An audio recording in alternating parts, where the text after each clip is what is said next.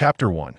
Traversing the most despairing time in Space West City, the ruins of Capsule Corporation within the dilapidated laboratory. Bulma, as was her custom, repeatedly pored over her research notes. The time machine should be functioning properly, but why hasn't Trunks returned after such a long absence? Suddenly, a stranger burst in, hurried and flustered the young man, beads of sweat glistening on his forehead, began his introduction before Bulma could even inquire. "Greetings, Doctor. My name is Gavie, a mere Earthling currently residing in the underground shelter across from Capsule Corporation. This is our first encounter. I understand you do not recognize me. Yet I am well acquainted with your entire story. I apologize, but I cannot disclose the reasons behind my knowledge at this moment, however. To prove I am not delusional, nor is this a prank or mere nonsense, I must verify certain information with you. Your name is Bulma, your father is Brief, and your mother is Bikini. You have an older sister who is a writer, named Ties at the age of 15. During summer vacation, you met Mr. Goku, embarking together on an adventure to seek the Dragon Balls. Subsequently, Goku destroyed the Red Ribbon Army's headquarters, defeated King Piccolo, repelled the invading Science, and vanquished Frieza and his father. By the way, you visited Mr. Piccolo's homeland, Namek. After your adventures on Namek, you fell in love with Prince Vegeta of the Science. Though you were never officially wed, you bore a son, named Trunks, who was born in the year 766 of the age. Before Trunks was born, your dear friend Goku succumbed to a viral heart disease. Following this, two ultimate bioweapons, Androids 17 and 18, created by the remnants of the Red Ribbon Army under Dr. Gero, emerged, leading to the death of your companions, friends, and the warriors who safeguarded Earth in their battle against the androids. The entire world was nearly annihilated by these two monstrosities. Eventually, after 20 long years, you successfully created a time machine and a remote control capable of halting the androids' actions, thus averting this apocalyptic crisis. Bulma stared in astonishment at the young man. Even her closest friends might not possess such intimate knowledge of her family. Moreover, those who had shared adventures with her in her youth had long since departed from this world. The memories of her companions flooded her mind, causing her heart to ache. Could it be that one of them had survived? But why had they not sought her out sooner, allowing her to endure such suffering? No, that couldn't be right. Throughout these most despairing 20 years, it had been only Trunks who remained by her side. The existence of the time machine and the remote control could not possibly be known to anyone other than her and Trunks. Silently, Bulma placed her hand on the pistol resting on the table. The young man's narrative continued unabated when Trunks, bearing good news and your research findings, prepared to traverse back in time to the moment before Goku's demise in the time machine. He was ambushed and slain by Cell. After seizing the time machine, Cell transformed into an egg and ventured into a timeline a year earlier than the machine's designated period. Fear not, for with Goku present, the impending crisis in that timeline shall surely be averted. However, this timeline's Earth faces a new peril, rendering the restoration of peace a distant dream. Though the youth spoke swiftly, his countenance remained calm, his thoughts clear, showing no indication of halting his discourse. Bulma's heart suddenly jolted. She sprang to her feet, pressing her pistol against the young man's forehead. "Wait, what did you just say? How could Trunks be ambushed and killed? This is impossible. If he is indeed dead, why have I not found his body? On what grounds do you assert he was murdered? The garments he left behind are intact, devoid of bloodstains or signs of struggle." The youth trembled slightly, raising both hands in surrender as he hastily explained. "Cell's tail can completely absorb any living creature, including hair, nails, and bones. Those he kills leave nothing but clothing behind. I refuse to believe it. He has merely been missing for a year." With a thud, the pistol slipped helplessly from her grasp, her vision blurring. In that moment, Bulma felt the world spin around her. Her strength seemingly drained. Gavie was taken aback to see tears streaming down the woman's face. The situation was unexpectedly dire. It appeared that Bulma was unaware of the details regarding Cell. She was even oblivious to her son's fate, prompting Gavie to quickly apologize. It was entirely his fault for not being adequately prepared. He had unwittingly stepped on a landmine. With a faint sigh, Gavie found himself at a loss for how to comfort her. Information about this timeline was already scarce. No matter how meticulously he analyzed the original story, Gavie could not procure further specifics.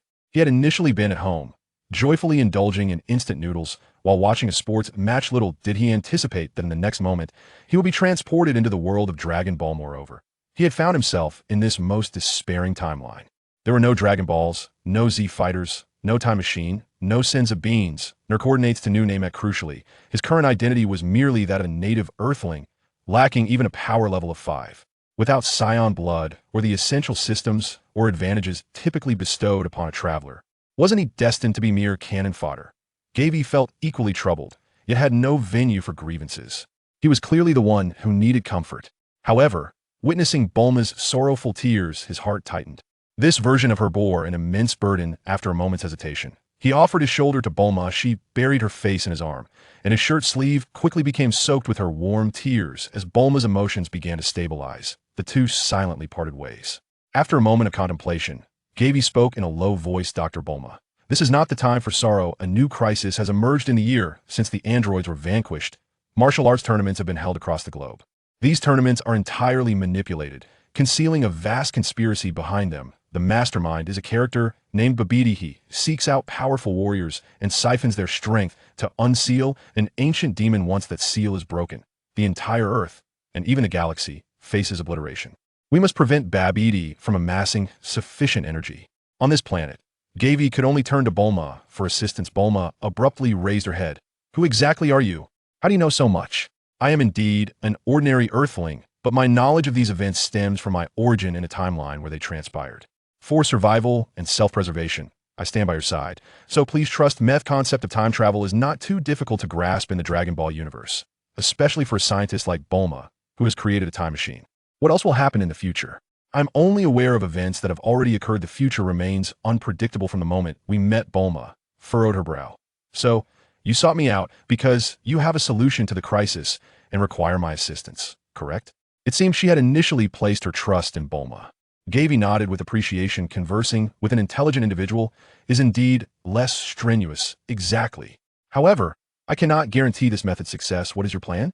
To find a fortune teller and have Mr. Goku return to the living realm for a day. Chapter 2. Requesting the mysterious Vegeta's assistance for Gavie. The simplest approach was to locate the fortune teller and bring Goku back for a day. Then, they could instantaneously travel to New Namek, seek Porunga's wish, or bring back a new Supreme Kai. As long as the Dragon Balls are in play, the world can gradually revert to its state before the androids appeared. As for the crisis posed by Majin Buu, it is even simpler. By informing Goku of the Kaioshin's realm, he can unseal the old Kaioshin, who can then contact the god of destruction, Beerus, to deal with a mere Majin Buu. Surely a single finger from Beerus would suffice? Even if they cannot reach Beerus, or if he is reluctant to intervene, they could utilize the Patera earrings to summon Vegito. Of course, before Vegito makes his appearance, the old Kaioshin must help Goku and Vegeta unlock their potential. When the enigmatic Vegito finally emerges, defeating Buu would be a mere formality. Upon this thought, Gavie broke into a mischievous smile. Hey, what are you thinking? Why the lewd grin? Bulma questioned, her face marked with suspicion as she discreetly extended her toes towards the ground to grasp her firearm. My plan is as follows. Gavie briefly outlined a strategy. After hearing the plan, Bulma's furrowed brow began to ease. Is that god of destruction, Beerus, truly as terrifying as you claim? Gavie cast a peculiar glance at the woman slapping the god of destruction. You are far more formidable, aren't you? In the end, that illustrious god of destruction was almost reduced to your household servant. Section 2. The god of destruction stands at the pinnacle of the universe. When he unleashes his full power, he can obliterate the entire cosmos. His strength is beyond doubt. The current critical point is whether the first step of the plan can succeed. Otherwise, all subsequent efforts will be meaningless. The plan appeared splendid, yet Gavie did not dare to let his guard down. Doctor, do you know where the fortune teller resides? She possesses a castle palace in the desert. I visited it in my youth, and I still remember. How far is it from here? Despite being a longtime Dragon Ball enthusiast, Gavie had little knowledge of its geography. His attention had been captivated entirely by the brawling, dyed-haired monkeys. If we take a spacecraft, it won't exceed 2 hours. Excellent. Let's head there immediately. Why the rush? The fuel for the spacecraft has already been depleted, and even if we replenish it, it will require time. The sooner he could meet Goku, the more at ease Gavie would feel. The apocalyptic atmosphere of this world was overwhelmingly palpable. Each day was a precarious existence, leaving him with a profound sense of insecurity. Upon hearing about the lack of fuel, Gavie's heart sank. He certainly did not wish to traverse by land. Not only would it take too long, but the dangers along the way were also unpredictable. This was no longer an era of peace and tranquility. One could never be sure someone wouldn't eliminate him for the slightest gain. We have little time left. The seal on Majin Buu could be broken at any moment, and in mere seconds, all of humanity could face annihilation. Gavie feared that Bulma might not grasp the gravity of the situation. Being anxious now is futile. Purchasing fuel takes time. Bulma remarked as she seated herself at the computer. Opening a web page, Gavie blinked and hurriedly leaned in closer. Survivors often exchange information on this forum and trade various supplies, as Bulma explained. She sifted through the trading information, a super rare blue-skinned bullfrog that dances in exchange for 10 kilograms of compressed food.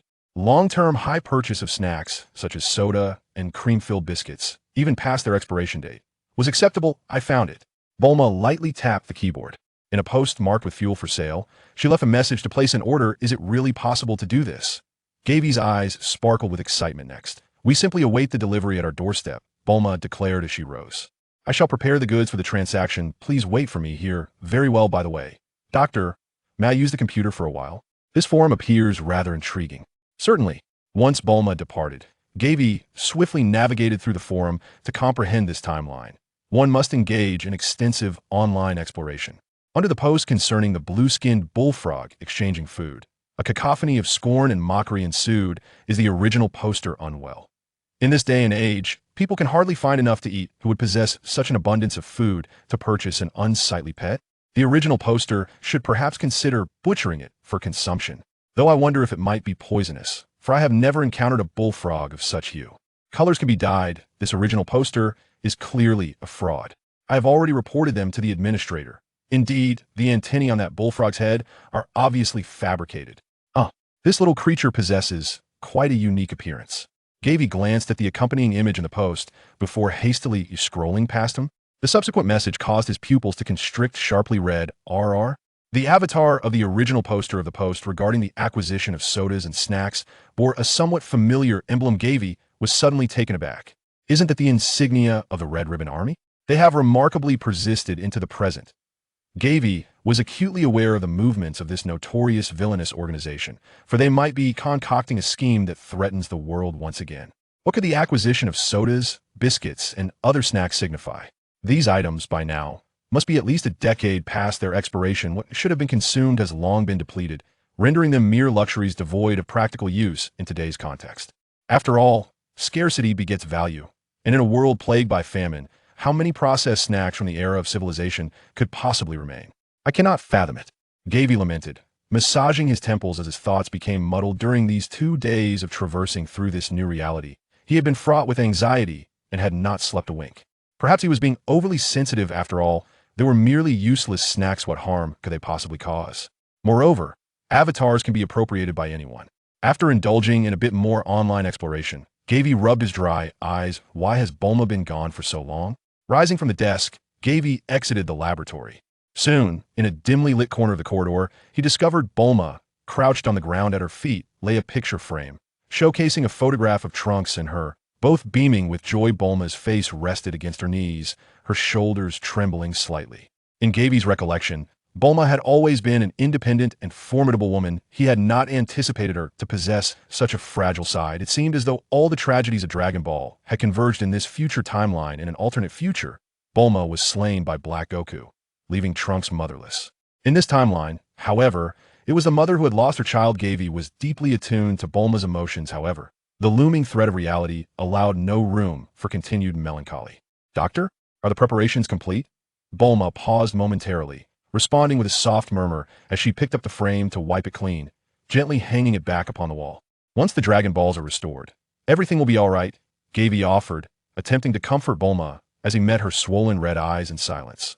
The two returned to the laboratory. The waiting was excruciating, particularly when hope seemed so tantalizingly close. Beep, beep, beep. A horn sounded from outside. Both Gavie and Bulma jolted to attention at last.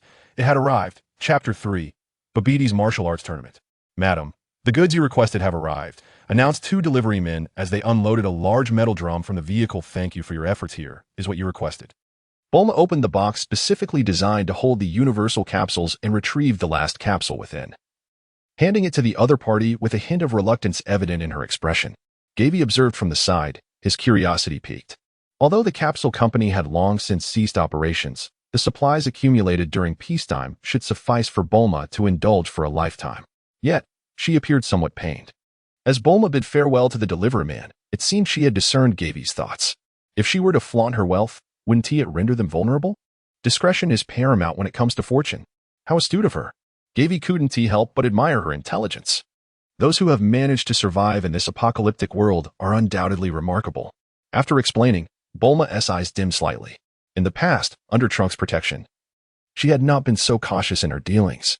Many times, she had attracted trouble, her possessions coveted by others, and it was Trunks who intervened to resolve the issues. The vast territory of the capsule company remained untouched largely due to Trunks' formidable presence. Bulma then retrieved a new small box from her pocket, neatly containing 4 rows of versatile capsules, totaling at least 30. Gavie rubbed his eyes vigorously, having gained a glimpse of the current prices during his brief online foray. An empty universal capsule could be exchanged for an equivalent quantity of food. Not to mention, the capsule might very well contain items of even greater value. Even in the apocalypse, Bulma remained the wealthiest woman on Earth. If memory serves, it should be capsule number 12. Bulma selected a capsule, pressed the switch atop it, and tossed it onto the ground before her. Bang! A muffled explosion echoed as the air expanded. Like a magic trick, once the billowing dust settled, a sleek, minimalist small aircraft emerged. The pinnacle of technological advancement from the Dragon Ball universe. Witnessing capsule technology in person for the first time left Gavie utterly astounded. After pondering for a while, he realized he couldn't grasp the underlying principles. It was time to set off. Is there anything else you need to prepare? Gavie regained his senses, realizing that Bulma had already fueled the aircraft and was leaning against its shell, smoking while curiously observing him. I have little to prepare. However, I may need to arrange some compensation for the fortune teller. You truly comprehend that avaricious old woman, Bulma remarked, extinguishing her cigarette and patting the 2 bulging travel bags at her feet. This much I anticipated. Coins have now become mere scraps of paper, and there is no limit to how many one can possess. Gavie hesitated, words lingering on the tip of his tongue. Bulma chuckled softly, confident that she was well prepared for any supplies she might need. How reliable! It seemed that Bulma was more invested in seeking assistance from the fortune teller than Gavie himself. The two settled into the spacecraft. In the 3rd section, Mermel fastened her seatbelt, and after a moment of indecision, Gavie finally spoke up. Doctor, should the plan not unfold as I envision, please do not lose heart. Bulma's demeanor stiffened momentarily. After a brief pause, she responded with poise, how curious. Why would I despair? The hope your plan instills in me far surpasses anything I have felt over the past 2 decades. This is the most beautiful hope I have ever encountered, and I shall strive with all my might to bring it to fruition. You feel the same, do you not? Gavie sought out Bulma in hopes of enlisting her assistance, yet he failed to realize that the plan he proposed was precisely what she yearned for. In response to Bulma's probing question, Gavie raised an eyebrow, declaring, then we shall consider ourselves partners with aligned interests. As he cautiously gazed down upon the desolate cityscape, Gavie observed the utter devastation of West City, where the landscape was dominated by the ruins of collapsed structures. The streets lay overrun with weeds, a testament to years of neglect. In this silent metropolis, there appeared to be no signs of human activity. However, having emerged from the underground shelter, he was acutely aware of the grim reality. The majority of humanity had fallen victim to the androids, numbers 17 and 18, yet a small fraction had managed to survive. Although the threat of the androids had passed, the habit of living underground for many years had not easily dissipated. Humanity indeed proved to be a remarkably resilient species. Greetings, Earthlings. Suddenly, a piercing voice reverberated within the minds of the two. Who speaks? Bulma exclaimed in astonishment. The airborne craft trembled violently as it plummeted toward the ground. Gavie was exceedingly anxious due to the sudden turn of events. Doctor, let's set aside that for now. Stabilizing the aircraft is of utmost importance. Bulma responded swiftly, pressing several buttons on the control panel to restore the vessel's equilibrium. Once the autopilot was engaged, she removed her hands from the steering wheel. Did you hear that sound as well? What on earth is happening? Bulma, still shaken, glanced at Gavie. Before he could provide an explanation, the eerie sound re-emerged. There is no need for you to search for me, as I am not present among you. I am communicating directly with each of you through magic. Allow me to introduce myself. I am Babidi, the most formidable sorcerer in the entire universe. I hereby extend an invitation to all the mighty beings on Earth to participate in the latest tournament for the title of the strongest martial artist. The venue will be in West City, and the event is scheduled for noon 3 days from now. The rules of the competition will remain consistent with those of your previous martial arts tournaments. Should you have any inquiries, feel free to ask me directly. By the way, if you continuously chant my name in your hearts, you will be able to converse with me. It seems someone has already reached out to me. I can sense your curiosity about the questions being posed, so I shall share the dialogue with all of you. A voice that did not belong to Babidi interjected. May I inquire what prize the champion will receive? A prize? The victor shall become my subordinate. Becoming your subordinate? How is that a prize? Who would wish to participate in your event? Oh, perhaps I was not clear enough. After the martial arts tournament concludes, I shall obliterate the earth. However, by becoming my subordinate, not only will you survive, but I shall also bestow upon you immense power. What? You can destroy the earth? Who would believe such a thing? Everyone, close your eyes. I will now transmit an image to you. Bulma immediately shut her eyes, and Gavie hesitated briefly before doing the same. Before Gavie, a picturesque island emerged from a bird's eye view, upon which stood a grand, abandoned city. Kiki, do you see that city? For those who doubt my ability to obliterate the earth, just wait and see what becomes of it. Suddenly, a towering creature with a light crimson hue appeared above the city. Allow me to introduce this formidable ally, the king of the demon realm, Dabura. Dabura, be gentle. I do not wish for the earth to be annihilated in an instant. Rest assured, Lord Babidi, I wield my power with great discretion. A sinister smile crept across Dabura's face as he took a deep breath. With a thunderous roar, a beam of crimson flame, more blinding than the sun, erupted from his mouth. In an instant, the entire city vanished without a sound, leaving behind only a massive, dark pit on the island. Haha, did you see that? Even if you earthlings hide underground, you would be reduced to ashes. Chapter 4. Everything will be all right. A chorus of trembling yet exhilarated voices arose. How is this possible? Is it an illusion? No, this is real. That city is located on the southern island. I witnessed that red light from my ship. And a tempest brewed across the nearby sea. Lord Babidi, with such a formidable subordinate, why do you still wish to destroy the earth?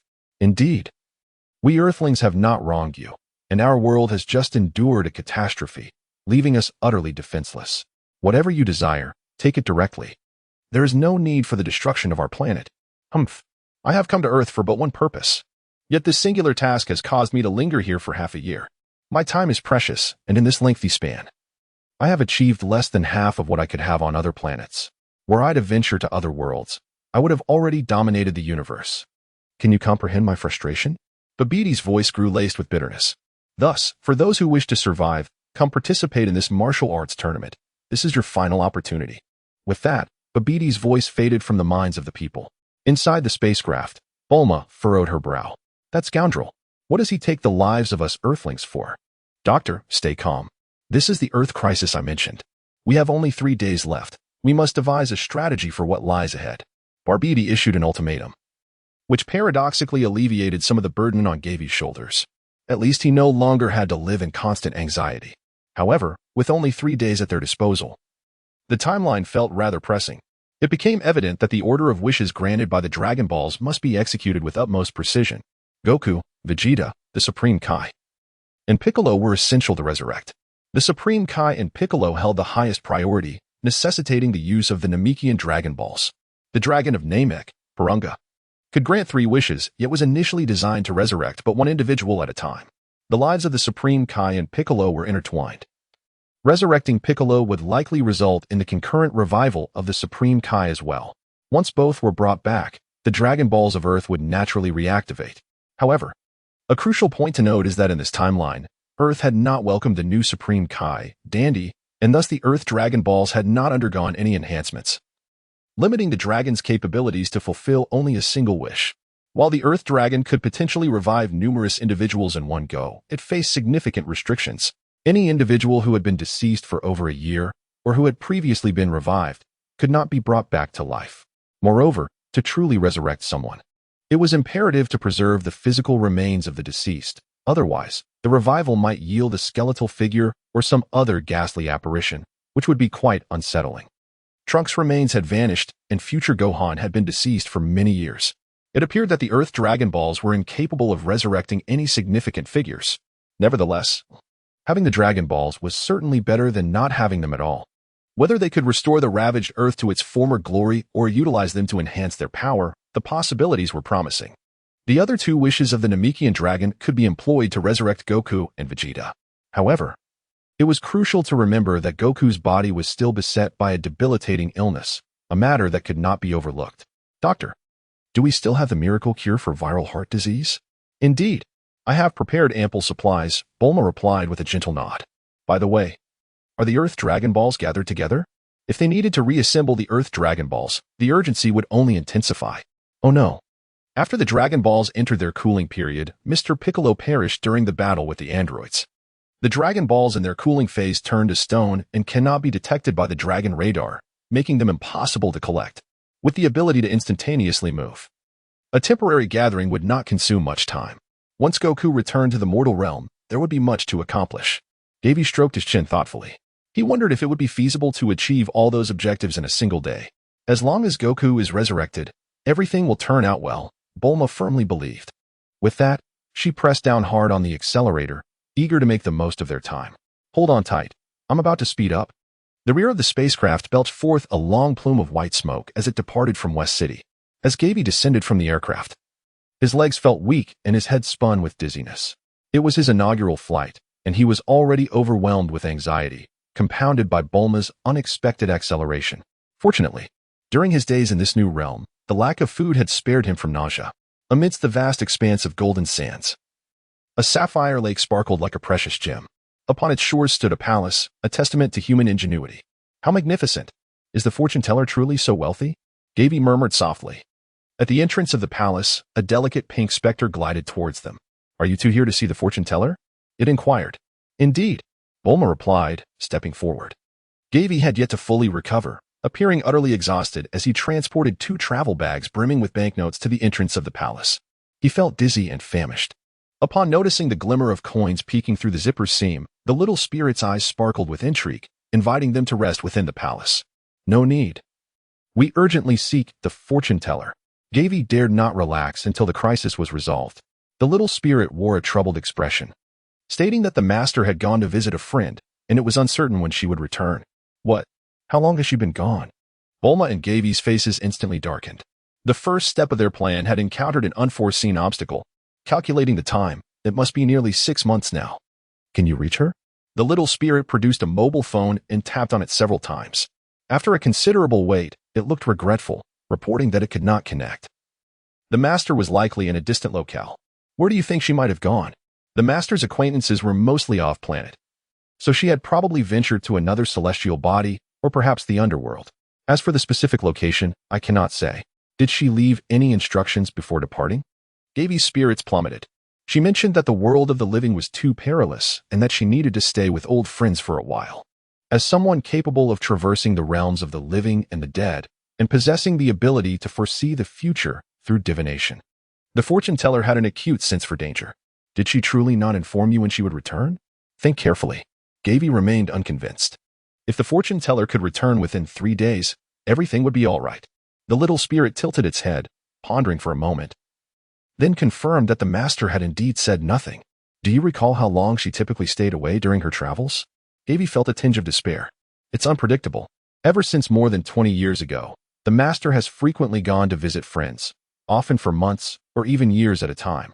Gavin covered his forehead, exclaiming in despair, "This is a disaster. The fortune teller has clearly fled to the underworld for refuge. It seems unlikely that she will return before the crisis on Earth is resolved. However, such matters are unpredictable. Little one, we shall leave our contact information with you. Could you kindly inform us the moment she returns? Consider it a trivial task, I assure you," the little spirit promised, patting its chest confidently. Gavie's initial plan can essentially be declared a failure. To err on the side of caution, he and Bulma entrusted Little Ghost with a message before their departure. Should the fortune teller return within the next 3 days and be unable to reach them, she was to immediately bring Goku back to the living realm for a day, then have him teleport to the Capsule Corporation to locate them. The 2 travel bags brimming with money were left as a form of advance payment at the fortune teller's palace. What shall we do now, Gavie? The sparkle in Bulma's eyes seemed to have dimmed. Doctor, do not lose heart. Even in the absence of the fortune teller, I possess an alternative plan. Although a new strategy was at hand, it remained a backup, lacking the perfection of the primary plan. Chapter 5. Seeking the Angel's Support. What is your alternative plan? Bulma inquired curiously within the confines of the spacecraft. There are numerous backup options, but currently, only one is feasible. Gavie rubbed his persistently grumbling stomach. By the way, Doctor, do you have any food with you? Ah, of course. I always carry provisions with me. Bulma retrieved a capsule from her pocket and tossed it into the cabin. With a resounding pop, boxes filled with food were neatly stacked within the spacecraft's interior. Gavie swiftly vacated the co-pilot seat and began sifting through the boxes stored within the cabin, muttering to himself. Compressed biscuits? No, that won't do. Beef jerky? Not quite satisfactory. Chocolate bars? Perhaps they will suffice. Canned braised pork? Quite good. Instant noodles? A true marvel. To be on the safe side. He requested hot water from Bulma and sampled every flavor of instant noodles available. Upon hearing the continuous slurping sounds emanating from behind him, Bulma felt a twinge of regret. I'm sorry, I had no idea you were this hungry. No, Doctor, you misunderstand, Gavie replied, pausing to slurp his noodles. I am not consuming these in response to hunger. I am merely tasting their flavors. Satiating my appetite is merely a secondary benefit. My true aim lies elsewhere. Although the noodles had been expired for over 20 years, their excellent preservation ensured that they had not spoiled, and their taste far surpassed that of any instant noodles from Kong Shuifu. Gavie truly did not anticipate that the instant noodles in Dragon Ball could be so delectable. However, in the interest of an objective assessment, he only began to savor the flavors after consuming 4 or 5 bowls. It is indeed a culinary masterpiece capable of captivating even the divine palate. There is hope for this world. Gavie's spirit surged with intensity. His expression turned solemn as he meticulously arranged several unopened boxes of instant noodles, initiating a ritual of summoning. Mr. Weiss, this delightful delicacy is known as instant noodles, and it is truly delectable. Mr. Weiss, come quickly to savor the finest cuisine in the entire universe. Mr. Weiss, if you wish to indulge, do not hesitate to reach out to me. Mr. Weiss, this extraordinary food originates from Earth in the Northern Galaxy. A culinary treasure you have yet to experience. Mr. Weiss, if you do not hurry, you may miss the opportunity to relish this exquisite dish. Gavie is a firm believer in the notion of celestial awareness, convinced that incessantly uttering the names of the divine will prompt their recognition.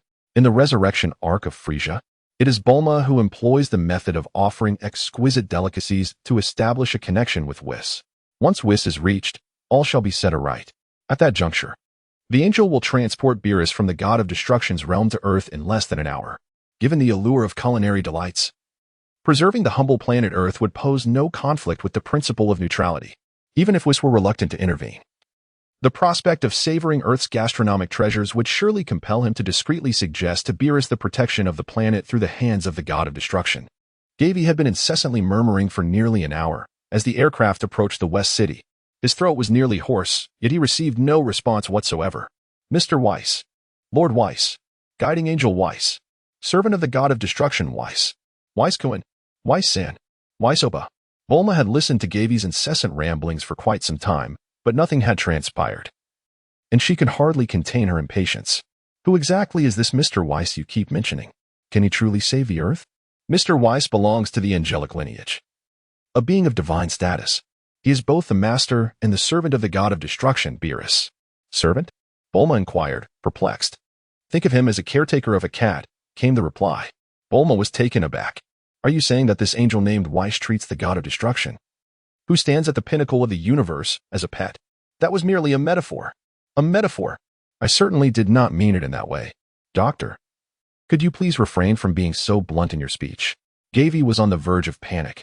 If those two were to overhear him, what favorable outcome could he possibly anticipate? So, is this your contingency plan? To appeal to these individuals with instant noodles in hopes of securing their assistance to save our planet? Indeed, as long as we can make contact with Mr. Whis within the next 3 days, our salvation is assured. In truth, Gavie detests relying on the prowess of others to resolve his dilemmas. However, the limitations of a human body render him incapable of achieving the strength necessary to vanquish Dabura and Majin Buu through training alone. At this juncture, he has no choice but to seek refuge in the protection of others. Besides Whis and Beerus, who else possesses the power to defeat Dabura and Majin Buu? A moment of inspiration struck Gawain.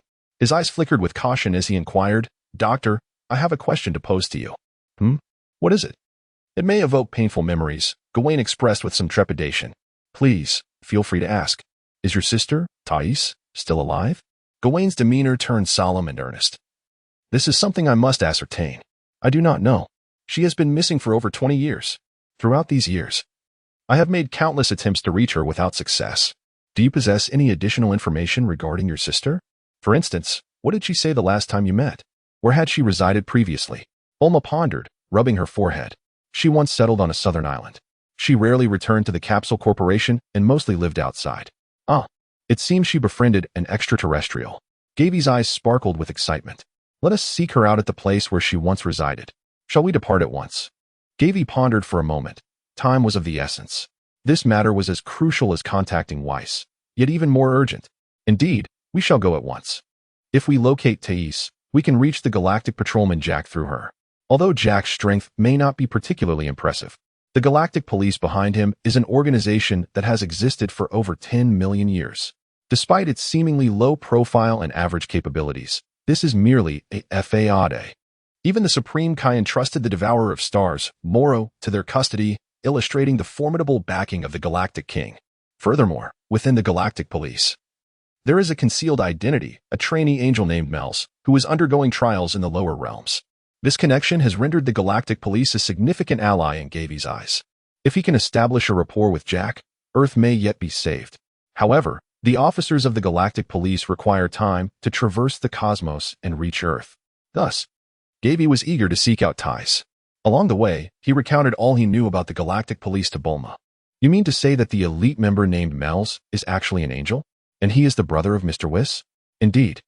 It is precisely for this reason that Earth has regained a glimmer of hope. Gavie replied. I am truly curious about the nature of the dimension you originally hailed from. Given how much information you possess, you wouldn't find it intriguing, Gavie quickly deflected. Bulma pursed her lips, acknowledging, I know this is your secret, and I won't pry into it. Apologies were exchanged, but Gavie looked at the co-pilot seat with genuine sincerity. Finding you has brought me hope. I truly feel fortunate. Haha. We are partners, are we not? Not wishing to squander any time on the journey, Gavie prepared a steaming bowl of instant noodles and continued to call for Weiss. Chapter 6. Departure. To New Namek. Strangely, despite the prolonged summons, there was still no response. Don't you think it's somewhat disrespectful to use instant noodles as an offering to summon a deity? Bulma voiced her thoughts. Perhaps, Gavie replied uncertainly. Maybe the allure of instant noodles is insufficient. Once we return to Capsule Corp, I'll bring out my treasured delicacies to try. If all else fails, I could trade for a renowned chef's signature dish. Reliable. Having Bulma around is a blessing. As long as it concerns money and resources, nothing is insurmountable. With the prospect of better offerings available, Gavie temporarily ceased his calls to Weiss. He settled back into the co-pilot seat, leaning against the backrest to rest his eyes. During the 3 days of travel, he had not only neglected food, but had also dared not sleep. Now that he was nourished, a moment of rest was in order. Less than an hour later, the vessel began to circle and decelerate, prompting Gavie to open his eyes. We have arrived at our destination. Bulma's expression was somewhat intricate. Below lay a diminutive island, albeit significantly larger than the one housing Master Roshi's abode. Though small, the island was replete with various features, a hill adorned with trees, a dock, a helipad perched above the sea, and a viewing platform soaring several meters high. Yet, what captivated Gavie the most was the enormous communication device resembling a pot lid that graced the island. At the forefront of the dock stood a single-story house, which appeared to be Thais' residence. The aircraft descended gently onto the helipad above the water. Bulma disembarked, traversed the soft sands, and pressed the doorbell at the house's entrance. The doorbell, however, was out of order. Doctor, there's no need to ring. This place has been uninhabited for many years. Gavie had circumnavigated the small island and naturally perceived that it bore no semblance of habitation. The iron components of the houses were encrusted with rust, and the potted plants in the corridors had all withered and perished. Bulma's expression was one of melancholy as she gently turned the doorknob. With a creak, the door swung open effortlessly. Immediately, an overpowering musty odor assailed her senses. Inside, the floors and tables were coated with a thick layer of dust, while the walls and ceilings were marred by an abundance of mildew. Gavie swiftly opened all the windows and doors to ventilate the room. What could have possibly transpired with his sister? Bulma gently brushed away the dust from the frame resting on the desk, gazing vacantly at the photograph within. Doctor, that enormous communication device. Your sister must have utilized it to establish remote contact with Gak from the Galactic Patrol. Bulma carefully repositioned the frame. Is there anything you require of me? Let us first search for any unique communication tools. If that proves futile, we may peruse the landline's call records. Both of them tacitly chose to refrain from mentioning Thais and commenced their diligent search within the room. Eureka! Bulma exclaimed, filled with exhilaration. Upon noticing the peculiar object in Bulma's hand, Gavie felt a surge of delight. Initially, he had mistaken it for a teapot, as its design was quite odd. Resembling a steam bun, Gavie acknowledged his misjudgment. However, it was Bulma, guided by his hints, who discovered this uniquely designed communicator. How does one even operate this device? Faced with the bizarre contraptions from the Dragon Ball universe, Gavie felt rather bewildered. It should work like this. Bulma picked up the bun-like receiver and pressed a few buttons. And immediately, a series of beeping sounds emanated from within.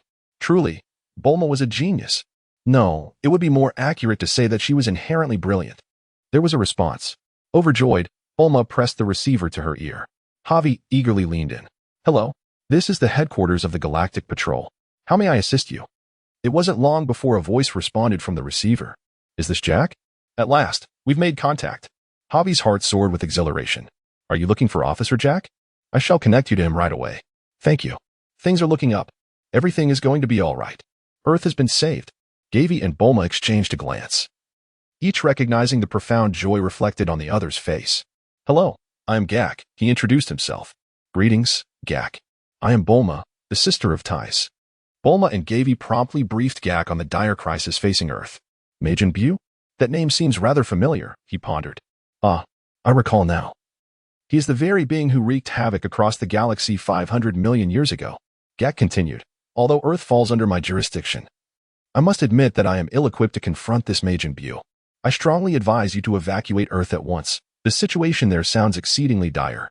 If there is nothing further, I shall take my leave. As an elite member of the Galactic Patrol, my schedule is quite demanding. Gavie felt somewhat speechless. How could someone so timid and apprehensive manage to attain the position of a Galactic Patrol officer? Wait, we also wish to inquire about Mers, Gavie began. Mers? The elite officer Mers? How do you know about him? And why the sudden interest in seeking him out? He is, after all, a tad busier than I am. We have significant matters to discuss with him. Officer Mers and the other Galactic Patrol officers are currently engaged in the pursuit of prisoners who have escaped from the Galactic Prison. They likely have no time to attend to your concerns. Among the escaped convicts, there exists a particularly troublesome individual. Gavie's heart skipped a beat. Could the escapee possibly be that boss? However, this was temporarily unrelated to Earth's crisis. As long as one refrained from provoking trouble, the adversary would likely remain oblivious to this insignificant little sphere in the distant region of the northern galaxy. Nonetheless, the likelihood of Myers coming to assist appeared to diminish significantly. After all, that boss could obliterate planets more effortlessly than one might consume a meal or sip water. Wielding destructive power that rivaled even that of Majin Buu, Gavie rubbed his temples, feeling a twinge of headache. It would be prudent to personally contact Mels to ascertain the situation. Hey, I must say, Jack, as the overseer of Earth, you cannot simply turn a blind eye to the troubles that have arisen. Bulma expressed her dissatisfaction with Jack's demeanor. After a moment of silence, Jack's voice finally came through. I will report this matter to headquarters. Moreover, out of respect for Tais, I can facilitate your departure from Earth. What a reckless attitude you have. Bulma's forehead throbbed with indignation. I refuse to flee Earth like some coward. I shall not abandon this planet. Gavie's tone was resolute. The notion of leaving Earth, though it might serve as a means of self-preservation, felt ill-advised upon further contemplation. Remaining on Earth, he had other plans to pursue. The planet boasted capsule technology, android technology, time machines, Dragon Balls, and Senza beans, among other valuable resources. Gavie is currently unable to utilize these resources. However, once a viable solution is discovered, it is not beyond possibility to turn the tide with them. Yet, having departed from Earth and left Bulma behind, what can an ordinary person like him achieve?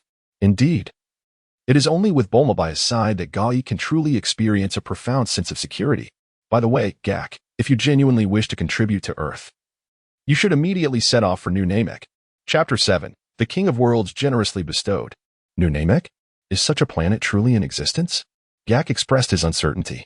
Surely it exists, and it is located within the Milky Way. You simply need to search diligently.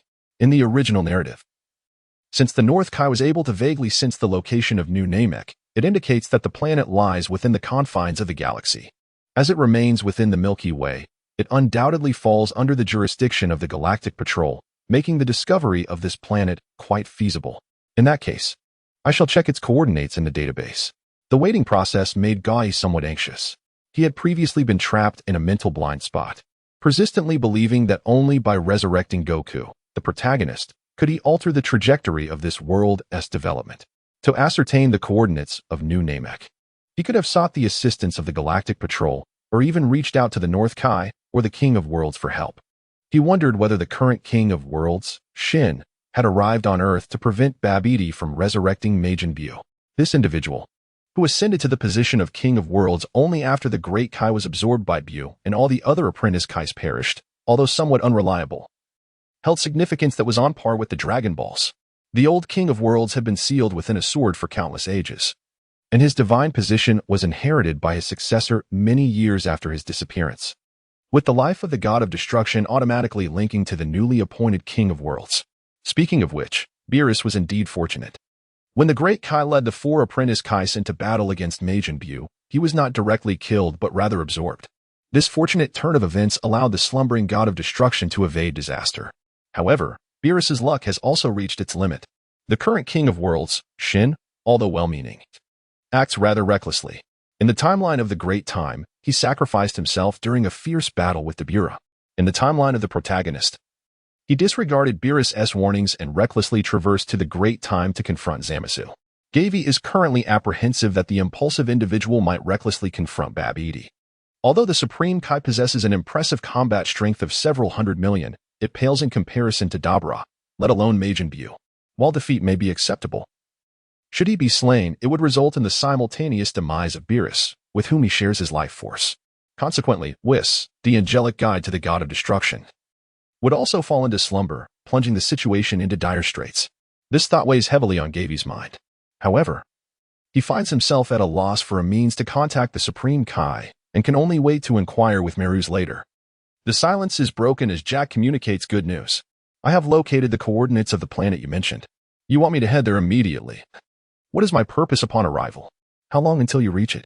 If Jack cannot arrive within 3 days, the wishes made to the Namekian dragon Purunga must be altered. Restoring the destroyed Earth would become the primary priority. Should he arrive within 3 days, resurrecting the Supreme Kai and Piccolo would take precedence. Although selecting a Namekian to inherit the divine position is an option, Gavie is uncertain how much time the succession process would consume. Otherwise, he would prefer that Din from Namek assume the role of Earth's new deity, as he could significantly upgrade the Dragon Balls. It remains uncertain whether, in this timeline, the Namekian Dragon Balls have been enhanced by the new Elder. In the original storyline, during the Buu saga, the Earthlings who perished at the hands of Majin Buu were resurrected by the upgraded Purunga. The enhanced Purunga can restore all significant individuals at once. Nonetheless, even if the Namekian Dragon Balls have not been improved, they still represent Gavie's most crucial hope. It's expected to take around 3 days. This is already the swiftest speed of our Galactic Patrol spaceship. Jack comprehends the gravity of the situation. 3 days. This time frame leaves Gavie feeling breathless. However, on a more optimistic note, Babidi's martial arts tournament might very well extend beyond a single day. If they can devise a way to prolong the tournament for at least a day, there remains a glimmer of hope. Gavie promptly informed Gak of the Dragon Ball situation on Namek, elucidating the sequential order of 2 wish proposals. Should Earth be annihilated at the time of wishing, the first wish would restore the planet, followed by the resurrection of all those who perished over the past 25 years. If a mass revival were unfeasible, priority would be given to reviving Bulma and Son Goku, after which Goku would be tasked with bringing a Namekian named Dandy to Earth to inherit the position of the deity. The revival of Bulma is imperative, as she possesses knowledge of Gavie's plans and essential tools such as the Dragon Radar and special medicines. Reviving Goku would facilitate the swift collection of Dragon Balls through his instant transmission abilities. It is expected that he continues his training in the afterlife, thus returning as a formidable force on Earth. The significance of Dandy is self-evident. Conversely, if Earth still exists, the initial attempt would be a mass revival, if unsuccessful. The next step would involve reviving the Supreme Kai and Piccolo, followed by Son Goku and Vegeta. Is that all that I need to do? Gak sought confirmation once more. If the situation unfolds as I anticipate, then indeed, that is correct. With a communicator now enabling instant contact with Gak, Gavie felt a slight alleviation of his anxiety. I shall set forth. Best of luck to you, Gak. After severing communication with Gak, Gavie again contacted the Galactic Patrol headquarters. Hello, please connect me to Mel's. Beep, beep. This is Mel's. Upon hearing Mel's voice, Gavie felt invigorated. Mr. Mel's, the situation is urgent, so I shall dispense with pleasantries. Please forgive my abruptness. No need for concern. I appreciate forthrightness, Mel's replied, is tone humble and amiable. The image of the angelic clan's graceful and serene expressions naturally emerged in Gavie's mind. I would like to request your assistance in contacting your brother, Mr. Vis. It seems you have discerned my true identity. Mel's appeared unfazed by this revelation.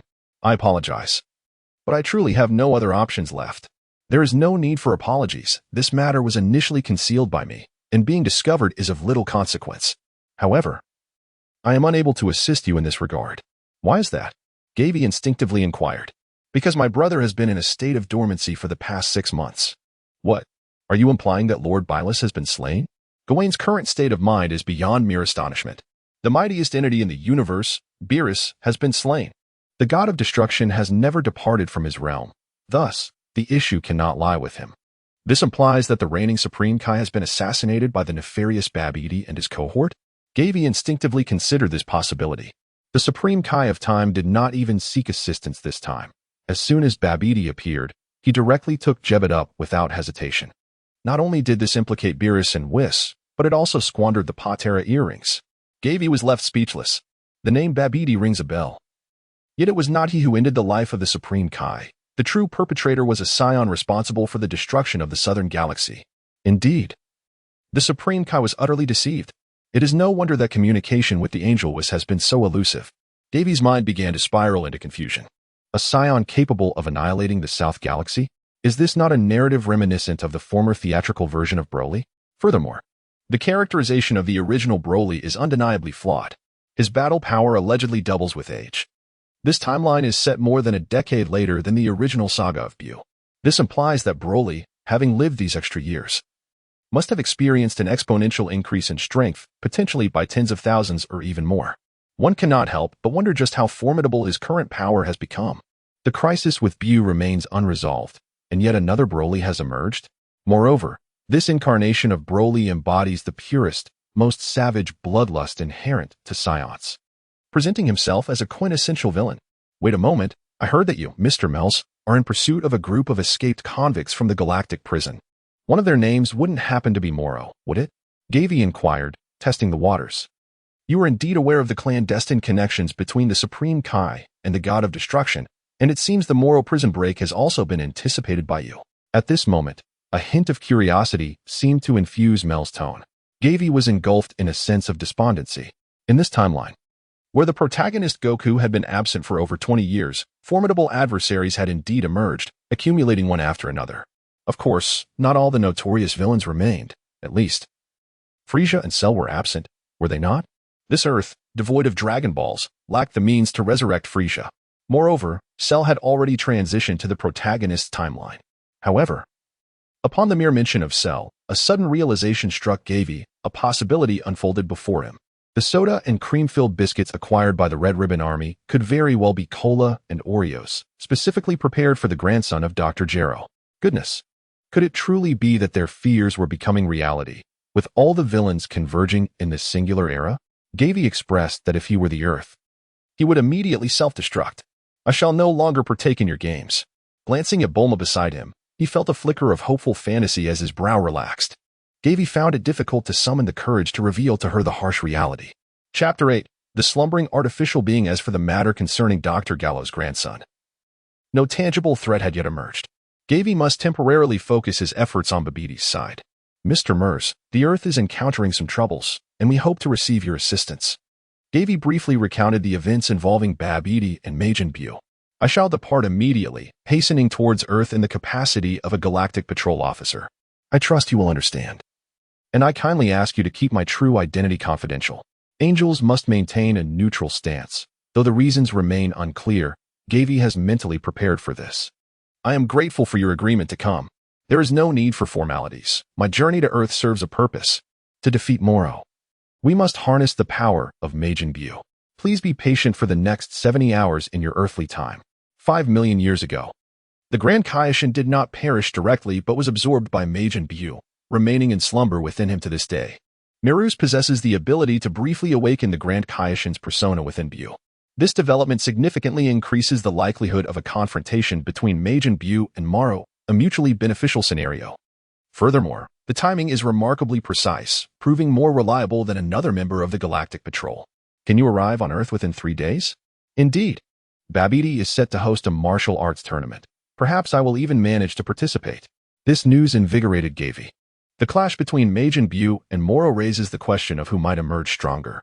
Of course, prior to Meru's arrival on Earth, Gavie must ensure that Babidi does not release Buu from his seal. However, he currently has no one else to rely upon. As anticipated, he is left with no choice but to resort to that method. After concluding his communication with Meru's, Gavie and Bulma promptly boarded their spacecraft to return to Capsule Corporation in West City. The communication device linked to the Galactic Patrol was also packed into the capsule for the journey. Doctor, do you know the location of Dr. Gero's secret laboratory in the suburbs of North City? I remember that place. Bulma mused, running her fingers through her long hair. Really? I wish to visit there.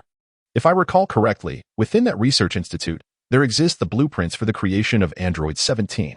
Section 7, dedicated to Android technology, undoubtedly stands as a formidable asset within the Dragon Ball universe. The ultimate creation of this technology is none other than Cell. Should Bulma gain mastery over this technology, the survival rate for the two of us will significantly increase during the time before Meru's arrives. That location has already been obliterated by Trunks. What? Gavie was taken aback. Fear not, for before its destruction, we had retrieved all valuable items. What exactly did we acquire? The blueprints for Android 17. It is from these designs that I have constructed a device capable of halting the movements of those two monsters. Gavie let out a long sigh. Bulma truly did not disappoint.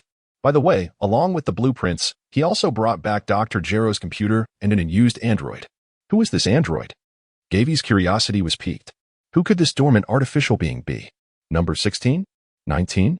20? Or perhaps 21? Gavie swiftly dismissed the final possibility. After all, Majin Buu had yet to make an appearance. How could it possibly be the android number 21, infused with Majin cells? Allow me to show you. Under Bulma's guidance, the two ventured into the underground freezer. I refrained from allowing Trunks to destroy it, as I wished to preserve it for research purposes. Within a dormant pod lay a robust and imposing man. Indeed, it was number 16. This artificial being was deemed an utter failure by Dr. Gero. Unlike No. 17 and number 18, who underwent cellular modifications directly from ordinary humans, number 16 was modeled after the visage of Dr. Gero's eldest son. Relying on a chip and mechanical operation for its artificial intelligence, essentially, a robot. Although number 16 possessed formidable strength and boundless stamina, he had a profound appreciation for nature, standing in stark contrast to the original intentions of Dr. Gero in his creation. He is not malevolent. We can activate him. Gavie stroked his chin. Is that true? Although I have dismantled the bomb within him, could this be too perilous? Bulma remained skeptical. Of course, it's not about activating it now, but rather waiting until we possess the means of self-defense. Gavie, as always, exhibited a cautious demeanor. Self-defense? What do you mean? Bulma was perplexed by Gavie's words. I mean enhancing our bodies, just like androids 17 and 18, transforming ourselves into artificial beings endowed with formidable combat prowess and infinite energy. Absolutely not. I have no desire to become such a monstrosity. Gavie, if you wish to transform into that, I can offer some assistance, but I shall abstain. Bulma's tone was resolute, tinged with a hint of animosity. How could she ever accept turning herself into a being reminiscent of her foes?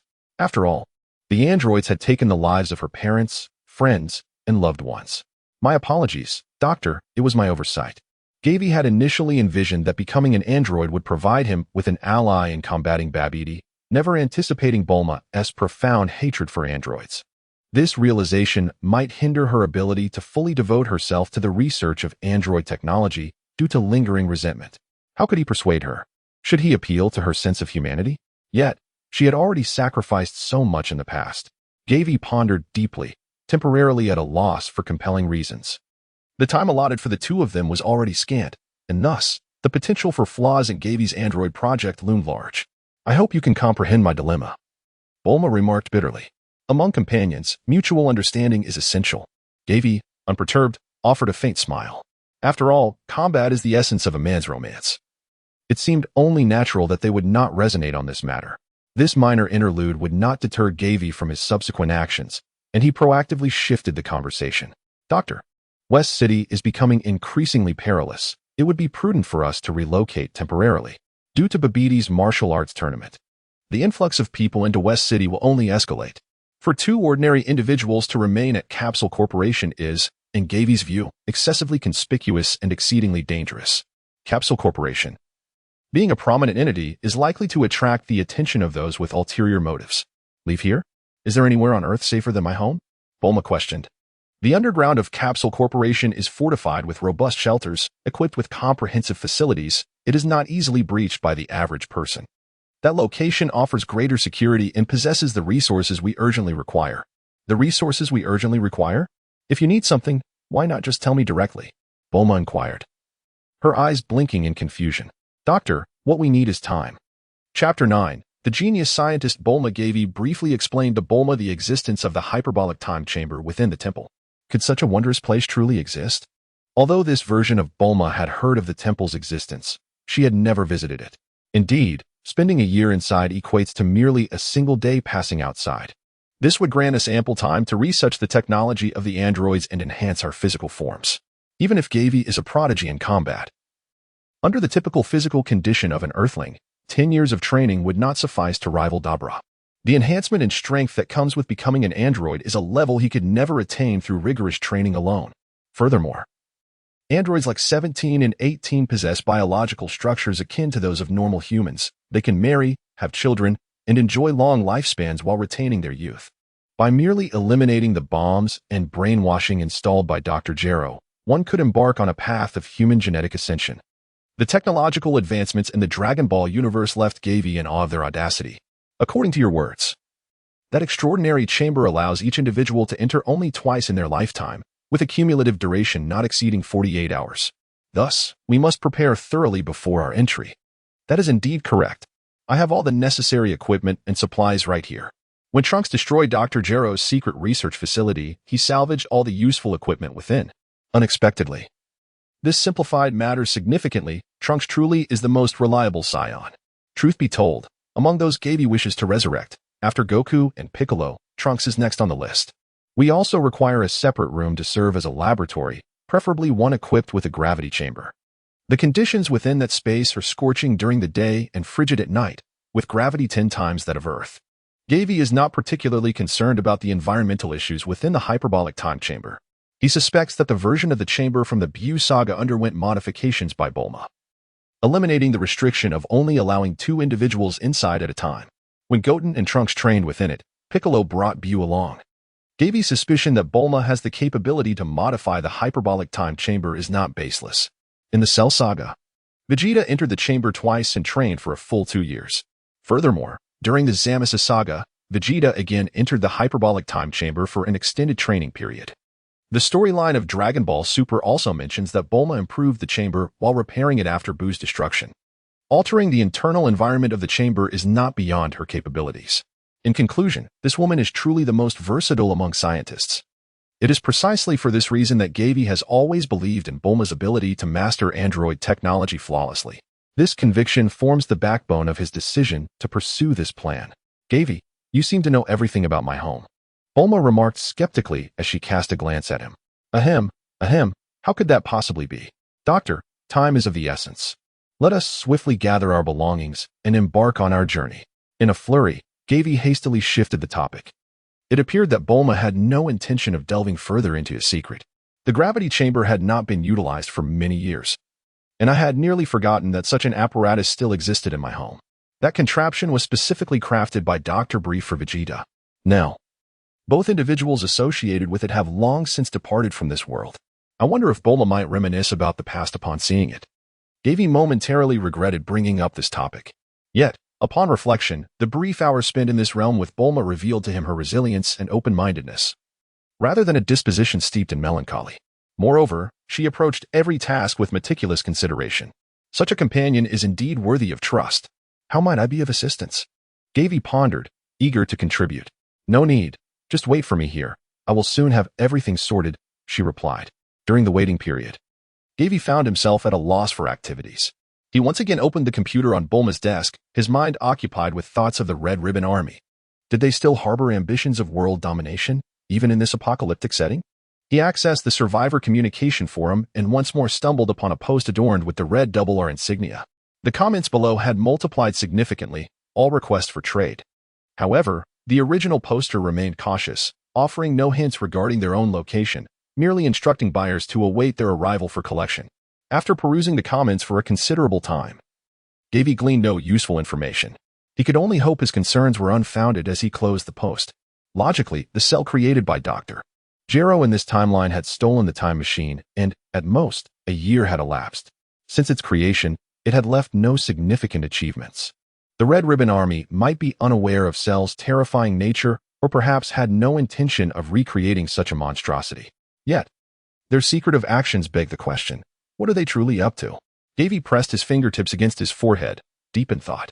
According to the narrative of the superhero film, he recalled the new base of the Red Ribbon Army, nestled within two interconnected craters, a phenomenon that should be quite rare and easily locatable on a satellite map. What are you searching for on the electronic map? At some point, Bulma had appeared behind Gavie, her curiosity piqued. A cat, as dark as coal, perched on her shoulder. Nothing.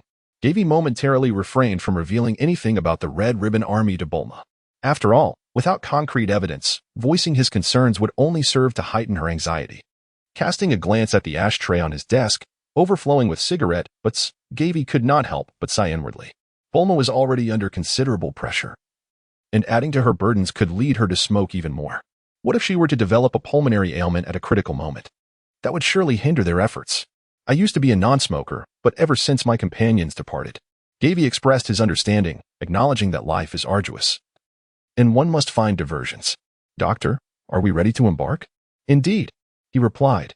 Everything is packed. This black cat is our pet. I cannot bear to leave it behind. Exiting the Capsule Corporation, Gavie rubbed his eyes, noticing curiously that several buildings seemed to have vanished.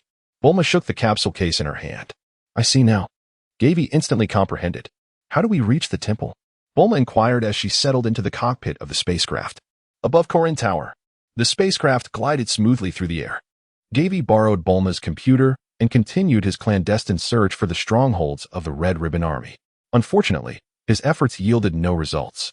Stretching languidly, he feigned casualness and inquired, Doctor, do you happen to know of any interconnected craters or lakes? Craters? I typically do not focus on such topics, Bulma replied. However, from a probabilistic standpoint, if these are naturally occurring formations, there are not likely to be many existing. In an instant, Bulma discerned the crux of the issue. According to the crater theory, the likelihood of two projectiles landing in the same location is exceedingly low. The same applies to meteorites. Moreover, as time progresses, the environment undergoes inevitable changes. Some ancient craters and lakes will eventually be buried and lost to time. Such is the nature of transformation. Would you like me to assist you in your search?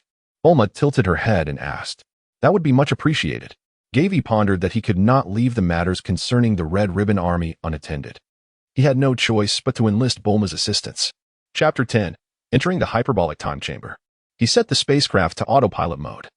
Bulma took the computer and swiftly input the necessary information. After a brief moment, she declared, Gavie, I have marked all the locations you mentioned on the map. They are within these areas. Gavie leaned in, observing the images that Bulma had brought up for comparison. To his astonishment, none of the locations resembled those in his memory. How could this be? Doctor, are there any other places? Alas, these are all the locations we could find based on your criteria. Damn it. Is it truly impossible to find them? Gavie felt a tinge of irritation. By the way, could it be that the Red Satin Brigade has altered the optical camouflage shield surrounding their stronghold to depict a different scene? If that is the case, then it would be impossible to locate their hiding place on the real-time map. Doctor, is there a way to examine the topography from a longer time ago? Bulma nodded slightly, her fingertips dancing gracefully across the keyboard. There are no such locations. Furthermore, I have meticulously compared the sites of the android's destruction with the original terrain. Destruction? Gavie struck his thigh in disbelief. He had utterly overlooked the impact of battle on the environment. Whether it was during the early martial arts tournament when Master Roshi obliterated the moon, or the time of the Scion invasion when Nappa annihilated cities, each instance represented a monumental alteration to the Earth's ecology. Those two adjacent craters surely could not have been formed during the course of battle, could they? How much energy must be unleashed to create such vast, abyss-like chasms? Energy blasts? Self-detonations? Shockwaves? Or perhaps, wave interactions? Gavie has astonishingly forgotten one of the most iconic combat styles from Dragon Ball.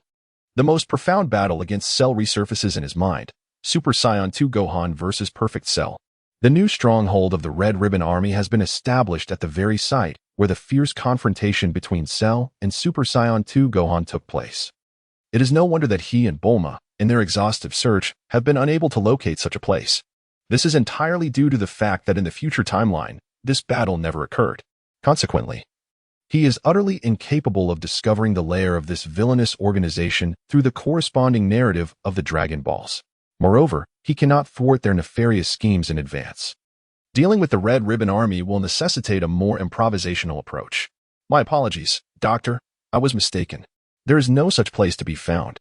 Reflecting on the monumental clash between Cell and Gohan, Gavie once again felt the oppressive weight of death. In his recollection, the strength of Dabura was on par with that of the formidable lightning Sheru, even if he were to become an artificial being. It was inconceivable that he could rival Dabura. Was there any means to weaken the king of the demon realm? Gavie found himself lost in thought. Goodness! What a towering spire! Bulma exclaimed beside him.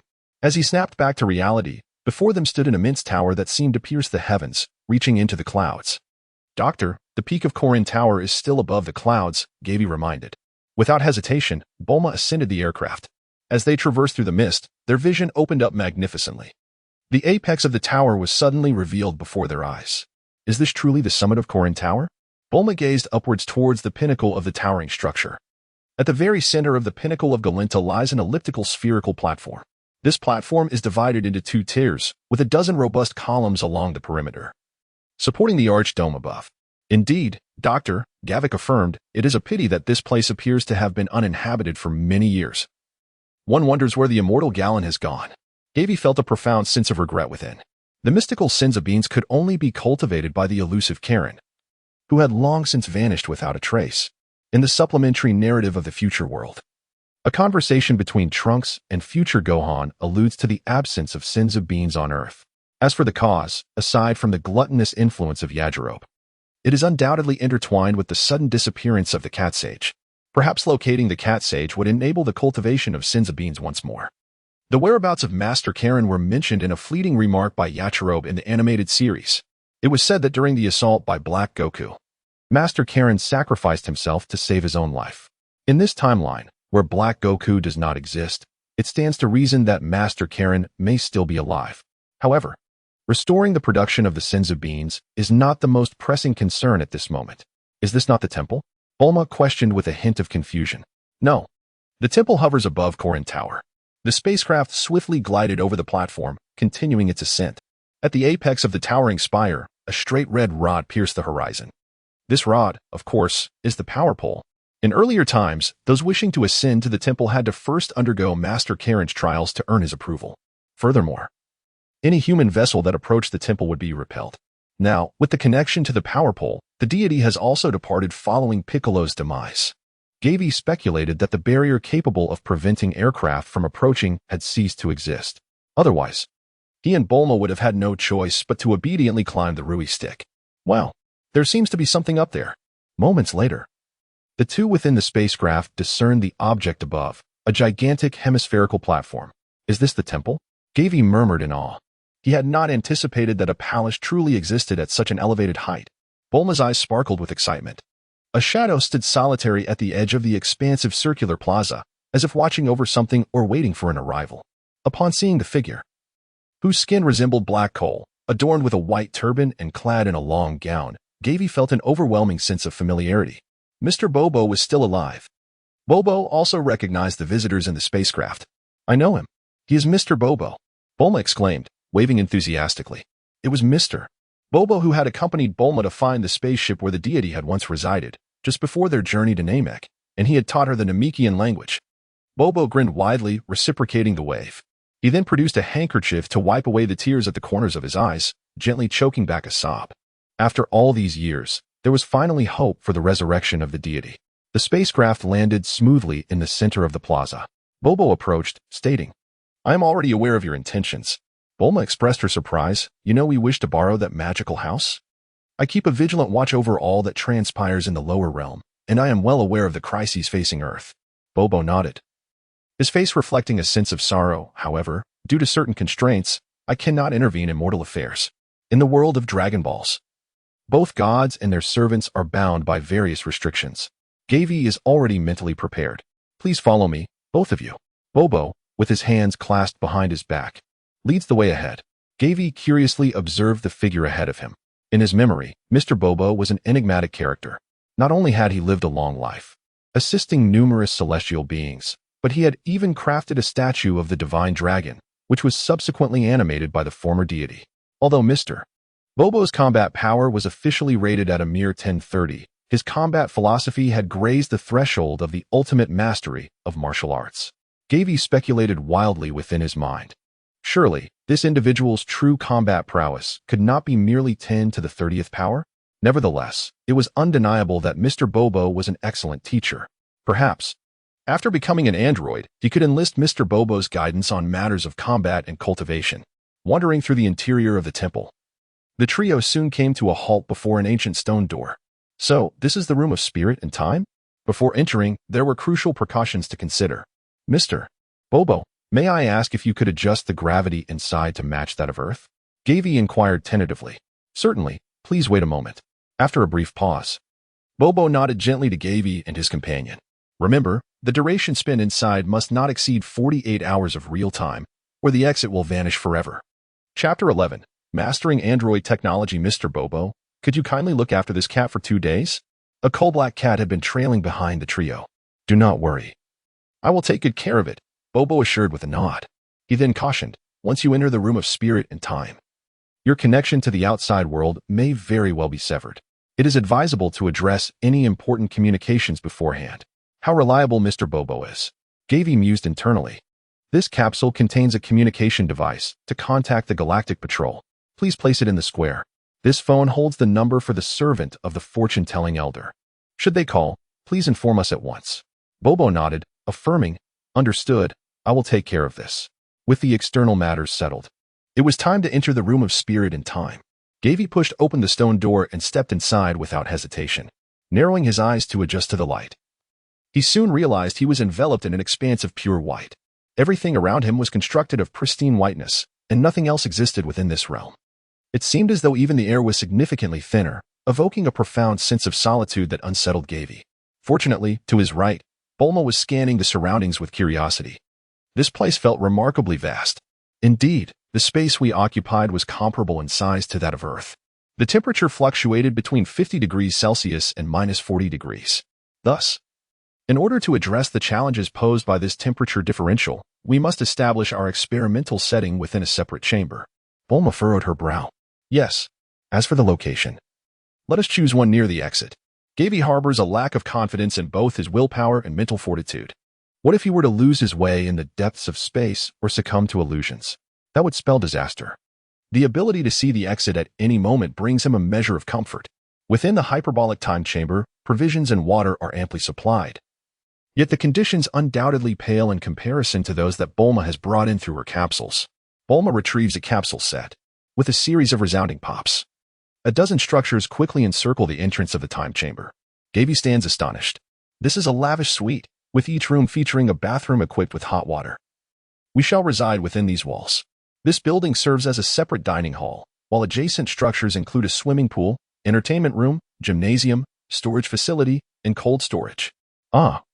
And that spherical structure is the gravity chamber you mentioned. As for the most crucial laboratory, it resides within the largest hemispherical building at the center, which is divided into 3 levels and contains a parts manufacturing facility. All buildings are equipped with independent energy sources and are managed intelligently. Is this woman a transformation of Doraemon? Gavie rubbed his eyes vigorously to ensure he was not seeing things. All right, I shall reiterate the materials pertaining to the androids. You may take this opportunity to explore the surroundings. Gavie has underestimated the profound essence of the world's wealthiest individual. However, this is not the moment for reflection. He pushed open the door to the laboratory with determination.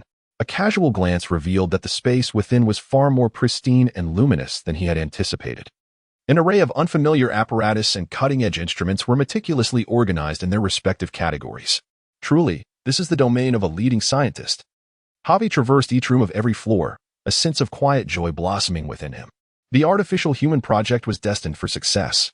As for touring the living quarters, dining areas, and swimming pools, he felt no inclination whatsoever in the face of real-world threats. Having familiarized himself with the experimental site, Gavie sought out Bulma, intending to engage in one final persuasion. Fixing his gaze upon her, he spoke slowly, his tone gentle yet imbued with a hint of resolve. Doctor, technology is devoid of intrinsic morality. It is the intentions of its wielders that determine whether it is used for good or ill. Before Gavie could finish his words, Bulma interjected, saying, I understand your concerns, and you need not worry. I firmly believe that your request for me to study this technology is solely for self-preservation and not intended to harm others. Since I have promised you, I shall dedicate myself wholeheartedly to this endeavor. Bulma's demeanor softened somewhat, yet she still harbored reservations regarding the prospect of becoming an artificial being. Do you realize? If we truly succeed in saving the world, all your departed companions will be resurrected. As Gavie's words lingered in the air, Bulma lifted her gaze. Her visage, having withstood the test of time yet retaining its allure, was etched with confusion and bewilderment. Gavie, I fail to grasp your meaning. The deceased do not succumb to the ravages of time. They return in the same state as when they departed. Upon hearing this, a thought seemed to cross Bulma's mind, and she chuckled softly. However, they have no reason to disdain an old woman like me, who has rescued them from their fate, do they? Gavie struck his forehead in exasperation, exclaiming, How has Bulma suddenly become so obtuse? Doctor, your reasoning is flawed. What I intend to convey is that the technology of artificial beings encompasses more than merely bestowing immense power and boundless energy. It also grants the gift of eternal youth and an extended lifespan. Bulma stood in silence, lingering in place for a considerable time. From her gaze, Gavie discerned a peculiar glimmer. Seizing the moment, he hastily remarked, Doctor, your companions have been deceased for at least 20 years. Should they be resurrected? Although their age would remain unchanged, their appearances would vastly differ from yours. Imagine the awkwardness if they were to attend your birthday celebration. How old are you this year? At least 55, I presume? Bulma's forehead throbbed with veins as she angrily interrupted Gavie. Silence. If you dare deceive me, you shall face dire consequences. With a forceful flick of her white robe, Bulma energetically seated herself in front of the computer, grasping the research schematics of Android 17. In the time chamber, the sands within the colossal hourglasses on either side of the entrance flowed quietly. Chapter 10. 2 months slipped by in the blink of an eye. Bulma, now, had fully mastered the essence of Dr. Gero's android technology. During his journey of learning alongside Bulma, Gavie developed a unique understanding of this technological path. Although his contributions were minimal, even the most brilliant scientists cannot accomplish everything on their own. They require the assistance of aides to support their endeavors. Gavie assumes such a role. All theories are thoroughly understood, and the preparatory work is entirely complete. Today marks the day when the two enter the cultivation chamber to officially undergo transformation. Gavie was prepared to recline into the transformation chamber filled with vibrant green nutrient solution. However, he suddenly sensed an unsettling atmosphere pervading the laboratory. Through the viewing panel of the incubation pod, he observed Bulma at the opposite workstation, her expression somewhat contorted, intermittently emitting disconcerting sounds. Could it be? Oh no. Chapter 12. The Time and Space Visitor. Could it be that Bulma had succumbed to mental contamination? Although there had been no reports of characters from Dragon Ball encountering issues within the hyperbolic time chamber, the possibility remained, and Gavie had been vigilant against this risk. When one's resolve wanes and focus falters, hallucinations or other peculiar behaviors may manifest. Gavie, unable to quell his curiosity, stealthily emerged from the chamber and approached Bulma with utmost caution. The distance between them diminished, allowing Gavie to discern the scene before him. There sat Bulma, her expression one of rapture, as she muttered incantations before the glowing computer screen. One more adjustment to my age, and I promise it will be the last. Oh, how delightful it is to regain youth. Perhaps a tad longer with the eyelashes, and my skin could use a touch more firmness and elasticity. Hee hee. Here and here. Let them be larger, perkier, and more alluring. Hee hee. Carefully navigating around the cultivation pod, Gavie silently positioned himself behind Bulma. It became evident that she was modifying the numerical values of various parts of her own body on a 3D preview model. Gavie, I thought you had already entered the cultivation pod? Startled by the unexpected presence behind her, Bulma's demeanor shifted to one of slight panic. Gavie immediately discerned the crux of the issue, gazing at the monitor displaying the latest character design crafted by Bulma. He couldn't help but feel a wave of dismay wash over him. This was unmistakably the youthful visage of Bulma at the tender age of 16. It was one thing to have the age modified to such a degree. However, the pronounced enhancements in certain areas were utterly disconcerting. It was simply unbearable to behold. Gavie concealed his face. That fellow Bulma is utterly shameless. Nevertheless, all in all, nothing detrimental has transpired. He lacks the standing to reproach the other party. Moreover, deep within, it seems he does not harbor much disdain. Bulma, enough is enough. Not only is this a waste of time, but such reckless modifications will only adversely affect our combat. After spending more than 2 months together, Gavie has grown accustomed to calling Bulma by her name with natural ease. I remarked on your preoccupation today, only to discover you were secretly engaging in such antics behind my back. Gavie was utterly speechless at the usually composed Bulma, who, at such a critical moment, was inexplicably squandering time. For so long, he had been living in constant dread, racing against the clock to absorb relevant knowledge, fearful that insufficient time would ultimately cost him his life. Alas, Gavie let out a long sigh. Well, after all, she was a woman who had wished upon the Dragon Balls to eliminate her crow's feet, so he was somewhat mentally prepared for this. Although his tone was cold, he bore no intention of reproaching Bulma. It was merely a gentle reminder that it was not yet time to relax. I apologize. I have not participated in battle and do not know how such modifications may yield adverse effects. Bulma twisted her fingers, her expression awkward. I will revert everything immediately. This is unnecessary. Gavie merely spoke offhandedly, acknowledging that he too was a novice in the realm of combat, and thus could hardly discern the nuances that might affect the battle. Bulma cast him a peculiar glance. Gavin was suddenly filled with trepidation. My intention is to say that reverting back would only waste time, so it is best to maintain this form. Bulma and Gavin exhaled in unison, relieved. 5 minutes later, the two of them sequentially lay down in the incubation chamber. They gently closed their eyes as Gavin pressed the button to seal the chamber door. In his heart, he prayed that upon awakening, he would successfully acquire the formidable prowess of an artificial being. In West City, 2 figures cloaked in thick robes obscured their entire bodies. Have we successfully returned to the world before the appearance of Dabura and Zamasu? The first voice, melodious and clear, broke the silence. There should be no issue with the timeline. The second figure gently wrapped an arm around the waist of the person beside them and ascended into the air. Strangely, it seems many people are gathering in West City. I noticed that too. Let us first head to Capsule Corp and inquire for further details. To Capsule Corp? We shall see Dr. Bulma again. Indeed. However, we must conceal our identities and avoid disrupting their lives. Do you not intend to reveal yourself to the doctor? There already exists a pair of identical versions of ourselves in this world. Acknowledging her would only complicate matters for others. True, our original world has vanished. Unbeknownst to them, in a hidden corner, a shadow lurked, observing intently. After much effort to find a timeline devoid of Beerus, I never expected to encounter you again. Your presence is unforgettable. Trunks, were it not for this frail body, you would be doomed. Once I acquire the perfect form, I shall swiftly deal with you. The shadow subtly twirled the silver ring on its finger before vanishing without a trace. At the entrance of the room of spirit and time, the clock ticked steadily. With each passing second, it emitted a faint sound. In this tranquility, time seemed to stretch infinitely, extending without end. Gavie experienced an interminably lengthy dream. Within this dream, he found himself crushed to oblivion by Frieza's merciless grasp, leaving not a trace of his remains. He was impaled through the abdomen by Cell's tail. Reduced to a desiccated husk, Broly's powerful arm snapped his spine, causing him to bleed profusely and succumb to death. Dabura's spittle marred his visage, leading to petrification and eventual fragmentation. Majin Buu transformed him into a biscuit, which was subsequently ground to dust. Yet, as the nightmare began to shift, the visage of a youthful and alluring Bulma emerged. Suddenly, the sound of sliding doors echoed in his ears.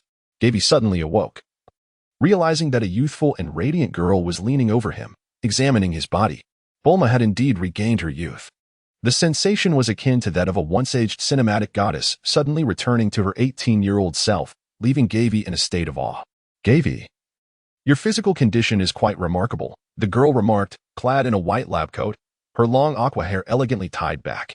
Though she wore a loose-fitting outer garment, it could not conceal her impressive figure. Bulma, have we succeeded? Gavie felt a slight unease deep within. Transforming himself into an artificial human was a crucial step in preventing Babidi from unsealing the demon Buu. He did not wish for the efforts of the past to be rendered futile. The first phase of the transformation had proven remarkably successful. This initial stage involved upgrading all ordinary cells within his body to supercells. These supercells enabled humans to transcend their previous physical limitations and become formidable warriors. Not only did supercells possess extraordinary self-repair capabilities, but they also served as carriers for a nanoscopic energy reactor. By absorbing air through the pores, the materials gathered could undergo natural fusion within the reactor of the cells, providing the body with an almost limitless source of energy. However, it is essential to note that this is not infinite energy in the truest sense. Even elementary school children understand the principle of conservation of mass and energy. Nevertheless, the rate at which energy is generated within the cells far exceeds its rate of consumption. This intricate system, which integrates human cellular biology, operates with remarkable precision and order. It is no wonder that Dr. Gero has been hailed as a genius by Bulma. Gavie was eagerly anticipating the opportunity to test the might of the androids. Chapter 13. Babidi's Signature Magic. How long have we been in the incubation chamber? Bulma raised a finger, noting that the minor modifications to the cells had consumed an entire year of our time. A year. I had thought only a few days had passed. A year spent in the hyperbolic time chamber equates to a mere day in the outside world. The two had been in this space for 1 year and 2 months. By this calculation, less than a day and a half remained until the commencement of Babidi's martial arts tournament. I wonder if any significant events have transpired in the outside world during this day. What has become of Mel's, Gak, and the fortune teller? Has any new crisis emerged on Earth? Let us venture outside to assess our physical attributes. The two departed the laboratory, making their way to a location a short distance from the entrance of the hyperbolic time chamber. Gavie gently clenched his fist, feeling an overwhelming surge of strength coursing through his entire being. His veins bulged as he struck the ground with a powerful punch. The impact resonated with a resounding thud, sending shards of stone flying and creating a substantial crater in the once solid surface. However, the force exerted was reciprocal. Gavie wildly shook his hand, grimacing in pain. Bulma, observing his plight, felt a twinge of regret, recognizing that the removal of pain was a feature of the second phase of his transformation, and that it was wise to avoid injury at this stage. After witnessing Gavie's predicament, she merely tested the strength of her own body, her face reflecting satisfaction. There was a possibility to explore the art of flight.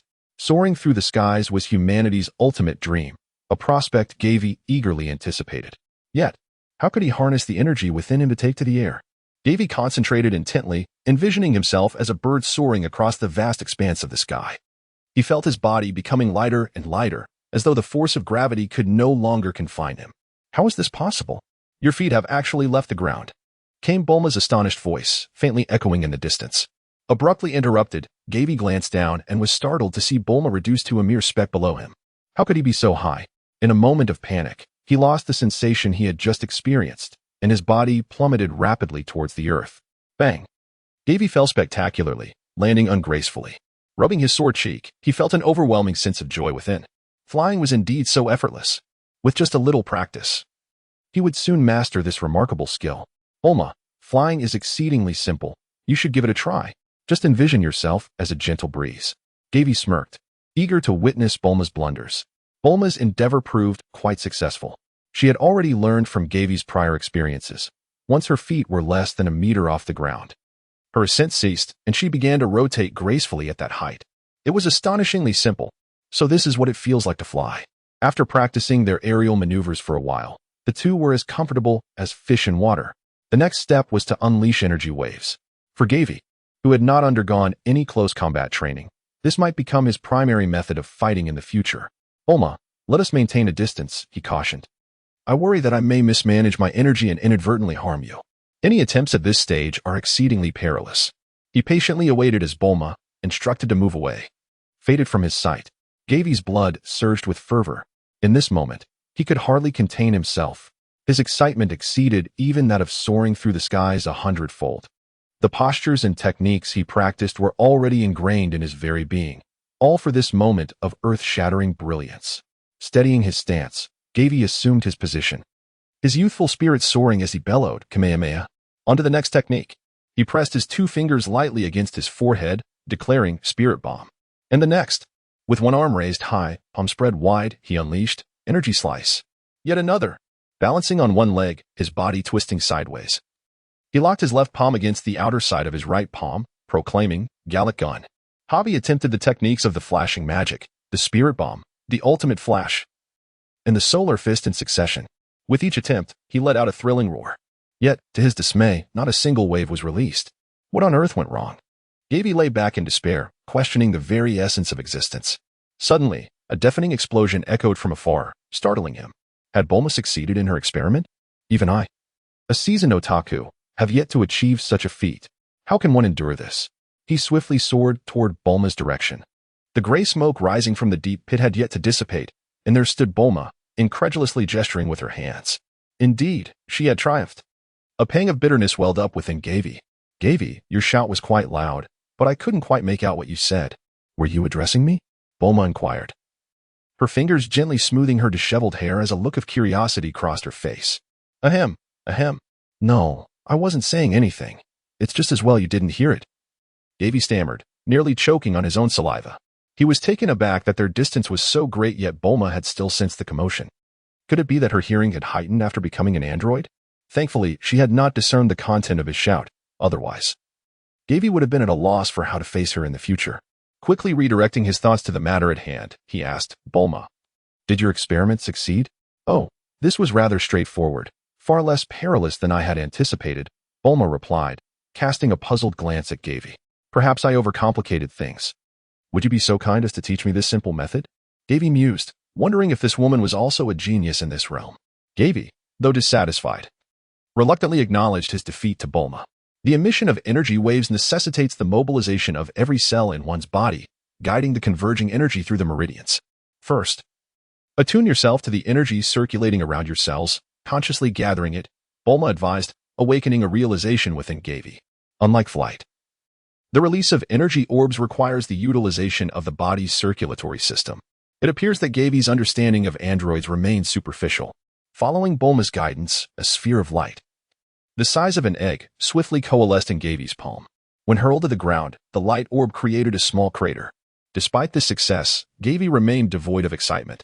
He needed to further explore and familiarize himself with the android's physique before departing the hyperbolic time chamber. However, the modifications of the second phase were not yet complete, preventing him from fully dedicating himself to training. This phase included controversial enhancements such as pain suppression, the installation of an emergency stop mechanism, and the addition of explosives, all of which Bulma had designated for this stage. Notably, the energy signature of androids is imperceptible to others, as their cells can autonomously and flawlessly conceal any leaking energy. This was advantageous for Gavie, sparing him the effort of mastering the art of masking his own energy presence. Gavie, I believe the modifications of the second phase will render us increasingly less human, and they are, in fact, unnecessary changes. This concern had been discussed multiple times. Yet Gavie had his own considerations.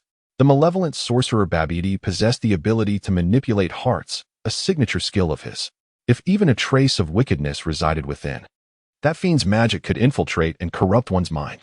In the Buu saga, despite the overwhelming strength of Dabura and Vegeta, they still fell under Babidi's control. This was a matter Gavie could not afford to overlook. Chapter 14. The arrival of future Trunks as a time traveler. Gavie could not afford the vet of the Sun family, spanning 3 generations. The threat posed by Babidi's control magic was far greater and more perilous than that of Dabura. That individual could magnify the darkness within a person's heart while lurking in the shadows, thereby enslaving them.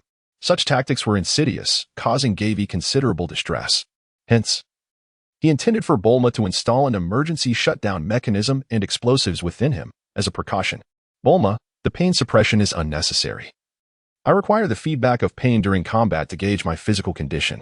Bulma nodded gently, her eyes filled with concern, yet she replied, however, Babidi's control magic is insidious. We must not be complacent. The remaining 2 modifications are sacrifices necessary to defeat him. If you insist, I shall proceed with these alterations.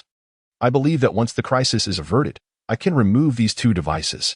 Bulma responded with an unusually grave demeanor, agreeing promptly. The 2 immediately commenced preparations for the second phase of the transformation. For Gavie, the inability to complete the transformation meant he could not fully immerse himself in his training. The process of implanting a bomb within the body was surprisingly straightforward. By placing a microbomb in a vital area, he could ensure a swift demise upon detonation. Of course, the activation of the bomb necessitated a special remote control crafted by Bulma. Furthermore, to avert accidental triggers, there were multiple safeguards in place, including fingerprint recognition and blood analysis.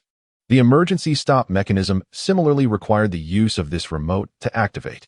On the day the second transformation began, after Bulma assisted Gavie in sealing the transformation pod. She likewise reclined in the adjacent chamber. Bulma, why are you also? Gavie began. How could I possibly watch my comrade fight alone? Bulma replied, winking at him.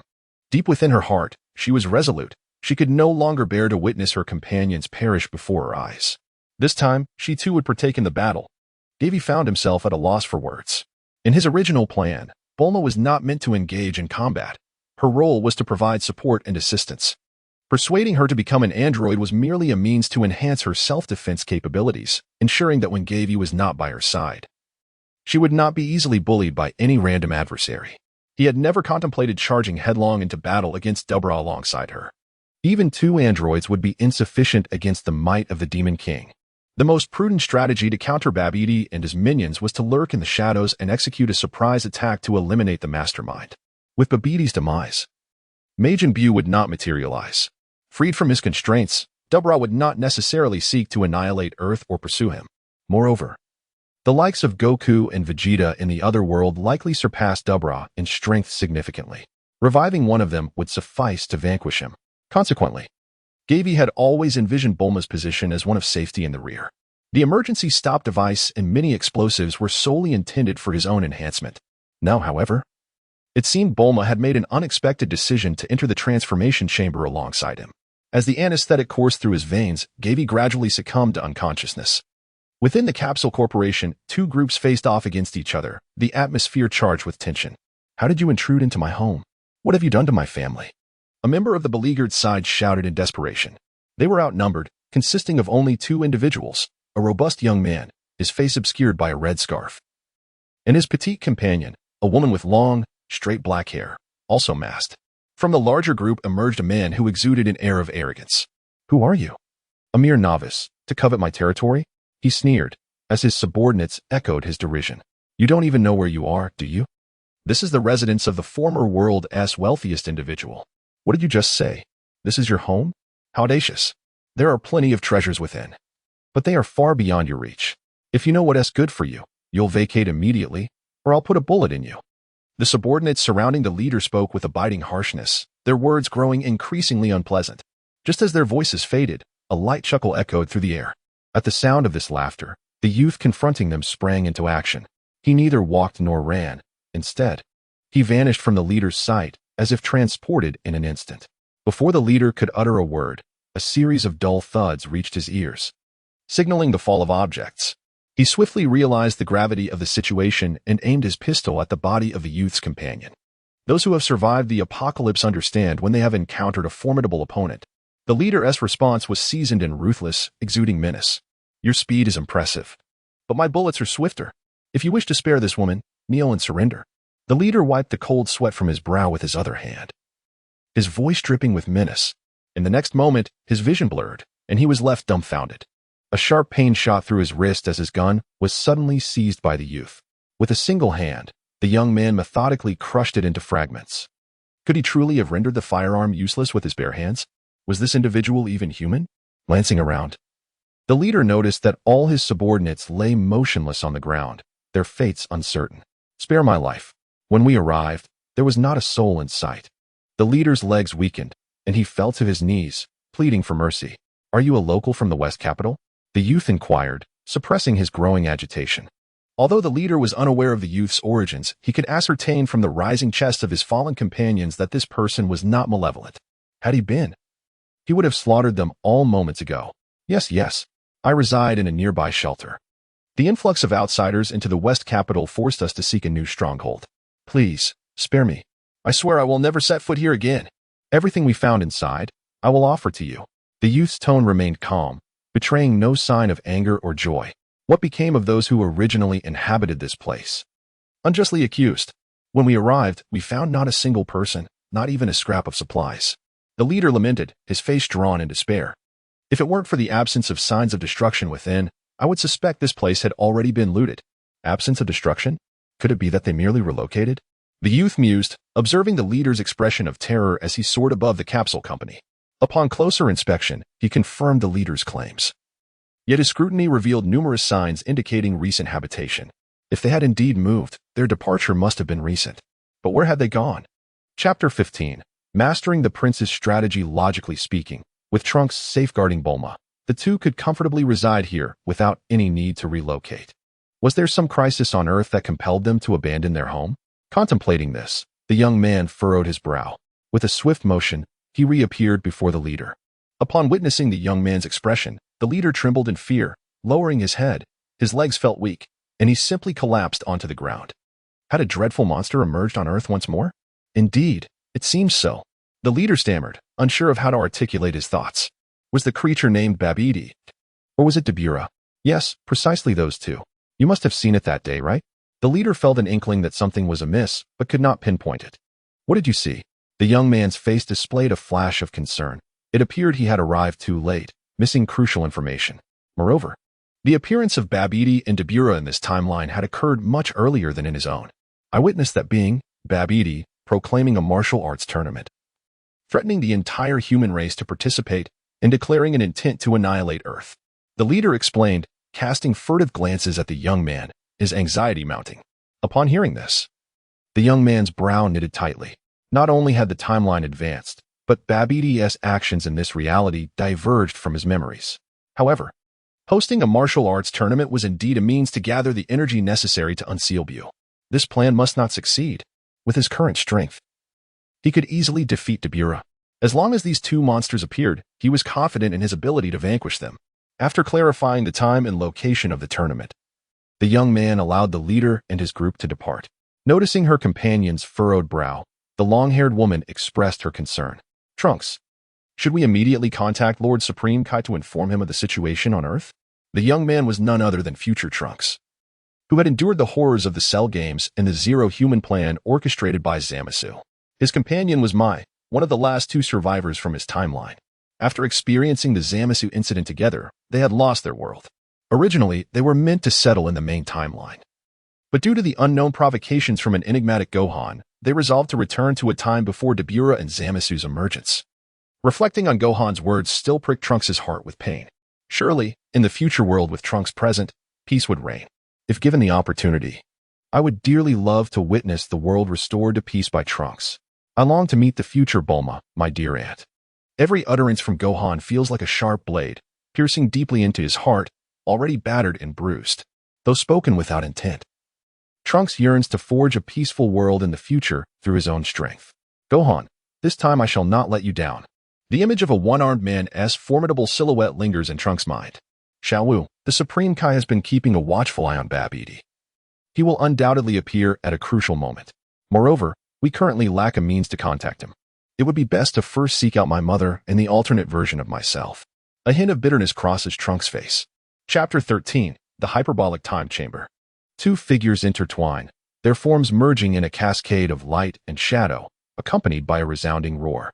With a fierce collision, the two figures separate once more. Bulma, behold my prince's technique. Gavie alternated his palms in a rapid succession, the speed so dizzying it was almost surreal. In an instant, countless energy orbs surged forth from his palms, weaving an impenetrable net that swept towards Bulma. Cursed be this technique. Amidst the thick fog of smoke, Bulma's voice rang out in exasperation. Surrender now. Once I create distance between us, you'll find yourself utterly drained by my inexhaustible barrage of energy blasts. Gavie was filled with a sense of triumph. When it came to combat prowess, it was evident that my familiarity with the Dragon Ball narrative granted me an advantage. Even a genius like Bulma could only find herself vanquished beneath my might. Have you forgotten that I possess the same energy as you? Furthermore, I have mastered all your techniques. Bulma let out a cold snort and employed the same strategy as Gavie. The two engaged in a fierce contest of energy blasts, neither able to gain the upper hand. The artificial being's endurance was remarkable. At this rate, they could exchange blows for days without faltering, while their bodies remained tireless. Fatigue would inevitably set in for the eyes. Just as Gavie allowed himself a moment of respite, he was taken aback as Bulma unleashed a sudden barrage of energy blasts. Amplifying her offensive, his pupils constricted in surprise. Bulma had, like him, been conserving her strength, retaliating with the very techniques Gavie had intended to use against her. Bang, bang, bang. Countless energy blasts struck the barrier surrounding Gavie, producing a cacophony of explosive sounds. In that moment of distraction, Bulma bellowed, charging through the dust kicked up by the blasts, and delivered a powerful punch against Gavie's energy shield. The barrier shattered with a resounding crash, forcing Gavie to retreat hastily. Seizing the opportunity, he retaliated with 2 energy blasts, pushing Bulma back. This time, I shall not hold back. Gavie let out a gasp, assuming a fighting stance. Kamehameha. Even though Bulma exerted all her strength to unleash an energy blast in an attempt to disrupt him, she could not prevent the release of the Turtle School's Kamehameha. A robust beam of pale blue energy surged forth from Gavie's palms. Protective shield. Realizing the dire situation, Bulma quickly conjured a spherical energy barrier. Thunderous roars echoed as the entire space was engulfed in darkness, the raging waves of energy seemingly serving as the only source of illumination. Bulma struggled against the shockwave for a minute before calling an end to the contest. No more, no more. Gavie immediately ceased his actions, revealing a smile. So, is this round still considered a draw? Of course. Our battle record remains 10 matches, 10 draws, came Bulma's defiant retort. The maximum energy output of both their bodies was identical, with little variance in the strength of their attacks. Moreover, this value was far below their energy regeneration rate, rendering them virtually limitless in energy. Logically, under such circumstances, prolonged combat would yield no victor. However, Gavie was a seasoned Dragon Ball aficionado. Whether it involved experimenting with techniques or devising strategies, he always held the upper hand. If he could not outmatch Bulma, it would truly be an untenable situation. The crux of the matter was that Bulma would always call a halt to the match just when defeat seemed imminent, presenting reasons so compelling that Gavie could not contest them. In his earlier viewings of Dragon Ball, Gavie had subtly noticed a peculiar inconsistency, the remarkably high quality of the characters' costumes, which, regardless of the intensity of the battles, seldom showed signs of wear. Now, it seemed this flaw had been rectified. Gavie's own garments had long since turned to dust in their initial confrontation. The attire he currently donned was still sourced from Bulma, albeit after numerous changes. Bulma's situation was considerably worse than Gavie's. While he could easily go shirtless, Bulma could not afford such a luxury. The ultimate outcome of their battles was not a matter of endurance, but rather that their clothing succumbed first. This predicament led Gavie to often cover his face, exclaiming in embarrassment. Bulma skillfully exploited this vulnerability, compelling Gavie to concede a stalemate. This was a critical reason why the two had yet to determine a victor. Chapter 16. Preparing to depart the hyperbolic time chamber. The second phase of renovations had long been completed, and Gavie and Bulma had spent the past month acclimatizing to their newfound physical prowess through practical combat. Gavie discovered that as his understanding of his own body deepened, the potency of his energy blasts surged dramatically. His physique seemed to exhibit subtle changes, with the emergence of defined muscle lines. Although not as explosively pronounced as that of Goku or Vegeta, it nonetheless significantly augmented his strength.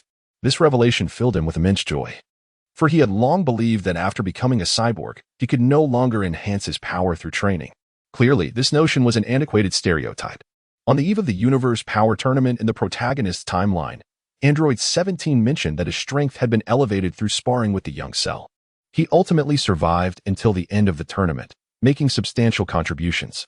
Crucially, had he not possessed an adequate level of power, he would have likely been dismissed as mere fodder by the other formidable fighters. In this brief period of training, Gavie has come to recognize a marked improvement in his prowess. Perhaps this enhancement can be attributed to Bulma's modifications of this technology. He finds the body of the android to be remarkably intriguing, with numerous aspects worthy of exploration. Even more fascinating is the evident escalation of their battles whenever he engages with Bulma. Each encounter is noticeably more intense than the last.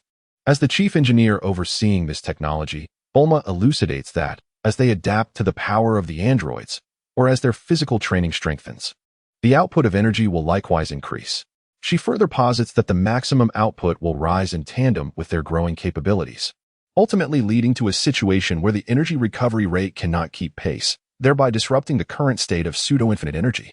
However, it is premature to be overly concerned about this matter, as their training has only just commenced, and there remains a considerable journey ahead before they can reach the limits of their new forms. Gavie speculated that one must attain a prowess at least equivalent to that of Lightning Sheru to encounter a situation where energy recovery cannot keep pace. Nevertheless, Gavie was sufficiently content with the strength of the androids. After all, by that time, it would be impractical to rely solely on the energy-intensive technique of wave against wave. Training in close combat must be prioritized without delay. Gavie, please bring me some clothing. Bulma's request interrupted his thoughts. Gavie, feeling too lazy to traverse the house once more, nonchalantly removed his white shirt, and tossed it towards Bulma from a distance. Although the two had often found themselves in slumber, they had shared nearly 2 years of companionship. The initial formalities and awkwardness from their first encounter had long since dissipated. Gavie was uncertain whether a deeper bond beyond friendship had blossomed between them. Yet the camaraderie born of revolution was undeniably tangible. Borrowing clothing was a trivial matter, hardly worthy of mention. Dressed in his shirt, Bulma approached with graceful strides. The men's shirt was ample enough to conceal her essential features, yet it could not obscure the alluring contours of her figure. Nor could it restrain the rhythm of her ample curves. It was entirely Bulma's fault for having shamelessly accentuated certain attributes, resulting in a dizzying spectacle with each step she took. The shirt, already thin, revealed the tantalizing outline of her rounded silhouette, further complemented by her long, slender legs, which were pristine and radiant. Gavie immediately covered his face, exclaiming that he could not bear to look. The style and aura were in stark contrast to his usual serious and composed demeanor in a white coat. It was simply too embarrassing to witness. As Bulma passed by Gavie, she was filled with indignation. "Gavie, your fingers are so wide, they could accommodate the entire galaxy." With that, Bulma hurried back into her room, leaving Gavie stunned and alone in his bewilderment. How wonderful it would be if Mel's could guide him in his training. He raised his hand to wipe away the blood that had unknowingly trickled from his nose. In Gavie's eyes shone a resolute determination. He knew he must become even stronger. Within the confines of the Spirit Time House, less than a month remained. For him, nearly 2 years had passed since he traversed into this world. Indeed, 2 years had flown by in the blink of an eye. Gavie was overwhelmed with emotion, and a faint sense of helplessness stirred within his heart. Even after becoming an artificial human and achieving a remarkable enhancement in strength, he felt utterly inadequate when faced with the formidable villains of the Dragon Ball universe. At present, Dabura loomed before him like an insurmountable mountain, an obstacle impossible to overcome. Not to mention the likes of Broly and Moro, whose power levels were of an entirely different caliber. He was uncertain of the current strength of the original Broly, but he knew that Moro was undeniably a formidable adversary. In the original narrative, Moro was ultimately defeated only after Melis had forcibly sacrificed his most critical abilities, allowing Goku, in a state of perfect Ultra Instinct, to absorb the complete divine power of the Supreme Kai of Universe 7. Currently, Gavie's prowess is estimated to surpass that of Trunks during his initial foray into time travel, likely reaching an intermediate level of Super Saiyan. However, it remains uncertain how many tiers separate him from the perfected Ultra Instinct. Ultimately, it is evident that Moro has far outpaced him across multiple iterations. Gavie has no intention of remaining in the Spirit Time Room any longer. Although his current rate of growth is promising, having successfully mastered techniques such as the Kamehameha, the Special Beam Cannon, and the Spirit Slash, he finds himself constrained by the insufficient time for training. It is overly unrealistic to expect to catch up with Dabura in such a short span.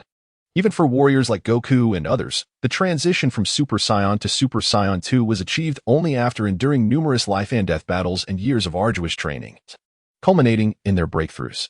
Furthermore, without guidance, Gavie struggles to enhance his close combat skills. The only way to defeat Dabura in a head-on confrontation would be to directly diminish his combat power. Diminishing combat power? A sudden flash of inspiration struck Gavie, as he seemingly uncovered a potential strategy. Yet, what method could effectively diminish the opponent's strength? Throughout the history of Dragon Ball, instances of weakening an adversary's combat prowess appear to be exceedingly rare. Conversely, Gavie recalled moments of reducing one's own fighting capability. The most vivid memory was during the battle on Namek, when Jinyu exchanged bodies with Goku. At that time, Jinyu's combat power had reached a staggering 120,000. Yet he was overwhelmed by Goku's strength, which soared to 180,000 in the Kaioken state. After inflicting severe injuries upon himself, he utilized his exchange technique, swapping bodies with Goku, resulting in a dramatic decline of his battle power to a mere 23,000. While Jinyu's inability to utilize the Kaioken contributed to this drop, a significant factor was his failure to adapt to Goku's body, preventing him from harnessing its full potential. Later, when Jinyu attempted to exchange with Vegeta, his technique inadvertently struck a frog that Goku had thrown, leading to an exchange with the amphibian instead. As the destruction of Namek loomed, Porunga teleported everyone except Goku and Frieza to Earth, Jinyu included. Subsequently, he lived on Earth in the guise of an alien frog, in the saga of Dragon Ball Super. With the resurrection of Frieza, Jinyu swapped bodies with Tagoma, emerging even more formidable. After lamenting his tragic fate to Frieza, he showcased a newly developed pose before battle. Ultimately, Jinyu met his demise at the hands of Vegeta, marking a long-awaited achievement for the latter. One wonders if the frail and pitiable Jinyu still exists in this world. If he could seize Dabura's body, perhaps the formidable ruler of the demon realm could be effortlessly vanquished. Chapter 17. The Abilities of Captain Jinyu During Dinner. Gavie and Bulma sat opposite each other, savoring the delicacies Bulma had meticulously preserved.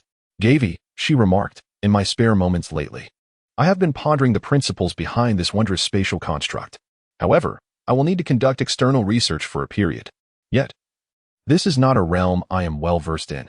At best, I can only make some modifications based on existing foundations." Gavie nodded gently, satisfied with all that Bulma had accomplished, unwilling to impose further demands. Indeed, this matter could be addressed at a later time. Researching the hyperbolic time chamber in the outside world would not yield results in a mere moment. With less than half a day remaining until Babidi's martial arts tournament commenced, the prospect of enhancing the time chamber seemed rather fanciful. "By the way, the development of the battle suits has been completed. The set you requested is ready. Although our physiques are formidable, our current attire fails to withstand the impacts of combat, rendering our training sessions rather chaotic." Bulma opened a box on the table. The battle suit was designed in accordance with the classic style of the Frieza Force, lacking shoulder pads and thigh guards, retaining only the armor for the torso. The inner lining was a black bodysuit, complemented by a pair of gloves and combat boots. The exceptional elasticity and defensive capabilities of this attire had become secondary concerns for the two. However, as Bulma articulated, the rationale behind its creation was the fragility of ordinary clothing, which succumbed too easily to wear and tear. Surely, they could not allow themselves to confront the constant risk of their garments disintegrating during battle. Gavie finds it somewhat peculiar that Bulma does not first create something for herself.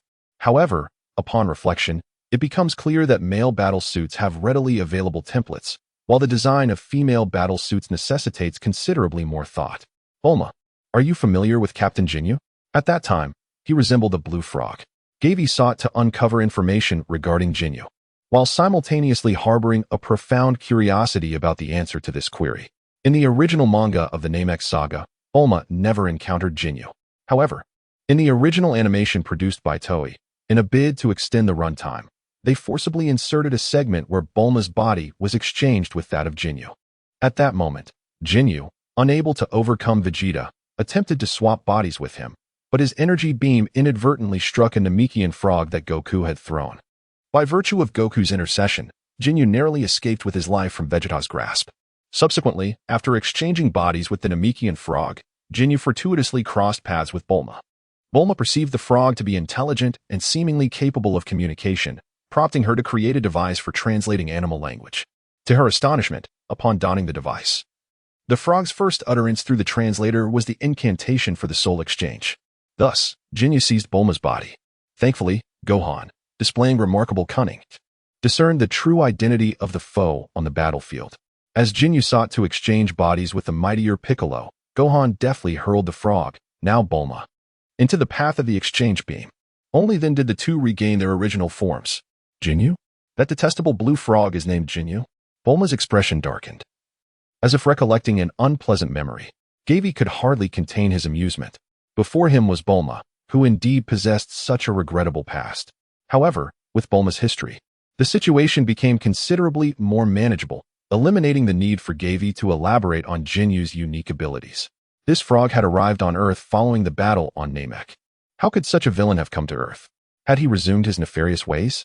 Bulma found herself perplexed by Gavie's implications. As for whether he had committed further misdeeds, she was uncertain, yet it seemed that to defeat Dabura, they might need to harness his extraordinary powers. Gavie recounted to Bulma the predicament of diminished combat prowess resulting from unfamiliarity with a new body post-exchange. "Are you truly contemplating the idea of having that frog usurp Dabura's body?" Bulma immediately inferred Gavie's intentions. "Indeed. The pressing question now is whether you can devise a contraption to attract frogs, aiding me in locating Jinyu. With Earth being so vast, where shall we commence our search for the frog Jinyu has transformed into?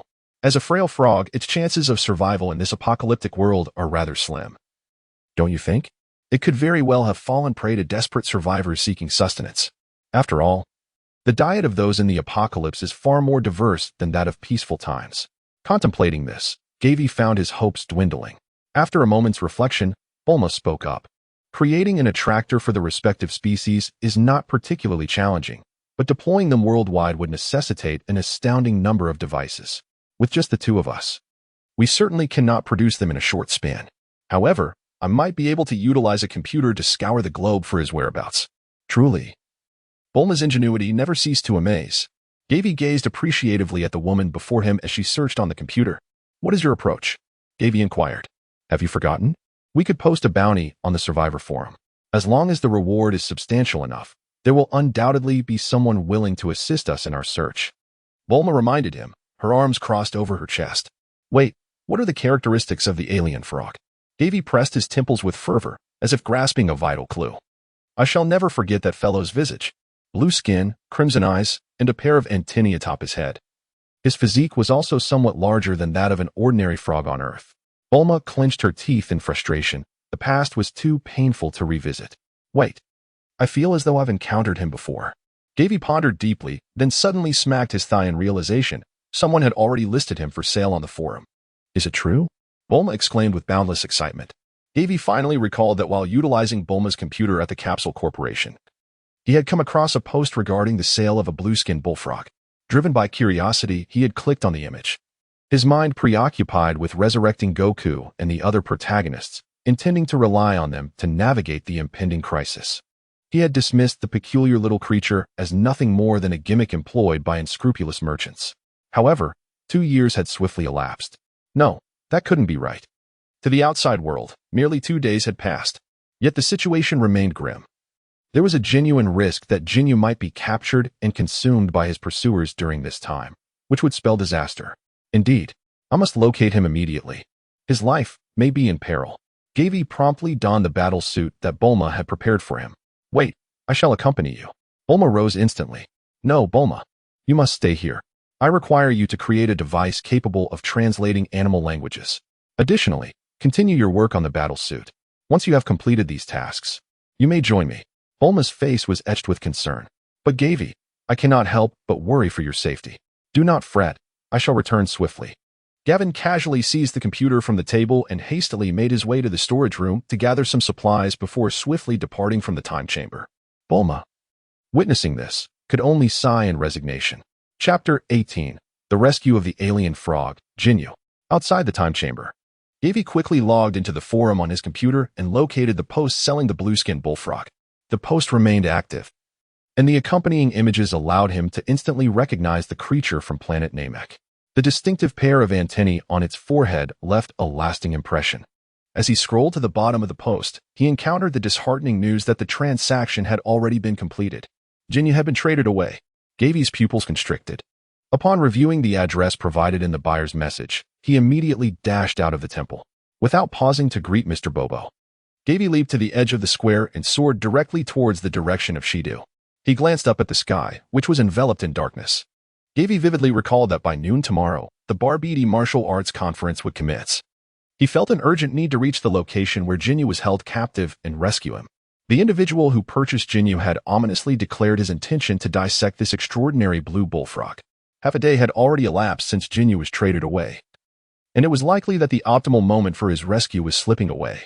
Hold on, Jinyu. Gavie quietly encouraged Jinyu in his heart. The sky was overcast, devoid of any moonlight.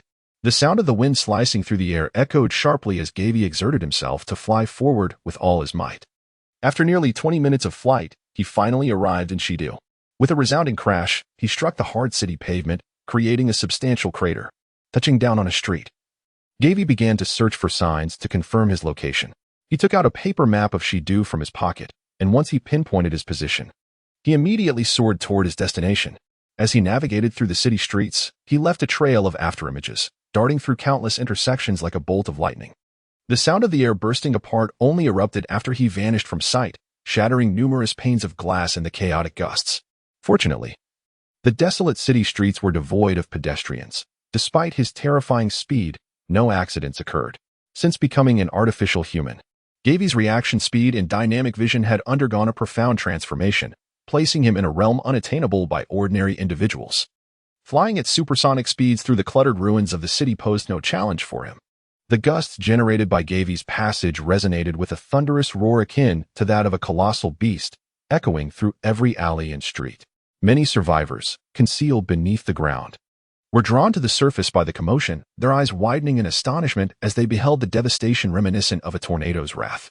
The sheer magnitude of the disturbance left many in a state of shock, their thoughts drifting back to the two demons who had once nearly brought the world to ruin. A minute later, Gavie abruptly decelerated, halting just outside a residential area. It must be nearby. However, after taking nearly 2 steps, Gavie sensed an unsettling presence. He came to an immediate stop, scanning his surroundings with heightened vigilance. The dimly lit street was eerily silent, devoid of any figures, save for the occasional hoot of an owl. Who is there? Do not lurk in the shadows. Reveal yourself. Gavie let out a cold snort, his eyes sharp as blades. Lacking the ability to perceive his opponent through their breath, he could only scrutinize his surroundings with great care. Ah, I did not expect to be discovered despite my secretive concealment, Earthling. A chilling laughter echoed forth. Gavie furrowed his brow, the voice of that person echoing in his mind. Who could this individual be? How could this be possible? His heart raced, and a terrifying suspicion surged forth in his thoughts. Could this person be? In the northernmost reaches, a land of biting cold and swirling snow, an eerie tower ruin loomed amidst the endless expanse of white. Though this desolate place was devoid of life, beneath the ruins of Marsruta lay an expansive base. Within this stronghold, one could see numerous personnel bustling about, adorned with red double-R armbands. This was the clandestine headquarters of the Red Ribbon Army, established by the heir of the former army commander, the current leader, Mazida. In an opulent office, a man with slick black hair sat behind a desk. Sporting a mustache and clad in a crimson suit, he was none other than Mazida, the supreme leader of the Red Ribbon Army. Although seated, his short legs dangled in the air, swaying slightly. At this moment, he perused documents on his computer. A heavy expression etched upon his face. The world is finally coming back into our grasp. A smile crept onto Mazida's lips, his eyes brimming with confidence and anticipation. My lord, your coffee is ready. Came a sudden knock at the office door. Come in. The door swung open, revealing a tall man with a rooster comb hairstyle and glasses, dressed in a vibrant red suit and matching casual shoes. Kamain, how many times must I remind you? I do not enjoy coffee. Bring me a cup of tea instead. Mazida glanced up at his companion, his tone tinged with impatience. My lord, have you forgotten? We exhausted our tea supplies in exchange for those snacks. The bespectacled man shrugged, placing the coffee on the desk, his demeanor calm. Mazida frowned, conceding, fine. Once the development of Sharamax is complete and assists us in conquering the world, we shall have everything we desire. A flicker of menace crossed his face. If not for that group from Capsule Corporation, Bulma and her cohorts, who plundered Dr. Gillo's secret research facility, our Red Ribbon Army would have already dominated the world with Sheru, the ultimate biological weapon. He lifted the coffee cup, taking a shallow sip, his expression growing grave. What puzzled him was the utter lack of activity from Bulma's group after seizing Sheru from the lab. Surely, they could utilize Sheru to make the entire world submit to them. He could not believe that the heiress of Capsule Corporation harbored no ambition whatsoever. Could it be that she has yet to gain control over Sheru? Summon Dr. Hyde to my office, Mazida declared, rising from his chair and pacing the room with hands clasped behind his back. Please wait. The bespectacled gentleman elegantly extracted a remote control from the lining of his suit, tapping it twice. He then stood silently to the side, unable to resist casting a glance at the tresses that drifted past the office desk. Mazida emerged from behind the desk, striding toward the floor-to-ceiling window. He ascended a low stool, gaining a panoramic view of the expansive underground base, replete with a myriad of facilities. Numerous military assets, including fighter jets, mechs, and armored vehicles, were stationed within. His gaze settled upon a colossal spherical incubation chamber, within which resided a towering humanoid creature, encased in a hard, chitinous shell adorned with spots. The exoskeleton delineated robust musculature, imparting an aesthetic quality to its form. A pair of sharp wings sprouted from its back, while its long tail tapered into a pendulum-like end. The creature's eyes were tightly shut, seemingly ensconced in slumber. What a perfect creation, Mazida murmured in admiration.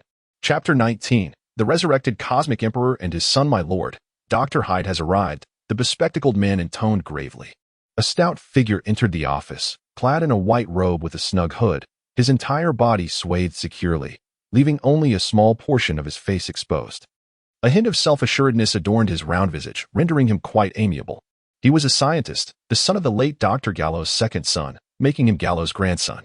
Before Hyde's arrival, Mazida had already taken a seat in the office chair, adjusting his posture.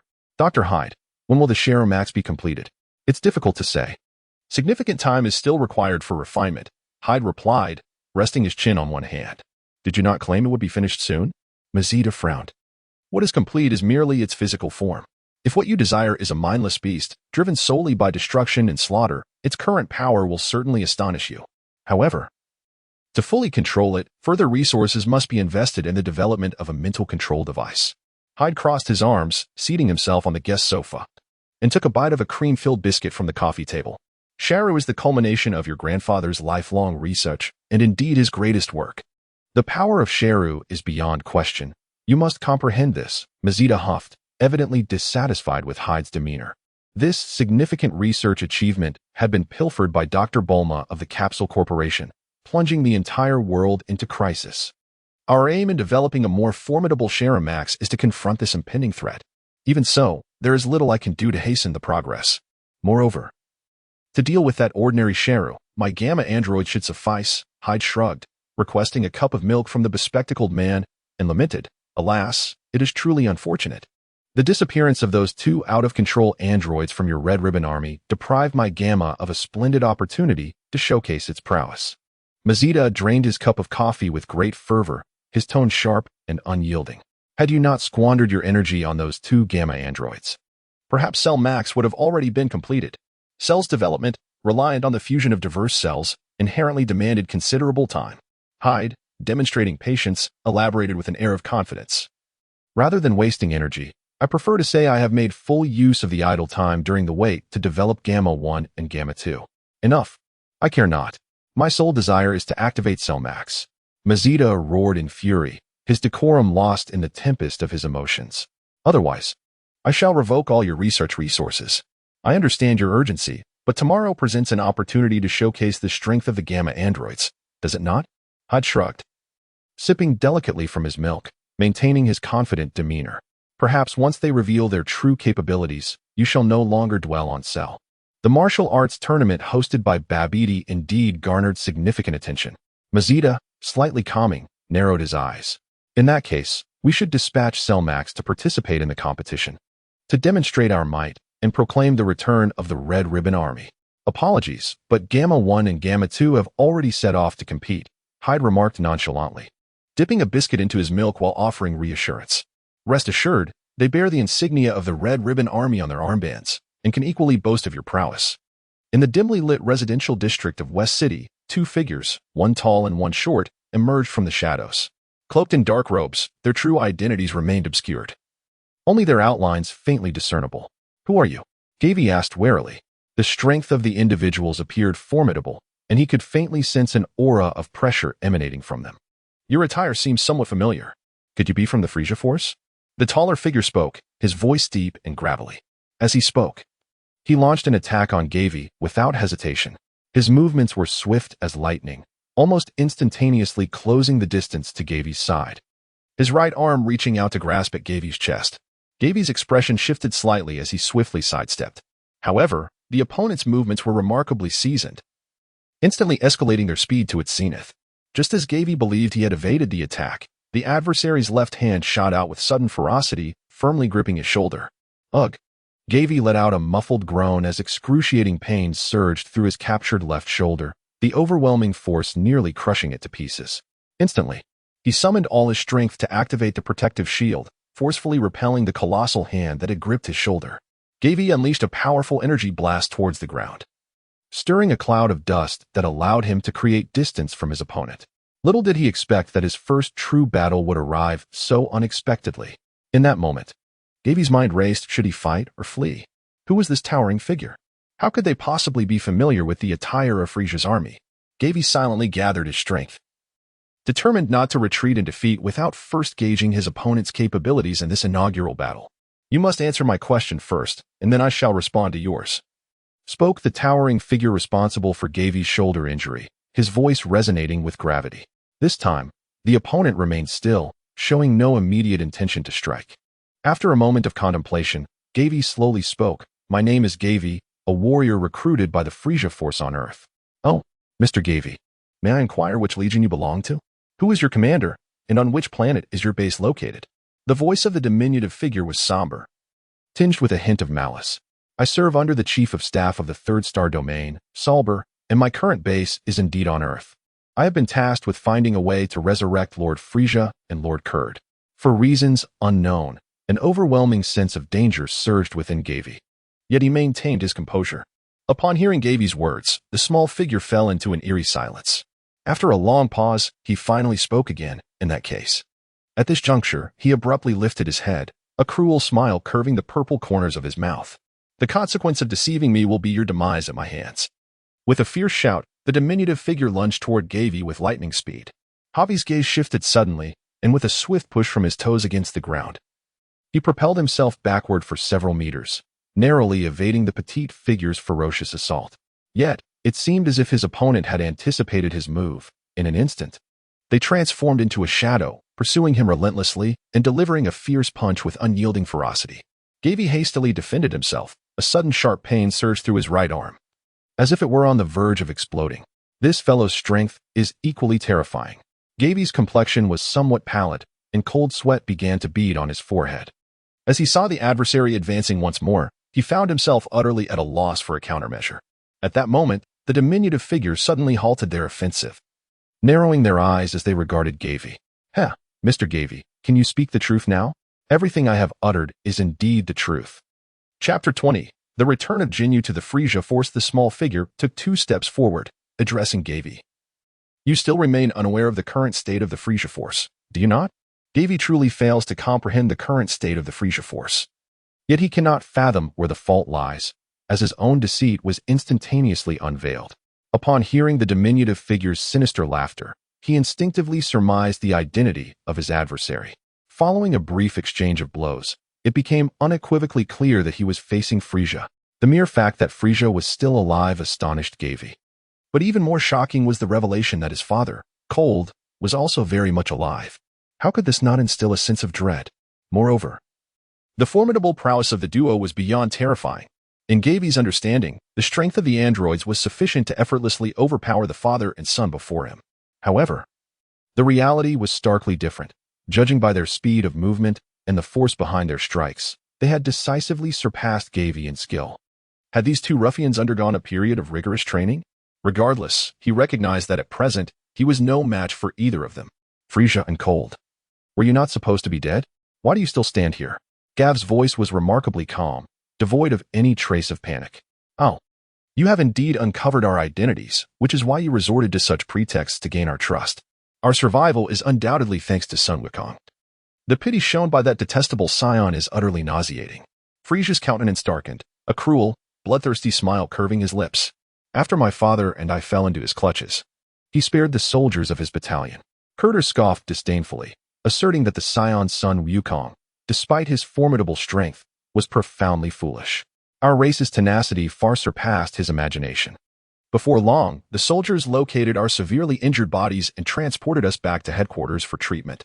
However, it was astonishing to discover that a mere fatal wound took over 20 years to heal, thanks to the technological prowess of Frieza's army. Upon awakening, we found the vast cosmic empire we had once established lay in ruins." As Kurder spoke, his eyes gleamed with madness and ambition, declaring that with just a little time, we would reclaim dominion over the entire universe. Everything we lost could be rebuilt. We harbor no gratitude for Sun Wukong's mercy. We initially sought vengeance, only to realize that he had severed all ties to our bloodline. Nevertheless, in the year we covertly monitored Earth, we unexpectedly uncovered the whereabouts of a former member of Frieza's army, which is why we found ourselves here. Thus, it all became clear to Gav. Gavie could not help but marvel at Goku's extraordinary kindness. After vanquishing his foes, he remained oblivious to the necessity of delivering a final blow. He was nothing like the decisive and ruthless Tete, who would not hesitate to scatter the ashes of that father-son duo. This oversight led Goku to err gravely when he claimed to be seeking a means to resurrect Frieza and Kurd. In truth, these two had not been slain by Goku, but rather had been left in a state of near death for over 2 decades. Resurrection was a distant notion. He truly had not anticipated such a twist. This timeline was indeed plagued with misfortune. The sinister threat of the Dark Sorcerer had yet to be resolved, and now emerged another pair of cosmic sovereigns. Additionally, he had gleaned troubling tidings from Meru's regarding the chaos instigated by the Devourer of Stars, Moro, and the legendary Super Broly. Why was Earth beset with such calamities? The presence of Frieza and his progeny here was undoubtedly significant. Their apparent objective seemed to be Jinyu. However, upon further reflection, Gavie found this unlikely. Given the formidable prowess displayed by this father-son duo, why would they venture across the cosmos for the sake of a mere Jinyu? There must be a deeper, more profound reason. Mr. Gavie, we have addressed your inquiries. Now it is your turn to enlighten us, Frieza declared, arms crossed, reclining leisurely against the stone wall. Wait, you have Captain Jinyu in your possession? Indeed. I am now most curious about your identity, Mr. Gavie. I trust your explanation will not disappoint me. With a finger raised, Frieza conjured an orb of energy and launched it into the sky. Instantly, the night over West City was banished by a dazzling brilliance. In this daylight-like scene, Gavie beheld a blue frog dancing exuberantly in the depths of the community. Jinyu. Gavie felt a heavy weight in his heart. The purpose of this journey could be deemed a complete failure. To his dismay, Jinyu had been intercepted before him, leaving him powerless to alter the outcome. He had even found himself in a precarious situation. However, among all the villainous adversaries, the Frieza duo could be considered somewhat reasonable. They were not the type to irrationally scream and indiscriminately annihilate planets without cause. Gavie, with a contemplative expression, spoke in a subdued tone. In truth, I am not an ordinary human, but rather an artificial being created by the Red Ribbon Army to vanquish Sun Wukong. Frieza snorted dismissively. No wonder your power vastly surpasses that of other Earthlings. Gavie continued, after our Scarlet Ribbon Legion was annihilated by Sun Wukong, I have long harbored a desire for vengeance against him. However, I never anticipated that he would perish from illness before I could complete my plans. My hatred for Sun Wukong is certainly no less than yours. In private, I refer to him as the despicable rote, that cur, son. Gavie declared through gritted teeth. Frieza furrowed his brow at this remark. Despicable? Gavie nodded, exclaiming, indeed, a scoundrel. Were it not for him, we would not have spent decades seeking a method to defeat him. The Red Ribbon Army could have ascended to dominion over this planet far earlier. In fact, when you and your father first descended upon Earth, we had contemplated the prospect of collaborating with you. Listening to Gavie's words, Frieza's eyes narrowed slightly.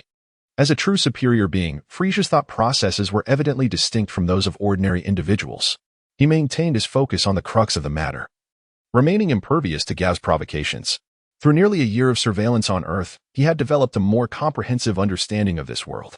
With an indifferent tone laced with skepticism, Frieza inquired, your organization, in merely a few decades, has succeeded in producing a warrior as formidable as yourself? Gavie promptly elucidated. This is a magnificent technology that has consumed the entire life force of the Red Ribbon Army. However, I am not the only super warrior within the organization. Frieza squinted his eyes. It seems your ambitions are grand, aspiring to conquer not just this planet, but perhaps the entire universe? Gavie hastily waved his hands, exclaiming, No. You have misunderstood.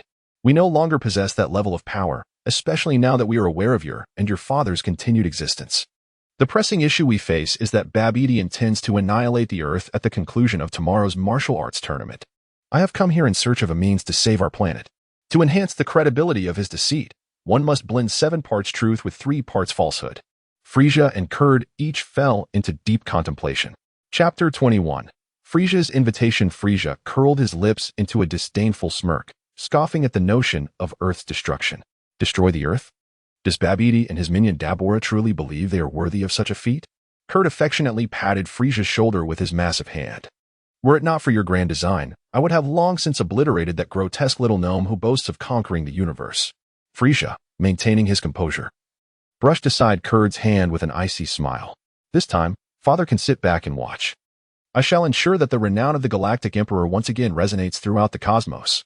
The father-son duo seemed utterly dismissive of Dabura, and after recovering from their injuries, it was evident they had likely engaged in rigorous training. Gavie blinked, as if catching a whiff of an opportunity. However, Lord Frieza, Lord Cooler, and Babidi have a devoted servant known as Majin Buu. Gavie exclaimed with fervor, I have heard that Majin Buu possesses terrifying strength, capable of absorbing others into himself. Even gods have fallen victim to him. It seems no one can defeat him. Frieza interrupted Gavie with a wave of his hand. I am well aware of Majin Buu's might, perhaps even more than you. My father had already forewarned me about this. Do you think we are utterly unprepared? My current power is far beyond what it was when I first arrived on Earth. If I were to unleash my full strength, the very planet would likely disintegrate in an instant. Ha ha ha. Can mere energy alone cause the Earth to tremble? Such bravado. Gavie finds this concept somewhat unfathomable. Nevertheless, Frieza is undeniably a figure of genius. In a mere 4 months of training, he has managed to elevate his power to the same echelon as the Super Saiyan Blue's golden form. From the perspective of Saiyan transformations, this encompasses several stages, ranging from Super Saiyan 1 to Super Saiyan 3, and then to Super Saiyan God. The duration of Frieza's training in this timeline remains an enigma, as does the nature of his experiences. It is utterly perplexing to ascertain the extent of his current growth. Gavie suddenly realized that the trajectory of the world's development had significantly deviated from his expectations. His advantage of traversing through dimensions would likely diminish with time. All he could do was continue to stoke the flames, directing attention towards Majin Buu. However, Majin Buu possessed the ability of infinite regeneration. As long as a single cell remained intact, he could resurrect himself. Kurd clearly had no desire to endure Gavie's meaningless chatter any longer. With unwavering confidence, he declared, you can always rely on Frieza's prowess in battle. Moreover, in terms of innate talent, we have a member of our race who surpasses him. Akin with greater talent than Frieza? In an instant, Gavie's mind conjured the image of Cooler. This individual, being the brother of Frieza, possesses an additional transformation stage beyond that of his sibling. Moreover, the myriad of metallic coolers depicted in the film The 100 Billion Energy Warriors left an indelible impression on Gavie. In both appearances within the movie, Cooler was not vanquished in a conventional sense. Rather, he succumbed to the narrative's contrivances. In his fourth form, Cooler was thrust into the sun during a confrontation with Son Goku. The metallic version, on the other hand, overloaded due to the absorption of Saiyan energy, resulting in the catastrophic self-destruction of the entire mechanical planet. Majin Buu ultimately serves merely as a pawn to be manipulated at our whim. A smug smile graced Kurt's face. A pawn? Gavie immediately contemplated the possibility. He understood. The ambitions of this father and son duo were indeed vast. They intended to exploit Jinyu to achieve their goal of controlling the demon Buu. At that moment, a flicker of despair arose within Gavie. Mr. Gavie, you are the strongest human I have encountered on Earth. May I have the honor of inviting you to join my legion? Frieza, with his hands clasped behind him and his body slightly leaning forward, extended the invitation to Gavie. Indeed, the king was truly a seeker of talent. Gavie contemplated the possibility of joining Frieza's real estate venture with utmost seriousness. With a formidable ally behind him, his life would be safeguarded. He could traverse the cosmos, continuously conquering planets and relishing the thrill of battle, ultimately emerging as a figure of formidable respect. Viewed in this light, it appeared quite appealing. Yet, he pondered the fate of Earth. With this thought, Gavie instinctively inquired about its destiny. Earth is indeed a splendid place, through the diligent exploration of historical records. My father and I resolved the pressing issues regarding our lineage's suppression of power. However, I must express my apologies, Mr. Gavie, Frieza remarked with a smirk, his eyes glinting with an unyielding chill. For the unpleasant memories etched in my mind from Earth compel my father and me to annihilate this planet immediately after attending to our affairs. Upon traversing to the Earth of Dragon Ball, Gavie developed a profound understanding of the term home. A traveler is inherently solitary, adrift in the vast cosmos, uncertain of where home truly lies. This planet, sharing the same name as the one from before his journey, became his anchor during moments of nostalgia. As an Earthling, he felt a sense of belonging only when his feet touched this soil. Furthermore, there remained many cherished and significant aspects of his life on Earth. How could he possibly allow others to bring about its destruction? Indeed, aligning oneself with the nefarious faction is not a wise path to tread. Gavie's heart resolutely rejected the proposition, yet his exterior betrayed a semblance of indecision. Could the Earth not be brought under the dominion of the Legion? After all, many within my organization are eager to serve your excellency. Frieza narrowed his eyes slightly, his tone exceedingly polite, yet the content was chillingly frigid. Mr. Gavie, witnessing the fireworks that Earth has to offer up close is, in fact, one of the most anticipated and significant aspects of my journey. Cooled, wearing a confident smile, interjected.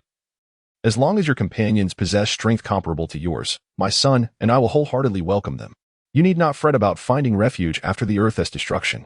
There are countless planets with superior environments to choose from. and you may select one to serve as your new stronghold at your leisure. Gavie pondered silently on an escape plan, yet his face betrayed a hint of hesitation and struggle. Finally, gritting his teeth, he uttered, "Very well. I hope the environment of the new planet is even more suitable for life than Earth, Lord Kulda." A satisfied smile spread across Kulda's face. "Indeed, Gavie. You are truly a clever individual." Suddenly, a blue-skinned frog hopped beside Gavie, extending its paw and croaking excitedly at him. Frieza chuckled heartily, as Captain Jinyu appeared to be impatiently yearning for a new body. "How ironic. I was so concerned about your safety before." Gavie was on the brink of being infuriated by the grotesque Jinyu. For a fleeting moment, he contemplated the notion of unleashing his wrath upon the unsuspecting Jinyu, not only to vent his frustration, but also to thwart the plans of this father-son duo. However, upon further reflection, he wisely chose to abandon such a perilous course of action. To strike now would mean to irreparably sever ties with the Frieza family, plunging himself into an inescapable predicament. Should the two of them truly conspire against him, given the prowess they had just displayed, Gavie would find it exceedingly difficult to evade capture. Moreover, their words hinted at the potential for a formidable secret weapon. It was entirely plausible that they had already attained the golden transformation. The possibility of possessing the black gold form could not be dismissed either. A true man, born of heaven and earth, must possess both resilience and adaptability. Chapter 22. The Scion masked hero Gavie felt a tinge of bitterness within. He was not foolish and recognized that Frieza's words were a test of his reaction. In contrast to himself, it was evident that Frieza placed considerable trust in the veteran employee, Jinyu. Should his response fail to satisfy, his own predicament could turn dire. Was he destined to become that wretched, unsightly frog? As a small and pitiable creature, how would he manage to survive? Initially, he had intended to utilize Jinyu, yet unexpectedly, the outcome would be his own body that was at stake. Gavie was compelled to perform spontaneously, even in the most remote corners of Earth. "I have heard of the illustrious reputation of Captain Jinyu, whom I hold in the highest esteem. It is an immense honor to lend my body to the captain. My lord, if I may be candid, I once fantasized about joining the Jinyu force." Gavie's face radiated excitement, and for this occasion, "I had meticulously prepared the most formidable battle stance for your esteemed appreciation, Lord Frieza. Embarrassment be damned. I am willing to go all out to avoid turning into a mere frog. However, as a longtime Dragon Ball fan, I have never mastered the awkward dance moves of the Jinyu force. Am I left with no choice but to resort to that routine?" The Super Saiyan masked hero, Gavie, has directly appropriated the creative essence of Yebi Fan. This pose, featured in the opening sequence of the Dragon Ball Buu saga, has been viewed countless times and is undoubtedly etched into his memory. However, one wonders if it aligns with the aesthetic sensibilities of those present and whether it might awaken the dormant memories of the king. There are a total of 14 poses, each exuding an unmistakable air of youthful exuberance. As Gavie struck the poses, he felt his cheeks flush with warmth. Meanwhile, Jinyu, witnessing the spectacle, became increasingly animated, leaping about and waving his limbs as if to direct Gavie's movements. Kudo stood frozen in place, though he did not comprehend the intricacies of the poses. They certainly radiated a formidable presence. Frieza, on the other hand, wore an expression of peculiar intrigue, as if recalling something significant. In an instant, he deftly seized the exuberant Jinyu, remarking, "Captain Jinyu, it would be rather discourteous to usurp the body of our esteemed new member, Mr. Gavie. Ha ha ha." Upon witnessing this, Gavie discreetly exhaled a sigh of relief. Remaining in the company of Frieza and his father was undeniably perilous. He needed to extricate himself post-haste. "Lord Frieza, are you pleased with the battle dance I have devised?" Gavie inquired, his face alight with anticipation as he gazed at Frieza. The being known as Jinyu, ensnared in Frieza's grasp, nodded in approval towards Gavie, even raising both claws in a gesture of commendation. However, Gavie chose to disregard the affirmation from Jinyu entirely. If circumstances permitted, he would gladly dispatch that loathsome amphibian without hesitation. "Haha, you certainly possess enthusiasm and vigor," Frieza remarked, a twitch at the corner of his mouth suggesting that his smile was somewhat forced. Gavie's eyes suddenly sparkled with excitement. "Are you certain? Do you believe I am worthy enough to join the Jinyu force? It seems that I have successfully evaded the calamity of swapping bodies with Jinyu." Frieza's forehead twitched slightly with irritation. Meanwhile, Jinyu, grasped tightly by Frieza, had bulging eyes and a reddened, frog-like face, his entire form contorted and squeezed. Seemingly on the brink of suffocation, Frieza released his grip, irritably tossing the rolling-eyed frog onto the ground. Cough. The selection of the Special Forces members will be addressed after tomorrow's main affairs. Will tomorrow's operation require the participation of my companions and me? Gavie inquired at an opportune moment. Frieza frowned slightly. You all? Gavie immediately straightened his back, his expression sincere and his tone earnest. Indeed. We can assist you from the shadows. Frieza chuckled softly, a cold smirk appearing at the corner of his mouth. Very well. But you must register for the grand competition and fight with all your might. The king shall not exert himself for tasks that can be delegated to his subordinates. A sudden jolt coursed through Gavie's heart. Indeed, Frieza was aware of the information regarding the unsealing of Majin Buu. The process of liberation necessitated the accumulation of an immense amount of pure energy. In Gavie's estimation, even if Babidi were to drain every last drop of energy from the inhabitants of Earth, it would still fall short of the requisite power needed to unseal Majin Buu. This realm was far removed from the protagonist universe, where formidable sources of energy such as Gohan, Goku, and Vegeta could be readily summoned. Judging by Babidi's frantic declaration to annihilate the Earth, it was evident that he was still significantly lacking the energy required for the unsealing. However, the situation had now changed. With Frieza and his son intervening, their intent was clearly to seize control of Majin Buu's form. This would surely facilitate Babidi's ambitions at this juncture. Yet, it remained uncertain whether the energy of the androids would meet the necessary criteria. This uncertainty directly impacted Gavie's ability to unleash his full potential in battle. With the revelation of Frieza's scheme, the situation had grown exceedingly intricate, leaving Gavie at a loss as to which threat he should prioritize. Gavie took a deep breath and replied, "No problem. I will lead everyone into the competition." "All right, Gavie, you may step down. Frieza and I have some important matters to discuss." Kurd waved his hand.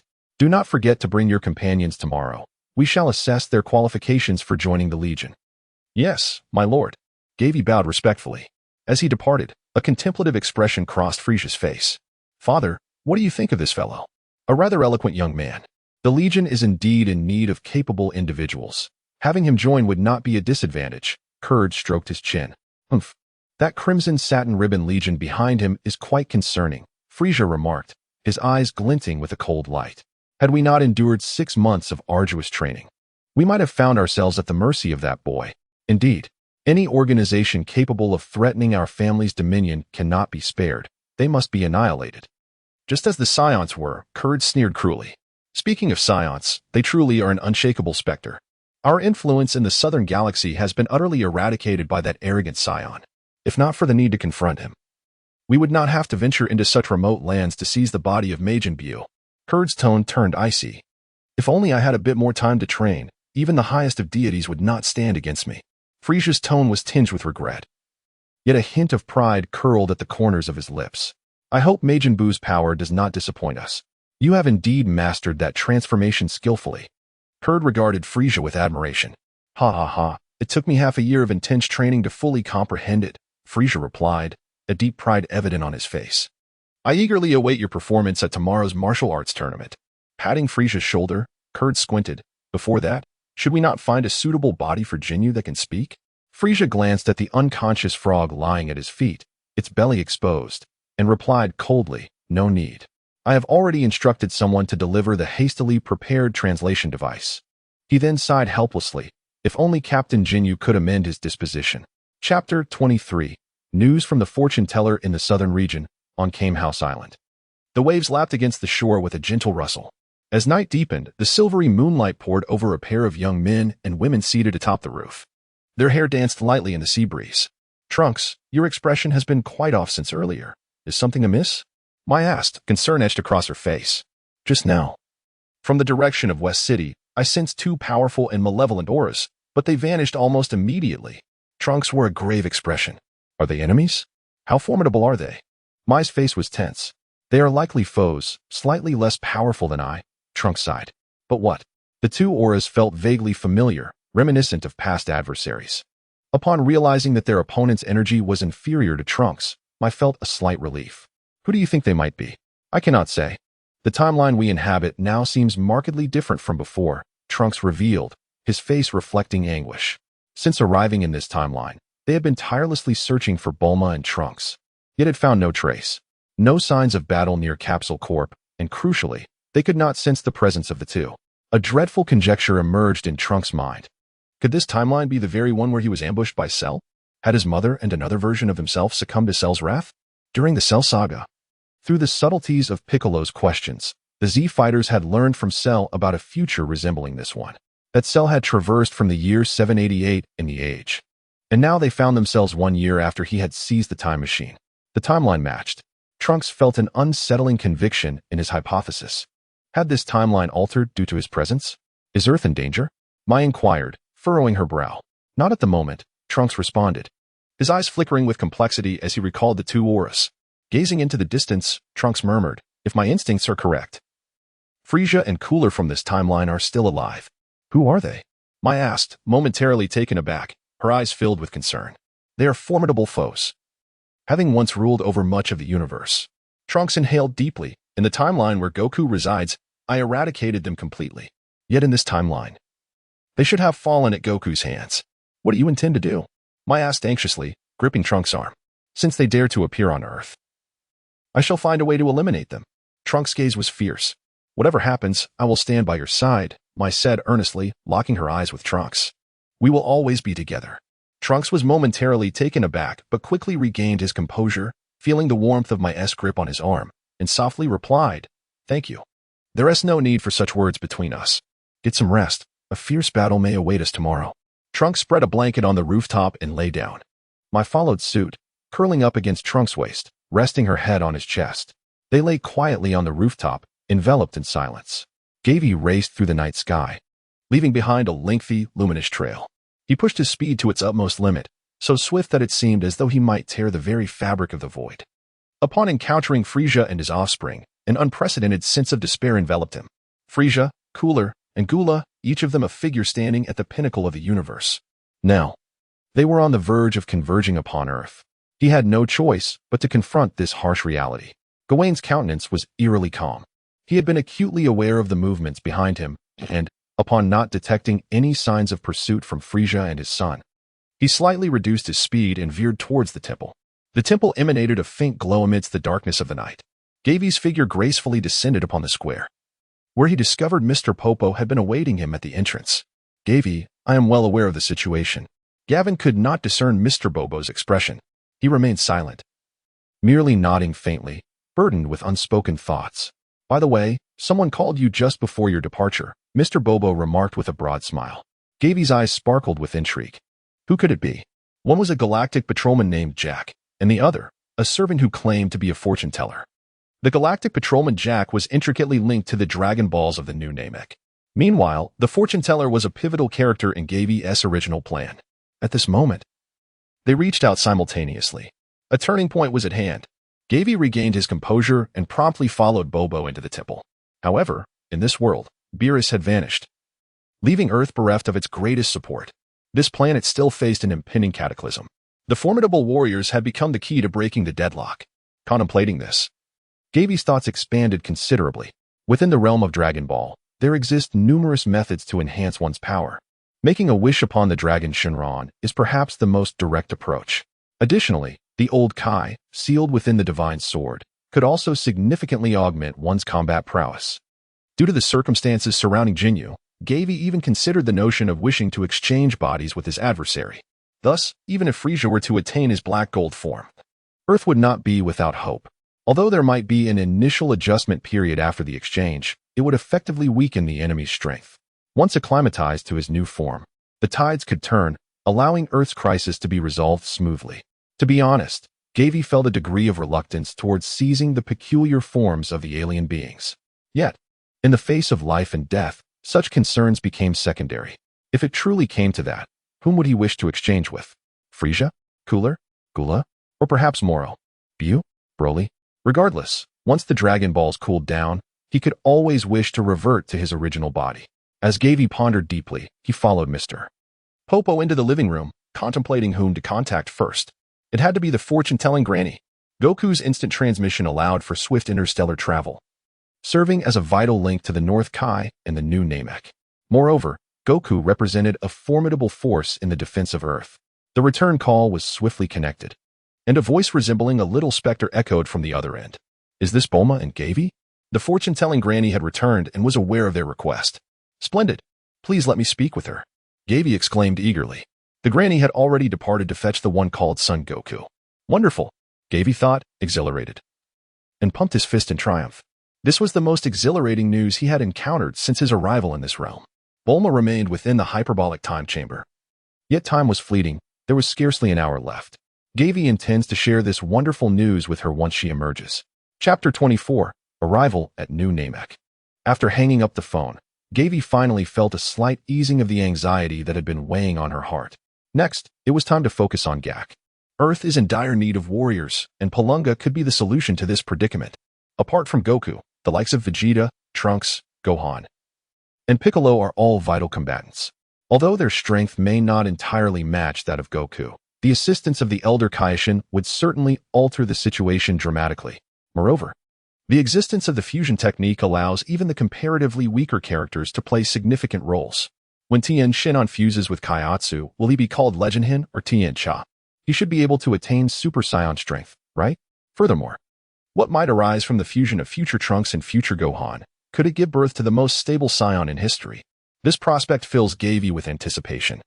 If only there were Patera earrings, the fusion of Vegeta and Goku would undoubtedly yield the most prominent character in the saga. Alas, the Kaioshin has already passed away, seemingly robbing Vegeta of his chance to appear.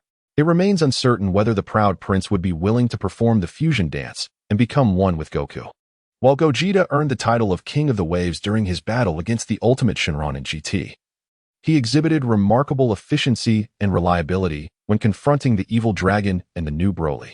Gavie eagerly awaits his appearance as well. She secretly resolves that, come what may, she must persuade Vegeta and Goku to undergo fusion. Beep beep beep. Gavie was momentarily taken aback as he noticed the communication device on the coffee table flickering with light. It was the communicator of the Galactic Patrol. Was it Mers or Gak? Gavie seized the receiver with urgency. Hello. This is Jack. Jack, have you arrived at New Namek? Indeed, came Jack's response, albeit laced with an unsettling tremor. The situation here appears rather dire. What has transpired?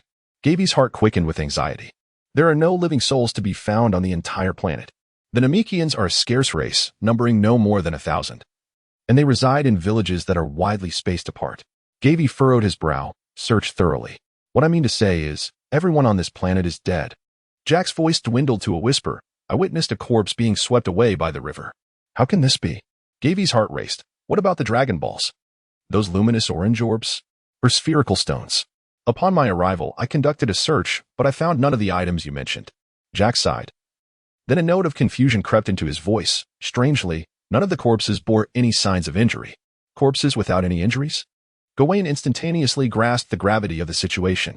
He had, in the initial stages of his plan, overlooked a critical factor. Moro was aware that the new Namek possessed Dragon Balls. In the Dragon Ball Super Manga S Moro arc, among the escaped convicts who fled alongside Moro, there was an individual who had previously served in Frieza's army. This individual had once accompanied Frieza to Namek in search of the Dragon Balls, only to be defeated in battle by the Namekian warriors and subsequently killed by Sorbet, who deemed him worthless. Consequently, when the protagonists made a wish to the Dragon of Earth to resurrect those slain by Frieza's faction, he was included among them. Having distanced himself from Frieza's army, he was later imprisoned for committing crimes on a planet under the jurisdiction of the Galactic Patrol, where he was taken in by Moro as a subordinate. After providing Moro with intelligence on the Dragon Balls, they commenced their search for the location of the new Namek. Given the current circumstances, it was evident that Moro had already visited this planet and had drained its life energy to the brink of depletion. Perhaps he even utilized the Dragon Balls to fulfill 3 wishes. In the original narrative, Moro only made use of 2 wishes. One was to restore his magical powers to their peak, and the other was to free all the prisoners from the galactic prison. However, in this timeline, Gawain remained oblivious to the wishes that had been granted. The deluge of bad news had rendered him numb. If I am not mistaken, this planet has indeed fallen under Moro's influence. Gawain spoke solemnly. This is a significant matter for your galactic patrol. Make sure to report it promptly. Moro, came the incredulous voice of Gak. I will contact the other team members immediately. Wait, these Namekians may not be truly dead. You must find a way to rescue them. Understood. I will first relocate them to a safer location. While Moro currently posed no threat to Earth, he had directly undermined Gawain's plans for the new Namek, compelling him to take the situation seriously. The first step would be to ascertain the details surrounding Moro. Among his wishes, There should be one related to the restoration of his peak magical powers. But what about the other wishes? Immortality? Restoration of youth? Becoming the strongest in the universe? There was one more thing I wished to ask you, Gawain pondered, and then inquired through the communicator. Jack, has there been a massive prison break at the galactic prison? Jack, bewildered, exclaimed, I have not received any such notification. If such an event were to occur, it would undoubtedly create a tremendous uproar throughout the galaxy. How could there be no news? By the way, why do you inquire about this? This implies that the other two wishes of Moro remain a mystery. Such uncertainty is something that Gavin detests immensely. It signifies that his advantages as a traveler have diminished significantly. Gavie initially believed that, without the original source, the absence of the colossal power banks, Goku and Vegeta, would delay the rise of Moro. However, it now appears that he has miscalculated. No matter, I entrust you with the task of assisting the Namekians. I will seek out Mirs to inquire about the situation. The loss of the Dragon Balls from Namek represents an immense blow to Gavie. Consequently, those who have perished can no longer be resurrected. Furthermore, the wish to gain strength has also evaporated into thin air. Gavie promptly dialed the number for the Galactic Patrol, requesting to be connected to Mel's. However, all he received was the incessant sound of a busy signal. Gavie dialed 10 times in succession, yet received no response whatsoever. Was the signal poor? Or had some unforeseen circumstance arisen? Calculating the time, less than 12 hours remained until Myers was scheduled to arrive on Earth. Furthermore, only 10 hours were left until the commencement of the martial arts tournament in Babidi. If he intended to reach the venue ahead of time, Gavie's window was growing ever narrower. Why was he unable to contact Myers? Could it be that upon learning of Moro's return to power, he had ventured forth to thwart the impending malevolence? Gavie couldn't help but feel a twinge of worry. He picked up his phone and once again dialed the number of the little ghost. Yes, indeed, after his grandmother returned, he would need to trouble her to make another trip. Gavin patiently elucidated to the little spirit on the other end of the line the pressing need for warriors on Earth. We have prepared the rewards that the Elder requires. So please assure her that there is no need for concern on that front. Very well. Therefore, the individuals that the Elder needs to bring back on her second journey are Vegeta, Gohan, Trunks, Piccolo, and the Supreme Kai, correct? Considering that those who have perished once would utterly dissipate if they were to die again, Gavin did not include the relatively weaker Z fighters in this count. Moreover, the existence of Piccolo and the Supreme Kai is no longer tied to the Dragon Balls. What Gavie currently requires is their strength and wisdom. Chapter 25, The Teachings of Mr. Popo. Indeed, it is them, Gavie affirmed. Please, I implore you to convey my new request to the fortune-telling grandmother. No problem. The voice of the little ghost emanated from the receiver. After hanging up the phone, Gavie took several deep breaths. There was little more he could do. Mr. Popo had been quietly listening all along. Gavie cast a bittersweet smile at Mr. Popo and implored, Mr. Popo, I kindly ask you not to mention the affairs of Namek to Bulma. The inability to resurrect departed loved ones would undoubtedly be a cruel revelation for Bulma, who had just glimpsed a glimmer of hope. Each planet is destined to face its fate, and Earth, it seems, may not escape this impending doom. Mr. Popo's expression darkened. Yet I shall not surrender, Gavie declared, turning towards the square. Mr. Popo, while time still remains, I beseech you to impart upon me the methods of sensing energy and the techniques of combat. Gavie was acutely aware of his shortcomings in combat experience. During his brief encounter with Frieza and his son, he gained a clearer understanding of the vast disparities between them. In every aspect, timing of strikes, offensive strategies, and adaptability in the heat of battle, he was comprehensively overwhelmed, failing to showcase his true potential in combat. The ability to sense energy was equally crucial as it enabled him, devoid of any detection capabilities, to assess the strength of his adversaries and to focus on his opponents during engagements. Very well, Mr. Bobo, he stated. I shall devote all my knowledge to your instruction. As the clouds dispersed, a silvery hue enveloped the plaza before the temple, illuminating the two figures standing at its periphery. Please, attack first, Bobo declared, standing with his hands clasped behind his back. However, Mr. Bobo, my current strength and speed far exceed yours, Gavie replied. Though devoid of a combat power detector, one could roughly gauge an individual's prowess by comparing the combat strength of Scionts in their classic transformations. The power of the androids, upon their initial appearance, was at least sufficient to dominate the Super Scion's second stage. Gavie speculated that his combat prowess was only slightly inferior to that of a Super Scion at full power.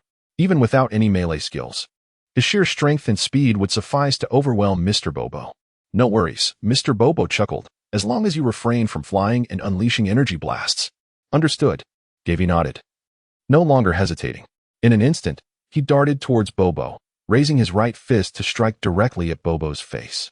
With a slight smirk, Bobo bent his legs and leaned back to evade. The punch, missing its target, collided with a tree trunk behind Bobo, shattering it into splinters that scattered through the air. Gavie executed a sudden stop, shattering the stones beneath his feet into a web-like pattern. Such formidable strength. A look of astonishment flickered in Mr. Bobo's eyes. But he quickly regained his composure and sighed softly, remarking that no matter how great the power, it is futile if it cannot strike its target. Gavie had merely been probing, yet had not unleashed his full potential. After all, with his combat prowess in the billions, it was difficult not to worry about delivering a fatal blow to Bobo, who possessed merely over 1,000 in strength.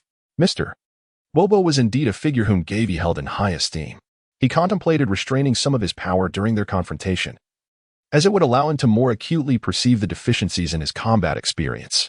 Otherwise, relying solely on physical superiority would negate the opportunity for genuine learning. Gavie launched himself towards Bobo with astonishing speed, his legs pounding against the ground like a tempest. His movements were as swift as lightning as he threw a punch aimed directly at Bobo's chest. Yet, in an instant, he felt a fleeting blur before a dull pain radiated from his torso. An irresistible force then hurled him away, crashing him onto the ground with a resounding thud. The entire square trembled, debris scattering in every direction. Bobo remained stationary, unperturbed. Meanwhile, Gavie struggled to comprehend what had just transpired. Although your physical prowess is remarkable, your approach is rather rudimentary, Bobo spoke calmly. I merely evaded your attack and gave you a gentle nudge. Intrigued, Gavie rose from the ground. Brushing off the dust from his attire, he began to grasp the notion that in combat, one must employ finesse rather than sheer brute force. While the exhilaration of unleashing one's full power is undeniable, it often comes at the cost of adaptability during an assault. He recognized the necessity of restraint. Gavie reigned in his formidable aura, akin to a cheetah retracting its claws, slightly bending his posture. Mr. Bobo, I am about to get serious. Before his words could fully resonate, Gavie vanished from his original position. He moved swiftly beside Bobo, meticulously searching for a flaw in his opponent's defenses, poised to strike. Bobo's expression remained as serene as ever, as if Gavie's movements had failed to capture even a fraction of his attention. Gavie launched a sudden attack from behind, delivering a powerful punch. However, this time he left room for a change of strategy. Bobo, clearly anticipating his move, swiftly appeared on Gavie's right side, immediately following up with a sweeping kick aimed at him. Gavie swiftly changes direction with a powerful punch, raising his elbow to block. This strike is likely to shatter Bobo's leg, isn't it? Gavie's heart skipped a beat. It was too late to retract his move. With a sharp crack, a figure was sent flying. Bobo's leg had somehow evaded Gavie's elbow and struck him squarely on the nose. Upon landing, Gavie launched another offensive, striking with his knee against Bobo while keenly observing his every move. Indeed, it seemed as though each of Bobo's steps was meticulously calculated, as if he had predetermined the direction and trajectory of his attack. How was he able to achieve this? The physical attributes of Bobo were evidently inferior in numerous aspects compared to his own. In the very moment of their contact, Gavie felt a faint sting on his cheek, only to be swiftly overturned and sent crashing to the ground. After falling to the ground, Gavie sprang back up and seized Bobo's ankle with fervor. Yet, Bobo displayed not a hint of panic. Instead, he clenched his fist and struck Gavie's wrist with remarkable precision. Gavie's hand slipped from his grasp uncontrollably, allowing Bobo to deftly escape his control. Chapter 20. He shook his arms and stretched his limbs, stating, I have already mentioned that your method of attack is excessively clumsy. Gavie remained undeterred. At the very least, he had made his first deliberate contact with the opponent's body. It mattered not that he could not overcome his adversary, for this only indicated that there was ample room for his improvement. Gavie surged forward once more, and the two engaged in a fierce struggle once again. Gavie has always been the one to be sent flying in every clash. He cannot comprehend how Mr. Popo manages to hold his own despite such unfavorable physical conditions. Nevertheless, he firmly believes that such sparring will facilitate his rapid growth and combat skills. The entire temple trembles with the resounding impact of their exchanges. Upon emerging from the hyperbolic time chamber, Bulma swiftly rushes out of the temple. Her gaze falls upon the rows of fallen trees illuminated by moonlight and the pockmarked, ravaged square. Momentarily taken aback, She then shouts at the two entangled in combat. Gavie, Mr. Popo, cease your fighting. Chapter 26. The innate warrior Gavie Bulma's appearance prompts both parties to halt their skirmish. Gavie, Mr. Popo, what on earth are you doing? Bulma exclaims, grasping Gavie's arm. Her face etched with concern. Bulma, this is merely part of our training, Gavie reassures her instantly. He brushes off the dust from his attire and gazes contentedly at Mr. Popo. Let us conclude the training and combat techniques for now. I cannot absorb much more at this moment. With a puzzled expression, Mr. Popo inquires, Gavie, at the end. You had evidently suppressed your physical prowess to match mine. Why not simply defeat me? Because I wish to experience combat at a lower power level, Gavie replies, somewhat shyly. Gavie, you are the most gifted warrior I have ever instructed, Mr. Popo asserts earnestly. Perhaps what I have taught you may not be entirely suitable. Yet you undeniably possess an extraordinary talent for battle. Bulma exhales in relief, though still somewhat incredulous. How long have you been fighting? You've utterly ravaged the entire square. Less than 10 minutes, Mr. Popo responds with a hint of admiration. You are a natural warrior. Perhaps you truly can achieve miracles and vanquish formidable foes. Such praise, Mr. Popo, Gavie replies, not allowing pride to swell within him. Instead, he feels a twinge of regret. I apologize for the destruction of the square. I couldn't restrain my strength at the beginning of the fight. Gavie pondered. Is not the combat talent a requisite golden touch for every devoted fan of the martial arts realms?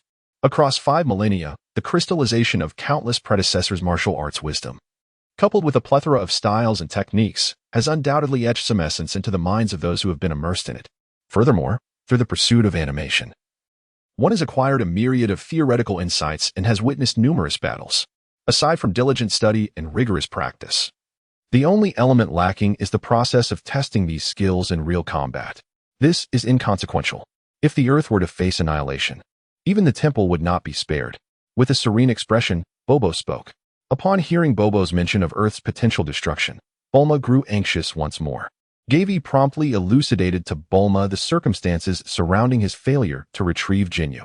So, Frieza and his father have returned to Earth? They still seek to aid Babidi in unsealing the malevolent Majin Buu? Bulma's brow furrowed in concern. Indeed. Moreover, the power of this father-son duo has significantly increased, rendering them several times more perilous than Babidi himself. What shall we do? Bulma expressed her anxiety. Can we thwart their plans? It seems unlikely, Gavie sighed. And there is also a more gifted kin lurking in the shadows on their side. What is our course of action now? Bulma grew increasingly restless, glancing toward Bobo, as though hoping he would step forward to assist. Bobo's lips quivered slightly, reassuringly. Do not fret. Gavie has already contacted the fortune teller, and your companions will soon return to fight alongside you. Gavie smiled gently, adding that the fortune teller had already come to guide Mr. Yukon. Sun Jun saw a fleeting smile bloom on Bulma's face, yet tears cascaded down like a torrent released from a dam, tenderly cradling Bulma's face against his chest. Gavie spoke softly, assuring her that as long as Mr. Yukon returned, there would still be hope. Gavie dared not mention that Trunks would also return within 24 hours. The plan to utilize the new Namekian Dragon Balls had already failed, leaving him unable to resurrect those who had perished in the past. The only thing he could do was await Goku's return. Bulma, choking back tears, hastily wiped away the traces of sorrow from her eyes. Suddenly, she noticed something. Gavie, you are injured. Gavie turned his head to observe the slight damage on his left shoulder of the battle suit, dismissing it nonchalantly. It is merely a minor injury, and I have already recuperated. This was a testament to the encounter with Frieza and his progeny. Fortunately, Gavie's remarkable self-healing abilities allowed him to recover from such an injury in less than 10 minutes. I have prepared several spare battle suits, all stored within. Bulma pressed a capsule into Gavie's hand. Thank you, Bulma. It was at this moment that Gavie realized Bulma was also clad in a battle suit. The design of their combat attire differed significantly, though both featured a form-fitting undersuit of the same hue. Bulma's armor was adorned with front and back panels at the waist, while the chest plate was bisected, covering only 2/3 of each side. This design accentuated her naturally voluptuous figure. The fabric of the undersuit was undeniably of the highest quality, yet it seemed rather delicate and snug. Not only did it elegantly outline Bulma's alluring curves, but it also rendered the subtle undulations of her breathing and the rhythmic pulse of her heartbeat remarkably visible, even when standing still. The soft contours of her body would quiver gently, reminiscent of pudding, as if they might spring forth at any moment. Gavie sighed, rubbing his forehead in exasperation. It was truly a sight too unbearable to behold.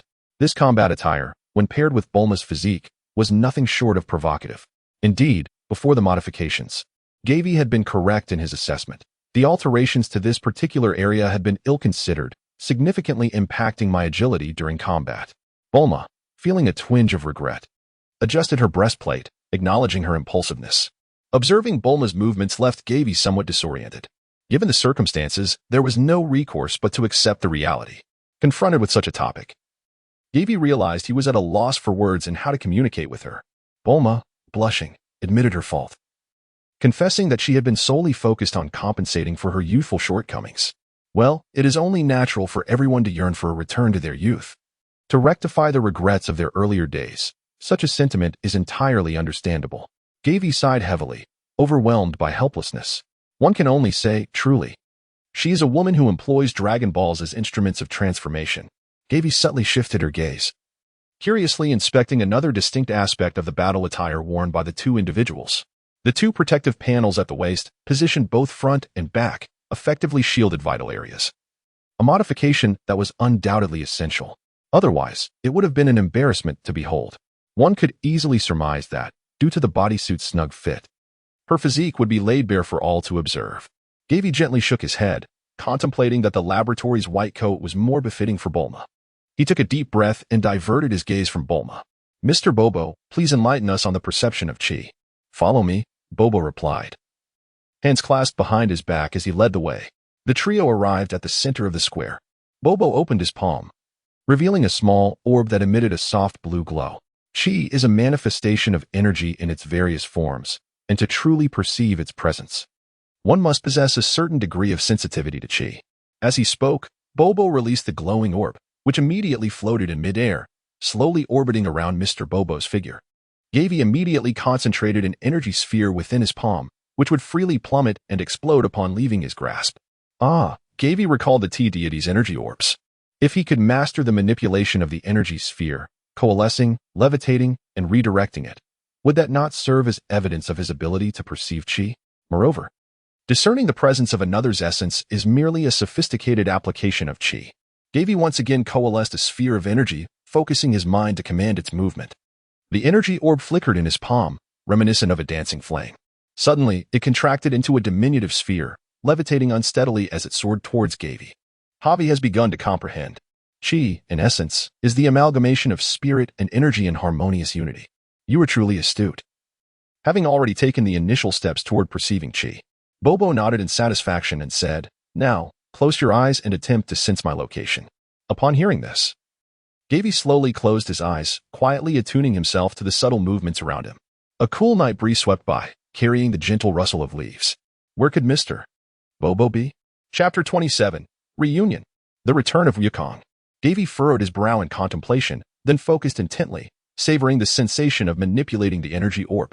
Soon, amidst the darkness, it was as if he had opened his third eye, revealing a faint, hazy white light. The luminescence was weak and dim, as though it might extinguish at any moment. He opened his eyes and glanced to his left. Indeed, Mr. Bobo stood there. Mr. Bobo, astonished, exclaimed, "How remarkable! In less than 10 seconds. You have already mastered the technique of breath locking. Mr. Bobo, please step back a little further." Gavie closed his eyes once more. This time, it took him a bit longer to sense Mr. Bobo's position, perhaps due to the increased distance. However, both the range and speed of his perception can be enhanced through diligent training. Gavie did not open his eyes this time. Instead, he charged straight towards the location where he sensed Mr. Bobo's presence. With a resounding clap, Bobo's palm met Gavie's fist. Gavie has subdued his strength beneath that of Mr. Popo. The astonishment on Popo's face can no longer be concealed. Your talent truly astonishes him. Gavie calmly responded, "Thank you for the compliment, Mr. Popo. Let us continue our earlier battle." The two figures once again intertwined. Popo, with intention, maneuvered and evaded, refraining from launching any attacks. Meanwhile, Gavie, with his eyes tightly shut, found his surroundings becoming increasingly vivid and lucid, even more so than if he were to lock onto his opponent with his bare eyes. Gavie focused all his attention on predicting Mr. Bobo's trajectory. However, just as Gavie was about to strike, Mr. Bobo reacted instantaneously, narrowly evading the attack. This scenario repeated itself numerous times. Throughout this process, Gavie did not even graze the hem of Bobo's garment. Gavie couldn't help but wonder, why do I always fall just short?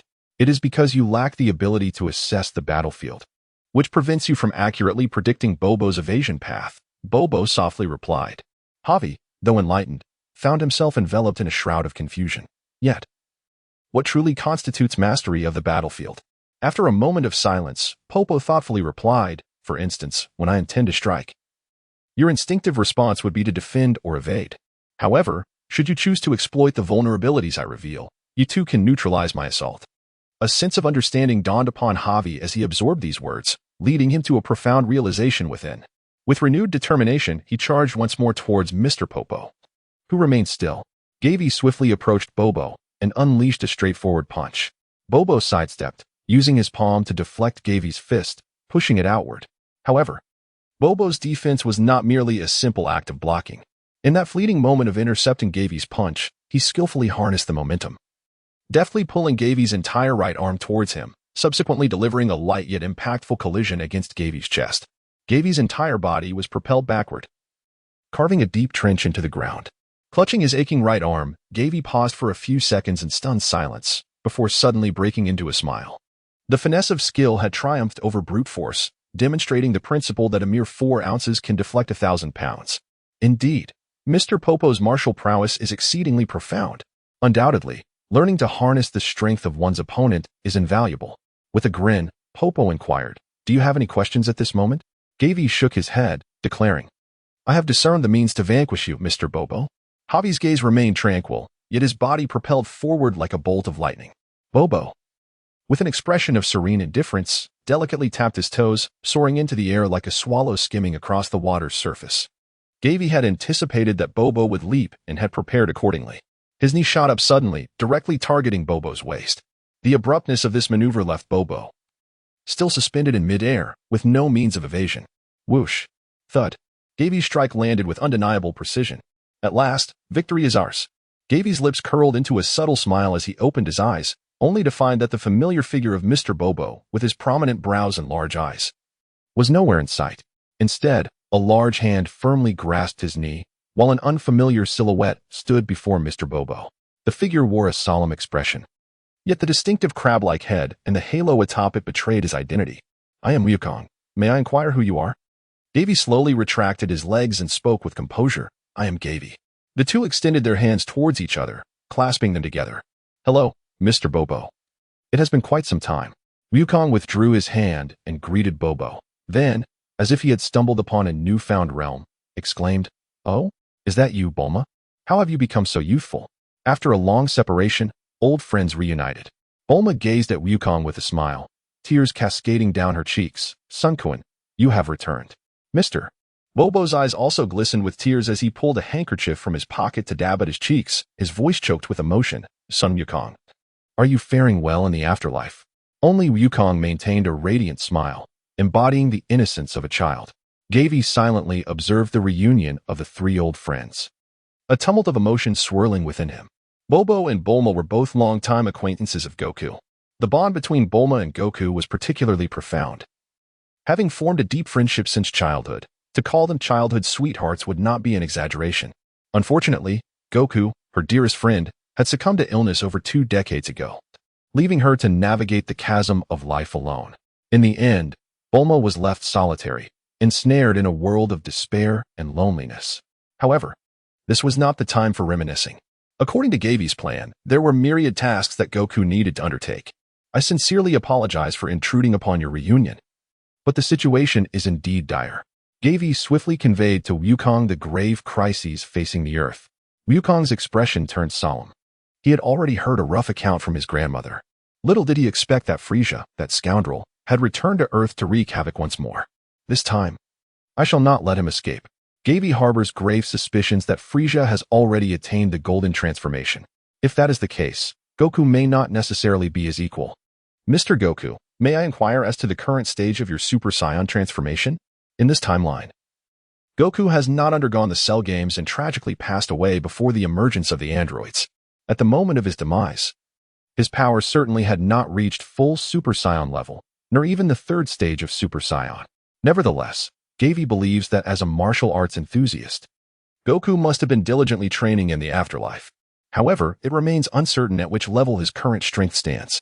The Super Saiyan God transformation is out of the question, as it requires a gathering of 6 righteous Saiyans. Moreover, the absence of a tail on Goku's form eliminates the possibility of Super Saiyan 4. Contemplating the Super Saiyan God, Gavie even took the time to count on his fingers the surviving Saiyans, and indeed, it appeared hopeless. In the timeline of the Dragon Ball protagonists, even assembling 6 Saiyans is a daunting task, let alone gathering the necessary individuals in this timeline, where the Z warriors have suffered significant losses. Are you referring to the Super Saiyan who transcends the Super Saiyan? Goku inquired with astonishment. No, what you are referencing is Super Saiyan 2. Can you transform into Super Saiyan 3? The one with the longer hair and the absence of eyebrows. Gavie asked curiously. Ah, you mean that transformation? I can indeed achieve it. However, it is somewhat taxing on my body. Goku furrowed his brow, slightly puzzled. How do you know about that transformation? I was hoping to use it to startle Frieza. I possess a wealth of knowledge regarding the secrets of the Saiyans. Goku gazed intently at Gavie. Would you like me to transform into that form now? Gavie resolutely declined Goku's offer, stating that he was well aware of Goku's current capabilities. Chapter 28, Goku. The Harbinger of Hope. What transformation might Goku's return bring to the situation?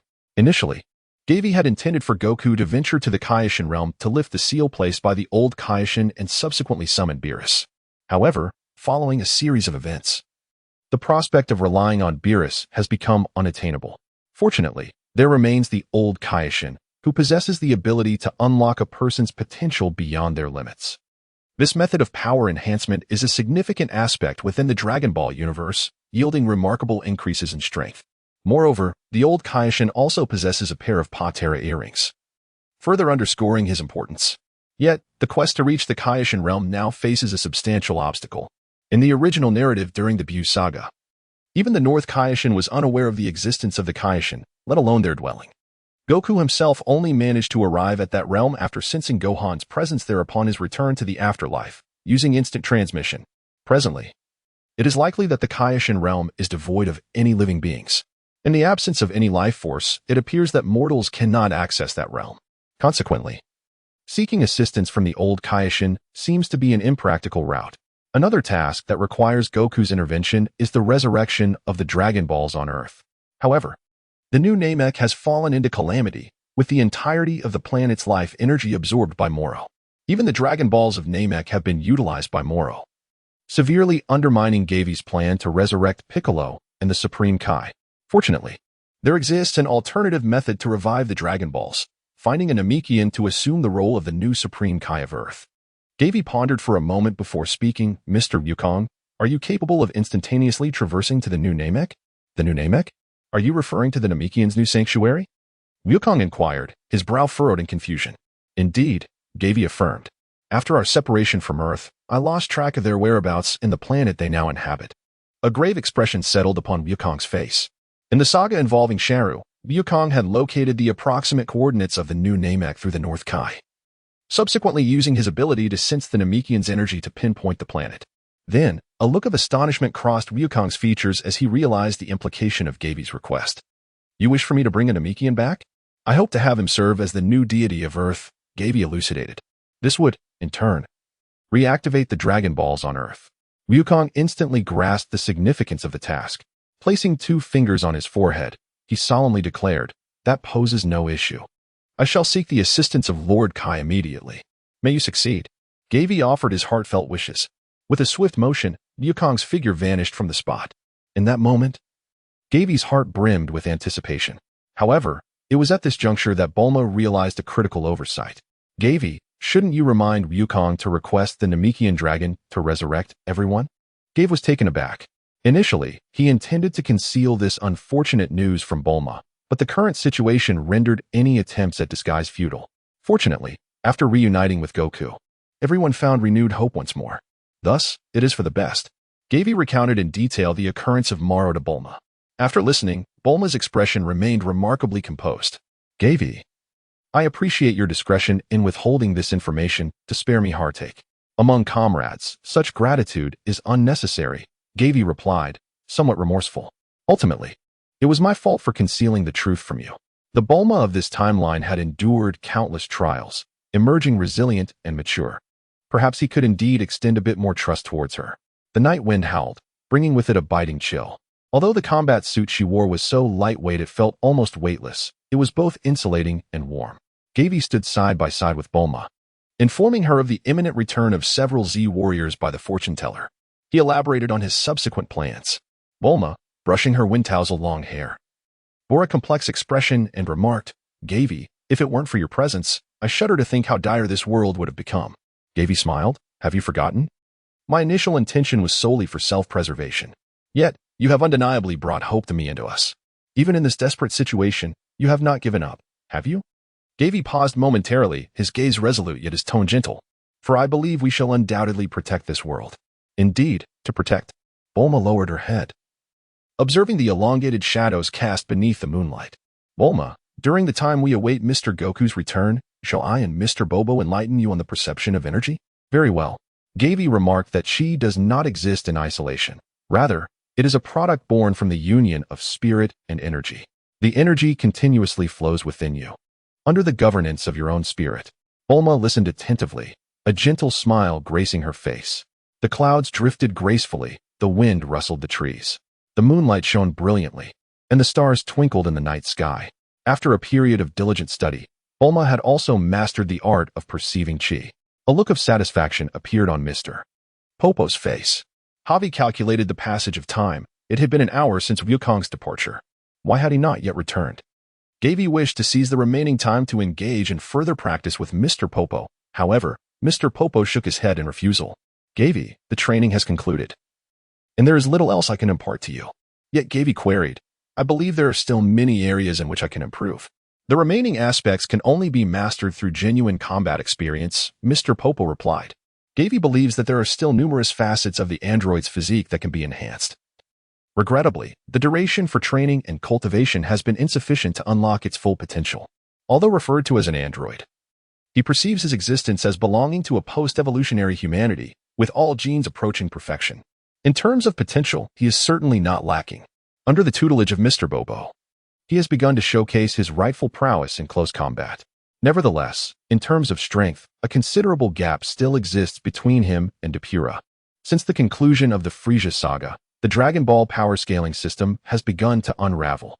Gavie's assessment of the power levels of characters can only be roughly referenced to the battle strength observed during the initial transformations of the Scions in their various forms.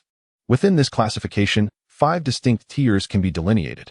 Taking Super Saiyan as an example, the hierarchy from weakest to strongest can be categorized into beginner, intermediate, advanced, peak, and full power.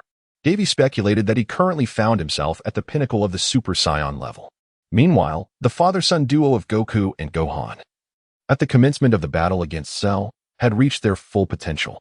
Dabura's strength was comparable to that of the Lightning Cell, at least on par with the full power of Super Saiyan 1, and it was highly likely that it was even equivalent to the initial stages of Super Saiyan 2.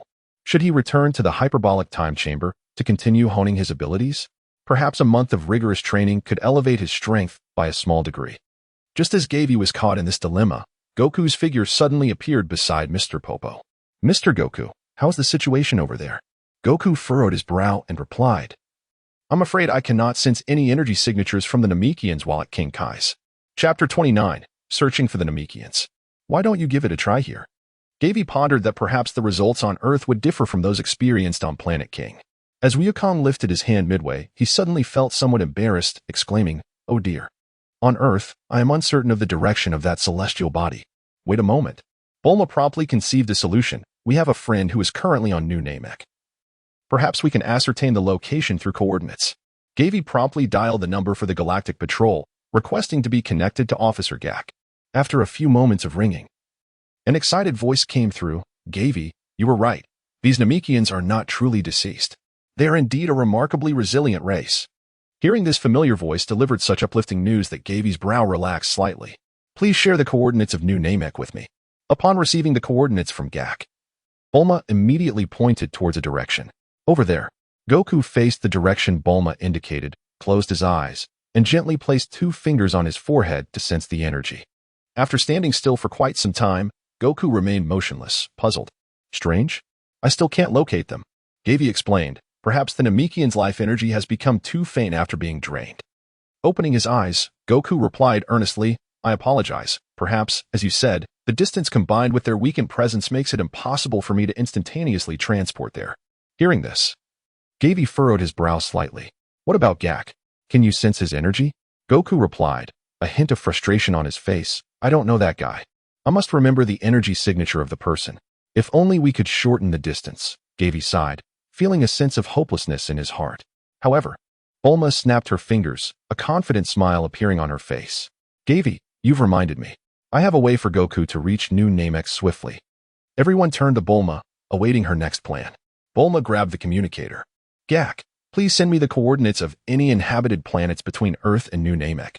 She pulled out a laptop, her fingers dancing across the keyboard as she conversed with Gak. Soon, the screen was dotted with numerous red points. Before long, Bulma presented the screen to Goku. First, go to this planet, then follow this route. I've already mapped it out for you. Goku exclaimed, Bulma, you're brilliant. This way, I can continuously approach that planet until I sense the Namekian energy. Bulma smiled. Thanks to Gavie's reminder, I was able to think of this. Goku chuckled.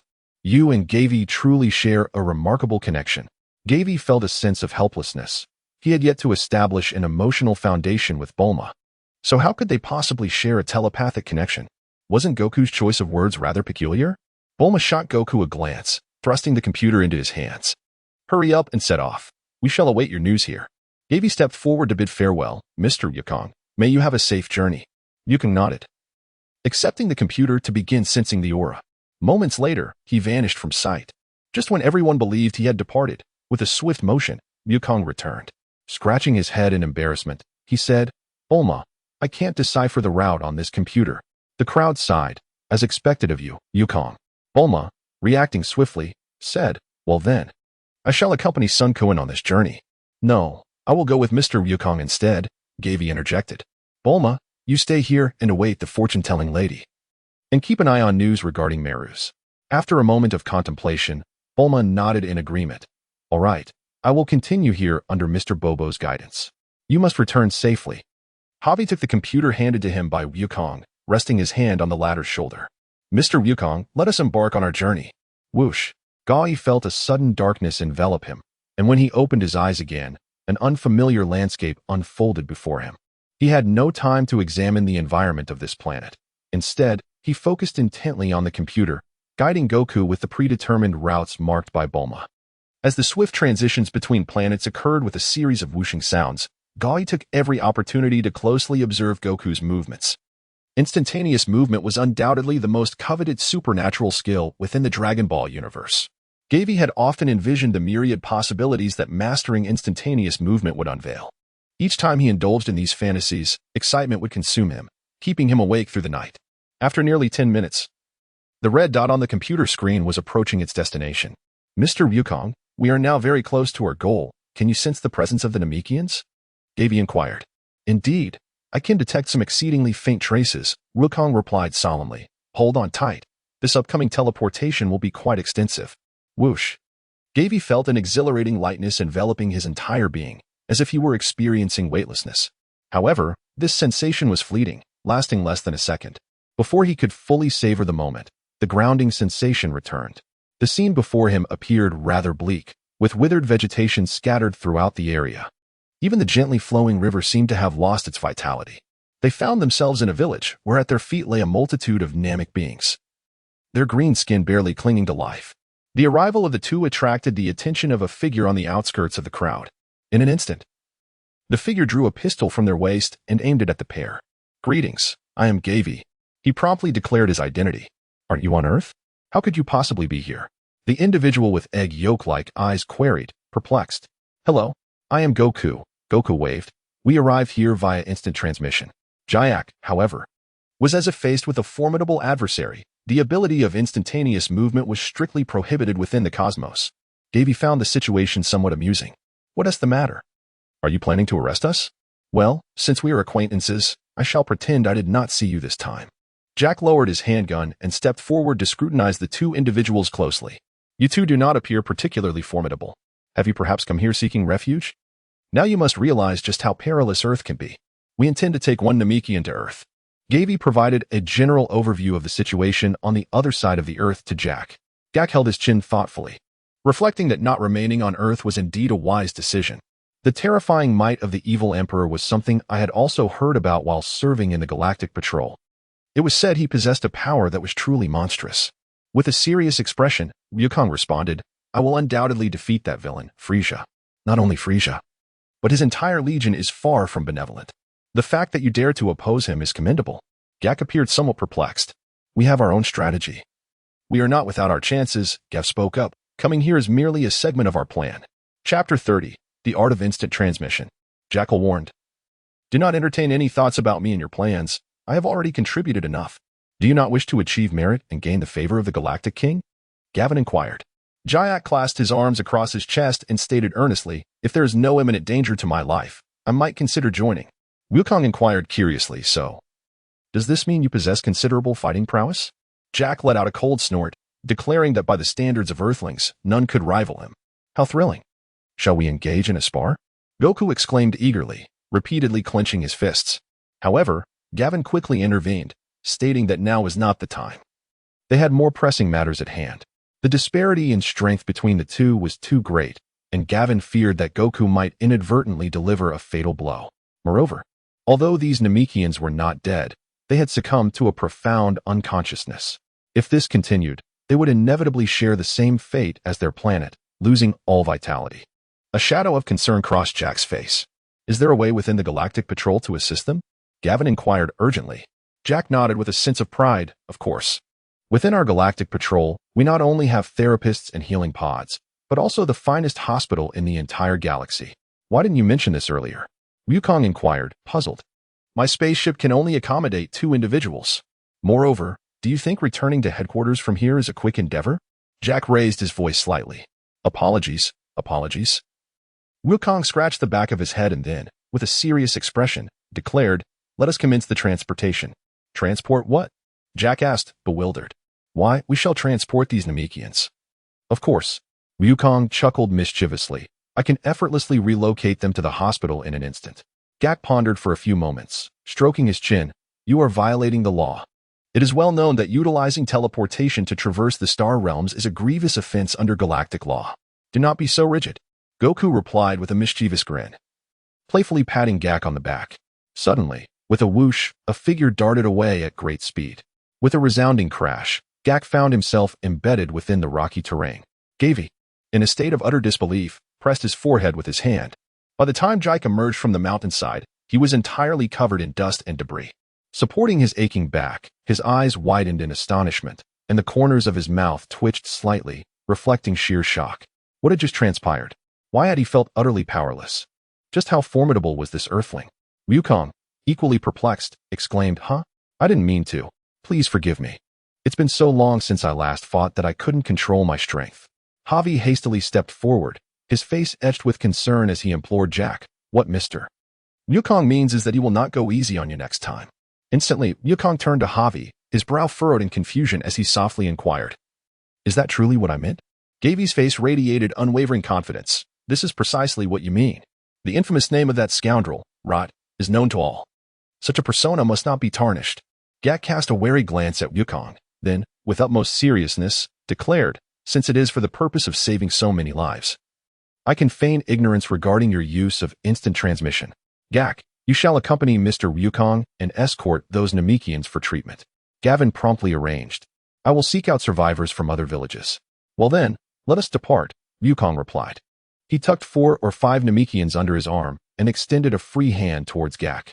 Jaikmeng placed his hand upon the surface and promptly pointed in a certain direction. In an instant, Wukong and the others vanished without a trace. Ever since mastering the perception of aura, Gavie has been able to utilize this method to remember the essence of the Namekians. Having experienced instantaneous movement and undertaken this journey dozens of times, he gained some insight. Imitating Wukong, Gavie pressed his joined fingers against his forehead. Within his perception, he detected the faint auras of over 10 Namekians at the extreme range. Let us proceed to that location. He intended to conduct an experiment. If he were to succeed, he would acquire an immensely potent ability for the future. Gavie concentrated his mind intensely on a singular point. Suddenly, darkness enveloped him, and he felt as though the world was spinning around him. When his surroundings came into focus, he found himself in a desolate landscape, utterly unaware of his location. Gavie concentrated, sensing the atmosphere, and sighed softly, realizing that the margin of error seemed substantial. Let me try once more, he resolved. This time, he closed his eyes and allowed his mind to settle into stillness. Gradually, the surroundings began to clarify. At last, an image flashed within his consciousness, a scene of the ground strewn with the bodies of Namekians. It was happening now. In the next moment, when Gavie opened his eyes, he found himself in a cavern. At his feet lay more than 10 scattered Namekians. He had succeeded. Gavie felt a surge of joy within himself as he proceeded to examine the condition of the Namekians one by one. To his relief, all of them were still alive, and he breathed a sigh of relief. Fortunately, after fulfilling the wishes, the demon Moro had extracted the life energy and departed. Otherwise, the Namekians would have faced annihilation this time. Wait a moment. Gavie smacked his forehead in frustration. In discussing the surviving Namekian, he had overlooked a crucial individual, one who had also crafted the Dragon Balls. He pondered whether that person was still alive and if anything had befallen their planet. However, with only his own abilities at his disposal, locating them would prove difficult for the time being. He resolved to inquire with Gak later. The wait was somewhat tedious, prompting Gavie to resume his practice of instant transmission. The fauna and flora on this planet had long been extinguished, rendering the cave a secure refuge for the Namekian. After camouflaging the cave entrance, Gavie set out to explore another potential location of the surviving Namekians. A target had been detected. This time, he sensed only a single presence. Gavie, employing the technique he had previously mastered, activated his instantaneous teleportation once more. In an instant, before he could fully open his eyes, a potent scent of blood assaulted his nostrils. Instinctively retching a couple of times, he steadied his gaze and surveyed his surroundings. At his feet lay the lifeless body of a young Namekian warrior, a gaping wound piercing through his chest, dark purple blood splattered across the ground. Not far away, a Namekian boy, adorned with a metallic apparatus upon his head, lay prostrate on the earth. Further in the distance, the village bore witness to a gruesome massacre. Severed limbs and bloodied remnants were strewn about, painting a horrific picture. It appeared that the once thriving village, which had been home to dozens of Namekians, now lay in utter desolation, with all its inhabitants perished. Gavie gently covered his mouth and nose, furrowing his brow in contemplation. In other locations, the Namekians were merely drained of their life energy without such a gruesome occurrence. Thus, it is highly likely that this site is where Moro ultimately made his wish. The surviving youth on the ground must have been captured by the enemy and forcibly equipped with a translation device. During the wish-making process, he served as an intermediary to communicate with the Namekian dragon, Purunga. This implies that the boy is one of the few who possess knowledge of Moro's wish. Chapter 31. Moro's wish. Although Moro currently poses no threat to Earth, understanding the nature of his wish will prepare us for future encounters, allowing us to avoid falling into his schemes. Gavie harbors a profound aversion to unforeseen circumstances. The treatment of this young man must take precedence above all else. Let us first escort him to a more populated area, Gavie mused. He gently lifted the Namekian youth from the ground, determined to conduct advanced training in teleportation. Having never attempted this before, he approached the process with utmost caution. As images of distant energies materialized in his mind, he deliberately waited for them to sharpen before utilizing his ability. Upon reappearing in the cavern, a flicker of joy ignited within him. Success.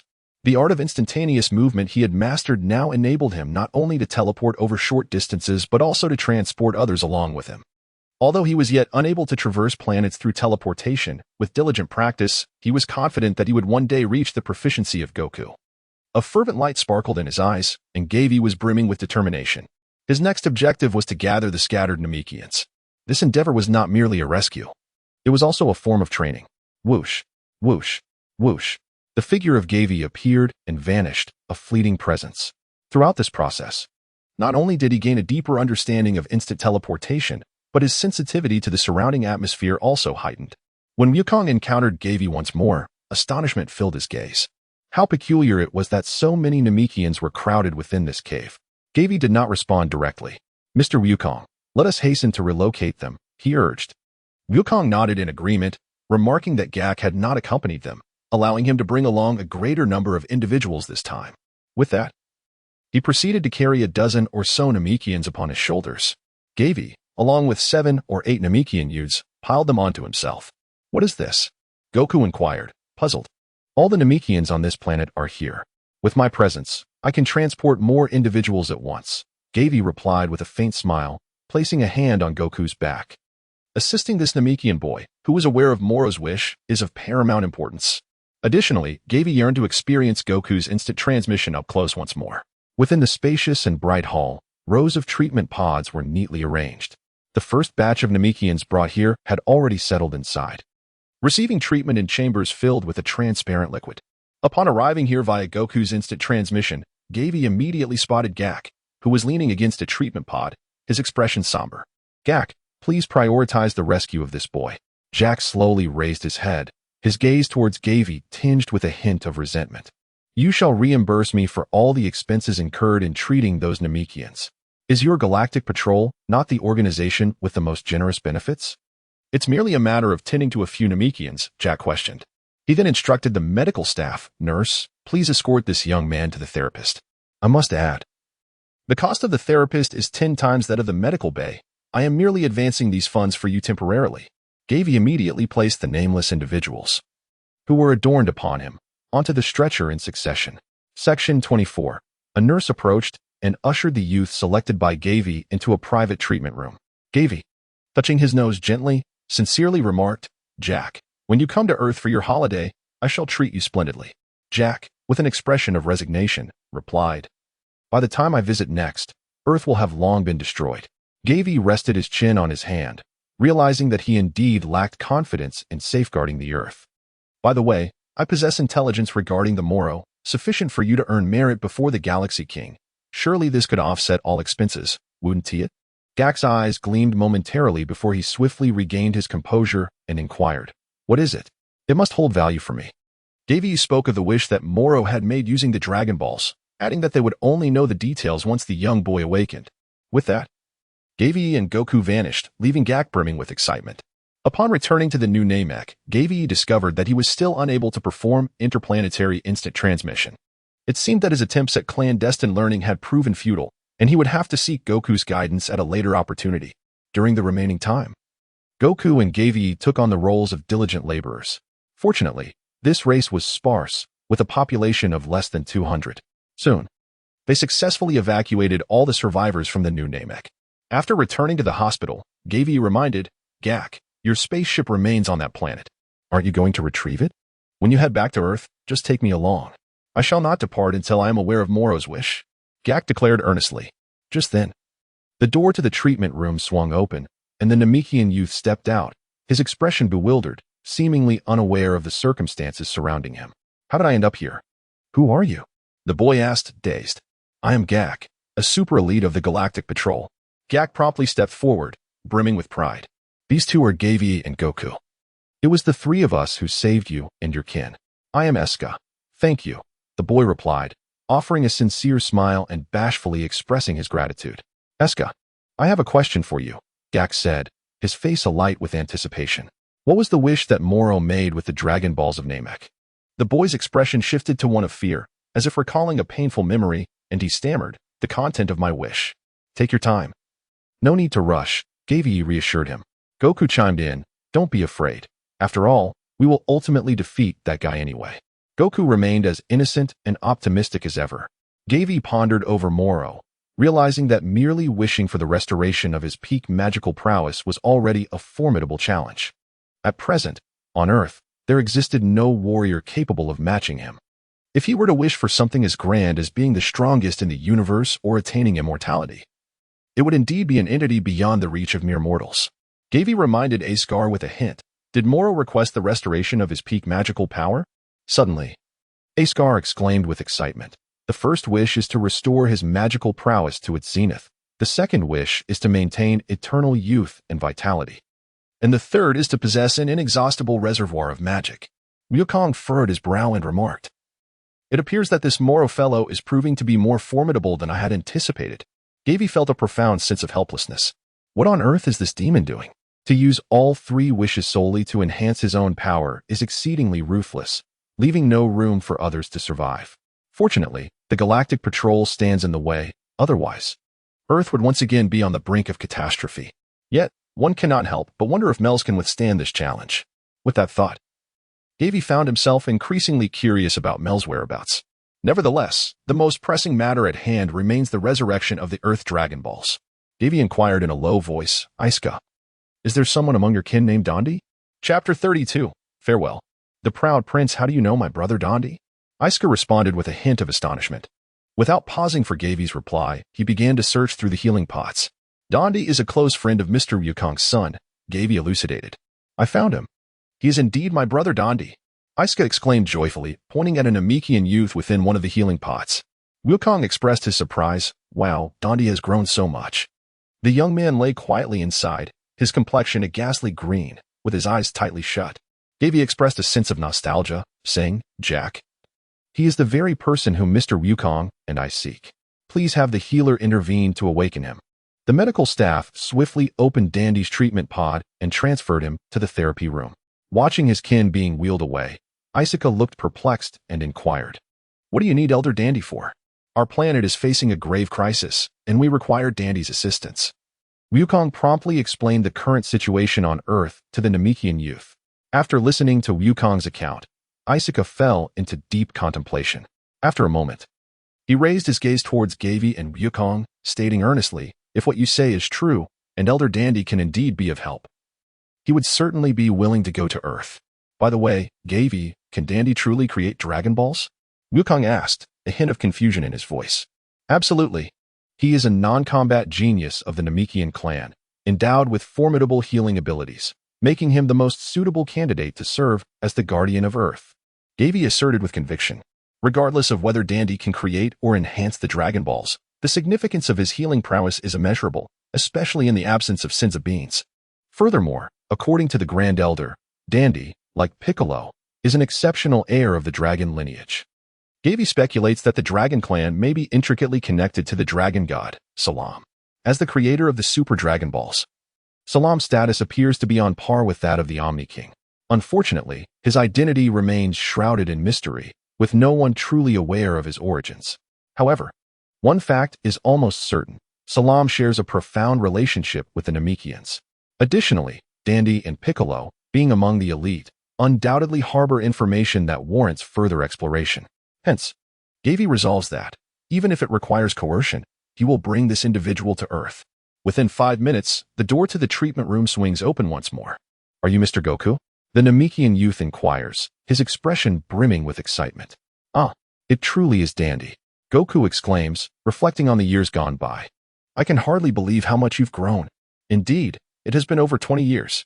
Dandy replies with a hint of youthful exuberance, before suddenly recalling, Gohan, Mr. Krillin, and Mr. Piccolo, are they all well?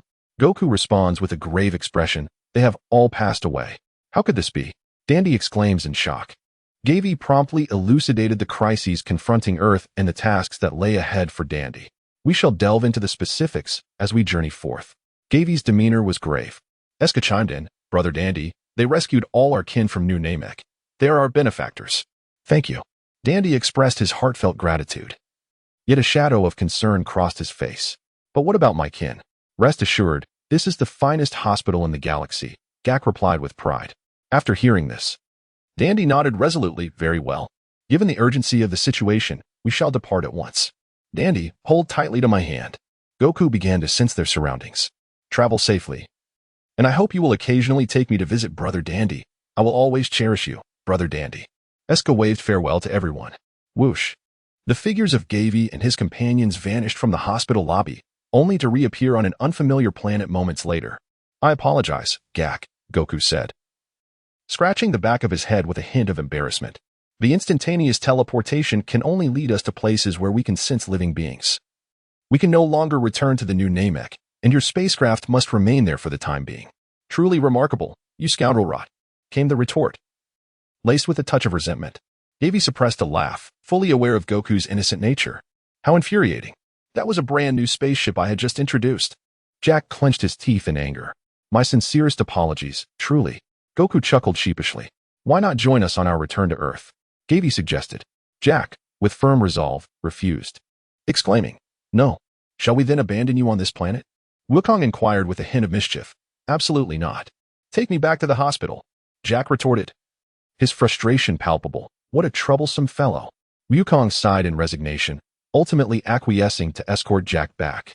Once reunited, the trio swiftly set their course towards Earth. As the first rays of dawn illuminated the dilapidated plaza of the temple, a new day began. The figures of Gavie and his companions suddenly materialized. "Gavie, Sun Jun, you have returned," Bulma exclaimed joyfully as she rushed over. Gavie's face radiated a warm smile as he stepped forward to gently embrace her. "Is there any news from the fortune teller?" Gavie inquired with concern as he released Bulma. "There is news. She said we should go to fetch them, Mr. Bobo responded from the side. "Have Gohan and the others returned as well? That's splendid. I shall go to the fortune teller to bring them here." Goku's face was alight with innocent joy. No sooner had he spoken than his figure vanished without a trace. Gavie intended to inquire about Myers.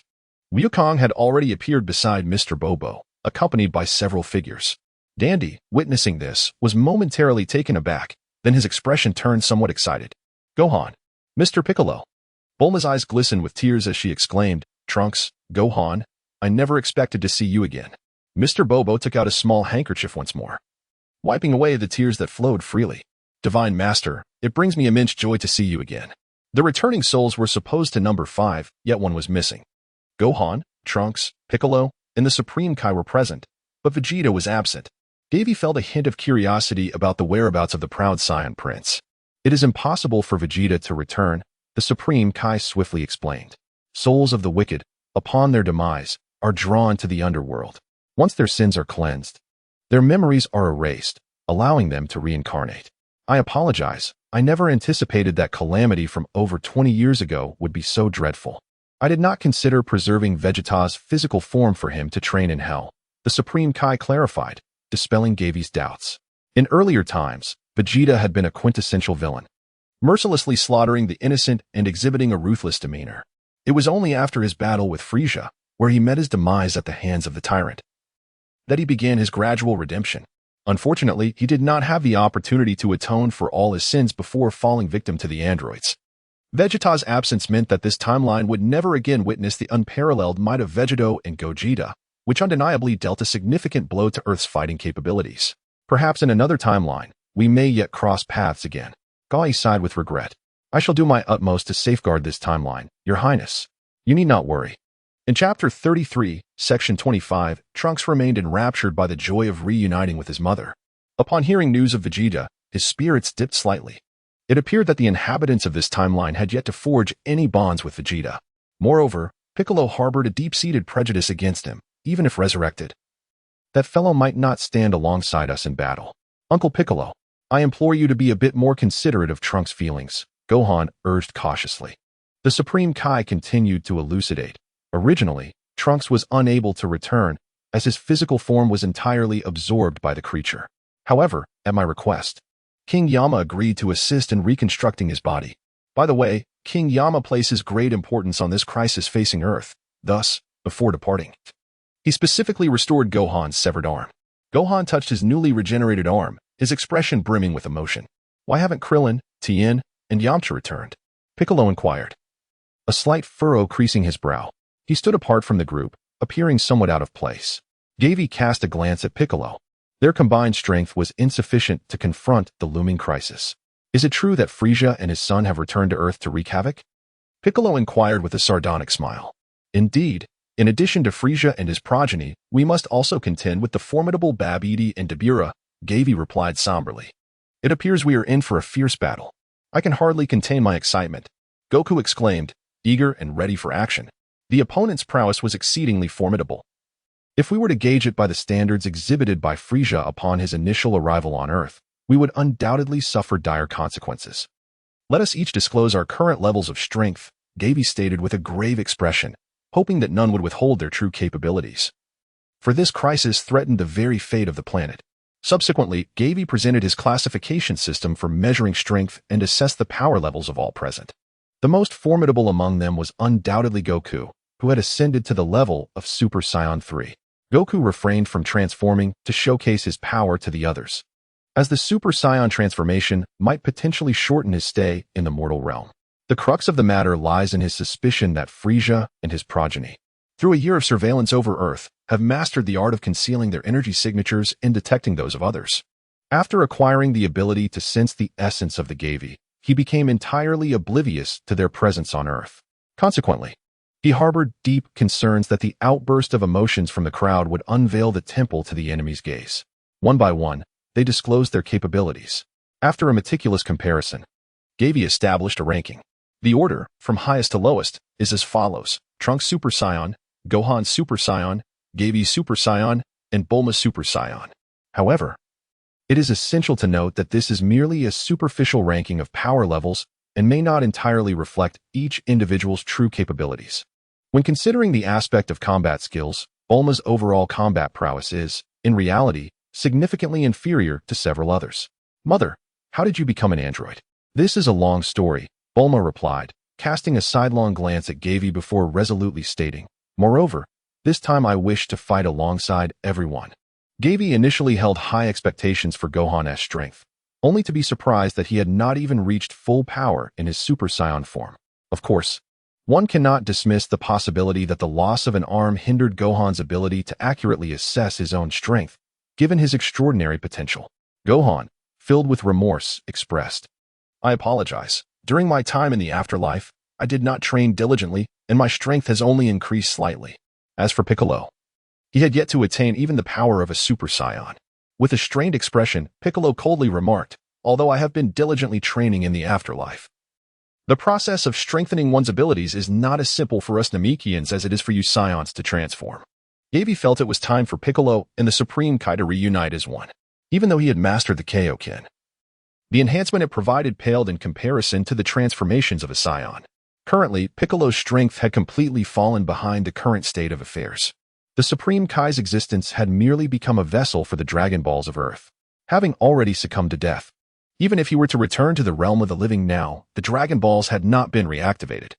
The more suitable successor had already been presented before everyone by Gavie. Lord Kai, I, along with Goku, have brought forth the new candidate for the Supreme Kai. His name is Dandy, Gavie stated candidly. This declaration sounded akin to a coup. Mr. Popo's expression instantly turned grave as he clutched a handkerchief tightly in his grasp. The Supreme Kai, however, remained unfazed. I understand. Piccolo and I should say Piccolo's father, have always been one. Now that Earth is facing a crisis, it is time for us to merge once more. Mr. Popo choked on his words, revealing a hint of reluctance on his face. The Supreme Kai's gaze was profound, as if he could see through all worldly matters. The Namekian youth you have brought back is indeed worthy of inheriting the title of Supreme Kai. I can perceive the purity of his spirit. It seemed as though a farewell was unfolding before them, leaving Dandy feeling somewhat bewildered. To be honest, I never envisioned the day of our fusion. However, in the face of Frieza and his son, along with countless other formidable foes, this is the final testament of my worth. The Supreme Kai's aged form trembled slightly, as the Earth, now in peril, required only the strong. How can you say that? My lord? Mr. Popo's emotions surged. You have safeguarded this planet for over a century. No need for further words, Mr. Popo. I have always appreciated your care. The Supreme Kai replied, his gaze resolute as he turned to Piccolo. Come. It is time to relinquish the title of Supreme Kai and embrace the path of a true warrior. Piccolo approached the Supreme Kai, his expression stern. Even if you say that, the one who will dominate after our fusion can only be me. Naturally, it should be you. You are younger and far more powerful than I could ever be. The Supreme Kai's countenance grew serious. My role is merely to enhance your strength while imparting all the knowledge I have accumulated. Now, as the one in command, place your hand upon my chest. Piccolo furrowed his brow but placed his palm against the Supreme Kai's body. The Supreme Kai cast one final glance at Mr. Popo. I can see that Piccolo's malevolent spirit has completely vanished. I can entrust him with everything without reservation. Mr. Bobo's lips quivered for a moment, rendering him incapable of uttering any words of admonition. The celestial being, Piccolo, displayed a flicker of complex emotions upon his countenance, yet he remained silent. Suddenly, a blinding radiance enveloped both Piccolo and the deity in its embrace. The once murky gaze of the divine being grew increasingly luminous, and his previously stooped form transformed into one of immense stature. After a brief interlude, the brilliance subsided. Piccolo stood firm in his place, while the spot where the deity had been standing was now vacant. Farewell, celestial lord, Bobo murmured softly. Piccolo's entire demeanor shifted. His gaze, once shrouded in gloom, softened considerably. An unprecedented aura of power erupted from him, causing the very temple to tremble violently under its influence. Mr. Piccolo, quickly contain your energy, Gavie urged urgently. Piccolo snapped back to reality, and with a mere thought, the surging energy was swiftly reined in, as if the preceding events had never transpired. Beware. Two malevolent and formidable presences are rapidly approaching, Gohan warned loudly. It must be that wretched Frieza. Goku's expression was filled with eager anticipation. Bulma, we must delay them, Gavie decisively declared. Mr. Bobo hastened to summon the Dragon Balls to resurrect Dundee. Chapter 34. The emergence of Golden Frieza. Goku and the others attempted to follow Gavie but were resolutely denied. Frieza has seen your faces before. If you wish to avoid a senseless demise, remain here and safeguard Dundee. Bulma quickly comprehended the situation, realizing that only after the Dragon Balls were restored would the tide truly turn. At that point, you must swiftly relocate. We shall reunite at the martial arts tournament. The group hesitated, caught in a moment of uncertainty.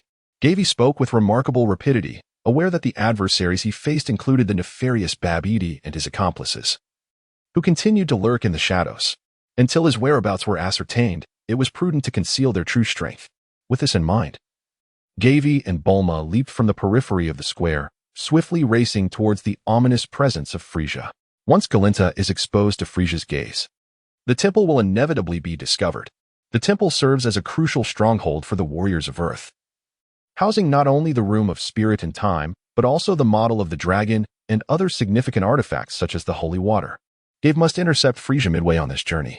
A sense of melancholy enveloped him, as there remained numerous matters he wished to address. Not only had he failed to arrange a tactical plan, but he also had yet to discuss crucial topics such as the enhancement of the Dragon Balls, the Kaioken technique, and the intricacies of fusion. Moreover, he had merely a month left in the hyperbolic time chamber, a duration originally intended for the honing of essential skills, including Kaioken and instant transmission. Little did he anticipate that the fusion with Piccolo would lead to unforeseen complications, disrupting his meticulously laid plans and rendering them futile. For now, he could only hasten to dispatch Frieza and reunite with his comrades. Amidst the piercing whistle of the wind, Gavie and Bulma soared through the skies at full speed. Moments later, they sensed an impending convergence with two formidable energies approaching.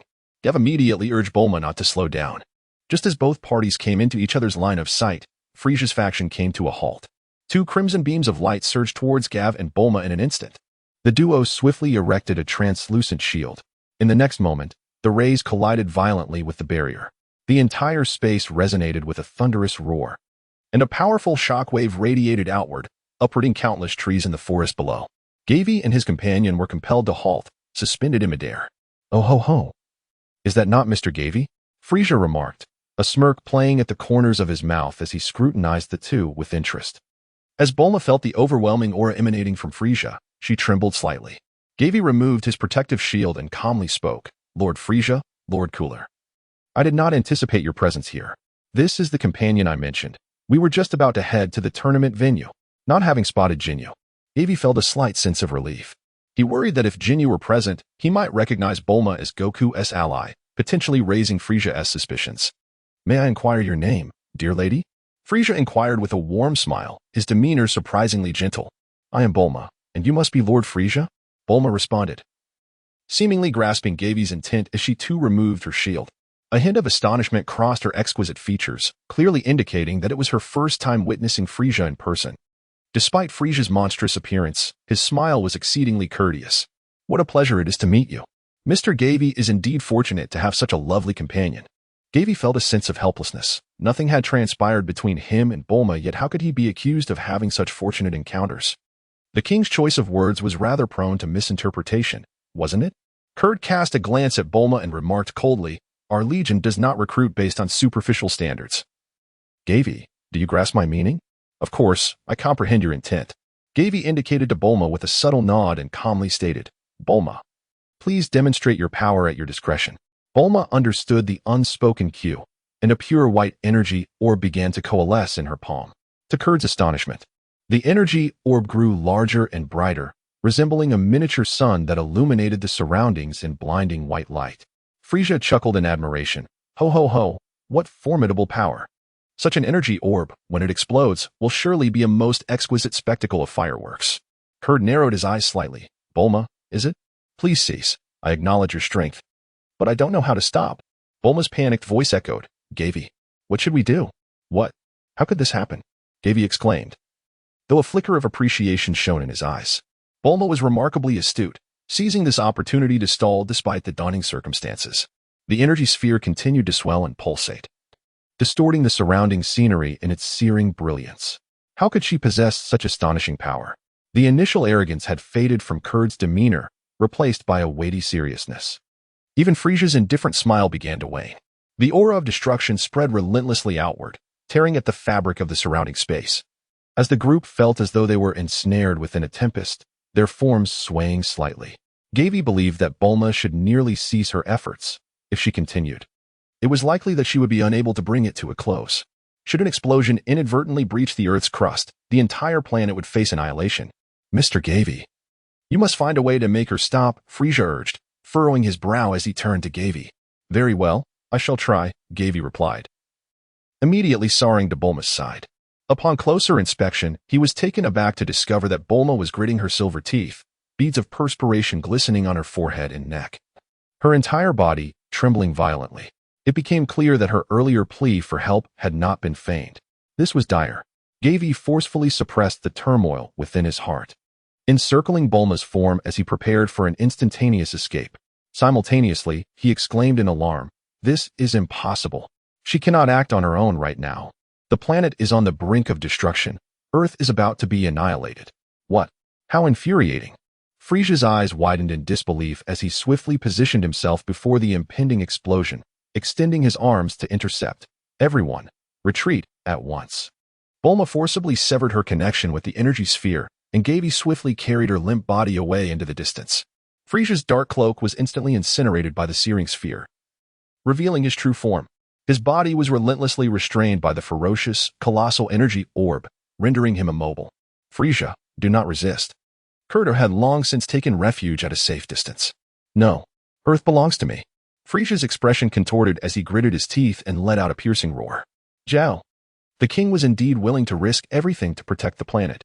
After Gavie had fled a considerable distance, he found himself utterly astonished. Could it be that he would truly be crushed to death by this uncontrollable energy sphere? Suddenly, a golden beam of light shot skyward, piercing through the clouds and reaching the heavens above. The earth trembled and fractured beneath him, the blinding radiance so intense that it rendered one unable to open their eyes. An overwhelmingly terrifying aura erupted, enveloping the entire planet. Chapter 35, Dragon Ball. Activation. The extraordinary phenomenon occurring on Earth drew countless gazes upward. The dazzling light was impossible to behold directly. Even when it spilled over one's body, it instigated a violent pounding in the heart. The entire temple quaked, swaying like a candle flame in the wind, as if it might be extinguished by this formidable force at any moment. Was this the power of that scoundrel Frieza? Goku was filled with disbelief, cursing inwardly, realizing the vast chasm that lay between him and Frieza. Trunks and the others, having returned, gazed toward the direction of the light beam with uncertainty, unable to fathom such immense power. Had Frieza truly grown this strong? Dandy, focused on activating the Dragon Balls, trembled in fear, his mind blank, lips moving yet unable to utter a word. Piccolo's brow furrowed deeply, his expression darkening considerably. He then bellowed, Dandy, do not stop. This is the opportunity that Gavie and Bulma risked their lives to secure for us. Dandy immediately snapped back to reality, continuing to chant the incantation in Namekian to activate the Dragon Balls.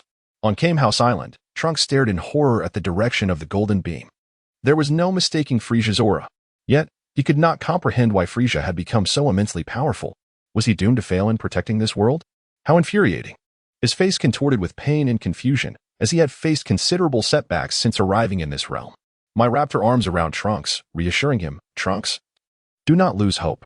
As long as we find Lord Kaioshin and Lord Beerus, Earth can still be saved, within the hold of a massive spaceship. Babidi's catfish-like tendrils quivered with excitement. What pure and colossal energy. He had not anticipated that such a powerful individual lay hidden on Earth. Dabura frowned, warning, Master Babidi. That individual is exceedingly dangerous. His strength far surpasses my own. Isn't that splendid? Babidi replied with glee.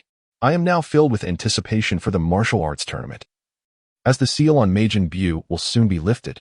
In a dilapidated building in West City, two figures seated across from each other, sipping tea, were also drawn in by the astonishing aura from afar. One of them gently caressed the silver ring on his right hand, murmuring to himself, "It seems I've discovered a remarkably powerful entity. Should we make a wish in exchange with him?" Compared to Sun Wukong, his strength is somewhat lacking. Another person spoke indifferently. "Damn it. The 6 wish orbs from this timeline have already been collected by someone, disrupting my plans. This is of little consequence. For my initial objective does not exist within this temporal realm. Vegeta? Is he truly as formidable as you claim? Is he worth our utilization of the Super Dragon Balls twice? Certainly. In the far north, beneath the ruins of Mars Ruta, at the Red Ribbon Base. This is bad. Commander Mazida, an anomaly has occurred with Cell Max, and a large quantity of cultivation fluid is leaking. How could this happen? Is it due to that golden beam of light?" Mazida leapt from his office chair and rushed to the floor-to-ceiling windows, surveying the entire underground base. Within the colossal cultivation chamber, a terrifying red and green creature writhed, seemingly on the verge of awakening. "Where's Dr. Hito? Quickly. Have him devise a method to halt Cell's aberration." Within the golden beam of light, Frieza's form shimmered with a metallic sheen. He was no longer restrained by the energy blasts. A smirk played upon his lips as he effortlessly pushed the massive energy sphere away from his body. Subsequently, he swung his arm with great force, launching the energy sphere into the sky. The dazzling orb instantly soared away from the planet, exploding into countless specks of light in the vastness of space. "This is the true me. How do you find it, Mr. Gavie?" Kurd's laughter echoed. "Truly worthy of being my son. This transformation has indeed made history. Our clan is undoubtedly the mightiest in the universe. The king has truly achieved his golden form." And Gavie felt no more illusions. "Lord Frieza, I sincerely thank you for intervening to save Earth," Gavie said with utmost sincerity. Frieza snorted. "I have long asserted that only I can annihilate Earth. No one else shall do it." Upon finishing, Frieza immediately retracted his aura, the golden radiance dissipating as he reverted to his normal form. Kurd regarded his son with a look of pride. "Frieza, you have performed admirably. Gavie, Bulma, you both have done well, sufficiently strong to hold significant positions within our father-son legion." "Wait, father." Frieza interrupted Kurd, a glint of coldness flashing in his eyes. "I can overlook the slight from Miss Bulma earlier. However," Frieza narrowed his eyes, "it seems you deliberately obstructed my path just now, which piques my interest. Does that direction harbor something extraordinary?" Frieza's gaze turned towards the location of the temple. A sense of unease settled within Gavie, yet he maintained an expression of composure. "Indeed. The king was not easily deceived. We did not intentionally obstruct the path. It was merely a fortuitous encounter.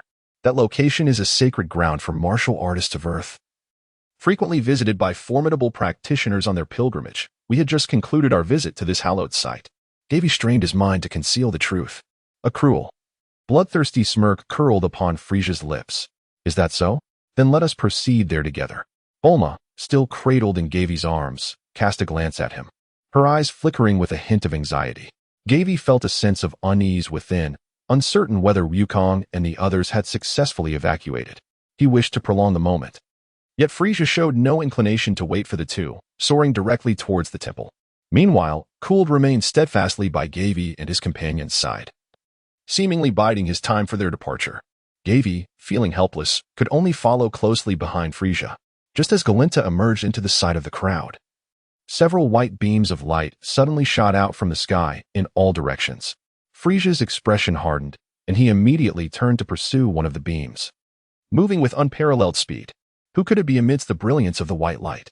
Gavie felt an urgent anxiety within, promptly dashing once more in the direction of Frieza. Observing this, Cool trailed behind Gavie from a distance. Moments later, a brilliant white light suddenly descended, and Frieza plummeted rapidly downwards. He then crashed to the ground. Coming to a halt, Gavie exerted himself to the utmost in pursuit, finally catching sight of the king's silhouette. He swiftly descended beside Frieza. Just as he presumed a companion had been overtaken by the king, he discerned no presence, nor felt the slightest aura. However, when Frieza turned and unfurled his palm, Gavie's heart sank as he beheld the object in Frieza's grasp, a glass sphere radiating an orange glow. It was none other than a Dragon Ball. The reactivated Dragon Ball had inexplicably fallen into Frieza's hands. A wave of despair washed over Gavie. Even the path of wishing upon the dragon had been obstructed by his enemies. What was to be done? Chapter 36, The Contest for the Dragon Balls. Ah, what a delightful surprise. Frieza narrowed his eyes slightly, a bloodthirsty glint flashing within. He had not anticipated the emergence of the Earth's Dragon Balls at this moment. With that, he lifted the glass orb, holding it before him for a meticulous examination. The semi-transparent sphere emanated a soft orange glow, within which resided 5 crimson pentagrams. Gavie was lost in deep contemplation, resolute in his determination to prevent Frieza from gathering the Dragon Balls. Yet, his focus soon shifted from the Dragon Balls. Suddenly, Cooler's presence descended among the group, his gaze sharp. "Frieza, is that object you hold the Dragon Ball?" Frieza, in a jovial mood, chuckled, "Indeed. With this, I shall realize my wish for immortality." A confident smile curled at the corner of Cooler's mouth. "Our clan is already blessed with longevity and unparalleled power throughout the universe. I never imagined you would be so intrigued by immortality. In truth, I believe that conquering the entire universe would yield other means to achieve boundless life. Even without the Dragon Balls. Father, your reign has come to an end. The universe now teems with formidable beings, and the larger our empire grows, the more susceptible it becomes to challenges. As the ruler, I must prepare for the storms ahead." Frieza's expression grew particularly grave. Cooler furrowed his brow. "Even your transformation cannot suppress everything?" Frieza toyed with the Dragon Ball in his hand, a sly smile appearing on his lips. "Father, have you forgotten that arrogant scion from the South Galaxy? I have a feeling that the so-called Scion Empire backing him is not as simple as it seems." "Is that scion's name Broly?" Gavie interjected, unable to contain himself. "Broly? A name I have not heard before." Frieza tilted his head slightly, curiosity glinting in his eyes. "It seems you possess some knowledge. Have you perhaps crossed paths with him?" "I have not seen Broly with my own eyes." Gavie shook his head, pausing for a moment before continuing, "But I have heard that Broly is a bloodthirsty and ruthless warrior, a legendary scion said to emerge once every 1,000 years. If given time to develop, he could bring about the annihilation of the entire universe." Frieza and Cooler exchanged glances, astonishment reflected in their eyes. In a low voice, Frieza remarked, "Mr. Gavie, as far as I know, the scion causing us trouble bears no resemblance to the personality you describe, nor does he share the same name. The only reason he poses a threat is due to the support he receives from behind the scenes." Cooler, with an air of arrogance, scoffed, "Humph. How could a mere scion possess the terrifying power to annihilate the universe?" Gavinton was momentarily perplexed. Had he not already obliterated the entire southern galaxy? Cooled smirked disdainfully and retorted, "If he truly possessed the power to annihilate the southern galaxy, would he need to remain in the shadows?" Frieza curled his lips into a sly grin. "Mr. Gavin, according to our investigations, the true mastermind has been absent for over 20 years since the destruction of the southern galaxy. This implies that the scions currently opposing the Grand King's Legion are not Broly? Are there other scions who have survived in this timeline?"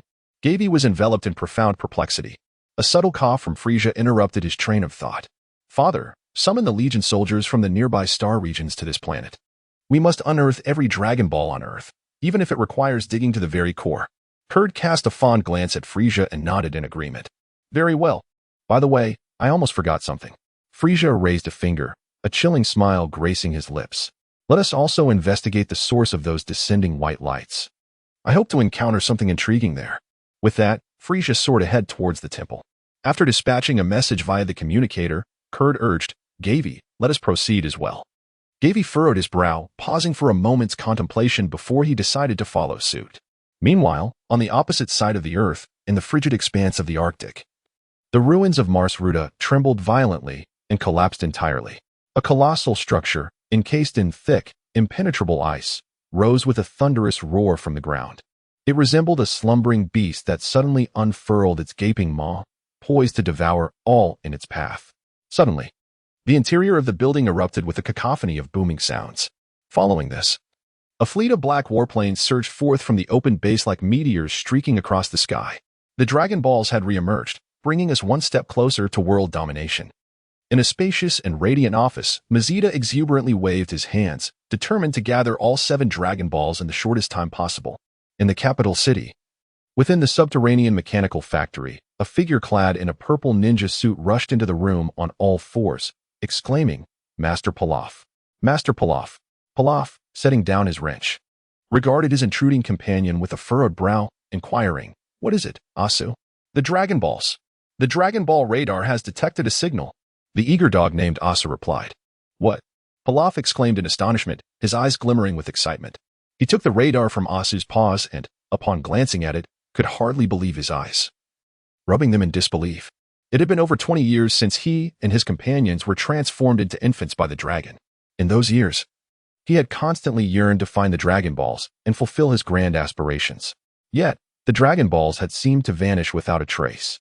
Today, just as he was preparing to don the mechs he had developed for the West Capital Martial Arts Tournament, he unexpectedly learned of the Dragon Ball's reappearance. Quickly notify Xiaowu. A signal for one of the Dragon Balls is nearby. We must set out to find it at once.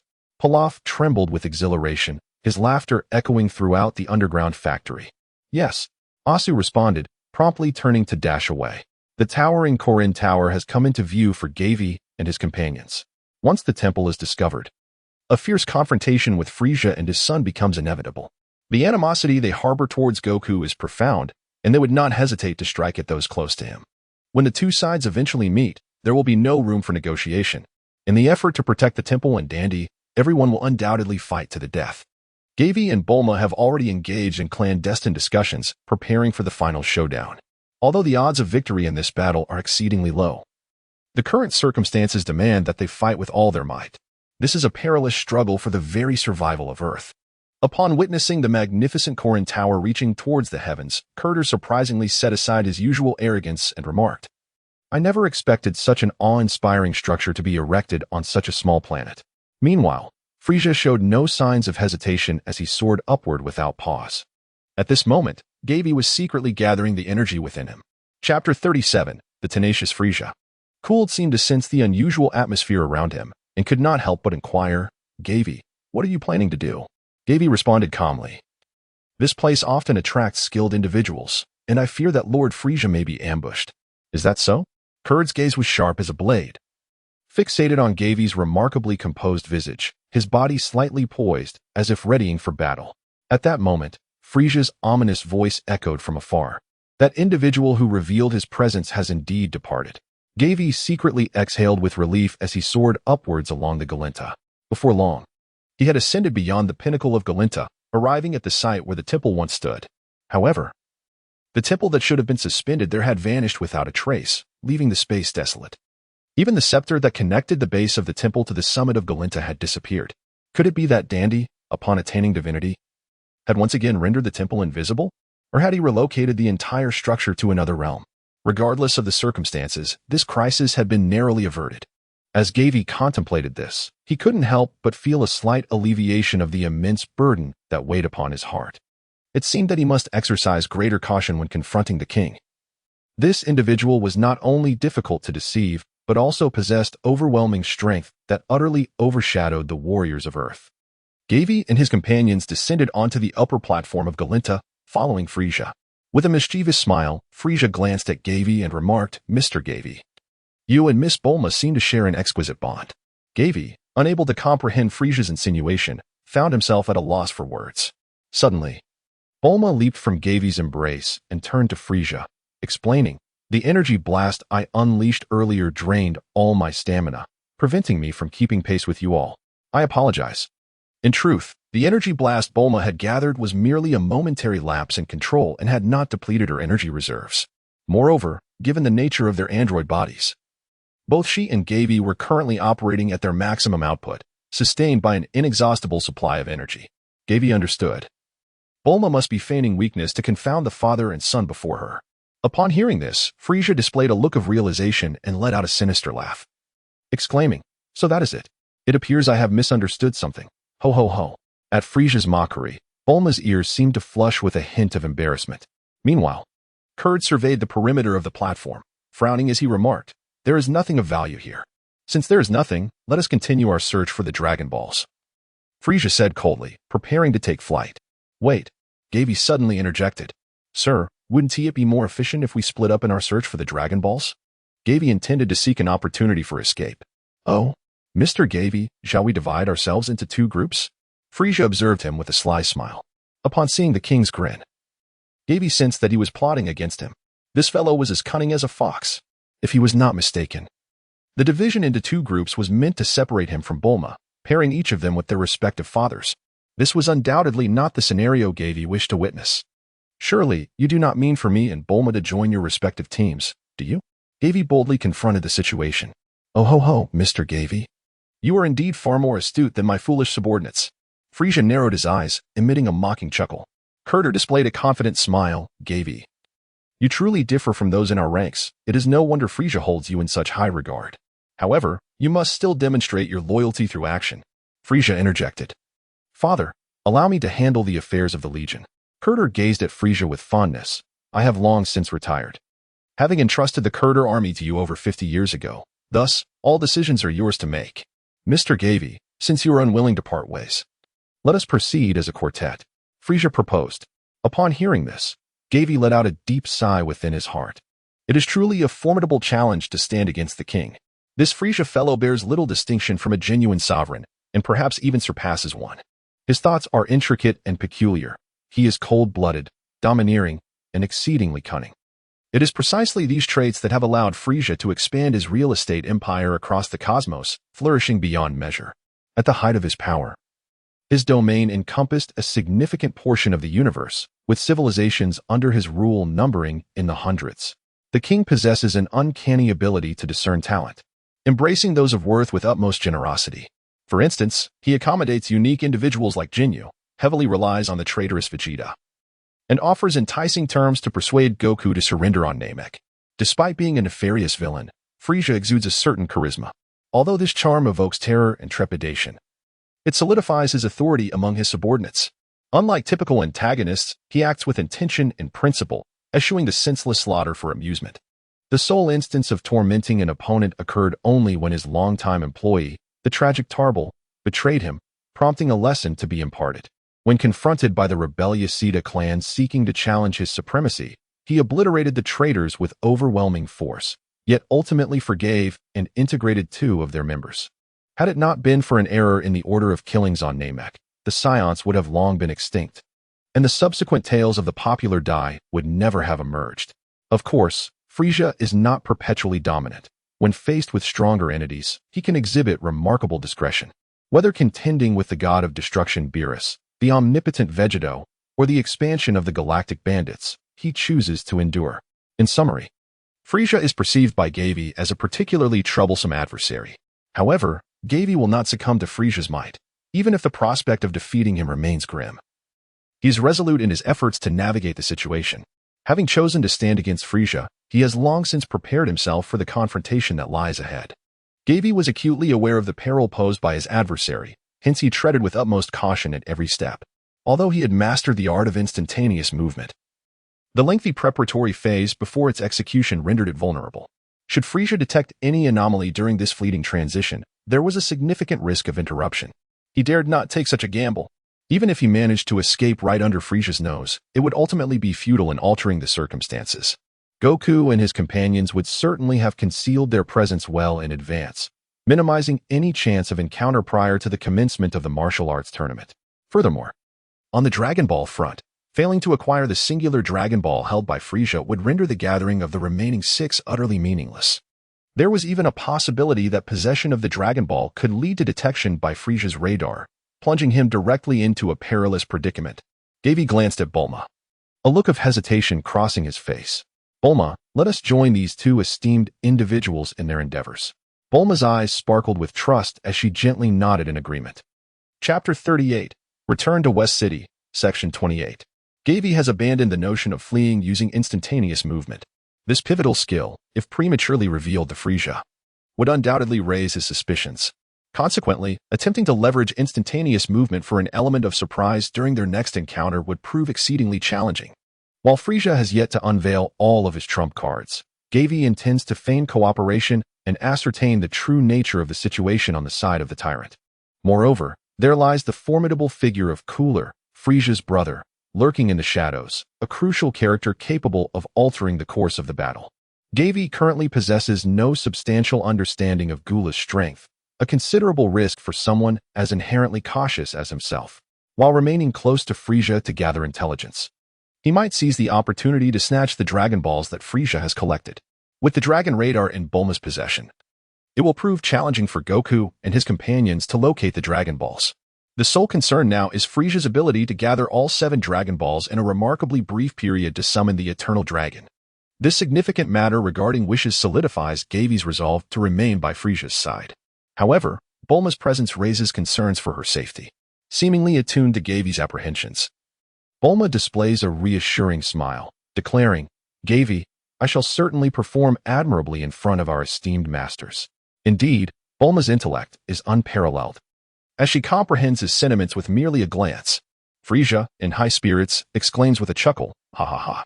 Once you assist me in gathering the Dragon Balls, I shall reward you handsomely." Gavie and Bulma responded almost simultaneously, expressing their gratitude. "Thank you, Lord Frieza." The two shared a remarkable telepathic connection. The words spoken by the king struck a familiar chord within Gavie. Observing Frieza soar ahead, departing from Golinta, Gavie dismissed his lingering thoughts and promptly followed suit. The winds howled as Frieza led the group swiftly toward the east. Gavie lifted his gaze towards Frieza, his mind brimming with confusion. The direction in which this fellow was heading was decidedly clear. Had he already acquired the coordinates of another Dragon Ball? Among Frieza and his son, only Kurd wore a power level detector. The king himself was devoid of any such apparatus, his once draped black robe having been completely incinerated upon contact with Bulma's energy blast. How had he discerned the location of the Dragon Balls? After a brief period of travel, Gavie soon realized that Frieza was nearly heading straight towards West City. Could it be that the location of the Dragon Ball was indeed within West City? Gavie's expression grew increasingly grave. In no time, Gavie's suspicions were confirmed. The monumental silhouette of West City emerged in the sight of all. The entire city, once shrouded in silence, had transformed into a lively hub of activity. Gavie sensed a multitude of varying energies, some potent, others faint. An array of vehicles surged into the forsaken city, weaving through its streets and alleys. Above the entire metropolis, a colossal arena floated silently. Frieza cast a casual glance at the platform, a smirk of disdain curling at the corners of his mouth. It was merely the antics of a jester. Soon, the renowned reputation of Frieza's army would echo throughout the cosmos. With that, Frieza's form slowly descended, gliding past several towering edifices before landing beside a massive, disc-shaped spacecraft. The ship's cargo door thundered open, and a line of members clad in the battle attire of Frieza's army poured forth, kneeling on one knee to welcome their returning monarch. All hail the return of King Frieza and Lord Kurd. Gavie and Bulma stood silently behind Frieza and his son, observing the scene unfolding before them.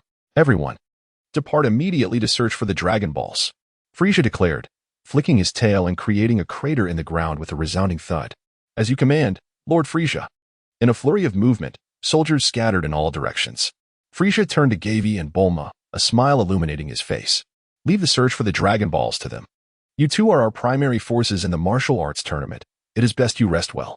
Curdle revealed a cruel smile, commenting, "What you refer to as searching for the Dragon Balls, Frieza, is merely a ruse to return to West City, where we shall wait for other factions seeking the Dragon Balls to come to us." Frieza acknowledged, "It seems my father is well aware of my plan."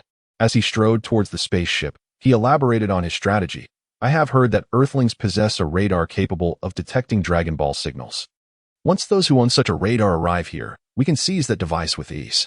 This is certainly more efficient than searching blindly like a headless chicken." Curdle regarded Frieza's retreating figure with admiration. Frieza halted at the spacecraft's entrance and suddenly turned to face Gavie and Bulma. "You two, come inside with me. Should any trouble arise, I will need your assistance in handling it." Gavie and Bulma did not hesitate for long. They nodded in agreement and followed Frieza into the interior of the spaceship. Shortly thereafter, the group arrived at the bridge of the vessel. "Lord Frieza, in half an hour, nearly 1,000 soldiers from 3 nearby star systems will arrive on Earth," reported a diminutive alien promptly.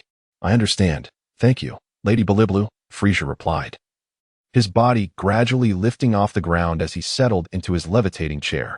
"Lord Frieza, who are these two?"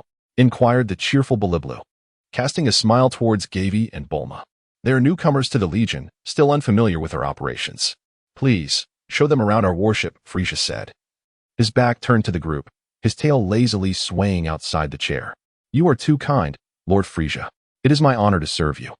I shall take my leave now," Bilibla said with a hint of a smile before turning to Gavie and Bulma. "Please, follow me." Gavie and Bulma exchanged a glance, detecting a hint of wariness in each other's eyes, yet they soon relaxed. They found themselves within the confines of Frieza's spacecraft, where chaos could be orchestrated at any moment, providing them with the opportunity to evade Frieza. However, given the current circumstances, Gavie was reluctant to depart so soon. Preventing Frieza from acquiring the Dragon Ball radar was undeniably a significant task. Since they were already there, Gavie resolved to make the most of the situation. considering himself to possess a commendable ability to adapt. Once he delved deeper into Frieza's corporate culture, it would undoubtedly become easier to devise a strategy against him. Perhaps remaining close to Frieza would even afford the chance to deliver a treacherous blow to the tyrant. Gavie stroked his chin, feeling that something was amiss. Goodness. The sixth one turned out to be myself. Following Belly Blue, he exited the spaceship's command room and walked along one side of the circular corridor. Gavie and Bulma involuntarily surveyed their surroundings. On either side of the corridor stood numerous rooms, each door firmly shut. Upon traversing the hallway, the trio arrived at a chamber that struck a familiar chord within Gavie. Belly Blue halted, turning to Gavie and Bulma, stating, "This is the treatment room. Equipped with the latest therapeutic pots, thanks to the relentless efforts of the research department, it can now facilitate the regeneration of severed limbs." Upon hearing this, Bulma and Gavie's eyes brightened, revealing a profound interest. Chapter 39. Intersection of Major Forces Regeneration of Severed Limbs? Perhaps this very technology had salvaged Frieza and Cooler from the brink of death. The treatment room was spacious, approximately 100 square meters, adorned in a minimalist industrial style.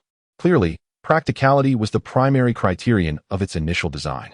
At the forefront of the room was an enormous screen displaying various data from the medical pod. The spherical therapeutic chamber was filled with a translucent liquid, within which a purple gray-skinned extraterrestrial was undergoing treatment.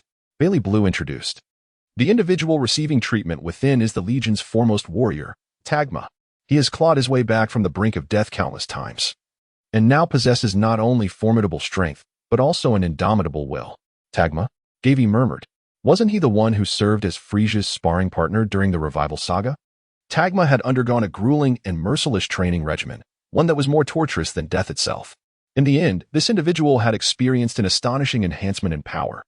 If Gavie's memory served him right, Tagma had made his entrance by launching a surprise attack that severely injured Shinron and even broke Piccolo's arm, boldly proclaiming that he alone could defeat all the Z fighters present. His strength was utterly terrifying. Of course, Gavie speculated that he had not surpassed Super Saiyan Trunks. It remained uncertain how much longer he had trained alongside Frieza's family this time, and whether he had achieved greater breakthroughs in power. Belly Blue cast a puzzled glance at Gavie, as if to say, "Do you seem to know him?" Gavie gently shook his head. "No, Madame Belly Blue. I merely sensed a formidable presence emanating from this fellow." In Gavie's perception, the aura of Tagma was notably stronger than that of the previously fused Bic. However, determining an opponent's strength solely based on their aura is fraught with inaccuracies. In the realm of Dragon Ball, individuals can elevate their combat prowess not only through transformations but also by unleashing their energy. Many battles are often not decided by a mere comparison of power levels. Beliblu nodded slightly and remarked, "Tagma possesses significant strength, yet his reclusive nature leads him to seldom engage with others. Let us explore other areas and refrain from interrupting his recovery here." Gav nodded in agreement. The trio subsequently toured the dining hall, the sleep chambers, the training facilities, and other rooms that were essential for their daily activities. Upon returning to the bridge, Gav and Bulma each received a detector and a set of the new combat uniforms from Frieza's army. It seemed that the treatment of Frieza's subordinates was rather commendable.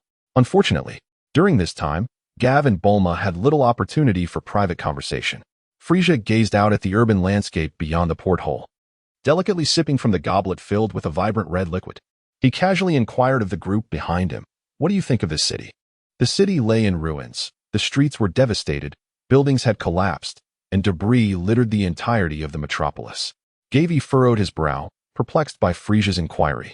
Beliblu stepped forward to respond, stating that it may have once been resplendent, but now lacked the vitality of life. "My suggestion," she continued, "is to obliterate it entirely and allow the new inhabitants who purchased the planet to rebuild it anew." Bulma's expression immediately stiffened. After all, countless innocent lives resided within the city. Frieza seemed to catch the astonishment reflected on Bulma's face. "Miss Bulma, we are reputable business people engaged in legitimate commercial activities," he remarked, gently placing his wine glass down. His endeavor was merely to cleanse habitable planets of their refuse and sell them to the homeless. Beliblu remained silent, standing quietly with a faint smile curling at her lips. A researcher nearby, who was reporting to Frieza, broke into a cold sweat, rendered speechless by shock. "Kikono, do you have any questions?" Frieza's eyes narrowed slightly, a dangerous smile gracing his features. The diminutive and headed, yellow-skinned alien was suddenly taken aback, shaking his head vigorously. "And no questions." His voice trembled, clearly betraying his intense anxiety. Frieza nodded in satisfaction, his gaze shifting back to Bulma. I hope you can swiftly acclimate to the tasks under my command. Yes, of course, my lord, Bulma managed to squeeze out, her voice strained. Indeed, Gavie responded naturally.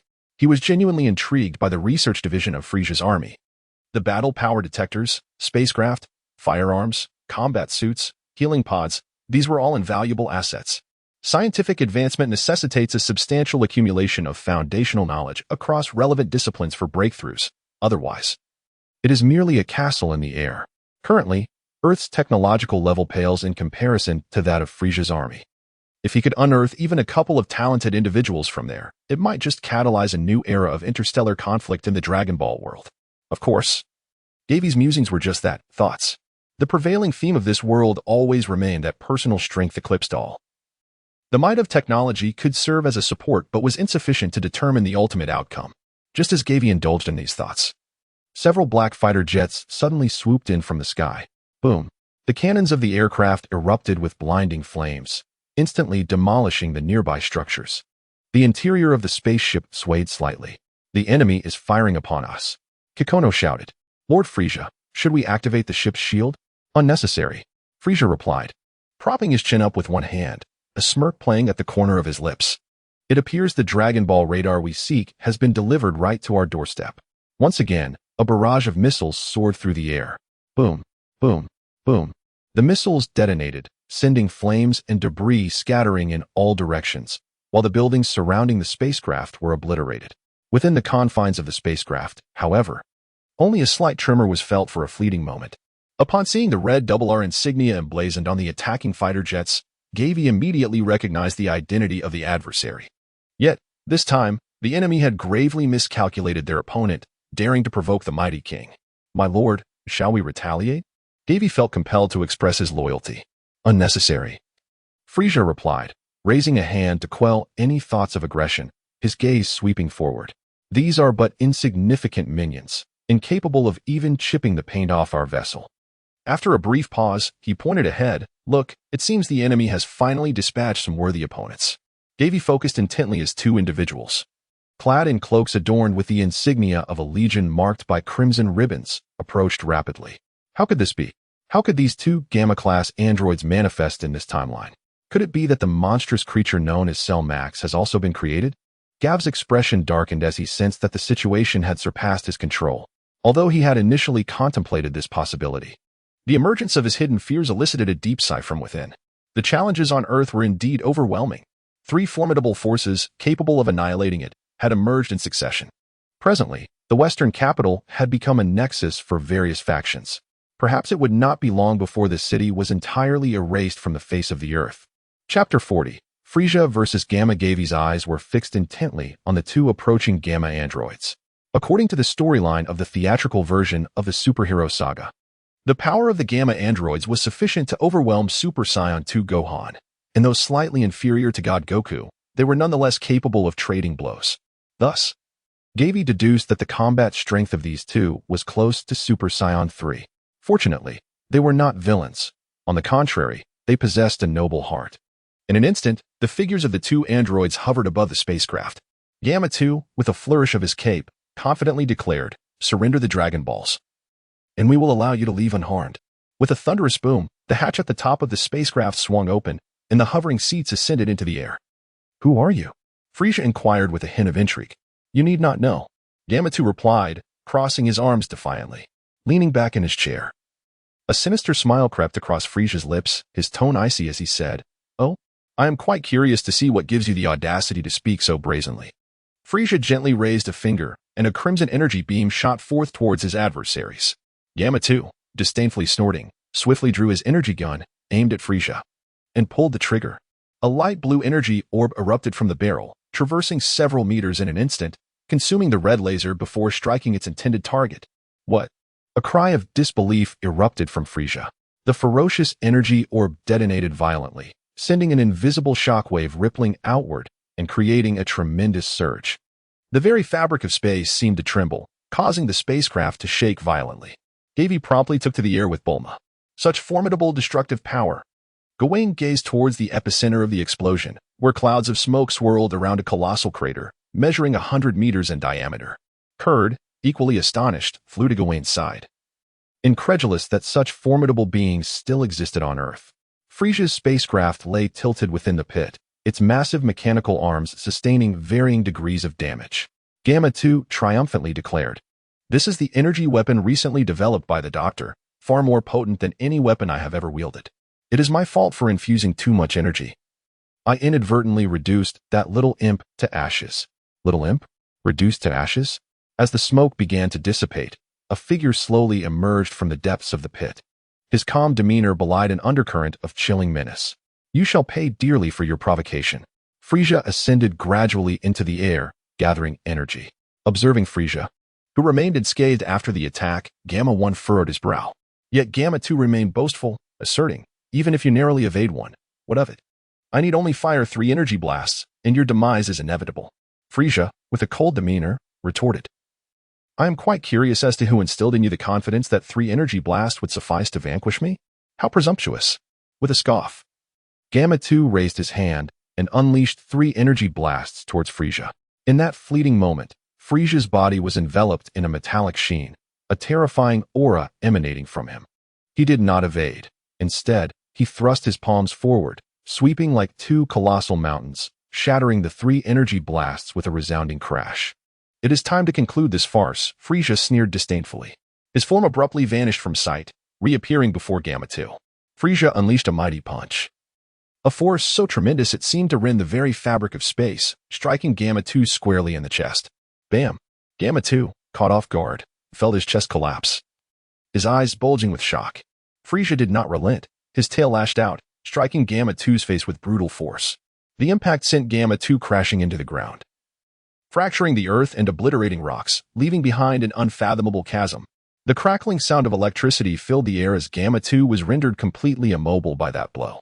Gamma 1 stood frozen, awestruck, realizing he had failed to assist his comrade before he was incapacitated. "What manner of monster are you?"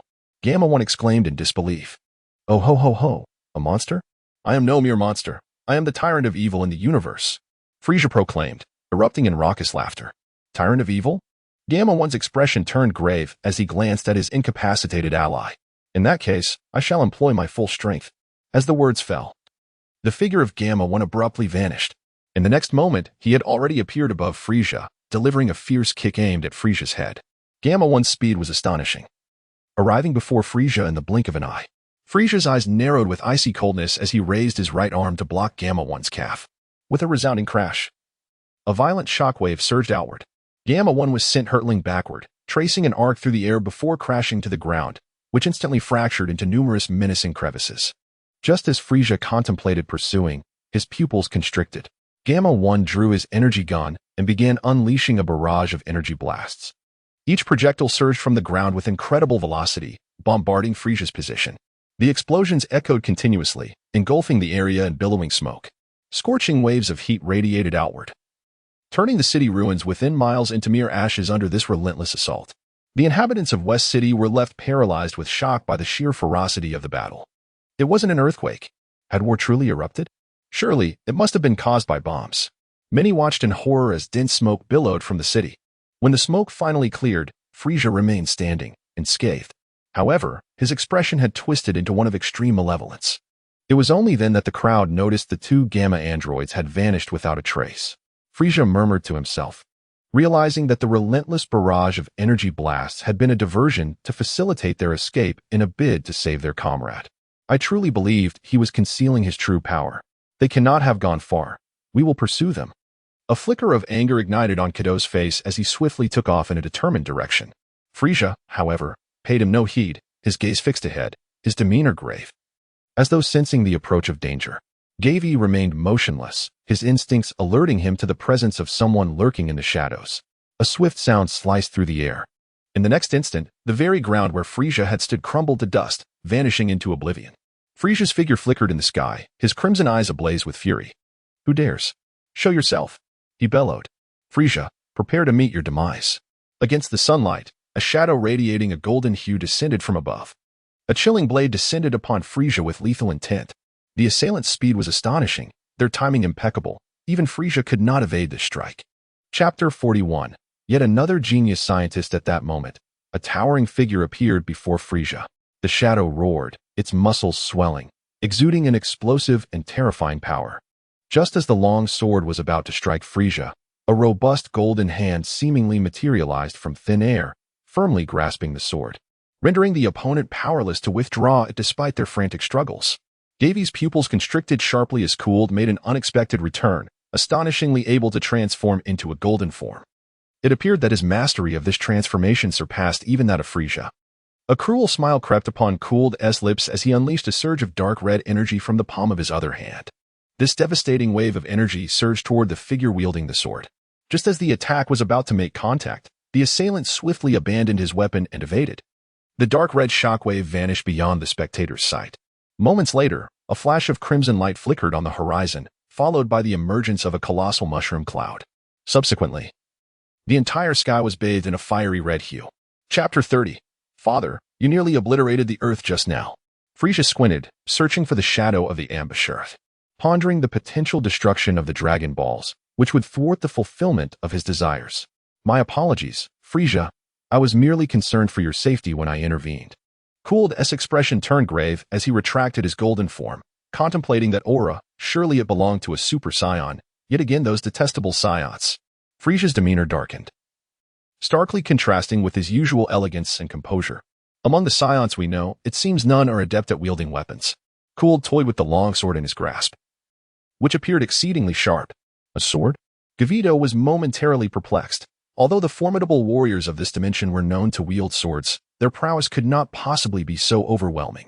In that fleeting instant of the man's eruption of power, even he failed to discern the opponent's movements. The aura emanating from that figure bore a striking resemblance to Trunks, and the golden flames that enveloped his form were indistinguishable from the transformation exhibited by the Saiyans. Regrettably, the individual was shrouded in layers of concealment, leaving Gavie unable to ascertain his identity. Were there other Saiyans in this dimension? Before Gavie could ponder further, Coulter spoke with a grave countenance. It appears that Earth conceals many formidable talents unbeknownst to us. Indeed, the year of surveillance has proven insufficient to gather comprehensive intelligence. Frieza nodded in agreement, a confident smile gracing his features. This makes things even more intriguing. I can hardly wait to meet them. Gavie, as an Earthling, you must be acquainted with some of these formidable individuals, correct? Coulter turned his gaze towards Gavie, his eyes glinting with a perilous light.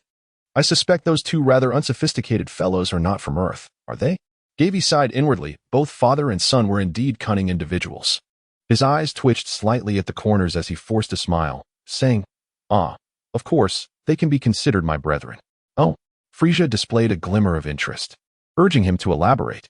We are both artificial beings. Gavie carefully chose his words, though our creators differ. Coulter, pondering thoughtfully, stroked his chin and inquired, creators? Indeed, my creator, along with Bulma's, is Dr. Gero. Our very purpose of creation was to defeat Son Goku. Gavie exhaled a sigh, whereas the creators of those two artificial beings are Dr. Gero's grandsons. What a remarkable family indeed. Frieza narrowed his eyes. Gavie promptly elucidated that, although they are family, Dr. Gallo's grandson does not endorse his grandfather's methods. Rather, he aspires to create a superhero dedicated to safeguarding world peace. Mr. Gavie, it seems you are regarded as the malevolent being conjured by Dr. Gallo. Frieza immediately revealed a slight smile, as if he held a certain admiration for Gavie's origins. Being labeled a villain by the king left Gavie feeling inexplicably uncomfortable. Kurt inquired nonchalantly, where are Dr. Gallo and his grandson? Dr. Gallo passed away over 2 decades ago, while his grandson has embarked on a perilous research project within the Red Ribbon Army. Oh, what kind of project? Frieza asked with curiosity. Cell-Max is a creature devoid of rationality, acting solely on instinct. A monster possessing such power, once unleashed, could obliterate the Earth in an instant. Compared to Frieza and his progeny, Cell-Max's strength is greater and its uncontrollability even more pronounced. Should it be unleashed by the Red Ribbon Army, the Earth may not survive to witness the conclusion of the martial arts tournament, facing annihilation instead. In order to protect the planet, Gavie must enlist the forces of Frieza's army to swiftly locate the base of the Red Ribbon Army. Gavie pondered for a moment before continuing, Dr. Gero's grandson is in the process of creating an ultimate android named Cell-Max. This creature is a grotesque amalgamation of the genes from numerous formidable races, including the Saiyans, Namekians, and your own kind, great king. Once completed, it possesses the potential to wreak havoc across the galaxy and even the universe. Our genes? Herder inquired, slightly bewildered. The Red Ribbon Army has utilized nanobots to collect blood samples from both of you, and that grandson has employed them for his research, Gavie explained. Herder's expression darkened instantly. To dare use our lineage to fabricate such a monstrosity is the utmost affront to me. This organization must be obliterated, and that grandson must meet the same fate. A dangerous smirk curled at the corner of Frieza's lips as he questioned Gavie, if that grandson can create beings more powerful than my father and me. Why would you choose to join my army?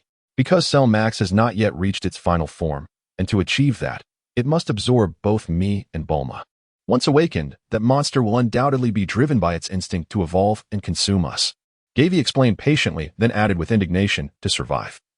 Bulma and I had no choice but to flee from the Red Ribbon Army and escape that grandson's grip. Is that grandson truly as powerful as you claim?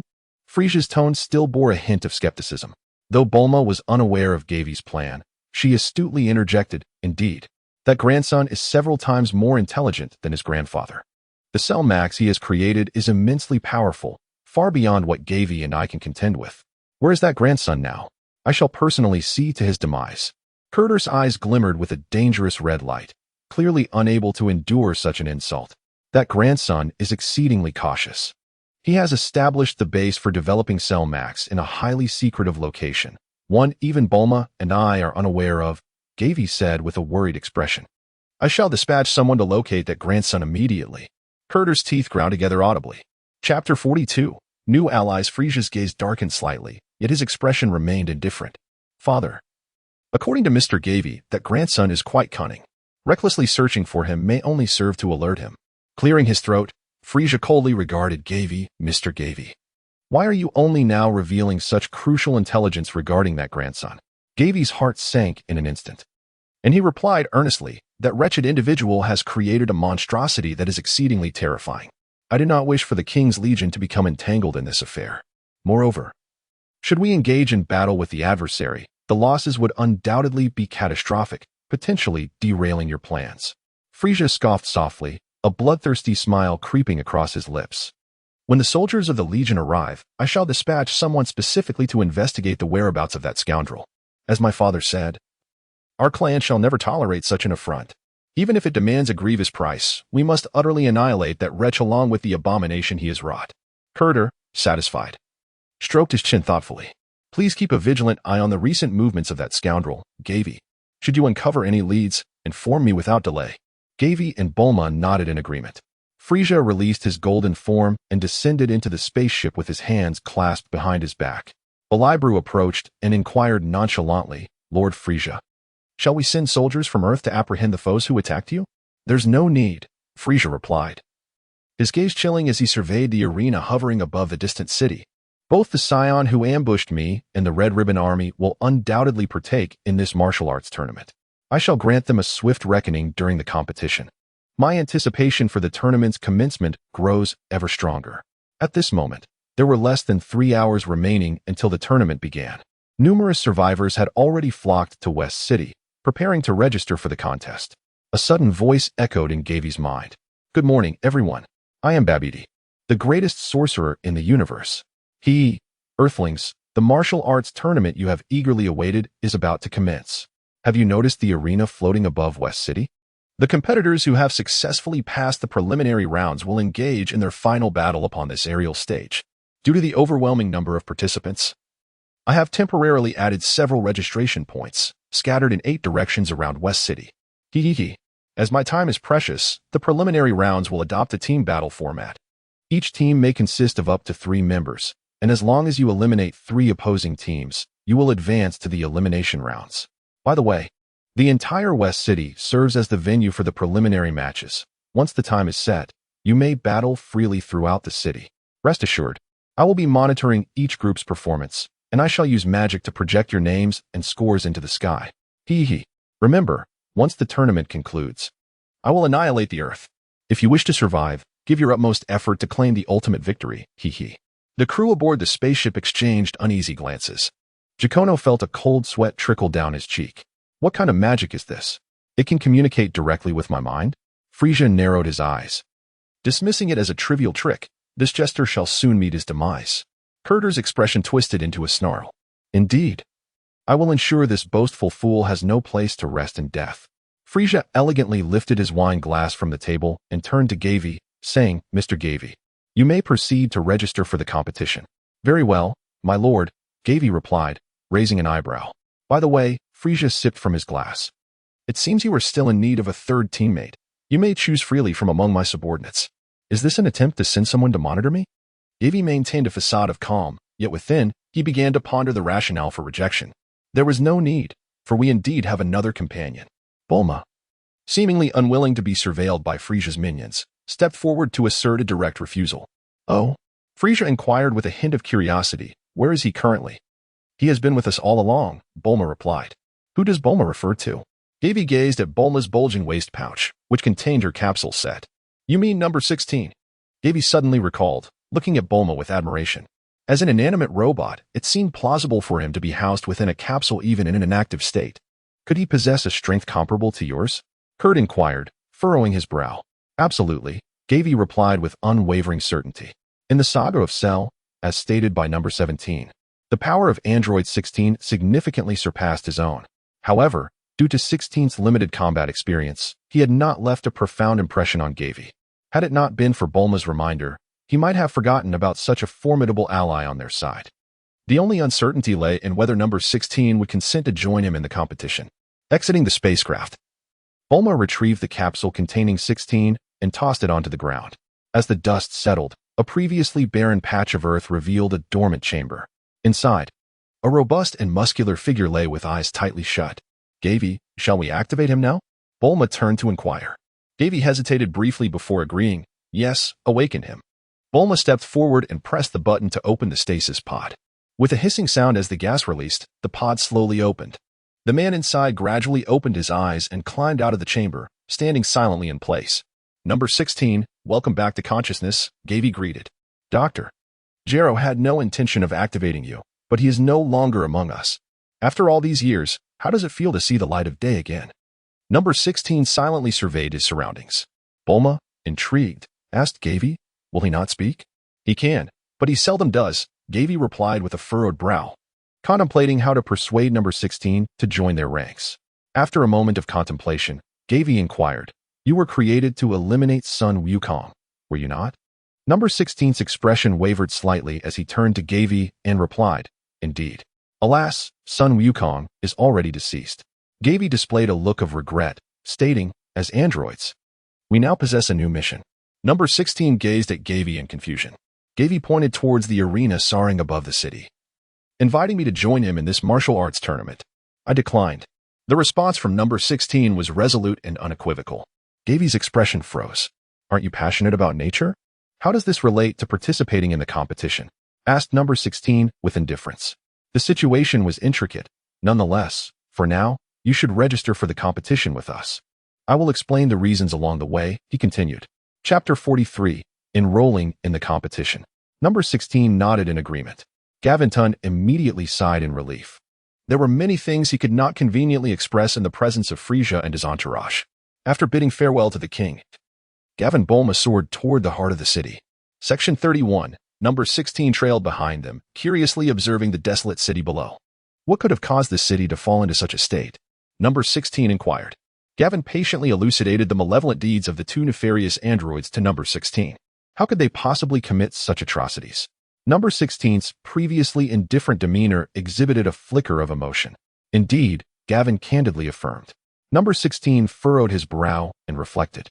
I had assumed that they were merely unfortunate souls exploited by Dr. Gero. Even if they were once innocent humans, after Gero's modifications, they have irrevocably transformed into fiends. Bulma sighed. Were you not creations of Dr. Gero?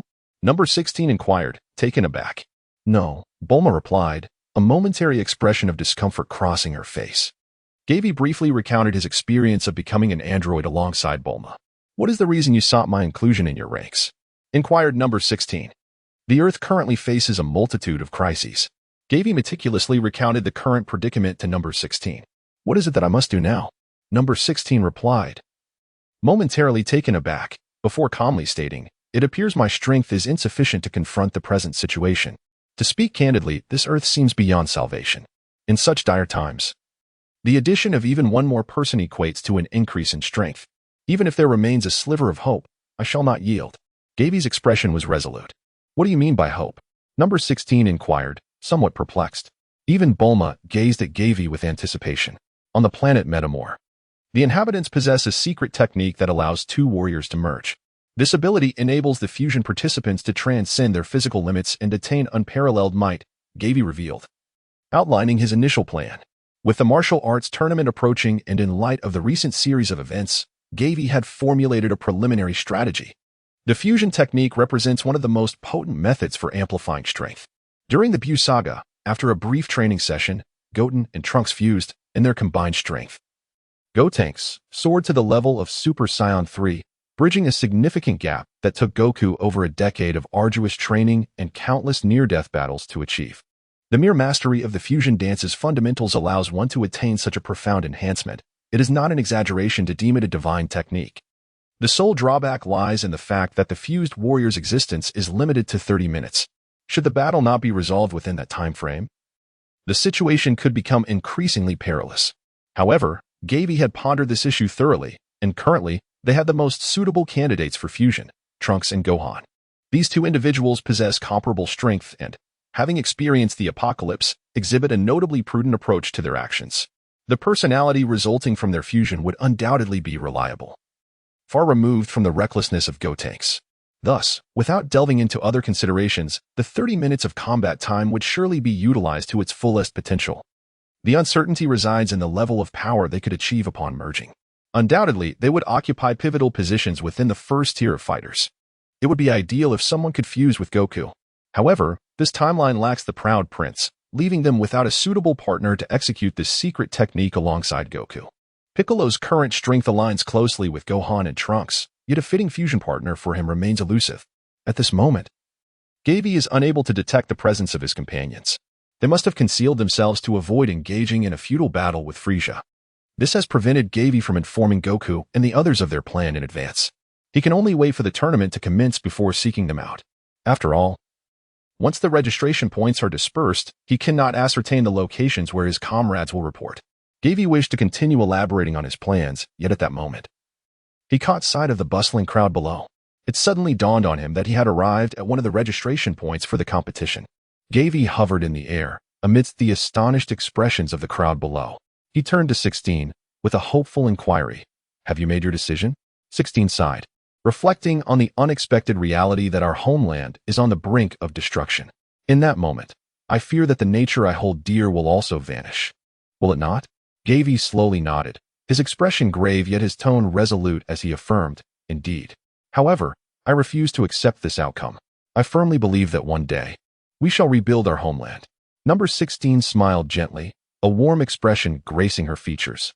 Of course, Gavie lightly clenched his right fist, connecting it with the outstretched fist of number 16. Then let us descend together to register. The three of them gently alighted upon the ground, causing a stir among the crowd. Soon, the bustling throng parted to create a clear passageway leading directly to the registration point. Gavie, under the scrutinizing gaze of others who regarded him as a monster, remained calm and composed. The Earthlings, with their limited exposure, were astonished to witness someone capable of flight, their surprise lingering for quite a while. Number 16 appeared entirely unfazed by the spectacle, nonchalantly making his way towards the registration point. Meanwhile, Bulma, standing beside him, seemed somewhat uncomfortable with the attention, clutching Gavie tightly. Gavie gently took her hand and led her to the registration desk. At the desk stood 2 rows of staff members clad in identical uniforms, among whom was an elderly gentleman resembling a host. Upon noticing the approach of the trio, the staff members, not daring to be negligent, promptly stepped forward to attend to them. Good day, please provide us with your name and age, they said politely, bowing gracefully. Gavie spoke first. My name is Gavie Lauren, I am 23 years old, and I have come to register for the competition. Bulma brief, 18 years old. Number 16. 28 years old. Number 16? What a peculiar name. Is it a stage name? Someone nearby inquired curiously. However, number 16 fell into silence, uttering not a word. The questioner stood awkwardly, unsure of how to proceed. After meticulously filling out the registration forms, the staff member raised their head and asked, Are you all part of the same team? Please tell me the name of your squad. Indeed, the three of us are partners. As for the team name, Gavie scratched his nose, feeling somewhat embarrassed. He turned to Bulma, seeking assistance. Bulma, with her bright eyes fixed on Gavie, after a brief pause, softly suggested, "Let us call it Hope." Gavie pondered over the word, and then with a beaming smile announced to the staff, "The name of our squad shall be Hope." The staff member was taken aback, as were the surrounding onlookers. The word seemed to resonate with something profound. Chapter 44. The arrival of Frieza's army participating in the martial arts tournament was not solely for reuniting with companions, but also to uncover Babidi's whereabouts. Before the resurrection of Majin Buu, he must be vanquished. This would not only eliminate the threat posed by Majin Buu, but also thwart the plans of Frieza and his son. However, the news regarding Frieza and Cell Max possessing the Dragon Balls disrupted Gavie's strategy. Although the rumors of Cell Max lacked concrete evidence, Gavie had already taken the initiative to sow discord between him and Frieza's group. There was little else he could do from here on. He could only take one step at a time. After a moment, the staff completed the registration. A designated attendant then led Gavie and his companions toward the participants' resting area. The attendant turned back to Gavie and Bulma, stating, "According to the competition rules, weapons and armor are prohibited, and the protective suits you are wearing are not allowed." Gavie glanced at the battle attire he shared with Bulma. The absence of armor did not significantly affect their performance. In that case, it would be prudent to remove the outer armor, leaving only the form-fitting suits beneath. Gavie shed his outer armor, revealing a bodysuit that flawlessly accentuated the contours of his muscular physique. However, what transpired next was unexpected. Bulma remained motionless, her expression marked by profound embarrassment.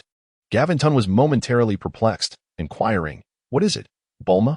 "Well, Gav, aside from this tight-fitting outfit, I am wearing nothing underneath," Bulma whispered. Her cheeks flushed as she leaned closer to him. "Huh?" Gavin's eyes widened in surprise, finally understanding why he had previously been startled by the remarkable movement of her soft curves. During their prolonged companionship in the hyperbolic time chamber, both Gavin and Bulma had grown accustomed to such awkward moments. Accidental wardrobe malfunctions during their training sessions were inevitable, although Gavin would often cover his face, exclaiming that he could not bear to look. He never missed a single glance at what was meant to be seen or not. This frequently earned him reprimands from a flustered Bulma. Nonetheless, their bond had never faltered.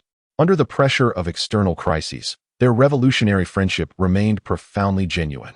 Thus, Bulma's sudden plea for assistance, revealing her state of undress, was not entirely unexpected, even for someone as composed and unconcerned as Gavin. Hearing her confession caused a brief moment of mental disarray. However, he quickly regained his composure, suggesting, "Let us find a place to change our attire." Just then, a commotion erupted from the registration area. Gavie and Bulma furrowed their brows simultaneously, casting their gazes towards the commotion. This was a competition that concerned the fate of each individual. Why then must they abstain from utilizing mechs? A clear and melodious female voice rang out. Indeed. These mechs have taken me 3 days and nights to meticulously craft." A male voice followed suit, filled with fervor. "Are you truly willing to squander Lord Pilaf's painstaking efforts?" "I absolutely refuse." An equally impassioned voice chimed in agreement. Upon hearing this, Gavie's expression shifted subtly. As expected, a woman, a man, and a dog were fervently debating with the staff. 3 uniquely designed mechs stood proudly at the registration point. Gavie did not anticipate encountering the Perlo trio in this place. With their level of prowess, it was quite surprising that they wished to involve themselves in this grand competition. Gavie harbored a profound interest in Pilaf's scientific talents. However, this was not the moment for such contemplations. No matter how brilliant Pilaf might be, he could not alter the dire circumstances of the Earth in the short term. Suddenly, a fleet of ominous, disc-shaped colossal ships streaked across the sky, casting immense shadows as they swiftly passed over the capital. Amidst the thunderous roar, countless skyscrapers in the city succumbed to collapse and destruction. As Gavie's pupils constricted, the scene unfolded. In the 32nd chapter, reinforcements from Frieza's army had arrived on Earth. Shortly thereafter, several crimson beams streaked across the sky, trailing long tails of fire as they descended beyond the horizon. Moments later, flames erupted on the horizon. And even through the towering buildings of the city, one could witness the thick smoke and inferno rising from the edge of the sky. Gavie recognized those crimson lights as solitary spherical spacecraft. Those who traverse such vessels are typically the elite ranks of Frieza's army, far surpassing ordinary foot soldiers. Merely judging by their aura, they are at least 100 times stronger than the average soldier. He turned his gaze to his surroundings, where many individuals were crouched on the ground, their faces etched with terror. The earth quivered slightly, chaos ensued among the crowd, and various screams echoed, plunging the entire West City into turmoil. Amidst the pandemonium, the silhouettes of Frieza's soldiers appeared sporadically in the sky. Lord Pilaf, these extraterrestrials do not seem easy to confront. Dogi Ashu stammered nervously. Fear not, for once I gather the Dragon Balls and realize my grand aspirations, they should all become my subordinates, right? Pilaf responded, albeit with a hint of uncertainty. But, Lord Pilaf, the locations of those extraterrestrials seem to coincide closely with where the radar indicates the Dragon Balls are. Xiaowei trembled as she inquired. Unbeknownst to them, the trio of Pilaf had crouched behind Gavie, shivering and whispering amongst themselves. Gavie's ears perked up, allowing him to hear their conversation distinctly. These individuals were also in search of the Dragon Balls? Gavie intended for Bulma to retrieve the Dragon radar to confirm the locations of all the Dragon Balls. However, he soon noticed dozens of Frieza Force soldiers approaching rapidly. Thud, thud, thud. The soldiers landed in succession at the competition registration point, declaring their intent to participate in the tournament. The staff exchanged bewildered glances. One receptionist, steeling himself, stepped forward hesitantly and said, it is prohibited to use any weapons or armor during the competition. Please, you must stow away your gear. Oh, such a regulation exists? The leading soldier revealed a sinister smile. Why, yes, indeed. The receptionist stammered. How could I, a dignitary, possibly adhere to the decrees of such a primitive planet? The soldier clenched his fist and delivered a powerful blow towards the receptionist. Smack! The soldier's fist was firmly intercepted by a single hand. He looked up to see a face marked by sharp angles, a stern demeanor, and an expression devoid of emotion. Who are you? The leading soldier asked, a flicker of apprehension crossing his face as he hastily pressed the button on his power level detector. Beep, beep, beep, power level 0. Hey kid, are you seeking death? The surrounding cosmic soldiers glared viciously at the newcomer. Let me inform you, we are the subordinates of Lord Frieza, the Emperor of the Universe. Dare to oppose us, and I assure you, we will end your life on the spot. You may attempt it, the man replied coolly, subtly exerting pressure with his fingers, resulting in a sharp crack. The leading soldier screamed and collapsed to the ground, clutching his wrist in agony. As the leader, his strength was supposed to be among the finest of the cosmic soldiers, yet he had been so easily subdued. All surrounding soldiers stood frozen, hastily drawing their weapons and aiming them at the man. How dare you harm one of Frieza's men? You truly wish to die. Yet, I am also one of Frieza's men, the man replied, stroking his chin thoughtfully. One soldier suddenly noticed that the uniform worn by the newcomer was, in fact, an older model of the Frieza Force battle attire. Furthermore, he was casually toying with a detector in his other hand. Pray tell, which esteemed member of the Frieza Force are you? Why do you don the old battle uniform? The soldier inquired, trembling slightly. I'm not any esteemed individual. My name is Gavie, a mere recruit who has recently joined the ranks. Gavie replied, scratching his nose. The soldiers were left in a state of bewilderment. Gavie, I must admit, I have never encountered such a name before. A newcomer. How could someone like him dare to claim to be a novice? Chapter 45, The First Dragon Ball Acquired. My dear Lord Gavie, surely you jest. In our Frieza Force, the ranks of our combatants are always determined by strength. How could a master of your caliber possibly be considered a newcomer? You must surely be one of the elite warriors at the highest echelon. At that moment, the soldier's eyes suddenly sparkled with realization. Gavie's expression darkened, as if no one had ever conveyed such information to him. Noticing someone discreetly using a detector to transmit messages, he chose not to intervene. Gavie wished to observe how the king would address the situation. Moments later, the assembly witnessed a robust, dark red beam slicing through the heavens. With a thunderous roar, the martial arena suspended above the western capital erupted into a cloud of debris. All present gazed upward in astonishment. The source of the beam, a dark red energy sphere exceeding 100 meters in diameter, glided ominously towards them, as if intent on annihilating the world. Spare us, great king. The soldiers of Frieza's army cried out in abject terror, prostrating themselves on the ground.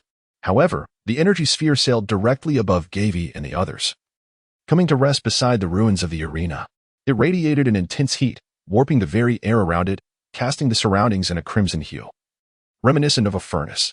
Everything in proximity to the arena, including metal and stone, was reduced to ash, vanishing without a trace.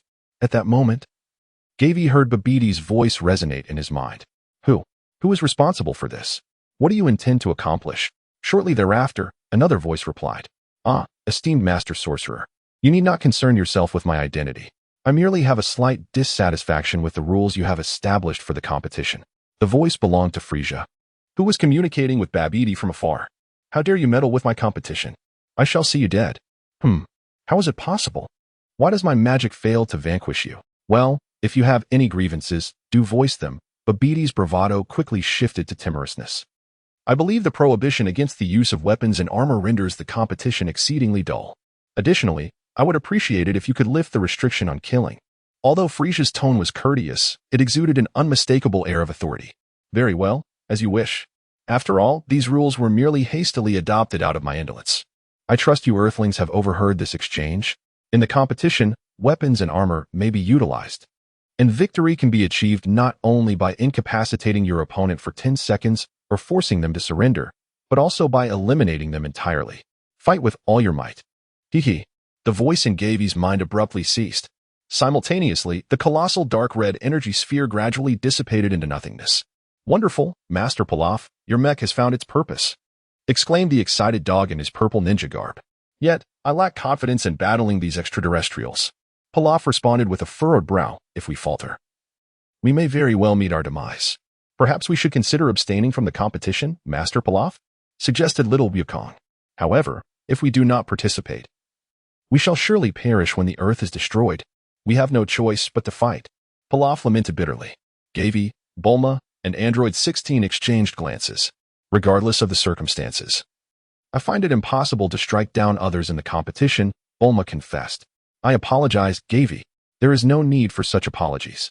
If I were in your position, I too would be uncertain about delivering a fatal blow to my comrades, Gavie reassured Bulma.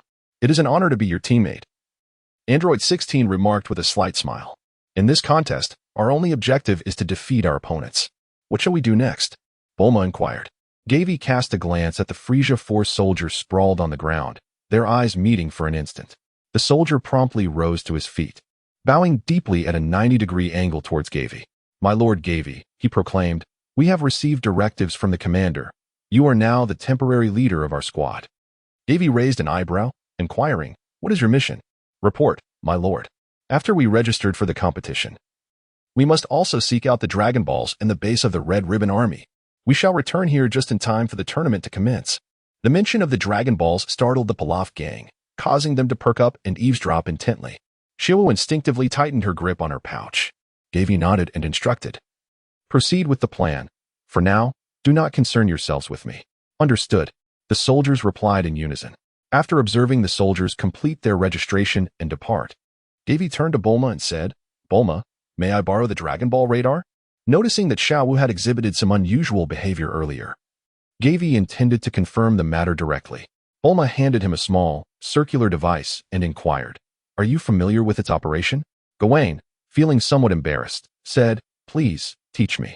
Upon witnessing Bulma produce the Dragon Ball radar right before their eyes, the Pilaf trio suddenly felt an overwhelming sense of dread. Master Pilaf, the situation appears dire. Asu interjected. Positioning himself protectively in front of Pilaf, his claws resting on the hilt of his blade. Master Pilaf, is this device of yours truly reliable? At such close range, can it completely shield the Dragon Ball signals? Xiaowu inquired anxiously, leaning in to whisper in Pilaf's ear. Of course. The products I create have never encountered any issues. Strangely, there were only 6 Dragon Ball signals displayed on the radar. Bulma's expression turned pensive, pondering whether the radar might be malfunctioning. Simultaneously, the Pilaf trio exhaled in relief. Gavie, however, understood the reason. The radar was functioning properly. Bulma, please stow it away, he calmly instructed. Oh, very well. Bulma complied, tucking the Dragon Ball radar into her waist pouch, still perplexed as to why it only displayed 6 Dragon Balls. Perhaps someone was using a special device to contain the Dragon Balls, thereby interfering with its signal? Gavie approached the Pilaf trio with a playful smile. Pilaf immediately felt a surge of anxiety. What are you staring at? He stammered. You were eavesdropping on my conversation with Dr. Bulma, weren't you? Gavie teased. What? No. That is not true. We were just about to leave, Pilaf quickly denied. Carrying Dragon Balls with you is exceedingly perilous. If nefarious individuals were to target you, do you truly believe you would survive? Gavie stated solemnly. We don't have any Dragon Balls. Asa hastily covered Xiaowu's pouch, stubbornly asserting, "By the way, please hand over your shielding device as well. I can ensure your safety in exchange," Gavie said with an impassive expression. The faces of Pilaf and his companions turned pale. This was an overt threat. They could not fathom how their shielding technology had been discovered. Aside from the three of them, no one else was privy to it. "What should we do, Lord Pilaf?" Asav's hand trembled around the hilt of his knife. "Since we've been discovered, let us just give it to him." Pilaf watched helplessly as Xiao Wu handed over the box containing the Dragon Balls to Gavie. Suddenly, regret washed over him. After fulfilling his demands, would Gavie not surely eliminate them? Xiao Wu, we shall meet again in our next lives." Xiao and Xiao Wu understood the gravity of the situation, and the three of them embraced, weeping profusely. Chapter 46. The Dragon Ball shielding device. It seemed there had been a misunderstanding. Gavie had barely taken 2 steps forward to clarify when Asa lunged forward with his knife. "Lord Pilaf, Xiao Wu, you must flee," he cried. "Xiao Wu, quickly," Pilaf shouted. "We'll cover you." But Xiao Wu shook her head, tears streaming down her face. "I want to abandon you." She retrieved a dagger from her garments and lunged at Gavie. They were no match for him. The battle concluded in an instant, leaving Pilaf and his companions sprawled on the ground. With pleading eyes, they implored, "Please don't kill us. We truly no longer possess any Dragon Balls." Gavie approached the trio, weighing the box in his hands, and reassured them, "Rest assured, I am not here to cause harm." However, Peralf cautiously inquired, "How is it that you find yourself among those extraterrestrial beings?" Gavie replied, his expression impassive, "The matter is rather lengthy. For now, it is not necessary for you to be informed." "In that case," Peralf interjected, "might we be allowed to leave?" "Wait," Gavie said, handing the box to Bulma. And turning to Peralf, "This container is only capable of holding a single Dragon Ball. Do you possess any other boxes?" "And no, we do not." Peralf fervently shook his head. Gavie furrowed his brow and remarked, "If not, then." At that moment, Pilaf, a bead of cold sweat trickling down his forehead, suddenly recalled, "I can create it for you on short notice. In my underground factory within the central capital, I possess the necessary materials." Gavie felt a surge of excitement. With the device capable of shielding signals, he could confidently embark on his quest for the Dragon Balls without the fear of being tracked by others. "How long will it take to create the other 6 boxes?" Gavie inquired in a serious tone. After pondering for a moment, Pilaf replied, "It will take approximately half a day. Including travel time, I assure you that I can complete it within a day." Gavie's expression darkened. "I cannot afford to wait for such an extended period." The trio's faces instantly changed. Pilaf, in a state of urgency, exclaimed, "If we could merely create a box capable of containing all the Dragon Balls, it would significantly save us time." "How long would it take?" He calculated with his fingers. "No. The production time would only require 3 hours at most." "Indeed." Gavie nodded slightly. Seeing Gavie's agreement, the three let out a collective sigh of relief. "Well, we shall take our leave then," Pilaf said, tugging at the sleeves of his companions as they slowly retreated. Noticing their intent to depart, Gavie called out to them, "Please, wait a moment. Is there anything else you require, my lord?" "You all need to place your hands on me, Bulma, and you too, number 16, Gavie instructed. Bulma, confused yet compliant, wrapped her arm around Gavie's. Once everyone was gathered closely, Gavie faced the central direction, pressing his fingers to his forehead as he sought the life force of a being in that vicinity. Soon, his gaze sharpened as he locked onto a particular presence, found it. In a burst of energy, 6 figures abruptly vanished before the astonished eyes of the surrounding crowd.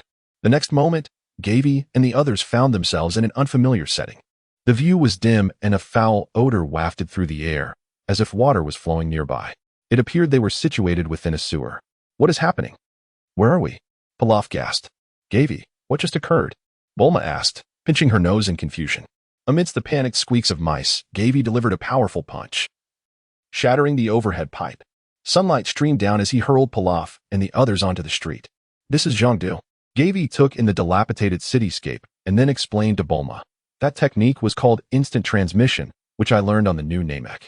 I am not yet proficient in it." The trio remained in shock, with Pilaf turning pale as he stammered, "Are you certain this is Zhongdu?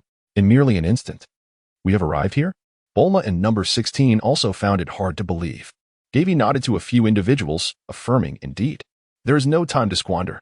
Lord Pilaf, please swiftly reveal the location of your underground factory." Pilaf meticulously examined the road signs before gesturing a direction to Gavie. Suddenly, the trio realized that their collars had been seized, and the scenery before them blurred. The sound of rushing wind roared around them, making it arduous for Pilaf and his companions to even open their eyes as they emitted continuous cries of terror. They could only discern that they were being whisked through the city at a breakneck pace. Moments later, they found themselves firmly back on solid ground. As they regained their bearings and surveyed their surroundings, Pilaf and his group were left wide-eyed in astonishment.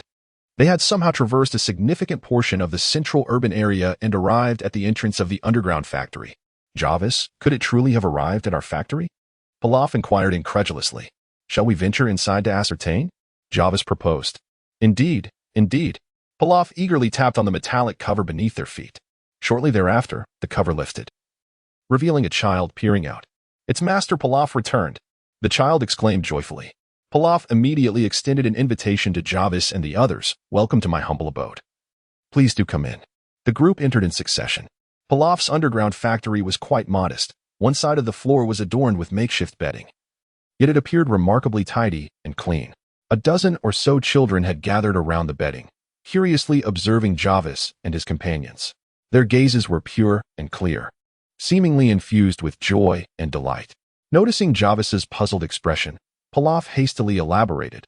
After venturing out from the orphanage with 2 companions for a few years, I could not shake the concern for the children left behind. Subsequently, when the city was ravaged, I brought all the children with me. Gavie quietly reflected on the unexpected transformation of Pilaf, a character typically regarded as a villain. Please wait a moment, esteemed guests. I shall prepare your meal shortly, said Xiao Wu, guiding everyone to take a seat and relax. There's no need for that. We are pressed for time. Let us hasten the creation of the shielding device, Gavie urged, waving his hand. Pilaf, feeling a sudden jolt of energy, promptly instructed Xiao Wu and Ashu to assist him. A few children, noticing the arrival of guests, enthusiastically brought forth cups of plain water. Gavie took the cup and sipped, detecting a faint, bitter taste in the water. This unpleasant flavor was likely due to the poor quality of the water. It reminded him of the days when he had just traversed into this realm, forced to drink the most inferior water. Though that period lasted merely 3 days, it was indeed a grueling experience. He lifted his gaze and noticed Pilaf engrossed in some task on the computer. Meanwhile, Xiao Wu and Ashio were diligently adjusting something within a container according to Pilaf's specifications. It was evident that they placed great importance on the creation of this shielding device. Gavie felt a slight sense of tranquility wash over him. He silently closed his eyes, attempting to connect with his companions through the rhythm of his breath. I wonder how Goku and the others are faring. And what of Mr. Popo? Has he made contact with Mels? Chapter 47. The quest for the Dragon Balls begins. Gavie silently prayed that there would be no unforeseen incidents on Myers' end, and that they would arrive on Earth promptly. Bulma observed the efforts of Pilaf and his gang. After a moment, her eyes sparkled with realization. So that was the principle behind it. I understand now. I can be of assistance. Gavie opened his eyes and inquired, Bulma, can we shorten the manufacturing cycle? With less than 2 hours remaining until the commencement of the martial arts tournament, it appeared that, under normal circumstances, the shielding device could not be completed before the competition began. Once the Gavie plan is completed, there are concerns about the possibility of the Pilaf trio absconding midway. However, with Bulma's assistance, the production time could be shortened, providing an added layer of assurance. This would also allow for a more confident participation in the quest for the Dragon Balls. Bulma nodded in response, expressing her willingness to attempt it, revealing that she possessed superior materials. She deftly retrieved a capsule case from her waist, meticulously selecting from the abundance of capsules within. This action widened Pilaf's eyes in astonishment, while Xiao momentarily halted her tasks in disbelief. It was not until Asu's wrench clattered to the floor that they were jolted back to reality. Asu, am I dreaming? Pilaf exclaimed, vigorously rubbing his eyes in disbelief at the sheer quantity of multifunctional capsules she possessed. No, it's not a dream. Asu stood there, dazed, even neglecting to pick up the tool from the ground. Without comparison, one cannot feel pain. Xiao, feeling a sense of despair, lamented, Lord Pilaf, when will we ever live a good life? Bulma cast a curious glance at the trio before tossing the selected capsule into an open space. With a thud, a small warehouse materialized. Bulma swiftly entered to begin selecting tools. Pilaf glanced at Gavie, noticing him scrutinizing them, and promptly began to bang on the table. Xiaowu, stop crying and get back to work for the master. Xiaowu cast a furtive look at her employer, instantly ceasing her tears and re-engaging in her tasks. After selecting the necessary materials and tools, Bulma returned to the workbench and immediately immersed herself in the creation of the shielding device. Her movements were deft and precise, her fingers skillfully agile, reminiscent of a butterfly in flight. It was hard to believe she was merely 18 years old. In less than a moment, she had completed a modification of a component. Xiaowu and Asu exchanged glances, both feeling a surge of reverence for one another. Asu, what are you two still doing there? Pilaf, noticing his companion's dazed expressions, urged them to hurry. The sooner they completed their work, the quicker they could send off these troublesome guests. Witnessing Bulma's rapid transition into her work, Gavie couldn't help but nod in approval. Given the current pace, it seemed possible that this crucial device could be completed before the martial arts tournament commenced. Laughter and merriment echoed nearby, and Gavie turned to see number 16 entertaining a group of children. Observing this scene filled him with a sense of reflection. Who would have thought that a killing machine designed for world domination would possess a greater appreciation for life and nature than ordinary humans? Even more perplexing was the transformation of the villainous King Pilaf, who aspired to conquer the world, into such a compassionate figure because of a group of children. Hello, big brother. A timid child's voice interrupted Gavie's contemplation. A little girl with her hair styled in a bun, holding a half of a roasted sweet potato in both hands, stood on her tiptoes to present it to him. Sister Xiaowu said that one must be warm and hospitable to guests. This is the finest food we have here, for you to enjoy. Jiawei bowed his head and took the chilled half of the sweet potato from the girl's hand, lost in contemplation.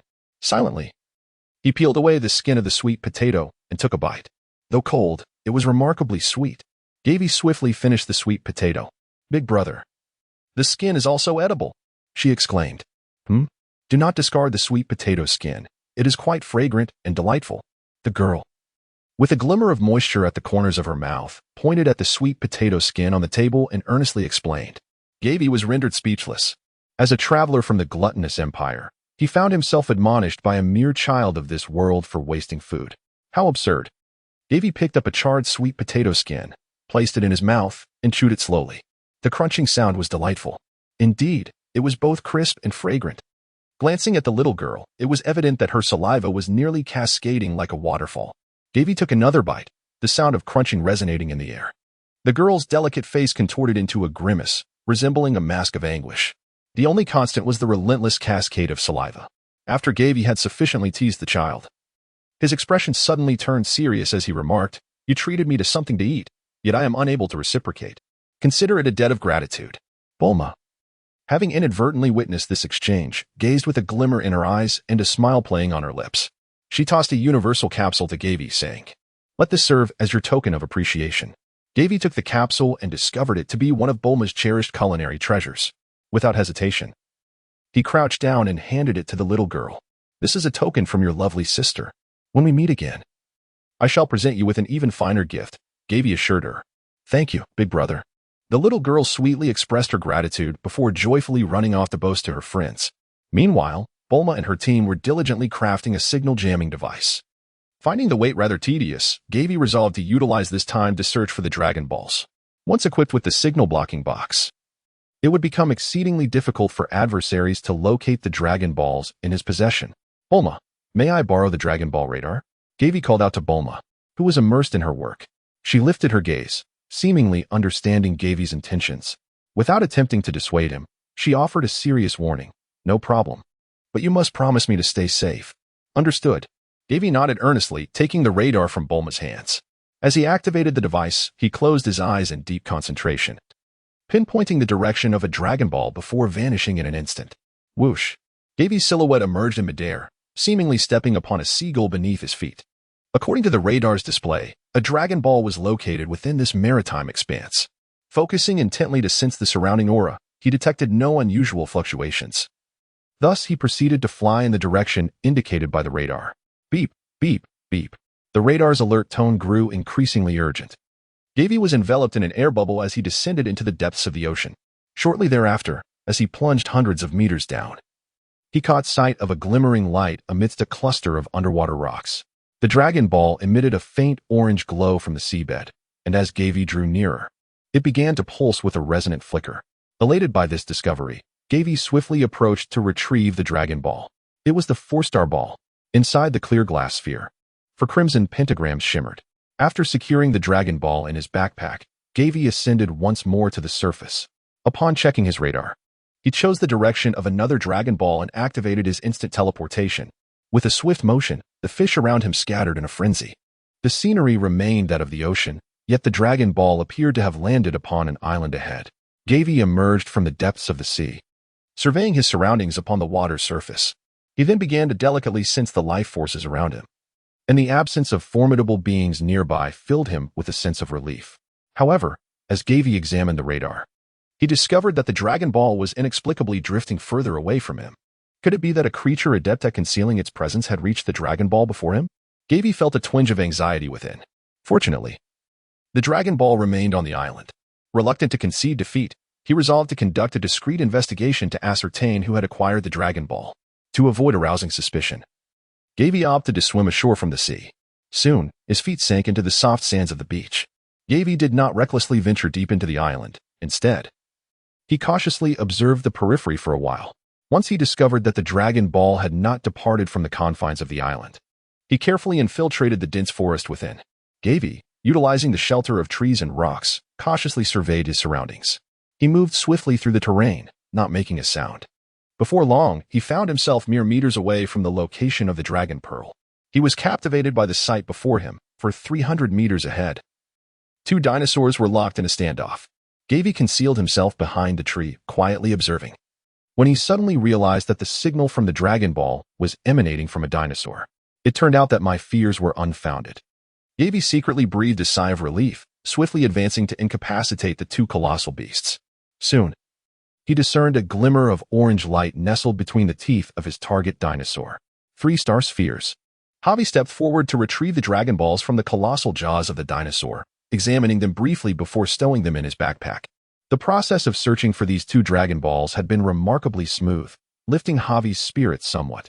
However, upon checking the radar again, he discovered that, aside from his current location, another direction also harbored two Dragon Balls congregating together.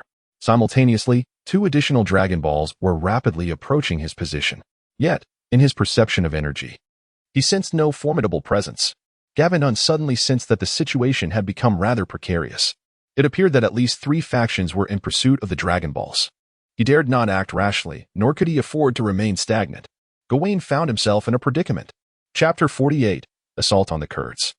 Counting the 3 Dragon Balls in his possession, all the Dragon Balls have now found their owners. What follows will likely be a fierce struggle for the remaining Dragon Balls. Gavie pondered for a moment, leaving 2 Dragon Balls on the island while he concealed himself in the shadows. Shortly thereafter, a crimson beam sliced through the sky, heading directly toward the island. Within seconds, a being with crimson skin, known as Gamma 1, descended upon the sandy shore. Gamma 1 remained exceedingly cautious. He surveyed his surroundings to ensure he was alone before lowering his guard and cautiously stepping onto the island. At that moment, a dark shadow appeared in the sky, plummeting straight towards the center of the island. A thunderous roar echoed as rocks shattered, and a myriad of dirt splattered across the air, obscuring Gavie's vision. As the dust began to settle, a massive figure emerged before him. Although the newcomer was cloaked in black robes, Gavie recognized him instantly. He was Cooled. Gamma 1 was taken aback by the sudden turn of events and quickly looked up to see Cooled approaching him slowly. Without hesitation, Gamma 1 drew his weapon and aimed it at his adversary. Cooled, gazing at Gamma 1, bore a mocking smile and said, "Little one, do you wish to play a game with me? If you agree, I shall wager the Dragon Balls in my possession." With that, he carelessly tossed a Dragon Ball between them. "What kind of game?" Gamma 1 inquired, though he sensed the gravity of the situation. "You shoot me 3 times with that gun of yours. If I am injured, you win." "How does that sound?" Cooled proposed confidently. "And if you remain unscathed?" Gamma 1 asked calmly. "Then not only will I seize the Dragon Ball you hold, but I shall also take your life," Cooled replied, a cruel smile curling at the corners of his mouth. A flicker of anger crossed Gamma 1's composed visage. "Since you are so arrogant, I shall accept your challenge," he declared, pulling the trigger without hesitation. Boom, boom, boom. 3 fiery energy spheres shot forth, engulfing Cooled in an instant. Now is the moment. At the moment when Gavie was obscured from Kurd's line of sight, he unleashed a powerful energy crescent strike, hurling it towards Kurd. With the formidable cutting force of the energy crescent strike, if it were to connect, it would undoubtedly inflict severe damage upon the opponent. Who is it? Amidst the violent eruption of energy, a tail was flung high into the air, accompanied by Kurd's furious roar. Gamma 1 instantly comprehended that this was not a time for adherence to rules. He relentlessly squeezed the trigger of his energy gun. Meanwhile, Gavie continued to unleash energy crescent strikes with both hands, raining them down upon the target. Flames and smoke billowed simultaneously, intertwined with Kurd's enraged howls. Damn it! How dare they ambush me? The island trembled as it sank further, with Kurd immobilized by the relentless onslaught of energy. At that moment, Gamma 1 spotted Gavie's figure. Seeing Gavie nod at him, he immediately understood. I will suppress him from the front. Gavie swiftly pressed his fingertip against his forehead, channeling energy into the tip. After several seconds, the magic-piercing light cannon was unleashed. A wave of terrifying energy coalesced into a beam and erupted forth with immense force. Boom. Kurd's massive form was struck directly, toppling to the ground. Gamma 1 vanished from its original position, reappearing high above Kurd's head. A dazzling sphere of red plasma hurtled towards Kurd at a terrifying velocity, enveloping him entirely. In this moment, Gamma 1 disregarded the energy expenditure, relentlessly unleashing a torrent of energy spheres upon Kurd. Though struck, Kurd maintained a formidable fighting spirit. He suddenly lifted his head, his eyes glowing a fierce crimson, and unleashed a thick dark red energy beam from his mouth. Gamma 1 had long been prepared, transforming into an afterimage and evading the attack. At that moment, Gavie fired the second magic-piercing light cannon, striking Kurd in the back. It seemed as though only this beam of orange energy remained in the world. It radiated with a brilliance surpassing that of the sun, rendering it nearly impossible to gaze upon. Its temperature carried an unparalleled scorching intensity, akin to the sun itself. The sea churned violently, the entire expanse tinted with an orange hue. Boom. Kurd's chest was pierced, his flesh and blood reduced to ashes. Yet, his vitality proved astonishingly resilient. As a golden light began to emanate from his entire body, Gavie counted the seconds in his mind. Within 3 seconds, if he could not completely annihilate Cooled, the transformed being he would become would be utterly unstoppable. Another beam of magical energy pierced through Cooled's waist. The golden radiance emanating from Cooled intensified, almost illuminating the heavens. A maximum power energy cannon enveloped Cooled. With a resounding explosion, the island was wholly obliterated within the cannon's strike zone. The golden light surged beyond the horizon, as Cooled's almost disintegrated form began to slowly solidify once more. Gavie ascended swiftly into the sky, launching 2 energy blades aimed at Kurd's neck and torso. However, at that moment, a resplendent golden light enveloped Kurd's entire being. His aura surged dramatically, and the oppressive force he emanated quelled even the waves of the sea into tranquility. The energy blades struck him, producing brilliant sparks, yet ultimately, they merely sliced through a layer of flesh before expending their energy and dissipating into motes of light. In that fleeting instant, Kurd successfully transformed into his golden form, thwarting Gavie's opportunity to deliver a fatal ambush. All of you shall perish. Kurd bellowed, his eyes ablaze with fury, as an enormous dark red energy sphere coalesced above his head in an instant. Solar Fist. The entire expanse was suffused with blinding white light, and Kurd's pupils momentarily lost focus. Gav's expression reflected an utmost severity. He retrieved the Dragon Ball that originally belonged to the Kurds, along with the 2 Dragon Balls he had previously buried. Grasping the collar of the exhausted Gamma 1, he employed instant transmission to depart from the island. A resounding boom echoed in the air. In the moment of Gavie's departure, a terrifying explosion utterly devastated the island, unleashing towering waves reaching 1,000 meters into the sky. The 2 individuals, standing several kilometers away in the sea, gazed upon the cataclysmic scene and exhaled deeply several times. Gavie felt a lingering unease. That was perilous. Fortunately, the Sun Fist bought us a moment of respite. Otherwise, Gamma 1 wore a perplexed smile upon his face. We are not acquainted. Why did you come to my rescue? Gavie unabashedly remarked, it is undoubtedly for the Dragon Balls that you possess. This is something I can certainly discern. Gamma 1, stroking his chin, inquired, what is your purpose in seeking the Dragon Balls? To resurrect some individuals of great significance, Gavie replied in a solemn tone. A flicker of intrigue ignited in Gamma 1's eyes. Even androids harbor desires to revive certain individuals? Gavie furrowed his brow, taken aback that the other party could discern his identity at a glance. He refrained from responding and instead cut to the chase. The Dragon Ball is in your possession, isn't it? Hand it over. Gamma 1 smiled as he placed his hand on his waist, remarking, if you can retrieve the Dragon Ball from my lifeless body, it shall rightfully belong to you. Chapter 49. Defeating the Gamma Android. Gamma 1 exhibited unwavering loyalty to Dr. Gero's grandson, ultimately proving to be quite inflexible. Gavie dismissed the concern, stating that until all the Dragon Balls were gathered, the presence of one more or one less held little significance. Carrying it now would only attract countless troubles. Gavie calmly assessed the situation, noting that the adversary they had just encountered would undoubtedly pursue them relentlessly. He suggested it would be wiser to leave this burden to him. Gamma 1 shook his head, firmly asserting that the quest for the Dragon Balls was his duty. Even in the face of mortal danger, he vowed to protect them with his life, ensuring they did not fall into the hands of others. Gavie sighed. If that is the case, then let us engage in battle. No sooner had he spoken than he took the initiative to strike. Gamma 1 also sprang into action. His physical attributes surpassed Gavie's in every aspect, granting him remarkable speed. Boom. The moment they collided, an earth-shattering sound erupted. A powerful shockwave radiated outward, causing the surrounding waters to churn violently, even conjuring towering waves. Gavie and Gamma 1 each took 3 steps back. Gamma 1's expression turned grave. You are far more formidable than I had anticipated, particularly in your utilization of energy techniques. However, your physical prowess pales in comparison to mine, and I shall not permit you to create distance.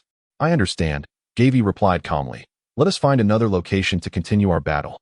The flustered figure of Kurd was already discernible in the distance, rapidly approaching their direction. Gavie, without a word, seized Gamma 1 by the shoulder and instantaneously transported them away. In the next moment, the two found themselves in a distant ocean, thousands of miles away. For the time being, Kurd would be unable to disturb them. Gavie and Gamma 1 once again clashed in fierce combat. A powerful confrontation erupted, sending shockwaves in all directions. This time, Gamma 1 spared no respite for Gavie. Delivering a swift kick to Gavie's waist with his right leg, Gavie deftly blocked the onslaught with one arm, his left knee striking swiftly toward Gamma 1's chest. The impact resonated, causing both combatants to shudder. However, it was evident that Gavie held the upper hand in this exchange. A flicker of defiance crossed Gamma 1's face as he launched another assault. The clash erupted into a frenzy of blows, boom, bang, bang. Their confrontation intensified, with Gamma 1's attacks growing increasingly ferocious, each strike aimed at Gavie's vital points. It would not be an exaggeration to say that should he find a flaw, he could undoubtedly deliver a devastating blow to Gavie in an instant. Yet Gavie stood unfazed, meeting him head-on. Their fists and feet collided relentlessly, tearing through the air with explosive sound. The surrounding sea churned violently, enormous waves rising as if heralding an apocalyptic event. This level of close-quarters combat was an unprecedented experience for Gavie. The visceral nature of their battle sent his blood boiling, invigorating him. During his training with Mr. Bobo, Gavie had grown accustomed to suppressing his power, striving to win through technique. But at this moment, he cast aside all learned maneuvers and fought purely on instinct, unleashing the full force of his being with abandon.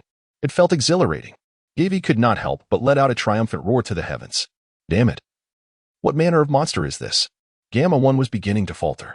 Having expended a significant amount of energy in his battle with Kurd, he now found his reserves nearly depleted. Just as Gamma 1's focus wavered, Gavie, who had been in a defensive stance, suddenly struck. Boom. An elbow strike landed forcefully on Gamma 1's face.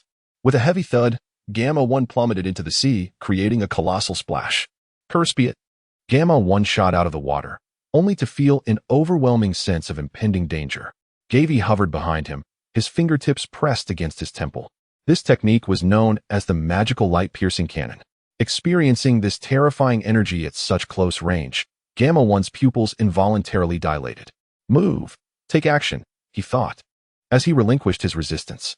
However, the condensed beam of light merely grazed past his ear, directly piercing through a small island.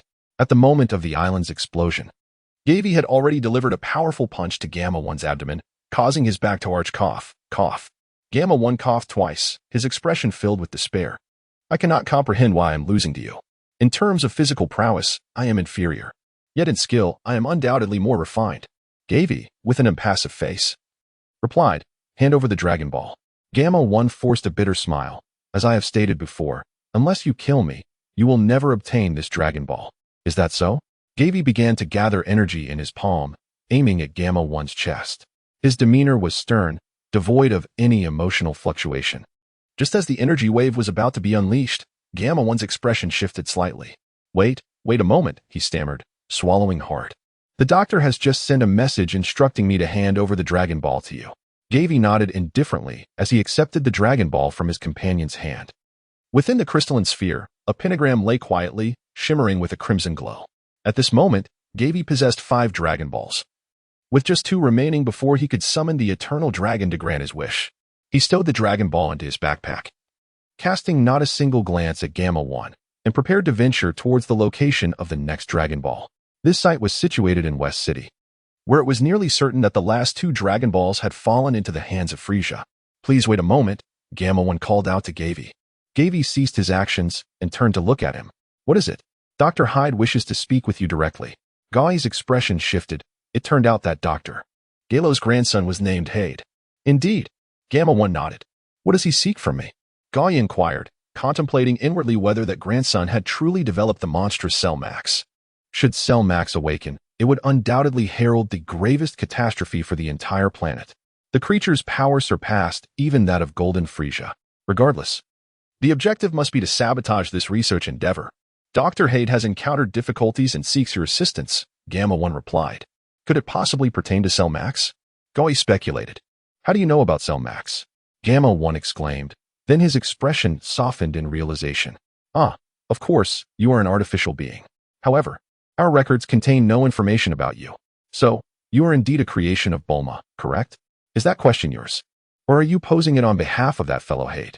Gavie asked, his demeanor unchanging. It is certainly on behalf of Dr. Hyde. Gamma 1 responded. Now, the doctor is convinced that the individual behind you is undoubtedly Bulma. Only she, having stolen the research achievements of Dr. Hyde's grandfather, could have manufactured an android of your model. Stolen? Gavie raised an eyebrow. Indeed. You also pilfered the completed form of Cell. The doctor's purpose in creating Cell Max was to guard against your version of Cell. Gamma 1's indignation escalated with each word. Gavie stroked his chin, sensing a considerable misunderstanding between both parties. Chapter 50. Intercepting Cell Max. It seems I must elucidate matters to prevent any unnecessary disputes. Dr. Hyde, is it? Gavie softened his tone, first clarifying an important point. The cell developed by Dr. Gero has successfully awakened and has departed from this timeline via a time machine. A time machine? Gamma 1's expression hardened. Indeed. Gavie continued, explaining that driven by an instinct for evolution, Cell must absorb the androids 17 and 18 to achieve his perfect form. Thus, he seized the time machine from Dr. Bulma and ventured back into the past. So, in truth, Cell was never under your control? Gamma 1, recovering from his shock, wondered if Dr. Hyde had been deceived by the higher-ups of the Red Ribbon Army. That is certainly the case. The Red Ribbon Army was initially established to dominate the world, and to achieve this goal, they would resort to any means necessary. Gavie affirmed with a nod. He then added that they recognized Dr. Hyde's talents, but did not wish for the righteous doctor to uncover their ambitions, thus fabricating such a lie. I see. Gamma 1 exclaimed in realization, only to pose another question.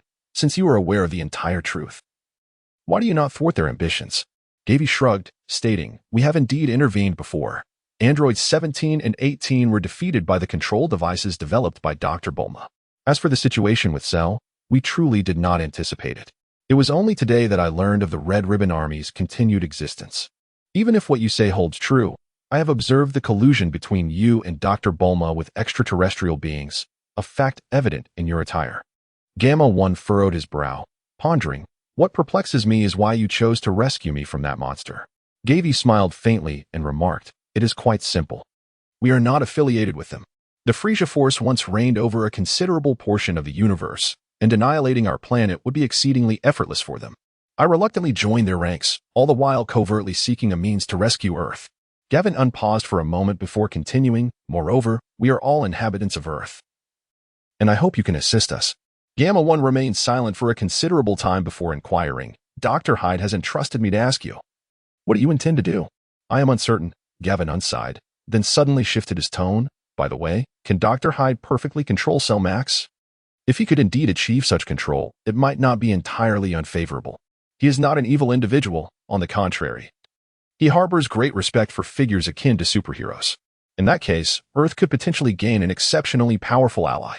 Gamma 1's expression shifted slightly as he shook his head. I regret to inform you that Dr. Hyde's mental control device has yet to be developed.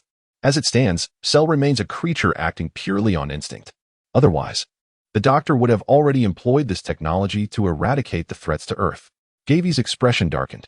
What is the progress on the development of this creature? Gamma 1 furrowed his brow and replied, the advancements on the physical level have been completed. Its current strength is beyond even the doctor's estimation. Gavie felt a sudden pang of unease in his heart. A creature like Cell Max, with such formidable power, could potentially bring about the destruction of Earth if not properly controlled. Moreover, he harbored a deeper concern. If Frieza were to learn of this information, would he send the Ginyu Force to seize the body of Cell Max? Gavie took a deep breath. For once this monstrous entity awakens, the Earth would confront an unprecedented and colossal crisis. I concede that Cell Max possesses formidable strength. However, we have devised a means to contend with it.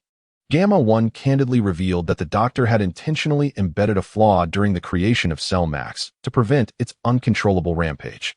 Gavie had already discerned the nature of this flaw within himself, yet he still inquired, the flaw? Indeed, it is the crystalline structure atop Shara Max's head. Shattering it would result in his immediate demise, explained Gamma 1. Gavie nodded thoughtfully. It seems that in order to preserve the Earth, the crystalline structure atop Shara Max must be directly destroyed before its activation.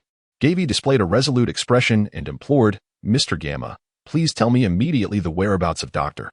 Hyde. After a brief moment of hesitation, Gamma 1 replied, the Doctor is en route to the West Capital. West Capital? Gavie's eyes widened in alarm, his pupils narrowing. Gamma 1 nodded in affirmation, stating, the Red Ribbon Army is transporting Cell Max to the West Capital, and the Doctor intends to thwart their plans. Currently making his way there. He then added, the matter for which the Doctor sought your assistance pertains to this very situation. Thus, it appears that Cell Max is on the verge of activation. Gavie compelled himself to regain his composure. What does the Doctor require of me? The Doctor has instructed me to accompany you and to delay the arrival of Cell Max and Shidu for as long as possible. Gamma 1's expression was grave. He then elucidated. The Doctor has discerned through battle footage transmitted by microbots that the technique you employ to unleash the beam possesses formidable power. It might just be capable of targeting Cell Max's vulnerable spots, thereby thwarting its cataclysmic intentions for the world. Gavie's expression turned grave as he nodded swiftly. Grasping Gamma 1's shoulder, he faced the direction of West City and employed instant teleportation. Outside West City, a colossal spherical incubation chamber loomed over the town's district. Its massive metallic shell obscured much of the sunlight, emanating a stifling atmosphere. The liquid within the chamber appeared a dark purple, reminiscent of flowing blood, exuding a noxious odor that provoked nausea. Inside lay a gigantic monstrosity coiled silently, its eyes tightly shut, seemingly in agony. The creature's entire body was enveloped in a chitinous exoskeleton, outlining a physique reminiscent of perfect human musculature. Gurgling sounds echoed as a series of bubbles erupted from its mouth and nostrils, affirming its vital signs. Meanwhile, the vicinity of the incubation chamber was strewn with countless burning mechanical remnants. Amidst the flames, both mechs and armored vehicles lay shattered into fragments. Among the debris, charred human bodies were faintly discernible. Dozens of extraterrestrial beings scoured the devastated area in search of any surviving individuals.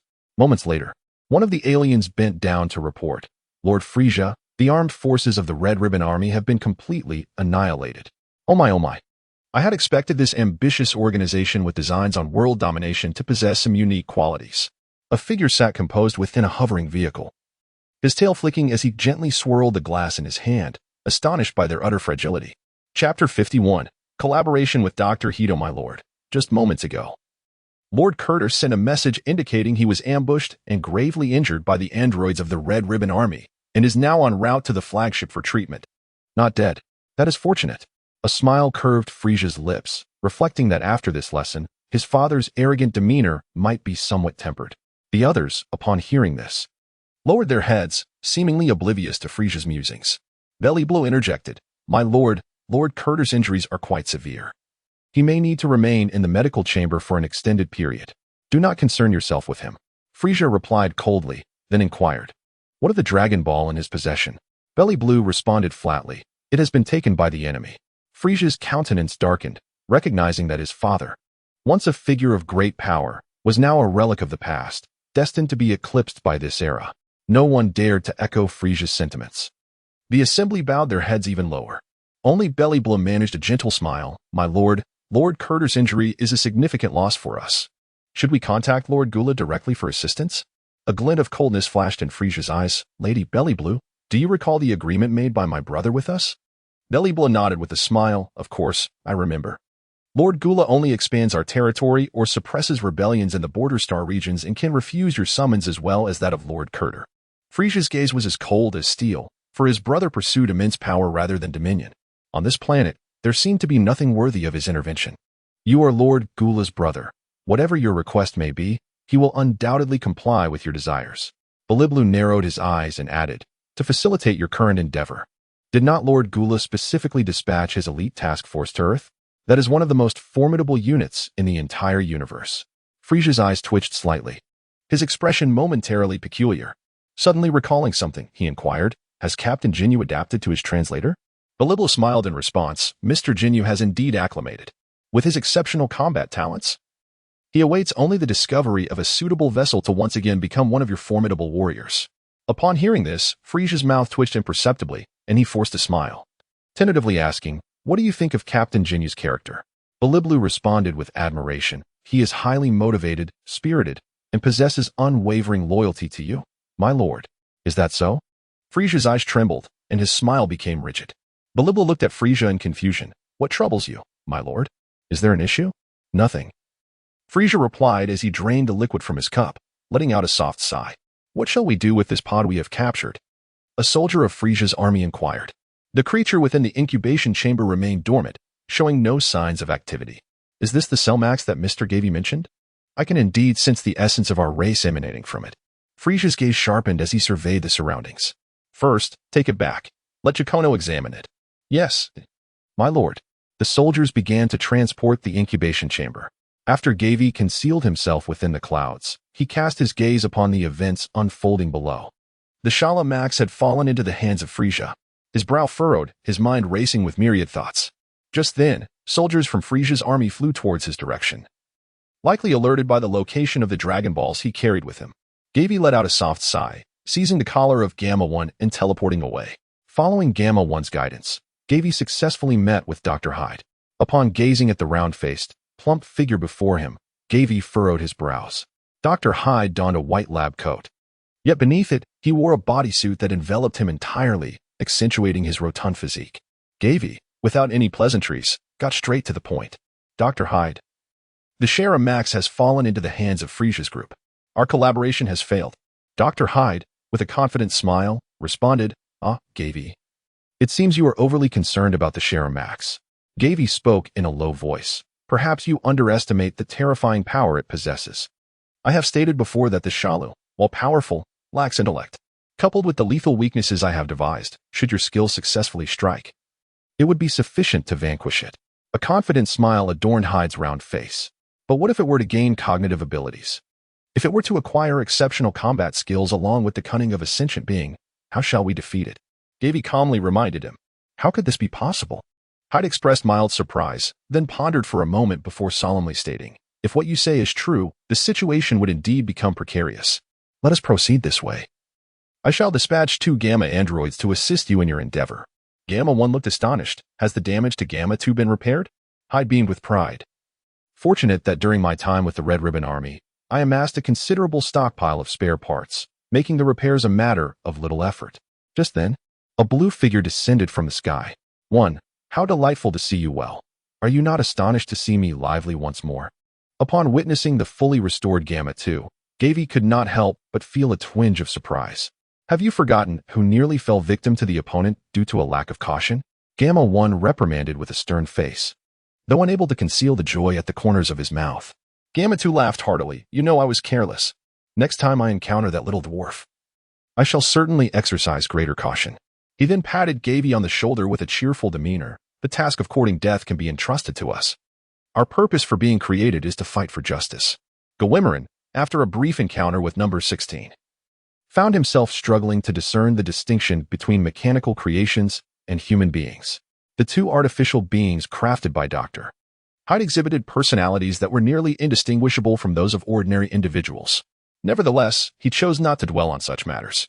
Gavie nodded with a faint smile, assuring, rest assured. I would never jeopardize the lives of my companions unless absolutely necessary. The addition of Gamma 1 and Gamma 2 had bolstered Gavie's forces with 2 more vital combatants. Gamma 1, hasten to recharge your energy. It appears we have numerous arduous battles ahead. Gamma 2 gently nudged 1. Suddenly, several white streaks sliced through the sky. The remnants of the past refused to fade. Gavie sensed the presence of several Frieza soldiers approaching his location. He wondered if Bulma had completed the jamming device. Only by concealing the Dragon Ball signal could he act with confidence. Gamma 2 also detected the airborne enemies. He immediately volunteered. I shall take care of them. Wait. Gavie interjected. We should leave immediately. This location is perilously close to West City. If Frieza is hiding among the pursuing soldiers, we may find ourselves in grave danger. As Gavin was about to teleport away with the three companions, a figure suddenly emerged to block the path of the soldiers in the distance. Without uttering a single word, this figure unleashed a formidable energy wave, engulfing all the pursuers within its reach. A brilliant flash of white light illuminated the sky, as the entire area was enveloped by a colossal explosion. In an instant, the regiment of soldiers was utterly annihilated, leaving not even a trace behind. Who could this be? A flicker of astonishment crossed Gavin's eyes, momentarily halting his teleportation. The figure in the air surveyed the battlefield before turning its gaze towards them, resulting in an intense moment of eye contact. Gavie was taken aback to discover that the individual was entirely shrouded, with a scarf concealing his face, leaving only a lock of lake blue hair visible on his forehead. However, judging by the attire and silhouette, it was evident that he was male. This person had previously ambushed Frieza in West City. Do you recognize him? Gamma 1 inquired with curiosity. Upon hearing the words, Gavie regained his composure, uncertainly pondering. Perhaps it is him, but that should not be the case. The mysterious figure gently nodded at Gavie and then, at a leisurely pace, glided towards the group. The Gamma androids immediately shielded Dr. Hyde in their midst, while the first one warily inquired, "What are your intentions?" From a considerable distance, the enigmatic figure spoke. "I am in pursuit of the Dragon Balls."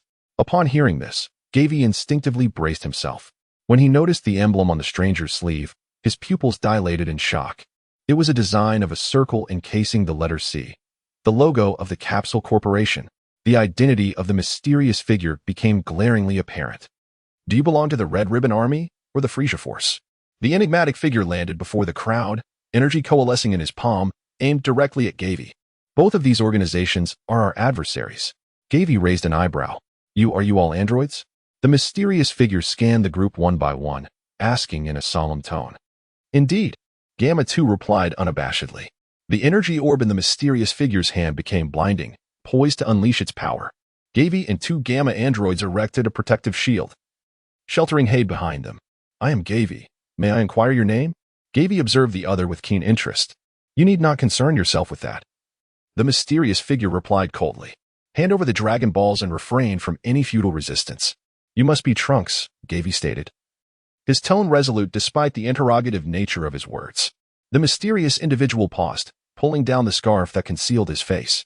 "How do you know me?" "Indeed, it is the great Trunks," Gavie mused, though this revelation only deepened his confusion. "There is already a Trunks in this timeline, and I am well acquainted with his energy. Your aura is strikingly similar. You have met Trunks?" The mysterious figure frowned. "Certainly, along with Goku, Bulma, and others. They are my companions," Gavie replied candidly. The energy orb in his palm dissipated into nothingness, as the mysterious figure inquired with palpable excitement, "Is the other me and my mother still alive?" Gavie lifted the protective shield and, after careful consideration of his words, remarked, "It cannot be said that they are truly alive." The mysterious figure was taken aback, pondering the meaning of his statement. Wukong and Trunks had indeed perished. However, in order to confront the impending threat posed by Babidi and Frieza's cohorts, Bulma and I implored the fortune teller to grant them a return to the realm of the living for a brief 24 hours. Subsequently, Gavie succinctly conveyed the pertinent information regarding the Dragon Balls and our allies to the mysterious individual. "I am indeed Trunks," he declared, hailing from an alternate timeline that has been utterly obliterated. A pained expression crossed Trunks' face as he recalled the profound despair that had once engulfed that world. Gavie understood. The Trunks before him hails from a future timeline and has endured the harrowing Zamasu incident. Ultimately, his entire timeline was irrevocably erased by the Omni King due to Zamasu's actions. Gavie consoled, "Then let us together safeguard this world." Trunks nodded earnestly and then inquired, "What wish do you intend to make with the Dragon Balls you have gathered?" Gavie was uncertain about the current direction in which Dragon Ball had evolved. He pondered, "It should be used to resurrect our fallen comrades." Trunks, struck by an idea, suggested, "Perhaps we could summon the Eternal Dragon to locate Lord Beerus and seek his assistance in resolving the crisis on Earth. But Lord Beerus is no longer among us." Gavie sighed, swiftly informing Trunks of the demise of the Supreme Kai. A shadow of despair crossed Trunks' face. "It appears we must exchange information," Gavie proposed. "Though it would be prudent to change our location. You all should hold on to me." In the distance, a dark mass of figures was swiftly approaching. heralding the large-scale mobilization of Frieza's army. Upon hearing this, the others placed their hands on Gavie's back. With a whoosh, they reappeared, their feet sinking into the soft sands of a beach. "Is this Kame House?" Gavie murmured to himself. Suddenly, a woman with cascading black hair soared into Trunks' embrace. "Xiaowu, we have gained a new ally, and your mother is still alive." Trunks shared the joyous news with his beloved. Gavie formally introduced several individuals to Trunks and Mai. The subsequent exchange of intelligence was primarily articulated by Gavie. The information Trunks could provide constituted only a minuscule fraction, most of which Gavie was already aware of. Surprisingly, in addition to the likes of Babidi's group and the Frieza duo, there existed even more terrifying adversaries: Cell Max, Gula, Broly, and Moro. Trunks' brows furrowed deeper, eventually becoming numb with concern. "Mr. Gavie, have you uncovered any news regarding Zamasu?" At the mere mention of Zamasu, Gavie felt a twinge of headache. Although this individual harbored no desire to obliterate planets, he was determined to eradicate all humanity from the universe. He disregarded even other deities, embodying a completely unreasonable antagonist. Zamasu, by nature, stood in opposition to the protagonists, leaving no room for negotiation. It was uncertain whether this timeline, devoid of Beerus, might attract Zamasu's attention. It appeared that a strategy to resurrect Beerus would need to be devised in the future. "Currently, there is no news on Zamasu," Gavie replied somberly. "Mr. Gavie, I truly admire your perseverance in the face of such circumstances. You have not given up," Trunks expressed sincerely. Even Dr. Hito and the two Gamma androids were moved by Gavie's indomitable spirit. With a wry smile, Gavie steadied his inner emotions and reluctantly stated, "As I mentioned before, my initial intent was merely self-preservation." After a brief pause, his gaze grew resolute. "Just as you inscribed HOP on the time machine, as long as there is a glimmer of hope, no matter how minuscule, I shall persist until the very end." "Mr. Gavie, what are your plans moving forward?" Trunks inquired with curiosity. The arrival of the Great Saiyaman was an unexpected delight for Gavie. From a combat perspective, the current Trunks was at least on par with Goku, if not slightly superior. Regardless, he had become a key player in the first tier of fighters. Moreover, his presence was not merely about combat prowess. He was also an apprentice Supreme Kai. Although he did not belong to this timeline, Trunks had confirmed that his healing abilities had not waned. A fighter who could deal damage while also providing support was undoubtedly the linchpin of the team. Furthermore, the individual Gavie had previously envisioned to fuse with Goku could very well be the Trunks standing before him. The thought of Goku merging with the Great Saiyaman thrilled Gavie. Next, he needed to devise a way to reunite with the other companions. "I plan to rendezvous with Goku and the others," Gavie replied with a smile. "I believe you are eager to see them as well?" "Of course, I have always looked forward to reuniting with Mr. Goku." Trunks' eyes gleamed with anticipation. "Let us visit the Korin Tower." Without the need for a reminder, the crowd placed their hands upon him. In an instant, the towering Golenta emerged before their eyes. A squirrel, startled by the sudden appearance of the group, stood frozen in place. Gavie slightly bent his knees and suddenly propelled himself into the air. In less than 3 seconds, he found himself at the original location of the temple. Following closely behind was Trunks. "Mr. Gavie, where has the temple gone?" Trunks inquired with curiosity.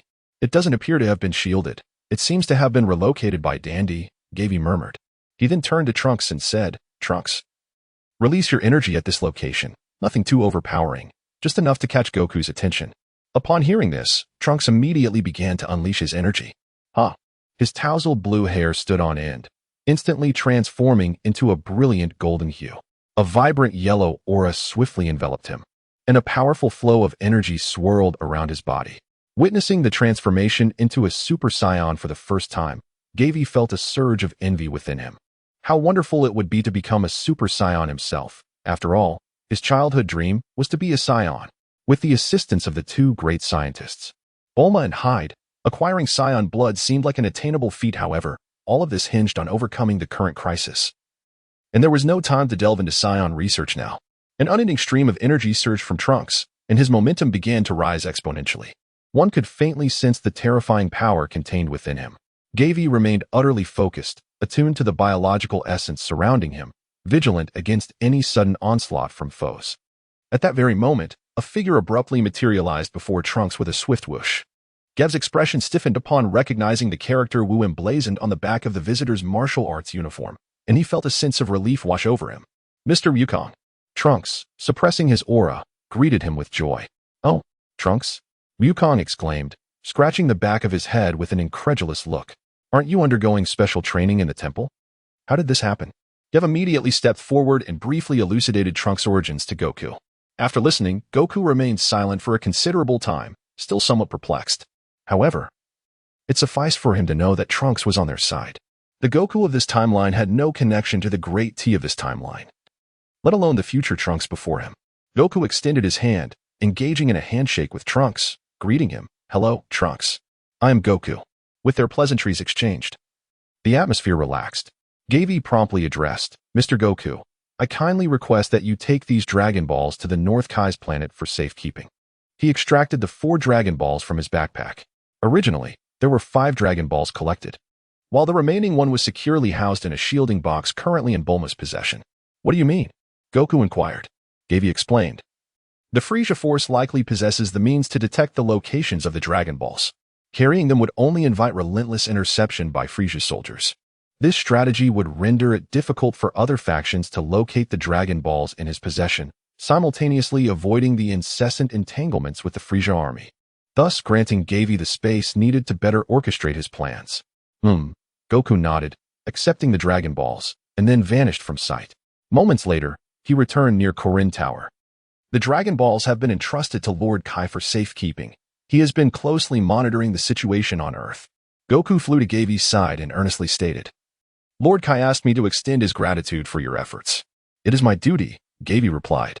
The three descended to the ground, where Gavie briefly introduced Goku to Mai, Dr. Hito, and the others. Please, lead us to the temple, Gavie calmly requested of Goku. With a whoosh, moments later, the group of 7 arrived at the temple. In the temple courtyard, Mr. Popo wore a simple smile. Piccolo, who had been practicing with Gohan, halted his movements, his previously stern expression softening slightly. Meanwhile, Trunks from this timeline stared in shock at the individual who bore an uncanny resemblance to him. Why you? Who are you? Greetings. I am your future self. The future Trunks replied with a calm smile. I hadn't intended to disturb your lives, but the future of this world is indeed concerning. As the group exchanged pleasantries, Gavie approached the new deity of Earth, Dondi, with a question regarding the enhancements made to the Dragon Balls. Dondi appeared somewhat anxious as he replied, Mr. Gavie, I have removed most of the restrictions on resurrection using the Dragon Balls. Now, apart from those who have reincarnated or died of natural causes, the Earth's Dragon Balls can bring them back to life. Really? A glimmer of joy flickered in future Trunks' eyes, followed by a hesitant inquiry. I heard that to resurrect someone, their body must be completely preserved? That is no longer necessary. The Eternal Dragon can directly reconstruct the physical form, Dondi explained. How many wishes can one make to the Eternal Dragon? Gavie pressed further. 3. I felt the threats facing Earth were too grave, so I took the liberty of increasing the number of wishes. Dondi cautiously glanced at Gavie. You have done exceptionally well, Dondi. Piccolo's expression softened, revealing a hint of admiration and kindness. Upon hearing this news, everyone felt invigorated. Dondi, why didn't you share such wonderful news earlier? Goku exclaimed, his excitement palpable as he pounded his fists together. I thought your only improvement was the removal of the resurrection restrictions. Faced with the intense gazes of the crowd, Dondi felt a mixture of shyness and guilt. As I have just assumed the role of a deity, it is rather improper for me to act unilaterally. And my inability to resurrect Mr. Goku has left me feeling quite remorseful. Dondi, what you have accomplished is already remarkable. Gavie expressed his satisfaction with the outcome. Next, he intended to entrust Goku with the task of teaching everyone the fusion techniques from the Metamor Star. Chapter 54, Mastering the Fusion Techniques. Gavie stroked his chin in contemplation, recognizing that the remaining 2 Dragon Balls had fallen into Frieza's hands. To summon the Eternal Dragon, they must reclaim the Dragon Balls from him. Frieza possesses an overwhelming strength far beyond my own. Goku gritted his teeth, a defiant glint flashing across his face. Piccolo furrowed his brow, solemnly stating, although our numbers have increased, our combined efforts may still prove futile. Can we truly be outmatched by that little tyrant? Gamma too expressed his disbelief. Future Dai intoned gravely. Let us not forget about Kurt. The strength of the father and son duo is quite comparable. Either one could easily vanquish us. Goku, feeling a surge of guilt, lamented. I apologize. It is entirely my fault. After defeating all adversaries in the underworld, I have grown somewhat complacent in my training. A wave of despair washed over the group. Gavie attempted to steer the conversation. Mr. Wukong, in another realm, have you heard of any skills that enhance one's strength? Upon hearing this, Wukong crossed his arms and pondered deeply. After a moment, he suddenly looked up, exclaiming, "Of course. What if we could use fusion?" "Fusion?" Dandy asked, astonished. "You know about fusion too, Dandy?" Wukong inquired with surprise. "I heard about it while on Namek," Dandy replied excitedly. "Although I have not witnessed it firsthand. I have heard that fusion is a coveted technique among the Metamorans, allowing two individuals to merge into a singular, formidable warrior." "Precisely. A Metamoran I encountered in that world taught me this secret technique," Wukong exclaimed, brimming with enthusiasm. "Is it really as powerful as you say?" Piccolo inquired, his eyes narrowing thoughtfully. The others, their eyes alight with excitement, gathered closely around Wukong. "That should be the case. I've merely learned this skill but have yet to apply it, as I couldn't find anyone of comparable strength in that realm," Wukong admitted, a hint of uncertainty in his voice. He then proceeded to explain the conditions necessary for fusion. The two individuals must be of similar stature, harmonize their energy, and perform a complete set of symmetrical dance movements without the slightest error. Otherwise, the fusion would fail or yield unpredictable consequences. "Son, quickly teach everyone." "All right," Wukong agreed. Then reminded them, "I took a week to master this skill, and time is of the essence, so you all must focus and learn diligently." The group, filled with determination, surrounded Wukong. "Now I will demonstrate." Wukong's expression turned serious. He extended his arms out to the sides and stood on tiptoe. "Like this. Pay attention to the angle of my arms. As I move one arm to the other side, I will approach my partner, bending my legs and taking small steps to shift my body. Note, the distance covered during this movement should be 3 steps. Then, one leg must stand firm while the other is raised, with fists clenched and the angle of the feet carefully noted. Like this. With our index fingers pointing towards each other. Again, I emphasize the importance of the leg angles. This outer leg must remain straight." Wukong completed the entire set of movements as he explained. "Did you understand?" A bead of cold sweat trickled down Piccolo's forehead. The others exchanged uncertain glances. "Dad, do we really have to perform this entire sequence?" Gohan hesitated to ask. "Of course, Gohan," Wukong affirmed with a nod. Just then, he seemed to notice the unusual expressions on their faces and scratched his head in confusion. "What's wrong? Did you not comprehend? All right. To make it easier for you to understand, let us have Piccolo join me for a demonstration." "Me? Why me?" Piccolo exclaimed, utterly shocked. "You are the smartest among us," Wukong said, looking at Piccolo with great expectation, convinced that he would grasp it after just one viewing. Vic stood rooted to the spot, appearing ensnared in a web of confusion. Gavie immediately urged, "Mr. Piccolo, you are the finest teacher among us. Under your guidance, Gohan has experienced remarkable growth." "Very well," Piccolo said, wiping the beads of sweat from his forehead as he gritted his teeth in agreement. Goku also encouraged his son, "Gohan, your potential surpasses that of all of us. Upon fusion, you may very well become the mightiest warrior. Be sure to remember your father's techniques." "All right, father," Gohan replied with determination in his gaze. Piccolo took a deep breath, his fists clenching and unclenching repeatedly. "So, shall we begin?" "Piccolo, there is no need to be anxious," Goku consoled him. "Fusion, huh?" Upon completing the entire sequence of movements, Goku appeared relaxed and at ease, while Piccolo's face was drenched in beads of sweat. "Piccolo, what troubles you? You must vocalize during the movements," Goku reminded him, then sighed. "The previous demonstration was not perfect. We shall do it again." "Again? Must we do it once more?" Piccolo's face turned pale, his discomfort palpable. "Uncle Piccolo, I believe in your ability to accomplish this," Gohan encouraged. The others bestowed encouraging glances upon Piccolo. "Very well," he relented, feeling the weight of their hopeful gazes. He murmured to himself, "This is simply too embarrassing. But it must be done." He closed his eyes, took a deep breath, and shouted, "Goku, let us hurry and begin." "Fusion, huh?" Before long, Piccolo, his face still tinged with green, completed the entire sequence. "Piccolo, you performed excellently and shouted with great vigor. Has everyone grasped the technique?" Goku inquired, giving Piccolo a thumbs up as he spoke. Gavie, rubbing his cramping cheek, turned back with a tranquil expression, exclaiming in admiration, "Mr. Piccolo's movements are utterly flawless." He then proposed the grouping for the fusion candidates. If we were to categorize them by strength, Goku and future Trunks would pair together, while Gohan and the Trunks from this timeline would form another group. Does that sound acceptable? Everyone nodded in agreement. Mr. Piccolo remarked that, for the time being, he lacked teammates of a similar stature, and thus requested his guidance on their movements. "Number 1, let us also practice. I find this sequence of movements exceedingly impressive. Gamma 2 exclaimed with fervor, lightly nudging Gamma 1's shoulder with his elbow. Gamma 1, with a calm demeanor, analyzed, as androids, we do not possess a life force, making it impossible for us to execute such techniques. Upon hearing their exchange, the others could not help but feel a sense of regret. Yet, a hint of relief seemed to flicker across Gamma 1's face. Casting a glance at the time, he noted that there was less than an hour remaining until the martial arts tournament officially commenced. Gavie immediately inquired with Mr. Popo about the whereabouts of Mels. Mr.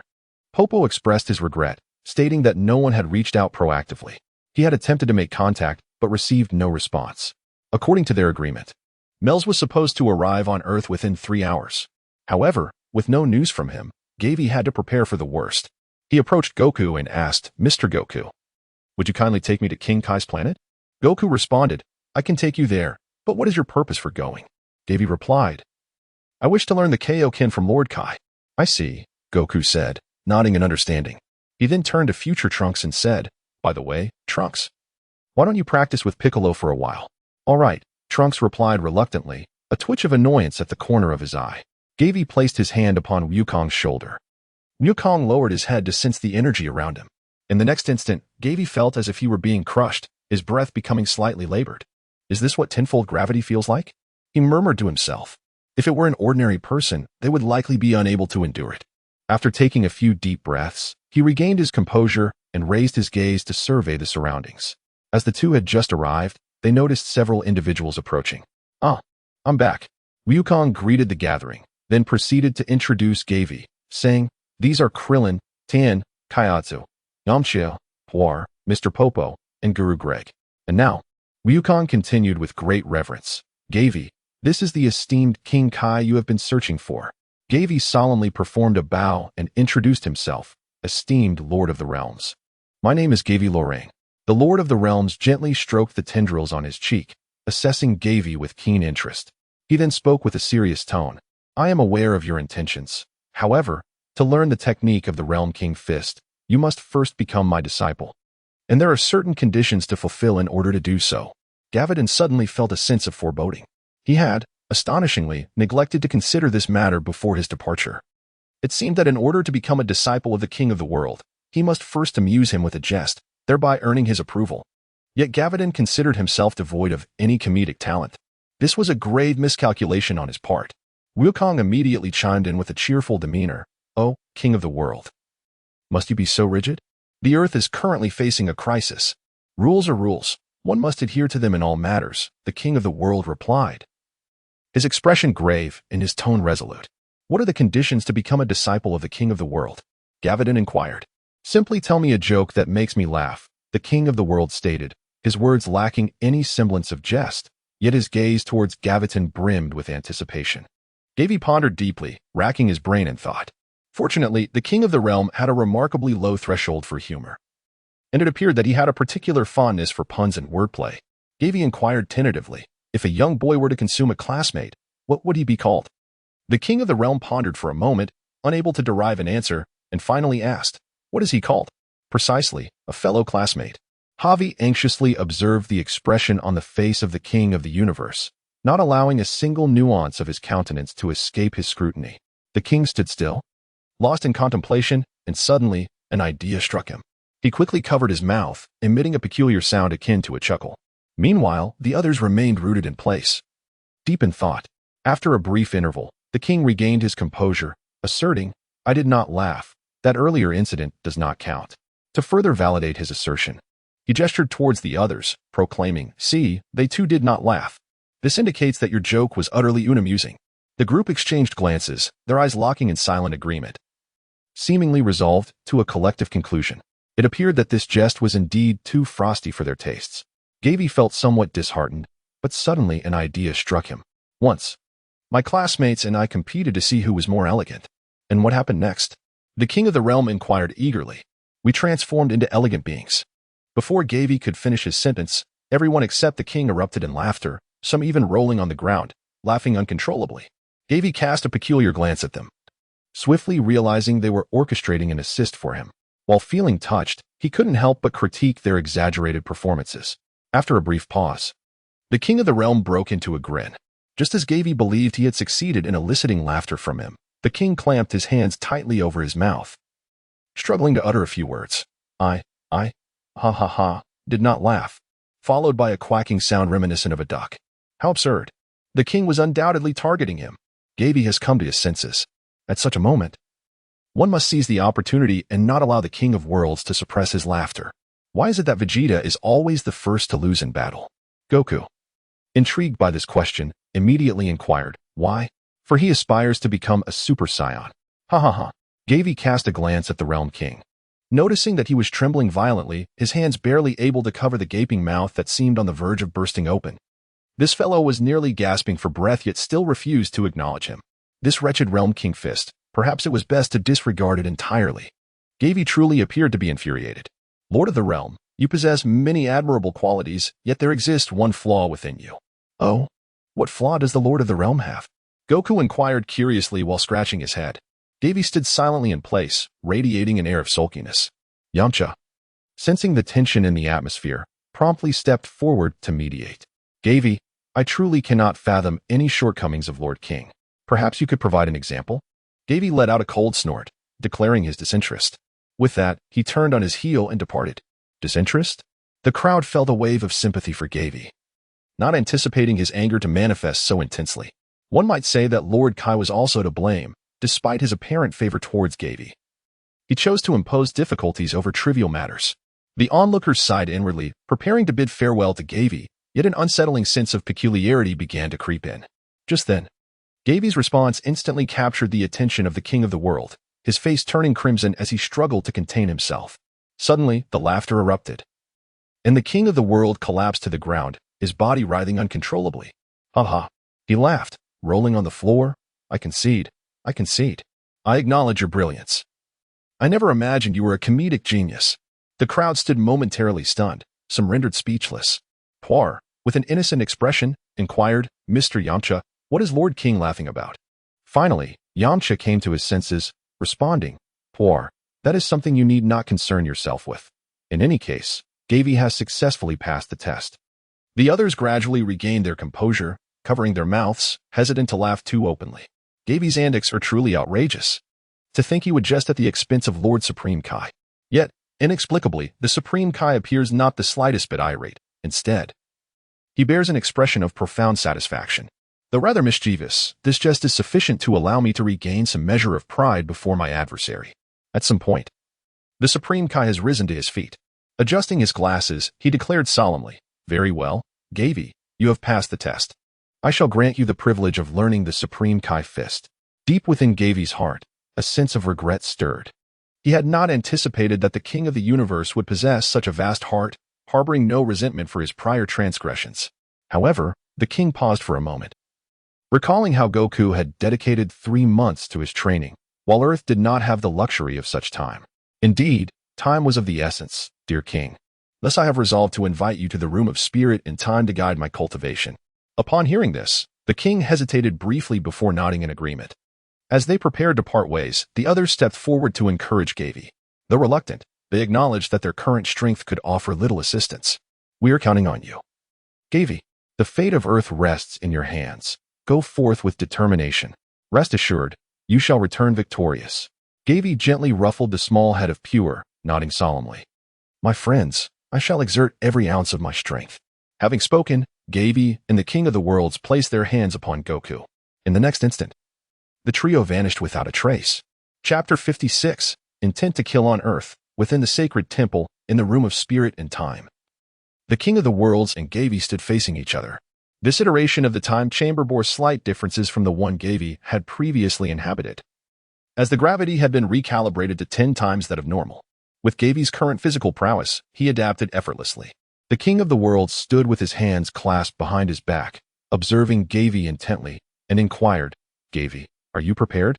Gavie raised his eyes and nodded earnestly, yes. I am ready. The King of the Universe nodded in affirmation. Very well, now you shall gather your energy as I have taught you. Begin. As the king's words fell, a chaotic whirlwind enveloped Gavie's body.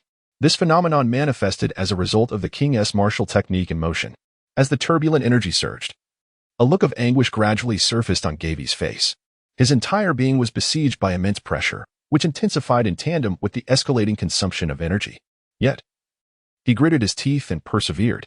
At last, when the swirling energy around him condensed into crimson flames, Gavie suddenly opened his eyes wide. With a fierce roar escaping his lips, he unleashed the king of the universe's technique. In an instant, the very fabric of space seemed to tremble violently. The ground sank, and countless fine fissures spread outward like a spiderweb, permeating the surrounding area. Gavie stood still, not moving an inch, but instead closed his eyes to attune himself, firmly etching the changes in his physical state into his memory. After a brief moment, he opened his eyes to behold his form. His entire body was enveloped in a fiery crimson aura, resembling a divine warrior, radiating with majesty and dominance. He clenched his right hand into a fist, and with a gentle sweep, he summoned a scorching gust of wind.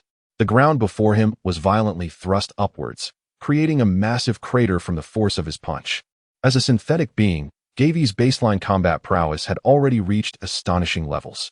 He possessed rapid regenerative abilities and near-limitless stamina, allowing his body to endure the immense strain of the Kaioken technique. With the multiplier of the Kaioken in effect, his actual combat capabilities had undergone a qualitative leap. More importantly, the Kaioken could perfectly adjust the strength of all his muscles, joints, and bones, rendering him in the most optimal state for battle. Sensing this formidable energy, the KO acknowledged with a nod. Indeed, Gavie, your dedicated training over the past half-month has yielded results. Moreover, your talent is remarkable. I had previously underestimated you. However, to defeat Frieza in that form, you still have a considerable distance to cover. Why not learn the ultimate technique I developed, the Spirit Bomb? The KO coaxed gently. Though the Spirit Bomb was indeed a divine technique capable of vanquishing Majin Buu, the original lore stipulated that only those of pure heart could wield it. As a transgressor, Gavie felt it unnecessary to attempt such a feat. Thank you for your guidance, Lord KO. However, we must depart from here tomorrow. There is no time left to learn the Spirit Bomb.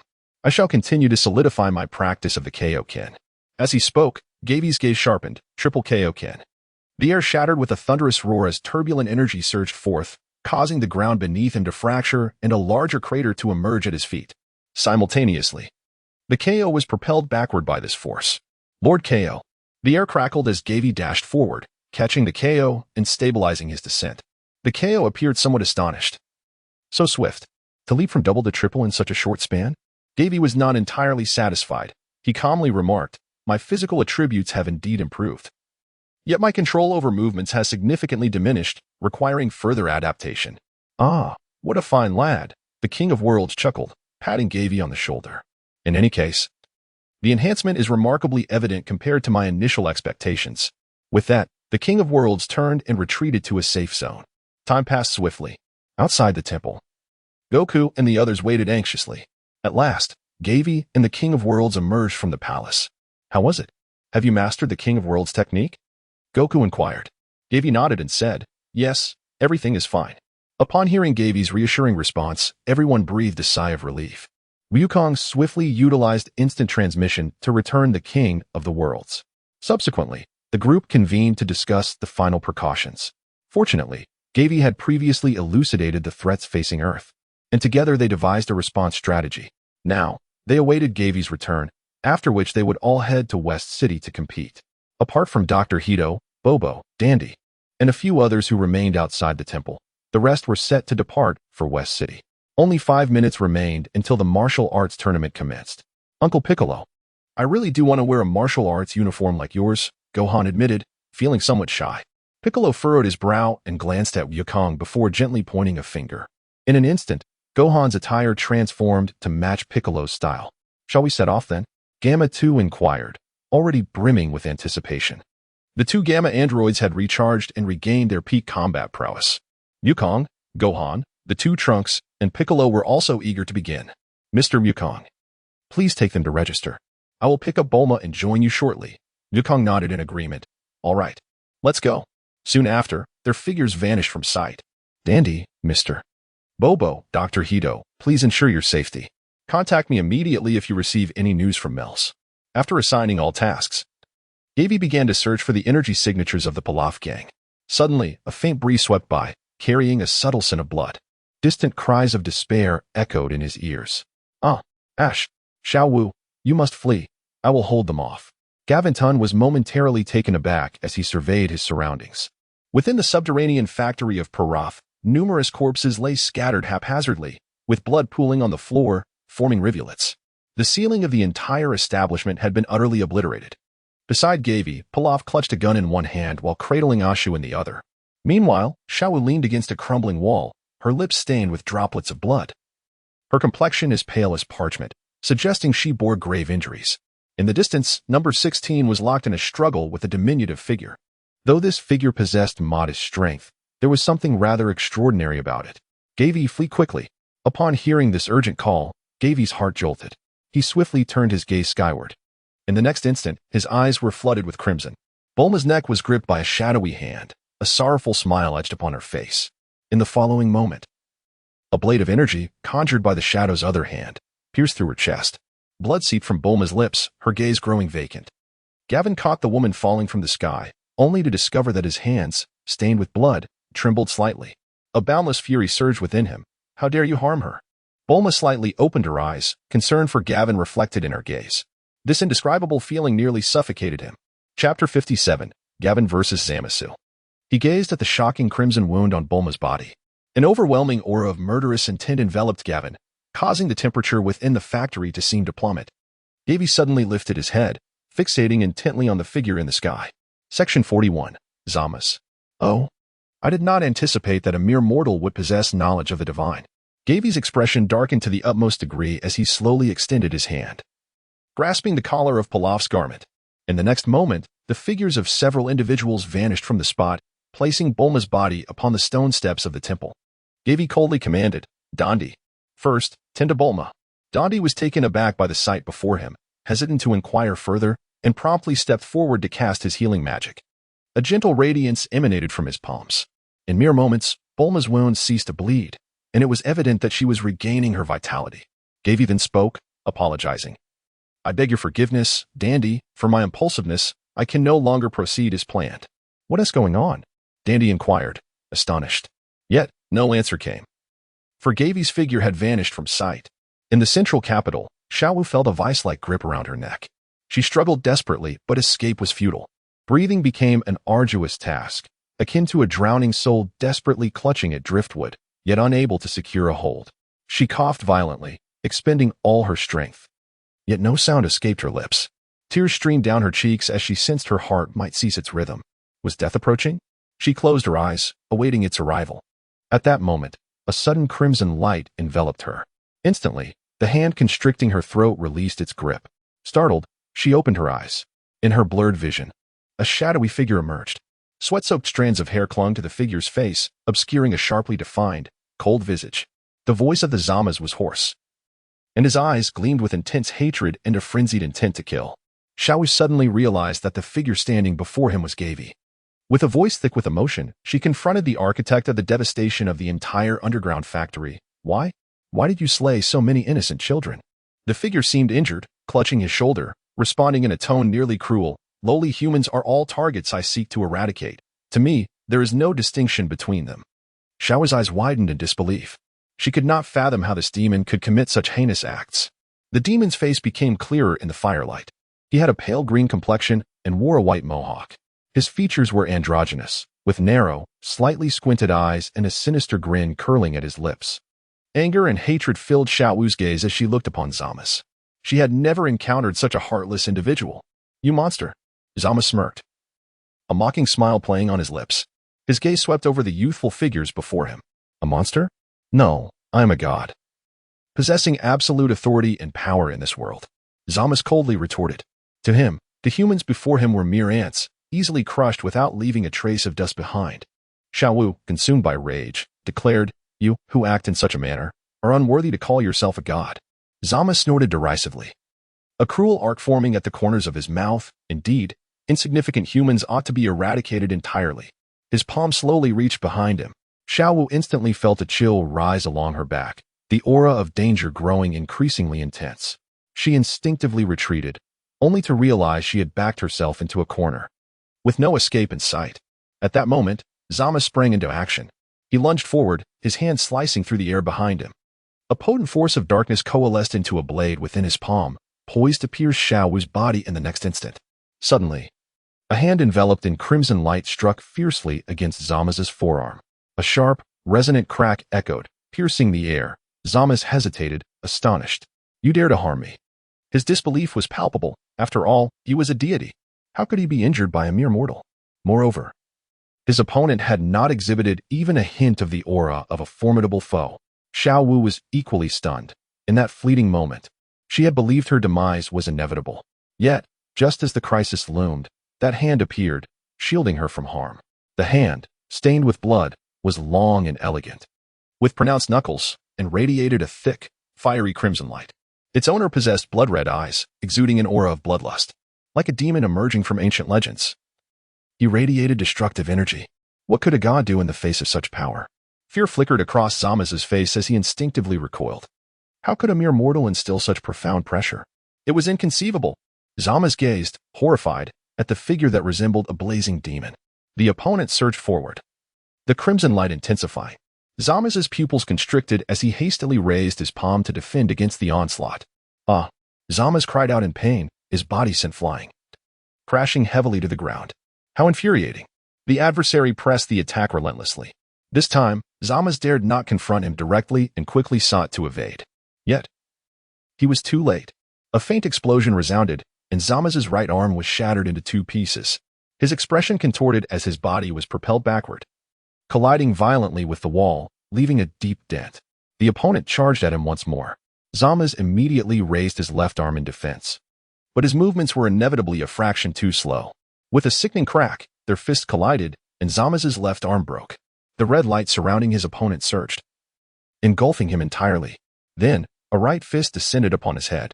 Zamasu twisted his body in an attempt to evade, yet he could barely discern the opponent's movements. The force of the punch was formidable and unrelenting, striking his visage with unyielding ferocity. A dazzling and tempestuous flurry of blows ensued. One punch, two punches, three punches. With each impact, Zamasu felt the back of his head collide heavily against the wall behind him, while the sensation of his own face being mercilessly battered overwhelmed him. The earth around him seemed to tremble violently, collapsing under the weight of the assault. Zamazu's mind spun in disarray, his consciousness fading into a haze. Amidst the cacophony of heavy strikes, he began to doubt the very ownership of his own face, as breathing became an arduous endeavor. He coughed up a mouthful of blood, struggling to utter, "How could a mere human?" His heart brimmed with rage, resentment, and hatred. Yet, at that moment, his adversary spoke. A voice as chilling as eternal frost pierced through the air, sending shivers down his spine. "A mere human? Ha! I shall make you realize that even deities can be vanquished by humans." Chapter 58. Zamazu's plan for human annihilation. Humans are nothing but a pitiful swarm of ants. Zamazu's words were abruptly cut short as his neck was seized by Gavie's hand, lifting his body effortlessly. Gavie suddenly soared towards the battlefield where number 16 was situated. However, upon his arrival, the enemies engaged with number 16 had already vanished without a trace. "I apologize, Gavie." He was utterly focused on fleeing, and I could not hinder his escape, number 16 confessed, filled with remorse. "What did he look like?" Gavie inquired. Previously, the distance had been too great for him to discern more than a vague outline. He was a slight figure, with an innocent appearance, a notably large head, yet a frail physique, and his skin bore a pinkish hue. Number 16 promptly responded. Having acquired knowledge of the individual's physical characteristics, Gavie coldly asked, "In which direction did he go?" Number 16 pointed towards a direction. Gavie immediately took flight in pursuit. In his confrontation with Zamasu, Gavie discerned that this individual was not particularly formidable, nor did he possess an immortal essence. He appeared to be the Zamasu of this timeline, who had yet to make a wish upon the Super Dragon Balls. Although this Zamasu harbored a similar hatred for humanity, he had not undergone the series of events that shaped the protagonist's timeline, and thus, the notion of exchanging bodies with a powerful being via the Super Dragon Balls had not yet crossed his mind. Under normal circumstances, he should have been serving as the Apprentice Supreme Kai of Universe 10 at this juncture. However, it was unexpected that Zamasu had arrived so early on Earth in Universe 7. This revelation illuminated the reason for his presence here. The Zamasu from another timeline had utilized the time ring to traverse to this timeline and persuaded the Zamasu of this reality to collaborate with him. In essence, the fleeing, diminutive figure was also Zamasu, aptly referred to as the Dark Being. Comparatively, this Zamasu posed a far greater threat. For the sake of his warped ideals, he was willing to forsake his divine form to seize the robust flesh of mortals. Concurrently, he likely harbored a hidden past that could significantly impact the current situation. It was entirely possible that he had already exploited the Super Dragon Balls across various timelines to fulfill a series of wishes, augmenting his power to an unfathomably formidable level. As Gavie pursued, he contemplated his forthcoming strategies within the recesses of his mind. He was acutely aware that if he allowed the adversary to escape this time, it would likely become increasingly arduous to track him down in the future. Judging by the displayed prowess, this opponent was considerably weaker than the Zamas of his own timeline. This represented the most opportune moment to obliterate the foe once and for all. Gavie propelled his speed to the utmost limit. Under the enhancement of the Kaioken technique, his figure transformed into a fleeting streak of light. As he cut through the air, the crimson aura enveloping him surged in temperature. The skin of Zamasu in his grasp charred under the searing flames, emitting anguished groans. In this moment, Gavie was oblivious to all else, consumed by the singular desire to eliminate the fleeing figure of the Dark One. However, just then, a rift suddenly tore open in the fabric of space and time, exuding an aura of terrifying destructive power. The fissure radiated a dazzling violet-black glow. At that instant, Gavie caught sight of a diminutive silhouette vanishing into the rift. The temporal rift began to close rapidly. Infuriatingly, the Dark One had seized the opportunity to utilize the time ring. Gavie unleashed a torrent of energy projectiles towards the rift in space-time. Yet, the projectiles vanished as if cast into an abyss. Not even a trace of Zamas emerged until the fissure had fully sealed. Gavin felt a weight in his heart. He lacked the means to traverse time and space, rendering him incapable of pursuing his adversary any further. This world, it seemed, was on the brink of confronting even more formidable foes. Upon hearing someone call his name, Gavin turned to see number 16 hastening towards him, cradling the injured body of Xiao Wu. She was gravely wounded and required immediate medical attention. Number 16's tone remained as calm and rational as ever. Without uttering a word, Gavie escorted the two individuals to the temple. He then promptly returned to the central city. Retracing his steps to the ruins of the underground factory, Gavie discovered a small hand tightly clutching a space capsule amidst the crumbling remnants. Yet, the entire area had long since lost its vitality, leaving behind only a ground strewn with lifeless bodies. Zamas. Gavie's eyes glimmered with a frenzied intent to kill as he gripped Zamas's hand and exerted sudden force. The sound of cracking echoed as Zamas's shoulder bone was mercilessly crushed, eliciting a pain scream from him. Though this individual was now gravely injured and had lost his capacity to fight, his tenacity for life remained astonishingly fierce. Gavie lifted him up, his gaze cold and penetrating as he stared into the other's eyes. From whence does this other Zamas come? What are your intentions? Zamas's expression twisted in rage, his eyes brimming with malice and resentment. Cough, you wretched humans, your doom is fast approaching. Gavie furrowed his brow, forcefully driving a knee into Zamas's abdomen. Zamas emitted a pained groan, his body convulsing in agony. Yet, almost immediately, a twisted smile crept upon his lips, fervent and morbid. I might as well tell you, he proclaimed, this world has already been marked by us. In the near future, countless other versions of myself will converge in this space-time, using it as a stronghold. By then, not only the 12 universes but all of humanity across every dimension will be eradicated. Upon hearing these words, Gavie's pupils dilated in shock. This world has been marked by them. A chill coursed through his veins. Zamas's implication was unmistakable. His accomplices were not limited to the one who had just fled, but rather an unknown multitude of Zamas from parallel universes. Zama sneered, foolish humans, what does it matter if you defeat me? Your future is destined to be shrouded in darkness. His gaze towards Gavie was rife with disdain and contempt, as if to say, even in death, my comrades will return to this place. I shall be reborn, while you humans are fated for annihilation. No one can thwart our plan for human eradication. Zamas's voice grew increasingly arrogant, brimming with a haughty madness, as if he had already seized control of all. What say you? Are you afraid now? You pitiful humans, ah. Gavie's gaze was piercing and resolute. Indeed, I do harbor some trepidation regarding this situation. Even as a time traveler, he could not conceive of any means to avert it. Nevertheless, he would not relent. Do you truly believe that this universe is yours to manipulate at will? Gawain gently reached out to remove the green earrings from either side of Zamasu's face, the Patera earrings, a symbol of his status as a Supreme Kai. It seems you have officially ascended to the rank of Supreme Kai. Thus, my path of godslaying shall commence with you. A fleeting glimmer of fear passed through the depths of Zamasu's eyes. Gavin's expression remained serene as he concentrated, summoning a radiant orb of energy in the palm of his hand. The sphere rapidly expanded, exuding an aura of unparalleled destruction. Just as he was poised to unleash his lethal strike, his wrist was suddenly seized by an unseen force. An intriguingly distinctive voice whispered in his ear, "Oh my, Mr. Gavin, I haven't quite grasped the situation yet." Chapter 59, The Chaotic Battle of the Martial Arts Tournament. A diminutive figure had, unbeknownst to him, materialized beside Gavin. The energy orb in Gavie's palm dissipated silently, the crimson glow enveloping his body fading away. Frieza, that extraordinary phenomenon in the sky just now, is it related to the being in your possession? Frieza squinted slightly, inquiring with a smirk. Indeed, my lord, Gavie replied, his expression growing somewhat grim. The sudden and stealthy appearance of the king had caught him completely off guard, seemingly robbing him of the opportunity to confront Zamasu. Frieza maintained a subtle smile. It seems you were discussing something about the Supreme Kai a moment ago, weren't you? Indeed. Gavie remained on high alert, uncertain whether Frieza had discovered his ambush on Kurd. Mr. Gavie, shouldn't you be present at the martial arts tournament? Frieza inquired with a faint smile. It appeared that Kurd had not realized that the assailant was none other than Gavie himself. This matter concerns the fate of humanity across the entire universe. Gavie succinctly elaborated on Zamasu's identity, background, and intentions. Oh, someone dares to unilaterally attempt to strip me of my right to exist? Frieza's smile widened. Yet his eyes harbored an icy coldness.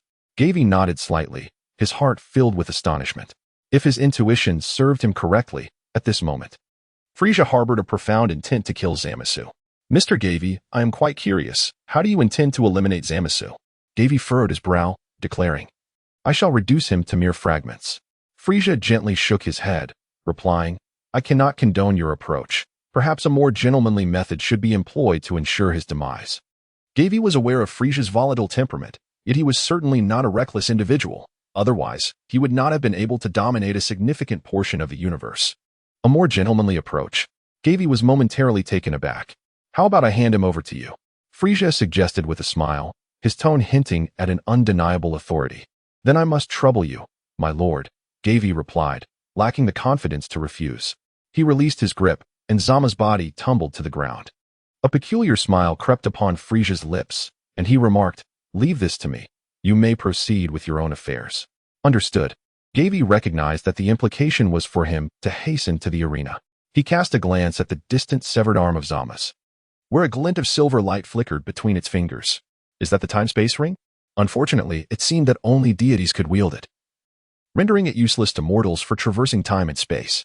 If this artifact were to fall into Frieza's hands, would he possibly uncover a method to utilize it? Gav was somewhat apprehensive. He was acutely aware that his prowess paled in comparison to that of Frieza, and the prospect of vanquishing his opponent seemed utterly unattainable. He could only hope that the king would refrain from exploiting this power to venture into some alternate dimension for training. Frieza's tail gradually coiled around Zamasu's form. Now, divulge all that you know, and I may alleviate some of your suffering. Gavie instantly comprehended that Frieza intended to extract information from Zamasu, regardless of the circumstances. He knew he had to depart. Gavie took a deep breath and respectfully bid farewell to Frieza. He then turned and soared towards West City. Not long after, he heard a dreadful scream behind him, an anguished roar from Zamasu. Once he was out of Frieza's line of sight, Gavie immediately utilized instant transmission to return to the temple. Bulma and the others had already recovered from their injuries, and upon seeing Gavie's return, they rushed forward to greet him. A melancholic expression clouded their features, and Gavie understood that it was the children's plight that weighed heavily on their hearts. Zamasu truly deserved a fate worse than death, Gavie reassured the crowd, stating that as long as they gathered all the Dragon Balls, they could wish for the resurrection of their loved ones. Upon hearing these words, the expressions of those present brightened considerably. Bulma sighed, acknowledging that this was the only option they had left. Suddenly, Gavie coughed up a mouthful of blood and gradually bent over. Gavie, what is wrong? Bulma exclaimed, rushing to support him. Cough, cough, it's nothing. Merely a side effect of the Kaioken technique, he replied. I had to push my body beyond its limits during the battle with Zamasu when I forcibly utilized the 20-fold Kaioken. I will tend to your wounds. Dandy swiftly approached Gavie, casting a healing spell. Gavie felt a warm current enveloping his entire being as the damaged cells within him, akin to parched earth meeting a long-awaited rain, joyfully and thirstily absorbed this healing energy. Moments later, Gavie discovered that his once heavy and rigid body had regained its lightness and agility. Could this be the unique ability of the auxiliary Namekians? He found it truly astonishing. After his injuries had healed, Gavie inquired solemnly, "By the way, Bulma, how did you come to be targeted by that fellow Zamasu?" Zamasu?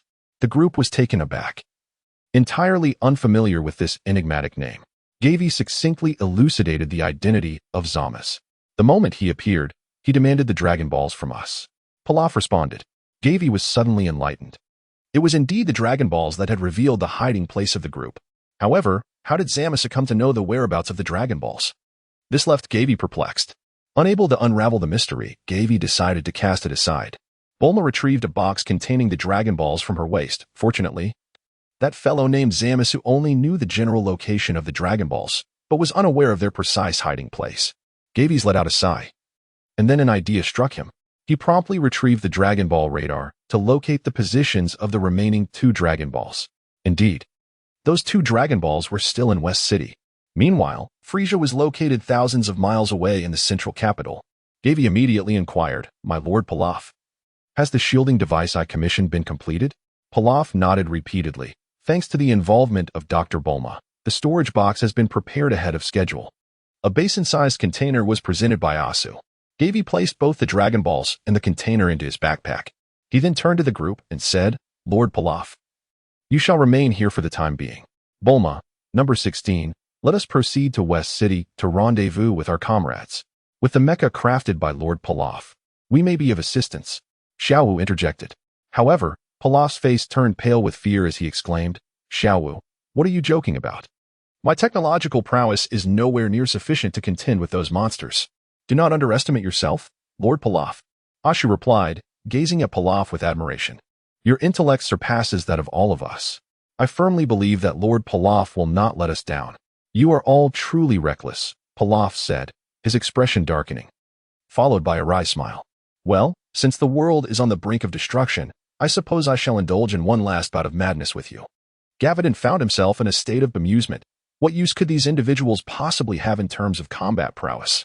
Nevertheless, their unwavering resolve, despite their ignorance of Gaviden's plans, perhaps indicated that they had truly shed their roles as antagonists. "Very well, we have devised a plan. The situation on Earth is not devoid of hope," Gaviden stated solemnly. "Moreover, your presence here serves a significant purpose." "What purpose?" came the inquiry. "To safeguard the divine beings of Earth," Gaviden declared with utmost seriousness. With that he, accompanied by number 16 and Bulma, utilized instantaneous movement to depart. In the blink of an eye, a fierce wind howled, carrying with it the acrid scent of gunpowder. The entire West City had devolved into a battlefield. Under the new regime, the inhabitants were engulfed in a frenzy of slaughter. Armed individuals rampaged through the streets, unleashing a torrent of gunfire. Tanks, fighter jets, and mechs traversed the cityscape, while explosions erupted with alarming frequency.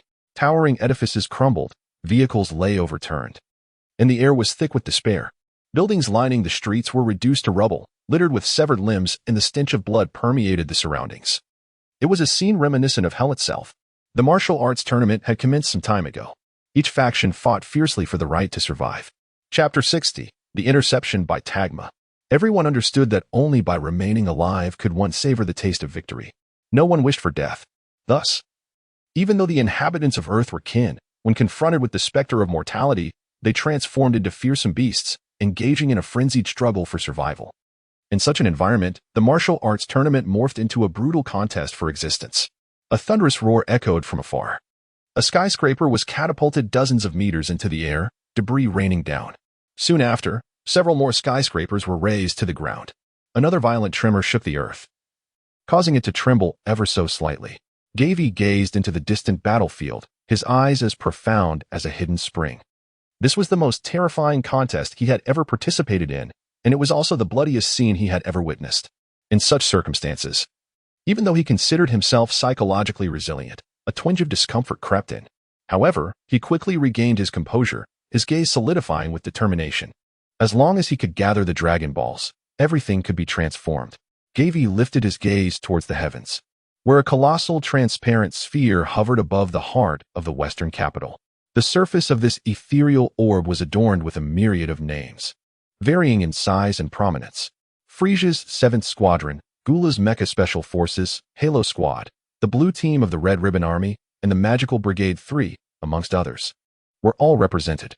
The dimensions of these names appeared to correlate with the number of adversaries each team had vanquished, the larger the name, the greater the tally of defeated opponents. Concurrently, some names gradually faded into transparency or even completely vanished. The disappearance of a name perhaps signified the utter elimination of that particular team. Gavie discovered the words Hope Squad inscribed in a minuscule and translucent font. Upon glimpsing the Gula Mech Special Forces, he sighed inwardly, realizing that his suspicions had indeed materialized. It was conceivable that Gula had already arrived on Earth, lurking in the shadows unbeknownst to others. This revelation made it all the more challenging to contend with Frieza and his cohort. At that moment, the voice of number 16 pierced through the tension. Are those soldiers from Frieza's army? Upon hearing the inquiry, Gavie turned to look and, to his astonishment, beheld a contingent of soldiers clad in dark green combat attire soaring through the air. Even from a considerable distance, the palpable aura of their lethal intent was unmistakable. They formed a larger battalion, brandishing an array of weaponry as they unleashed a barrage of fire in all directions. Energy blasts whizzed through the air, creating a cacophony of explosions that sent shockwaves rippling through the city streets, sending their targets fleeing in terror. Gavie lowered his gaze to the Dragon Ball radar, which indicated that 2 Dragon Balls remained, positioned near Frieza's flagship. The distance was but a short span. However, the skies were rife with the watchful eyes of Frieza's army. Should they charge directly ahead or continue to leverage their identities as members of Frieza's forces? Both Bulma and Android 16 turned their attention to Gavie, awaiting his decision.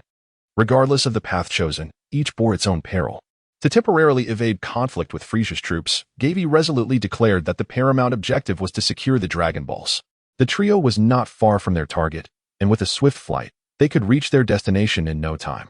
Yet, such a course of action would undoubtedly attract the soldiers' attention, as Frieza's men might already be familiar with Bulma and Gavie through internal communication networks. This way, Gavie gestured toward the side front, where a contingent of Frieza soldiers was stationed, intent on testing his hypothesis. Prepare for battle. Bulma and Android 16 nodded in agreement. Falling in line behind him, Gavie led the way, forging a path ahead, with Bulma closely trailing behind him. Number 16 concealed himself in the shadows, poised to strike at any moment. Suddenly, a deafening explosion erupted. Gavie turned his gaze towards the source of the explosion, where an energy orb burst in the sky.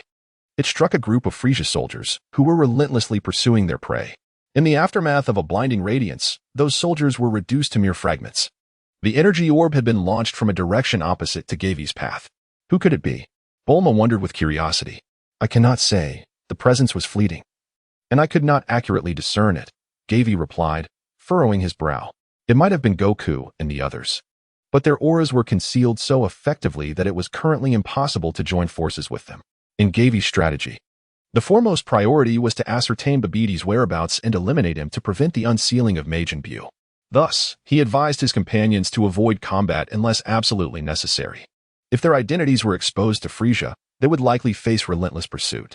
It was conceivable that Frieza would abandon his plans to seize Majin Buu or search for the Dragon Balls, opting instead to annihilate Goku, who had subjected him to humiliation on 2 occasions. The most prudent course of action was to first eradicate Babidi's faction, then seize the Dragon Balls and utilize Shinran's wish to turn the tide. In any case, this was not the opportune moment to regroup with their allies. The trio continued their journey towards their destination. Soon, their figures appeared within the line of sight of the Frieza soldiers ahead. Who are you? Inquired a purple-gray-skinned alien, immediately demanding an answer. The moment Gavie beheld this individual, his pupils constricted sharply, and his entire body tensed, bracing itself for combat. Tagma, as he understood it. Tagma was a formidable presence, second only to Frieza and Cold. Given the aura emanating from his opponent, it was evident that Tagma's power surpassed his own by a considerable margin. Serving as a training partner during Frieza's ascension to his golden form, one could only speculate about the brutal training Tagma had undergone and to what extent his strength had escalated. Mere aura alone could not accurately gauge the true might of an adversary.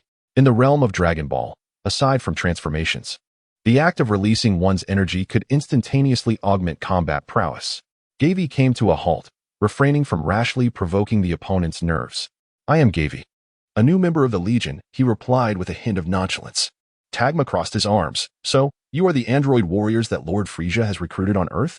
He pressed the button on the combat detector at the side of his face, and after a moment, he let out a cold laugh. Indeed, even the device could not ascertain your true combat strength. Gavie furrowed his brows, sensing the palpable hostility in the other's words. Tagma raised his eyes, their gaze sharp as that of a hawk. I have heard that you possess some connection to the creature brought back by Lord Frieza? The reference was undoubtedly to Cell Max. Indeed, Gavie nodded in acknowledgement. Tagma scoffed disdainfully, you artificial beings are truly repugnant. Daring to exploit Lord Frieza's cells to create such a monstrosity. Gavie furrowed his brows, inquiring, what exactly do you wish to convey? Tagma disdainfully curled his lip, retorting, I hold in the utmost contempt those who, through peculiar technologies, inexplicably acquire formidable powers. Do you have any notion of the excruciating pain I endured to attain this strength? Tagma gritted his teeth, asserting, you can never comprehend. Were it not for our shared allegiance as members of the Legion, I would have surely taken your life without hesitation. A glint of cold malice flickered in Tagma's eyes as he proclaimed, I shall grant you the opportunity to engage in a formal duel with me. Gavie's gaze was shrouded in darkness. I am currently burdened with a task and cannot engage in battle with you. Chapter 61. Fierce Combat at Tagma. Gavie has always believed that artificial beings represent the ultimate answer within the realm of Dragon Ball. Ascending through genetics before engaging in training would yield far more efficient results. Had he possessed Scion cells, he and Bulma might have directly transformed into artificial Scions. This notion brings a tinge of regret for Gavie. Nevertheless, once the current series of crises concludes, enlisting the assistance of those esteemed genius scientists for further modifications will not pose a challenge. His focus has now returned to Tagma. Gavie was acutely aware of, and understood, his opponent's mindset. The strength that Tagma had acquired was the result of enduring countless agonies. As Frieza's sparring partner, his role was to endure various inhumane torments. He would suffer grievous injuries during the day, barely clinging to life, only to spend the night in a healing pod. This cycle repeated endlessly. Throughout this grueling training, not only did he grow stronger in power, but his character also underwent a transformation.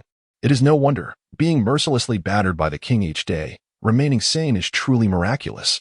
Thus, when he learned that the androids could gain power so effortlessly, it ignited a fierce resentment towards Gavie and his companions. The madness in Tagma's eyes sparkled with intense hatred. He declared that Gavie had no choice but to fight him, for they were both competitors now. Should Gavie wish to avoid elimination, he must engage in a battle. However, if Gavie truly belonged to Frieza's army, he would be indifferent to the prospect of elimination. In fact, he had no obligation to participate in this tournament. Unfortunately, uncovering Babidi's whereabouts hinged significantly on advancing to the finals, and he could not allow himself to be eliminated. Naturally, Gavie was reluctant to squander time on such trivial matters. Engaging in combat would undoubtedly complicate things, and he had no confidence in defeating his opponent swiftly. He cast a disinterested glance at Tagma and said, I am not interested. With that, he walked past Tagma. This attitude instantly infuriated Tagma. The sound of wind rushed by as Gavie quickly ducked to evade Tagma's incoming punch. Following that, he retaliated with a swift kick. Tagma blocked the attack with his arm, while his powerful left leg struck fiercely at Gavie's waist. Gavie's knee collided with a formidable block. In the moment of their fierce confrontation, a thunderous roar erupted. A powerful, invisible shockwave radiated outward, creating a vast crater in the surroundings.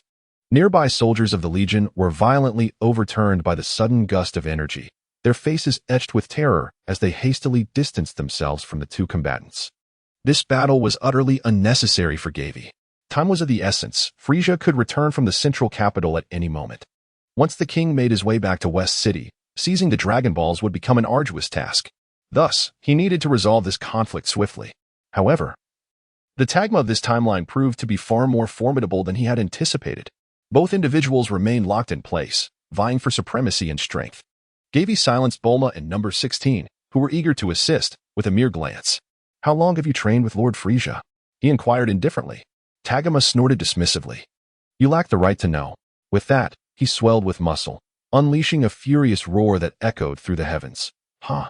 The sound reverberated like a thunderclap, shaking the very battlefield. In an instant, tiny arcs of electricity danced around him. Tagma erupted with boundless power, a chaotic tempest of energy raging forth, dispersing the clouds of dust and revealing an expansive arena. He suddenly launched a fist towards Gavie, its force akin to a thunderbolt. Gavie's gaze was piercing as he unleashed a powerful punch. Bang!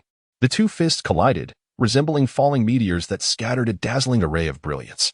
Gavie's body was sent flying, while Tagma remained utterly motionless, steadfast as a towering mountain. Gavie's form crashed through a series of crumbling walls, steadily regaining his composure. He brushed off the dust clinging to his attire. "It was evident that you must have endured a prolonged period of rigorous training," Gavie murmured, his gaze growing increasingly frigid. He lifted his head to meet his opponent's stare. Tagma bared a menacing grin, revealing his gleaming white teeth. "You, who have attained your formidable strength through cunning means, will undoubtedly be reduced to your original state by my hand. You are utterly unworthy to be my adversary. Allow me to inform you that I am the foremost combat genius within the Legion. In just 6 months, my battle prowess has surged from 22,000 to over 100 billion. I am truly grateful for the specialized training provided by Lord Cooled and Lord Frieza." As soon as he finished speaking, his figure vanished in an instant. Over 100 billion? The concept of combat power in Dragon Ball has long since become blurred for Gavie. If I recall correctly, this level of combat power is sufficient to utterly crush Dabura. However, Gavie's eyes narrowed slightly, his pupils constricting suddenly, and instead of retreating, he advanced forward. Bang! Gavie was once again hurled by Tagma, crashing through a towering edifice before finally coming to a halt. His complexion was ashen, blood spilling from his lips, and his arms hung limply at his sides. Tagma approached Gavie, looming over him with a disdainful gaze. "Now you comprehend the vast chasm that separates us, do you not?" As he spoke, he raised his fist high above his head, preparing to strike down upon Gavie's skull. Yet, at that very moment, a flicker of crimson light enveloped Gavie's form, and he inexplicably tilted his head aside, evading the impending assault. Simultaneously, he executed a sweeping kick with his left leg, striking Tagma squarely in the abdomen. Taken by surprise, Tagma was sent reeling, his composure shattered. "Damn it, you wretched fool!" Tagma bellowed in fury, charging once more at Gavie. He concentrated a sphere of energy in his palm, compressing it to its utmost potential, and hurled it viciously toward Gavie. It was his most formidable technique, the ultimate explosive orb, honed to perfection. As that terrifying orb of energy hurtled toward him, Gavie made no attempt to evade. Indeed, he had no desire to retreat. "Now that I have discerned your capabilities, I shan't squander any more time. I shall bring this battle to a swift conclusion." With that declaration, Gavie suddenly radiated an incandescent crimson light, his entire being seemingly engulfed in flames. "Fivefold King S Fist," Gavie intoned, and in an instant, the air became distorted, generating a visible wave of immense energy that surged outward. He swung his arm with the swiftness of the wind, deflecting the incoming energy orb back toward Tagma. Tagma's countenance shifted dramatically as he raised his arms in a futile attempt to shield himself from the returning onslaught. Yet, it proved utterly ineffectual. With a resounding impact, the energy orb propelled Tagma backward, crashing heavily into the earth. A blindingly brilliant light erupted skyward, resembling a resplendent firework display. "Is he truly so feeble?" Gavie murmured softly, a hint of concern for the safety of the planet crossing his mind. Fortunately, the tremors of the earth subsided swiftly, leaving in their wake an unfathomable chasm in the heart of the city as the smoke dissipated. Gavie gently exhaled, subsequently releasing the state of the King Kaioken. The quintuple King Kaioken he had just executed was far from his utmost limit. It had not imposed any significant strain on his body. In fact, the energy expended was considerably less than what he had replenished. Perhaps in the future, he might contemplate sustaining the King Kaioken continuously. As Gavie contemplated this, he couldn't help but raise an eyebrow. Chapter 62. The Fate of the Last Two Dragon Balls, Additional Chapter.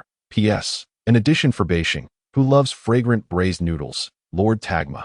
A group of Frieza's soldiers lay nervously at the edge of the deep pit. One small commander incessantly wiped the cold sweat from his forehead.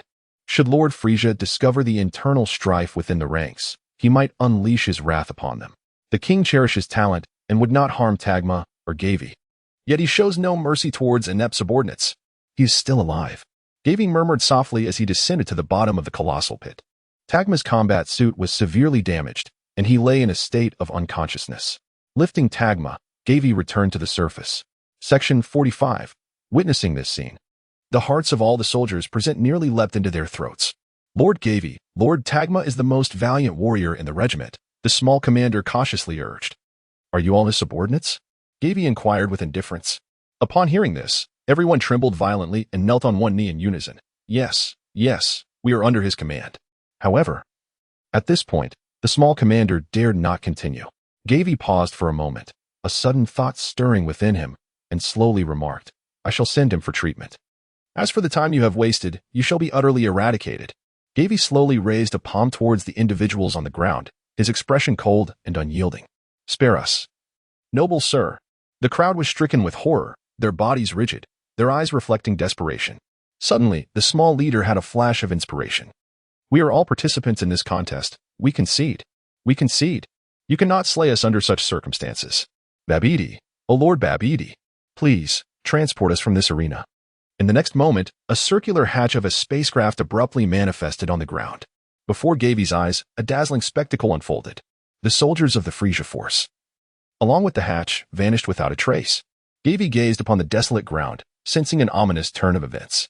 Babidi, that cunning fiend, seemed capable of surveilling every corner of the arena, effortlessly transporting away numerous individuals right before his eyes. The mere thought that Babidi was privy to his every move sent a chill through Gavie's core. He was certain that if their intent to track Babidi's whereabouts were to be revealed, the adversary would respond instantaneously, denying him any opportunity to draw near. The plan to locate Babidi faced severe impediments. Raising his gaze to the colossal orb of light in the sky, Gavie noticed that the name of the Hope team had grown significantly larger, signifying their qualification for the elimination round. Bulma and Android 16 caught up with Gavie, inquiring, "Did you truly intend to take their lives, just now?" Initially, Gavie merely intended to compel the soldiers to surrender. Yet he was taken aback by the teleportation magic displayed by Babidi. This uncanny ability left him bewildered as he pondered the destination to which those individuals had been transported. He calmly elucidated that fellow Frieza does not tolerate merciful subordinates. "If necessary, I shall undoubtedly eliminate them." Subsequently, Gavie cast a glance at the barely conscious Tagma in his grasp and remarked, "Now, we possess a legitimate reason to infiltrate Frieza's spaceship." Upon hearing this, Bulma scoffed and said, "Gavie, did you have everything meticulously planned even before the battle commenced? You've made me worry for nothing." Gavie gently touched his nose, secretly wishing to glean intelligence about the prowess of Frieza and his progeny from his lips. Alas, it was not entirely fruitless. At the very least, he learned that the father and son duo had undergone an extensive 6-month training regimen. This revelation somewhat alleviated the weight on Gavie's heart that had been suspended in uncertainty. In merely half a year, Frieza and his offspring had mastered their golden form. It is likely that within the entire cosmos, no other race possesses greater innate talent than theirs. If they were to persist in their rigorous training for another 2.5 years, Gavie would truly find himself powerless against the current situation. Presently, the only beings capable of contending with the Golden Frieza and his son on his side were the fused warriors. The trio made their way toward the flagship spacecraft, encountering Frieza's soldiers along the journey. Upon revealing their identities, the soldiers respectfully bowed, seemingly aware of Gavie's notable triumph over Tagma. Gavie and his companions successfully landed before Frieza's spacecraft. Gavie discreetly confirmed through radar that the Dragon Balls were indeed stored within the spacecraft. The soldiers stationed near the vessel, upon witnessing Gavie's return, immediately formed 2 lines, bowing in reverence. "Lord Gavie, Lady Bulma, and Lord Number 16, congratulations on advancing to the elimination rounds." One after another, the soldiers of Frieza's army fawned and offered their congratulations to Gavie and his companions. Gavie and Number 16 nodded in calm agreement, while Bulma gazed at the unfolding scene with a look of wonder. "Lord Gavie, it is sufficient to entrust Lord Tagma to those below. Are you intending to retire to the lounge to rejuvenate? I shall promptly arrange the finest relaxation activities for you." Gavie waved his hand lightly and said softly, "There is no need. I will personally escort Tagma to the treatment pod." A soldier stepped forward, ready to lead the way, but he was declined. Gavie strode ahead, with Bulma and Number 16 closely following in his wake. They traversed several circular corridors, ultimately arriving at the entrance to the chamber atop the spacecraft. The soldiers stationed there opened the door, granting the trio entry. This was the medical bay. At the center, nestled within a spherical healing pod, lay a familiar figure, cooled. Surrounding the pod stood 2 medical personnel, anxiously monitoring the various vital signs displayed on the screens. Upon noticing Gavie and his companions, they promptly approached. "Lord Gavie, please place Lord Tagma on the medical bed. The rest is in our capable hands." After ensuring Tagma was comfortably settled, Gavie moved to stand before the healing pod, quietly observing cooled. His body was interspersed with tubes, an oxygen mask covering his face, and he was immersed in a nutrient solution. Could's eyes were closed, his breathing steady and prolonged, suggesting a promising recovery. The wound on his abdomen had fully healed, though his tail had yet to regenerate completely. Suddenly, as if sensing something, Could abruptly opened his eyes, fixing a fierce gaze upon the nearby Gavie. Gavie instantly became vigilant. Then, a chilling smile appeared on Curd's face. Gavie silently stepped back 2 paces, positioning himself in front of Bulma. At that moment, Could's gaze shifted, diverting to the corner of the room. After a brief pause, he slowly nodded at Gavie before shutting his eyes. Observing this, Gavie exhaled softly in relief. He had momentarily feared that Could had discerned his identity as the assailant and would turn against him. Such a revelation would likely render him unable to evade the relentless pursuit of Frieza's army, exacerbating the precariousness of the situation. Fortunately, Could's focus was not directed at him, but rather elsewhere. Gavie followed the direction of Could's gaze and beheld a lavishly exquisite tray nestled in the corner of the treatment room. The tray was shrouded by a lid encrusted with jewels, rendering the contents within invisible to prying eyes.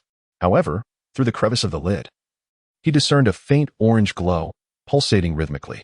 The remaining 2 Dragon Balls resided within this very room, and their guardian was none other than Could. Chapter 63. Hope reaches its zenith. Since Could had placed them here, it was undoubtedly to ensure the safety of the Dragon Balls. Gavie discreetly surveyed the layout of the room. This was the treatment chamber, with medical pods closely aligned against one wall, and apart from that, there was nothing superfluous. Furthermore, a soldier stood guard at the entrance. Attempting to seize the Dragon Ball under the watchful eyes of the Kurds was an endeavor fraught with insurmountable challenges. Gavie's heart was heavy. Although the risks taken to acquire the Dragon Ball seemed worthwhile, it had irreparably severed ties with Frieza and his cohort. The wrath of the indignant king might very well be unleashed upon Earth. Should the planet meet its demise, everything would come to an end, and the Dragon Balls would cease to exist with Dandy's passing. Gawain has suddenly realized that even if the Dragon Balls are gathered, they seem incapable of entirely resolving the crisis facing Earth. What this planet lacks is a warrior possessing absolute strength. Power, indeed. Gavie now yearns intensely for formidable power. Alas, there is insufficient time for cultivation. Their hopes remain perpetually elusive. Gavie let out a sigh and turned to see Bulma and Android 16 gazing at him, awaiting his decision. Let us depart. We must not disturb Lord Kurd in his recuperation, Gavie stated calmly. Remaining in this place for too long is never prudent. The 2 nodded in agreement and followed him out of the treatment room. Once outside, Bulma quietly inquired, Gavie, you have noticed the Dragon Balls, haven't you? Indeed. Do not worry. I shall find a way to acquire them, Gavie responded softly, offering reassurance. Yet I cannot shake the feeling that even if we obtain the Dragon Balls, it may not alter our predicament. Android 16 expressed his inner turmoil. There will surely be a solution, Bulma replied with unwavering resolve, casting a glance at Gavie. We have already exerted so much effort. Even if hope is but a flicker, I still believe we can succeed. Despite her awareness that such hope was exceedingly faint, perhaps even negligible. As the trio traversed the corridor, Gavie suddenly halted. Through the porthole, he glimpsed the colossal spherical incubation chamber stationed outside. This was the exclusive incubation chamber of Cell Max. Gavie immediately became vigilant, exchanging a glance with the 2 individuals beside him. What is this? Bulma exclaimed softly. The creature within, known as Cell Max, is the ultimate biological weapon crafted by the Red Ribbon Army, having exhausted their resources in its creation. Gavie continued to walk forward nonchalantly, softly explaining to the 2 individuals beside him. So what you said in front of Frieza was all true? Bulma inquired with curiosity, gazing intently at Gavie. But how could you possibly know these things? Gavie shook his head, indicating that now was not the moment for such discussions. Bulma bit her lip. Yet her curiosity regarding Gavie's true origins seemed to intensify. The trio swiftly traversed the corridor, making their way towards the spaceship's exit. Esteemed adults, will you not remain aboard the vessel to recuperate? Inquired a soldier at the doorway, bowing respectfully upon their arrival. Gavie halted, turning to regard the soldier. Lord Frieza's time is invaluable. I believe we ought to hasten the proceedings. The soldier's face glistened with cold sweat. What do you mean? Naturally. We shall eliminate the insignificant pests on the battlefield. Gavie's tone was chilling. As his words resonated, Gavie promptly took flight alongside Bulma and Android 16, heading towards the heart of the city. Chapter 46. A dozen soldiers exchanged glances. Once they were out of Frieza's line of sight, Gavie descended to the ground. Gavie, what are you planning to do? Bulma asked, her brow furrowed in confusion. This decision may be somewhat audacious. Yet I intend to create a bit of chaos for Frieza's forces and seize the Dragon Balls amidst the turmoil. Gavie had silently sensed the presence of several Frieza soldiers. And when the situation inevitably descended into chaos, he could teleport to their location. In a matter of moments, he could seize the Dragon Balls without arousing suspicion. So, you intend to make an appearance elsewhere first? Bulma, ever astute, quickly grasped the crux of the matter. Indeed, to prevent Frieza from unleashing his wrath and annihilating Earth. It was imperative not to confront him directly. Gavie spoke in a low voice. We will eliminate the other competitors in various locations, making some noise while we do so. He then planned to covertly detonate the incubation chamber of Cell Max, thereby releasing this monstrous entity. This action would not only disrupt Kuroda's healing process, but might also provide a chaotic opportunity to acquire the Dragon Balls. Bulma's eyes sparkled with realization. Although this plan was fraught with imperfections, having a strategy was certainly preferable to having none at all. By the time Frieza returned, such a favorable opportunity might no longer be available. After agreeing on a rendezvous time near Frieza's flagship spacecraft, the three parted ways. Gavie's figure transformed into a fleeting glimmer, darting swiftly through the city. Whenever he encountered other competitors, he did not hesitate to incapacitate them and promptly departed. Within minutes, he had eliminated over 100 participants. The name of the Hope Team loomed larger in the illuminated sphere suspended in the air, occupying a significant expanse, indicative of the numerous teams they had vanquished.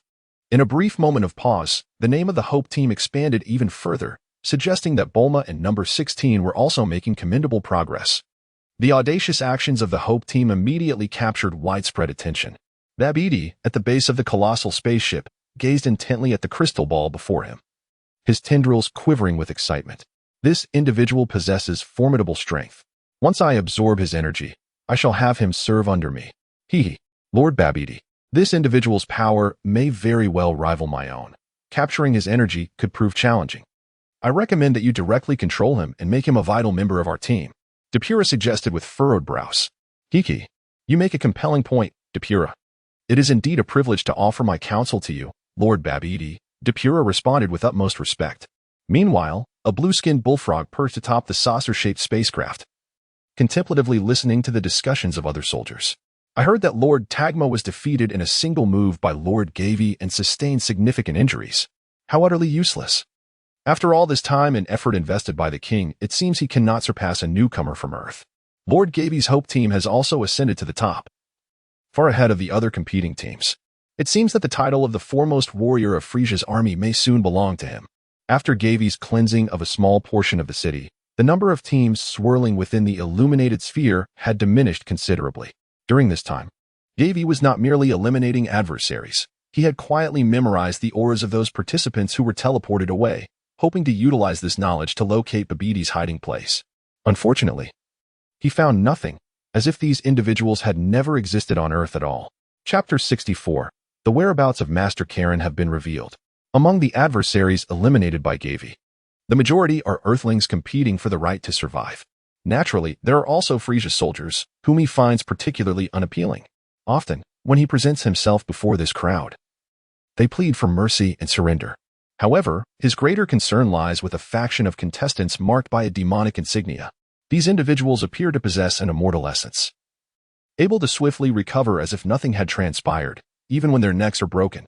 Gavie instantly discerned the identities of these individuals, enchanted beings enslaved by Babidi. He lifted his gaze to the luminous spheres above, observing a multitude of numbered squads of enchanted beings interspersed among them. These individuals were likely the expendable pawns dispatched by Babidi to gather energy by hunting for prey. Gavie had once tracked these individuals, hoping to ascertain the whereabouts of the energized demons, which would ultimately lead him to Babidi's lair.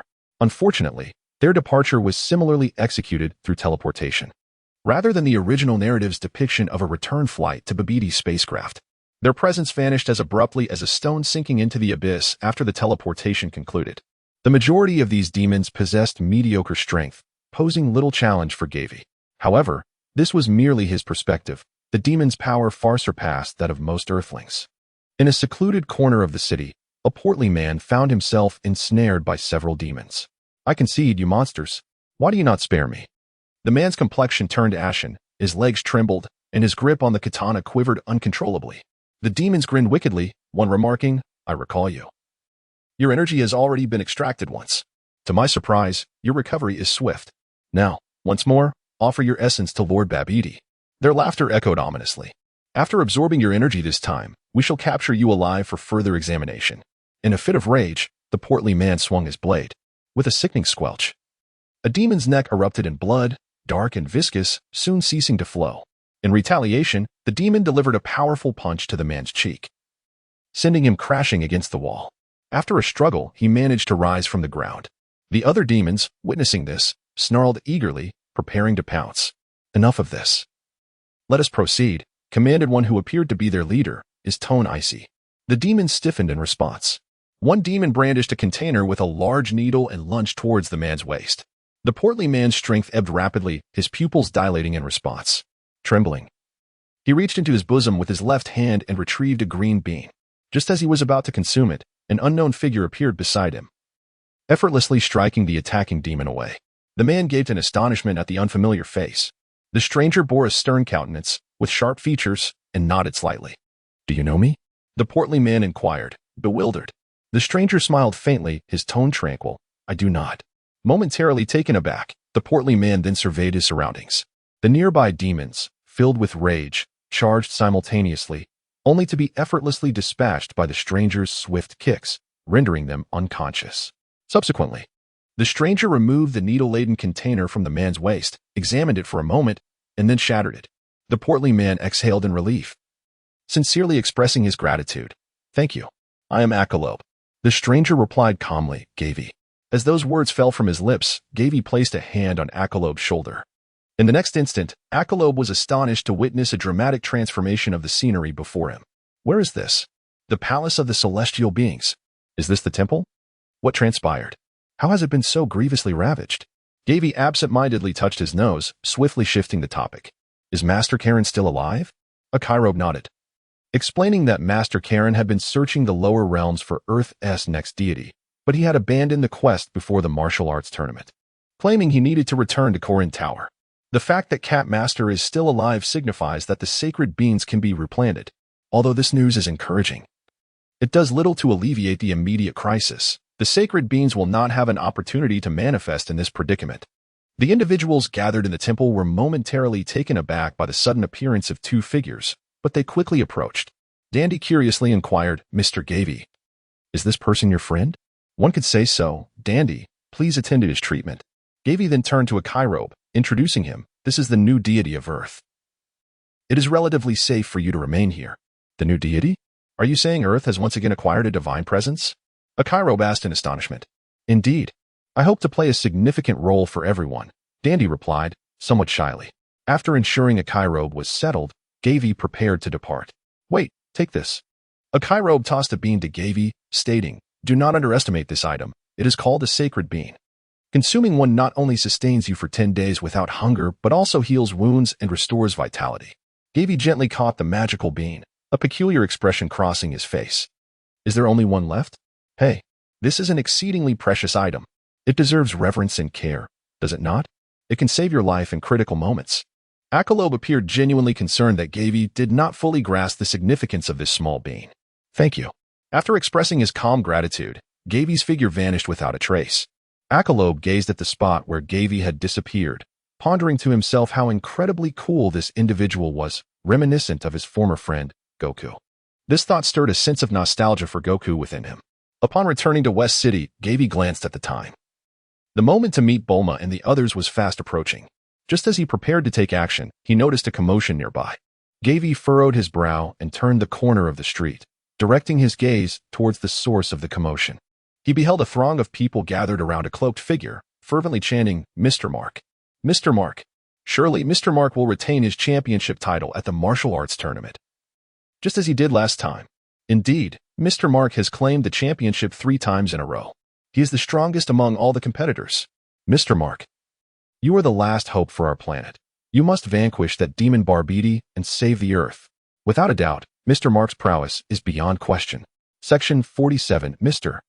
Mark, the mightiest martial artist of Earth. Mark?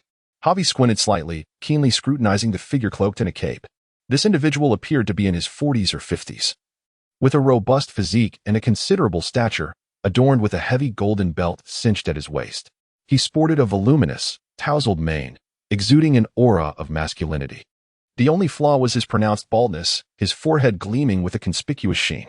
The man, referred to as Mark, wore a confident smile upon his face, and the cheers and accolades from those around him only served to elevate his spirits further. He formed a victorious V sign with his fingers, proclaiming his triumphant declaration. "Dear friends, please remain calm. I shall surely defeat that scoundrel Babidi." Haha. Gavie blinked, already recognizing the identity of the individual before him. Wasn't this the very Satan who had ensnared him? Chapter 65, Awakening. Max Gavie recalled that the true name of Satan is Mark, Mr. Satan is merely his alias within the martial arts realm. This individual, despite his lackluster abilities and penchant for attention, has astonishingly survived until now. Truly the favored child of the Dragon Ball universe. Within the timeline of the protagonists, Mr. Satan has endured the Cell games in the Majin Buu incident, astonishingly maintaining an unbroken record of survival. This alone surpasses the fortune of the main cast by a considerable margin. It was not until the Resurrection Saga, when Frieza obliterated the Earth, that Satan met his demise in the explosion of the planet. However, his death lasted less than 3 minutes, as he was subsequently revived by the Angel Whis, erasing any memory of his demise. Though his personality is not particularly endearing, he has indirectly saved the Earth on 2 occasions, akin to a cheat in the game of fate. For the moment, Gavie has no intention of engaging with him. No matter how grand Satan's protagonist aura may be, it is insufficient to alter the current circumstances of the Earth. He does not subscribe to such mysticism. Retracting his gaze, Gavie placed 2 fingers to his forehead to sense the energy. In the next instant, his form materialized at the opposite end of the city, in close proximity to the designated coordinates. Upon his arrival at the agreed-upon location, Bulma and Android 16 were already waiting. It was time to act. The group found an excellent concealed spot with a clear line of sight. 8 miles ahead lay the incubation chamber of Cell Max Bulma. "Let us employ Piccolo's technique together." Bulma understood immediately, placing her fingertips against her forehead to gather energy. During their training in the hyperbolic time chamber, Gavie and Bulma had diligently practiced most of the practical energy wave techniques. Bulma's proficiency with energy blasts was not inferior to Gavie's. Mere seconds later, 2 columns of orange light, imbued with terrifying destructive power, surged toward the Cell Max incubation chamber. The beams swiftly traversed the distance, striking the chamber with tremendous force. An explosion erupted, flames soaring high, and the violent shockwave overturned nearby spacecraft. The deafening roar shook the very ground beneath them. Amidst the rumbling, the massive incubation chamber was propelled hundreds of meters away. Dark purple liquid gushed forth from the breach created by the attack. Realizing they had successfully hit their target, Gavie immediately used instant transmission to relocate the 2 of them. They then discreetly observed the activity aboard Frieza's ship. The entire vessel had been turned upside down by the shockwave, with numerous Frieza soldiers scurrying about in chaos. Meanwhile, the colossal incubation chamber, after being sent flying, lay motionless upon impact with the ground. Gavie waited anxiously, glancing intermittently at the screen of the Dragon Ball radar. The position of the Dragon Balls remained unchanged.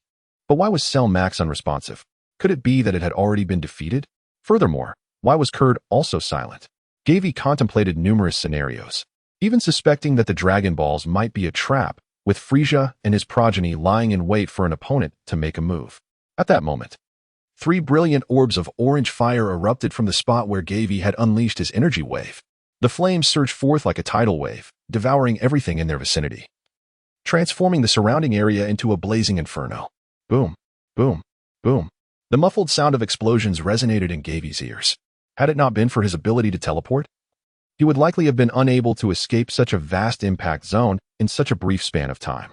Kuld's aura rapidly expanded, scanning the skies for the whereabouts of the assailants. This farce must come to an end. With his metallic skin glistening, Kuld bellowed, unleashing a powerful light wave that pierced through the entire West City. The path of the light wave carved a deep and unfathomable chasm, as if the earth had been plowed through. A formidable shockwave swept across a vast expanse, causing skyscrapers to collapse and buildings to topple. Countless debris was lifted by the force, swirling like a tempest, shrouding the area in dust. Kuld was enraged. Just as he prepared to obliterate the entire city to force the ambushing foes into the open, a sudden surge of purple-black light shot skyward nearby. Emerging slowly from the ruins was a colossal creature, towering several dozen meters high, its blood-red eyes wide open. Those eyes brimmed with boundless malice and chaos, reminiscent of a demonic deity. Cell.Max had awakened. Its aura was dark and chaotic, seemingly brimming with infinite power. Cell.Max was enveloped in dark purple plasma. Boom, boom, boom. The destructive energy coalesced into a spherical form, detonating in successive waves. The ground beneath sank, dust swirling as if the apocalypse had arrived. The earth beneath Cell.Max had completely vanished, transformed into an unfathomable abyss. This overwhelming presence was far more intimidating than Frieza's golden transformation, even from a distance. Gavie felt a tremor within his very soul. Was the release of this monster a blessing or a curse? Cooled, too, was taken aback by the aura emanating from Cell.Max. How could this be possible? How could a lowly civilization at the edge of the universe produce such a monstrosity? He charged forward, forcefully breaking through the energy plasma surrounding Cell.Max, and landed a punch atop its head. Bam! With a resounding crash. The force sent a gale sweeping outward. Cell.Max roared, the dark purple plasma radiating outwards once more, enveloping nearly half the city. All matter within that sphere was obliterated. Crackle. The sound of flesh being rent echoed, as Cooled's entire body was instantly scorched, sent hurtling backward. Smoke billowed from his form, akin to a downed aircraft crashing to the ground. Curse be it. A flicker of trepidation crossed Cooled's cold eyes. What manner of monster was this?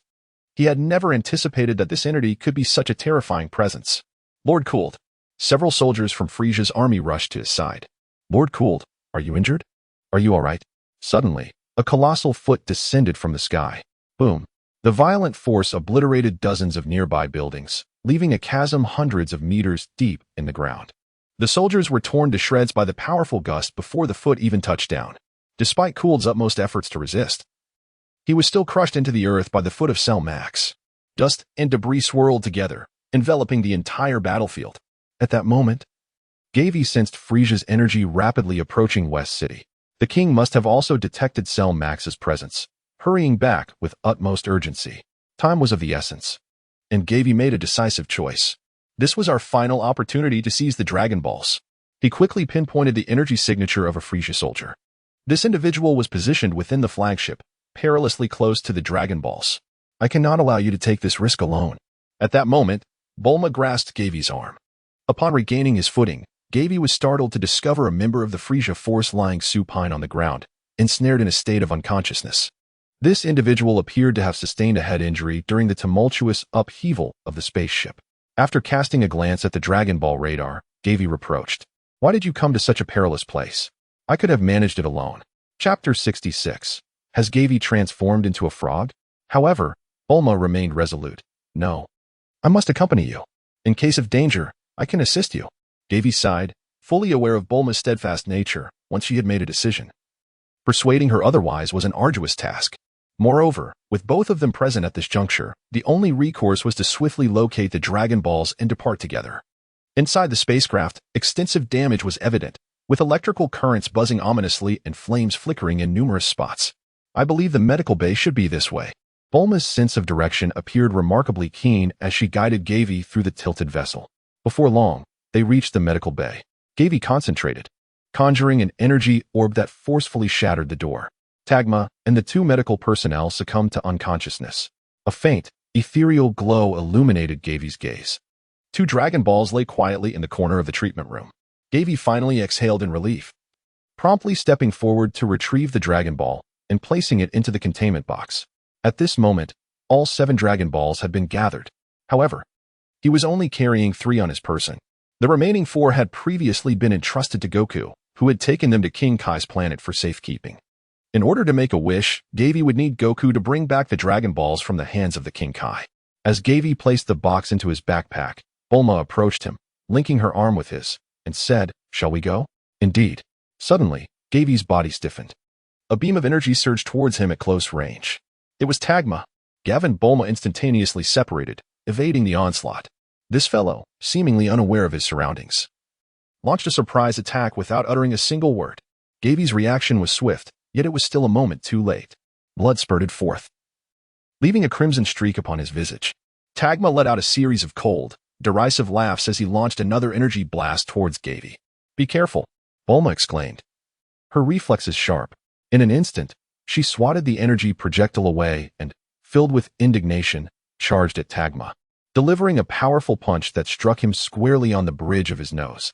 With a resounding crash, Tagma's body was propelled backward, creating a shockwave as he collided with the wall. The energy blast erupted within the confines of the medical room, igniting a tumult of flames. Have you lost your mind? Why attack Gavie? Are we not all part of Frieza's army? Bulma questioned vehemently. Haha. Tagma cackled, clutching his injured nose. You wretched androids should never have existed in this world. Once I eliminate you, Lord Frieza will have no choice but to favor me alone. Gavie even saved your life.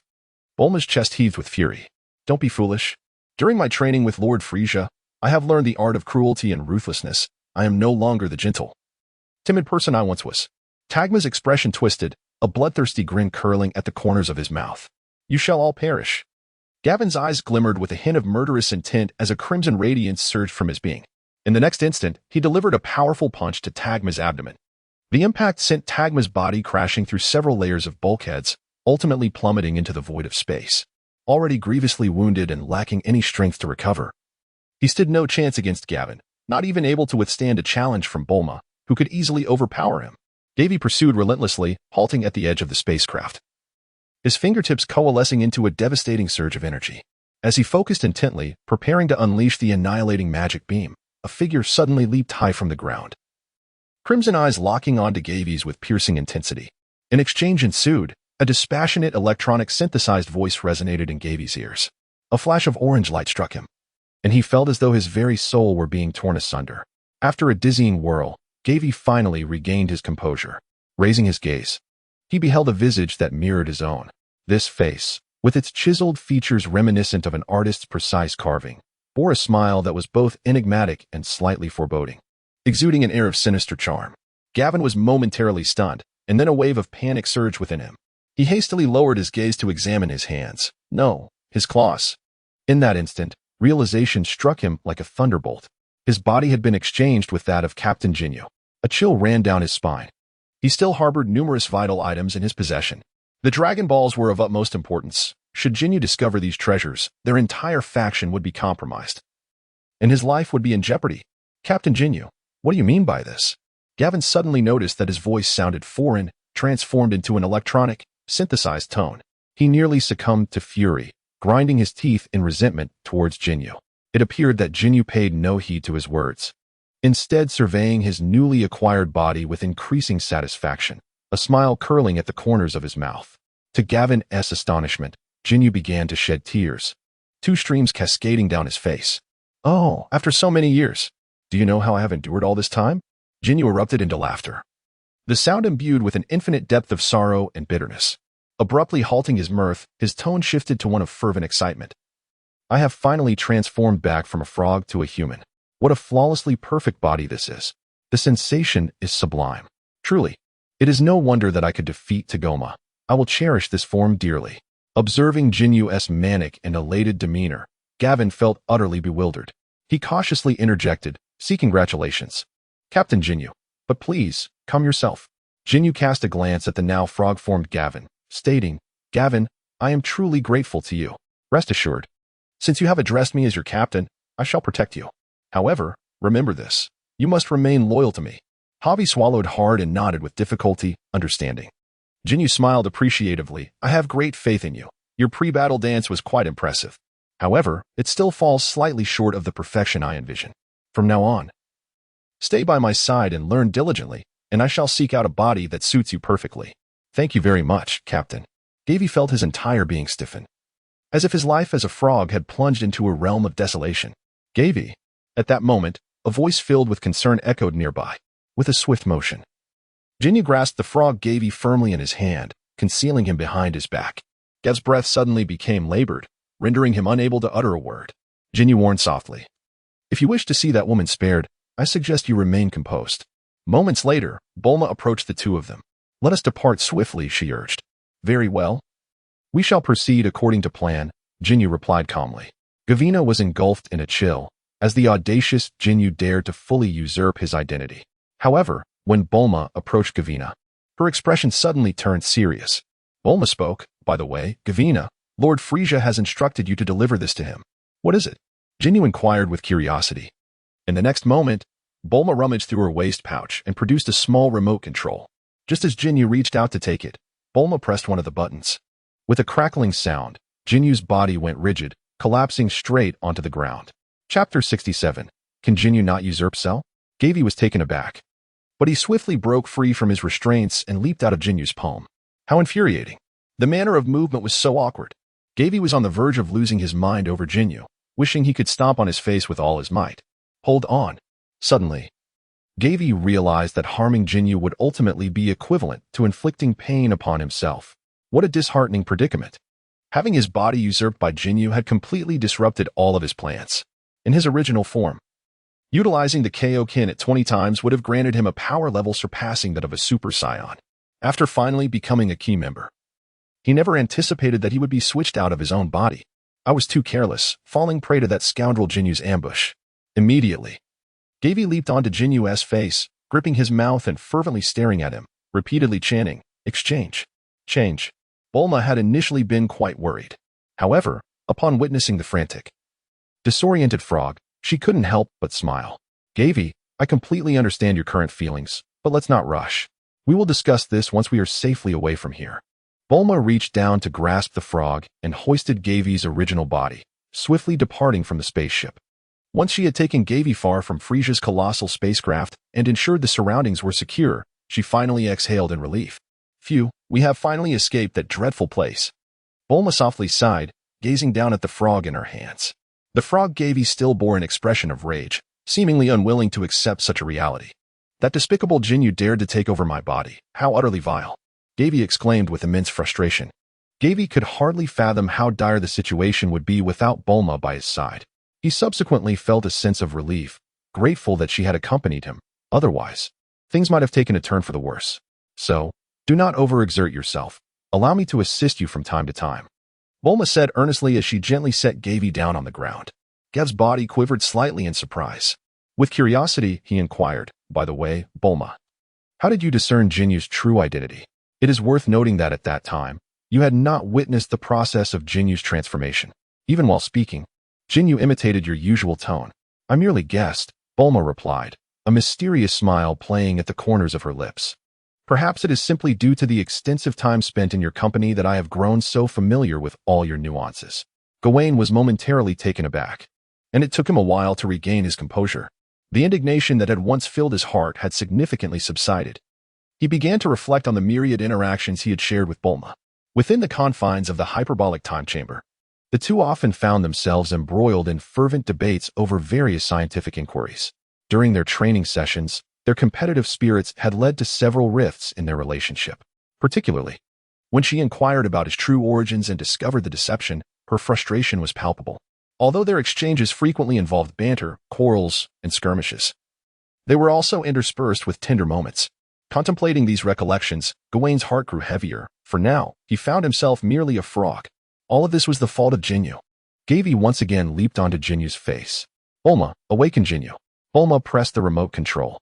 Moments later, the unconscious Jinyu slowly regained consciousness. His body was immobile, yet he could open his eyes and speak. "Why can't I move my body?" Jinyu's eyes laboriously shifted towards Bulma's position. "You foul woman.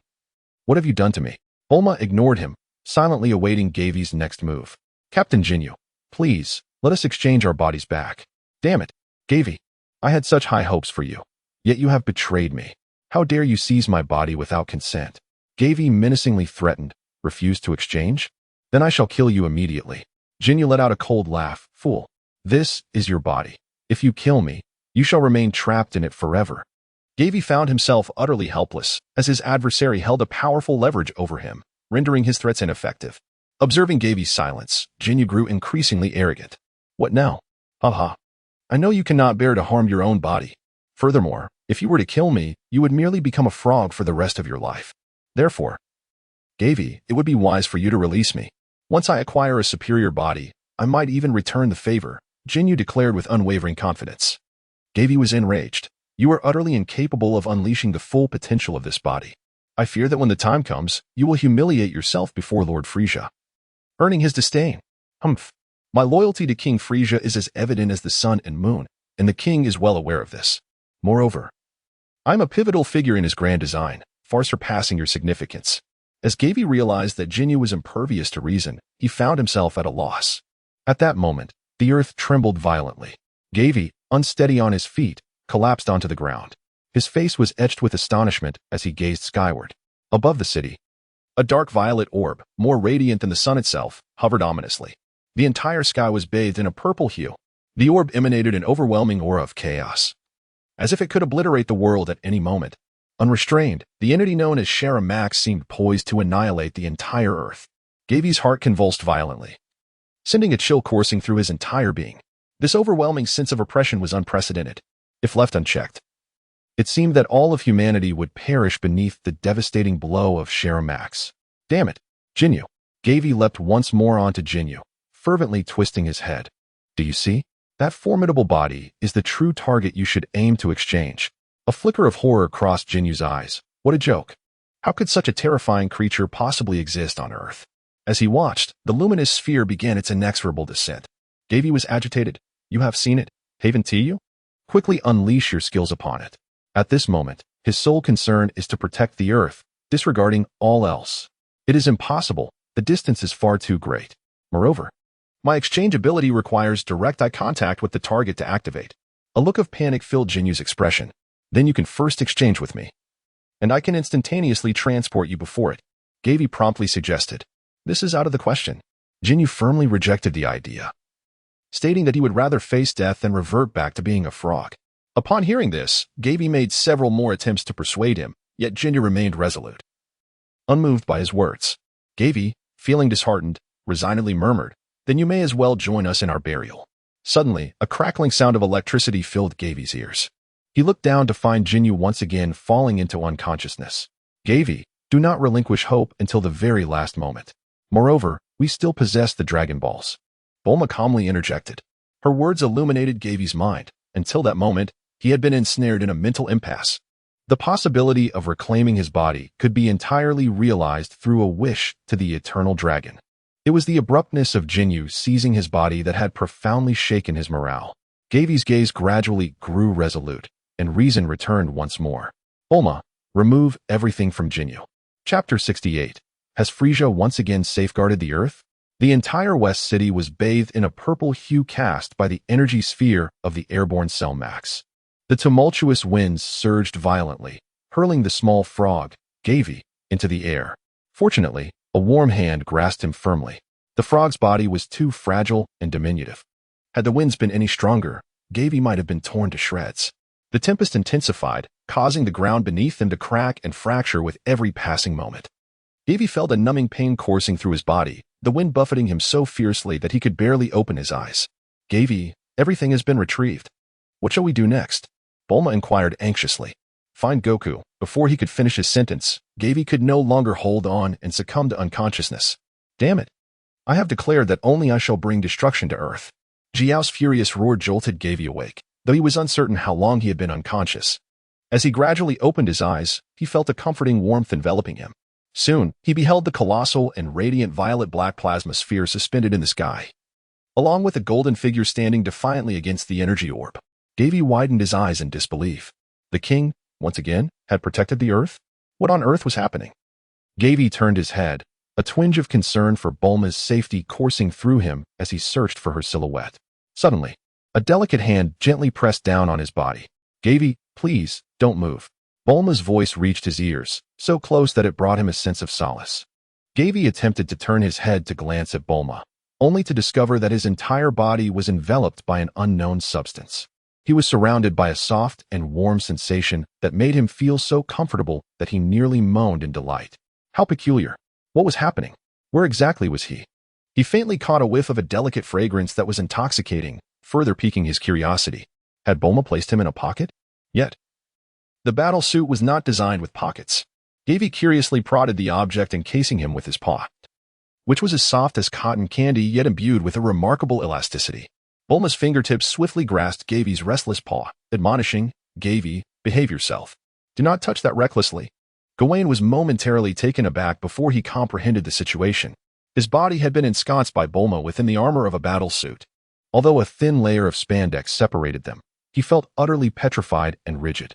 His claws were at a loss for placement. ultimately resorting to instinctively covering his eyes. He couldn't bear to witness it. Truly, it was beyond his ability to behold. Gavie's mind had also become a blank slate. After a moment, he finally regained his composure. He beheld Jinyu lying at Bulma's feet, as well as the arrival of Android 16, who had somehow joined them. Gavie immediately implored, "Bulma, please release me. This location is far from the battlefield and should be quite safe." However, Bulma was somewhat apprehensive, for it seemed that Frieza had been searching for the whereabouts of Jinyu. "If he were to spot you, we might risk exposing our identities." "Oh, I see." To safeguard herself, Bulma had no choice but to conceal him, in his froggy form, within her possession. Yet, why not simply place him in her backpack, in the face of such peril? Gavie did not ponder deeply and promptly inquired about the battle conditions. "By the way, Bulma, how's the situation on the battlefield? Have you found Goku and the others?" Sun and his companions have yet to appear, and Kuririn has already been defeated by Cell Max. Only Frieza continues to hold his ground. Bulma swiftly informed Gavie of the current state of affairs. From Bulma's account, Gavie learned that he had not been unconscious for long. During her escape from Cell Max's attack range, Frieza had managed to return to the battlefield just in time. He successfully drew Cell Max's ire, delaying the monster's cataclysmic intentions towards Earth. However, the current state of the tyrant appeared dire. Frieza was severely drained of stamina. While Cell Max's onslaught grew increasingly formidable, they seemed to be heading this way. Just as Gavie warned, a figure descended with lightning speed, crashing into the ground beside Bulma. Boom! The earth split open, creating a chasm as wide as a canyon. Amidst the swirling dust and debris, a golden figure slowly rose. None other than Frieza himself. "Lord Frieza, are you injured?" Bulma asked with genuine concern. Gavie quietly withdrew his head, completely concealing himself within his chest armor. Frieza's dark gaze swept over the crowd, momentarily pausing at the sight of the fallen body of Jinyu. "What has happened to Mr. Gavie?" Bulma sighed in exasperation, explaining, "He attempted to rush in to assist you, but was knocked unconscious by the shockwave from your battle with Cell Max. I brought him back." Number 16 added, "We wish to help, yet we could not even approach the outskirts of the battlefield. Such a level of combat is indeed beyond your capabilities," Frieza replied coldly, his tone tinged with irritation. He commanded, "You must locate Jinyu and have him exchange bodies with that monster immediately." "Yes, my lord." No sooner had the words left his lips than a massive crimson figure surged forth, delivering a powerful kick that sent Frieza flying. The violent shockwave forcefully propelled Bulma and the others away, but fortunately, Cell Max's wrath was not directed at them, allowing them to narrowly escape disaster. Frieza rose from the pit, spitting out a mixture of blood and dirt. He wiped the grime and blood from his face and glared at the monster. "You have truly angered me." Frieza sneered, then charged at Cell Max once more. The two resumed their fierce battle. Having retreated to his safe distance, Gavie cautiously peeked out. He observed the clash between Frieza and Cell Max. The sheer power of Cell Max was overwhelming. The creature created by Dr. Gero, even in its perfect form, was not on the same level as the Cell Max before him. Were it not for Cell Max's lack of reason, acting solely on primal instinct, Frieza likely would not have endured this long against it. Witnessing the king's fervent struggle, even Gavie could not help but exclaim, "Frieza is truly tenacious. He could easily allow Earth to perish. After all, his race can survive in the depths of space, and the destruction of planets does not threaten his safety." It is evident that the king possesses an immense sense of pride. He adheres strictly to his words. His dedication is truly admirable. Gavie found it peculiar that, amidst such a grand display of combat, Goku and his companions had yet to make an appearance. As it stood, Earth was left to rely on Frieza for protection. "Bulma, we must hasten to locate Goku and the others. Frieza is on the verge of faltering." Bulma clearly understood the gravity of the situation. Cell Max is undeniably formidable. If Frieza, the only being capable of countering him, is defeated, Earth could face annihilation in an instant. Chapter 69. Reunion with Goku. Just as Frieza charged towards Cell Max, he was swiftly crushed beneath a single foot, disappearing into an unfathomable pit.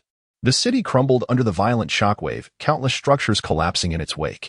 Enraged by the assault, Earth erupted with streams of magma surging from its depths, piercing the heavens and staining the sky a deep crimson. This molten rain cascaded upon the city, evoking the sense of an impending apocalypse. As Gavie, now in the form of a frog, surveyed the inferno consuming the city, he felt insignificantly absurd. In the face of Cell Max's devastating power, even if he wished upon the dragon to restore his original body, it would have no bearing on the dire circumstances at hand. Bulma navigated the periphery of the battlefield, searching for Goku and their allies. While Android 16 carried Gavie's original form close behind. Suddenly, a wave of energy surged towards Bulma. "Watch out," Gavie warned. Bulma reacted swiftly, erecting a protective shield while deftly maneuvering to evade the attack. However, she did not anticipate the relentless barrage of energy that swept through the area, ultimately striking her with considerable force, sending her hurtling like a projectile. The resounding crash echoed far and wide as Bulma's body crashed through a building before finally coming to a halt. "That was close," she gasped. Her arms braced tightly against her chest. Had it not been for the protective barrier that deflected the attack, Gavie, in his froggy form, would have surely faced grave injury or worse. Though Gavie emerged unscathed, he was drenched in cold sweat. Number 16, quick to react, immediately engaged the assailant. The adversary was Dabura, aware of his saliva attack. Gavie said solemnly. Number 16 nodded in acknowledgement, gently casting Jinyu to the ground. He then positioned himself to confront his opponent with all his might. However, Dabura's strength surpassed that of the current number 16 and Bulma, even with Bulma's long-range support. He held his ground against two foes. The combat escalated, with punches and kicks exchanged and energy blasts soaring through the air. After a brief yet intense skirmish, number 16 found himself in dire straits, his body sustaining multiple damages. He turned calmly to Bulma and said, "Miss Bulma, you must take Gavie away from here." Bulma gritted her teeth, asking, "But what about you?" For the first time, a smile graced number 16's face as he reassured her, "Do not worry, once you are safe, I shall deal with him." Upon witnessing the situation, Gavie was momentarily stunned before exclaiming, "Number 16, the bomb within you has been disarmed by Bulma."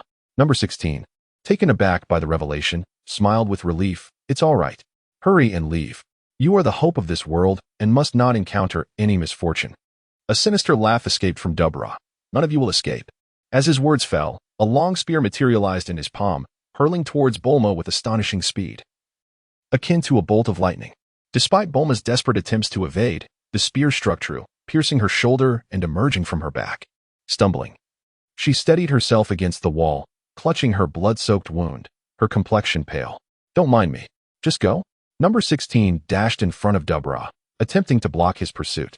"You think you can stop me?" Dabura scoffed, and with a swift movement, he struck number 16 in the chest. A resounding crash echoed as number 16 was sent flying, crashing heavily into the ground. Dabura pursued the fallen figure, sneering, "How dare such feeble strength challenge me?" With a disdainful glance at number 16, he spat as he walked past, the spittle possessing petrifying properties, landing on number 16's shoulder. To his astonishment, he found one side of his body immobile, and soon his expression froze as he transformed into a lifeless statue.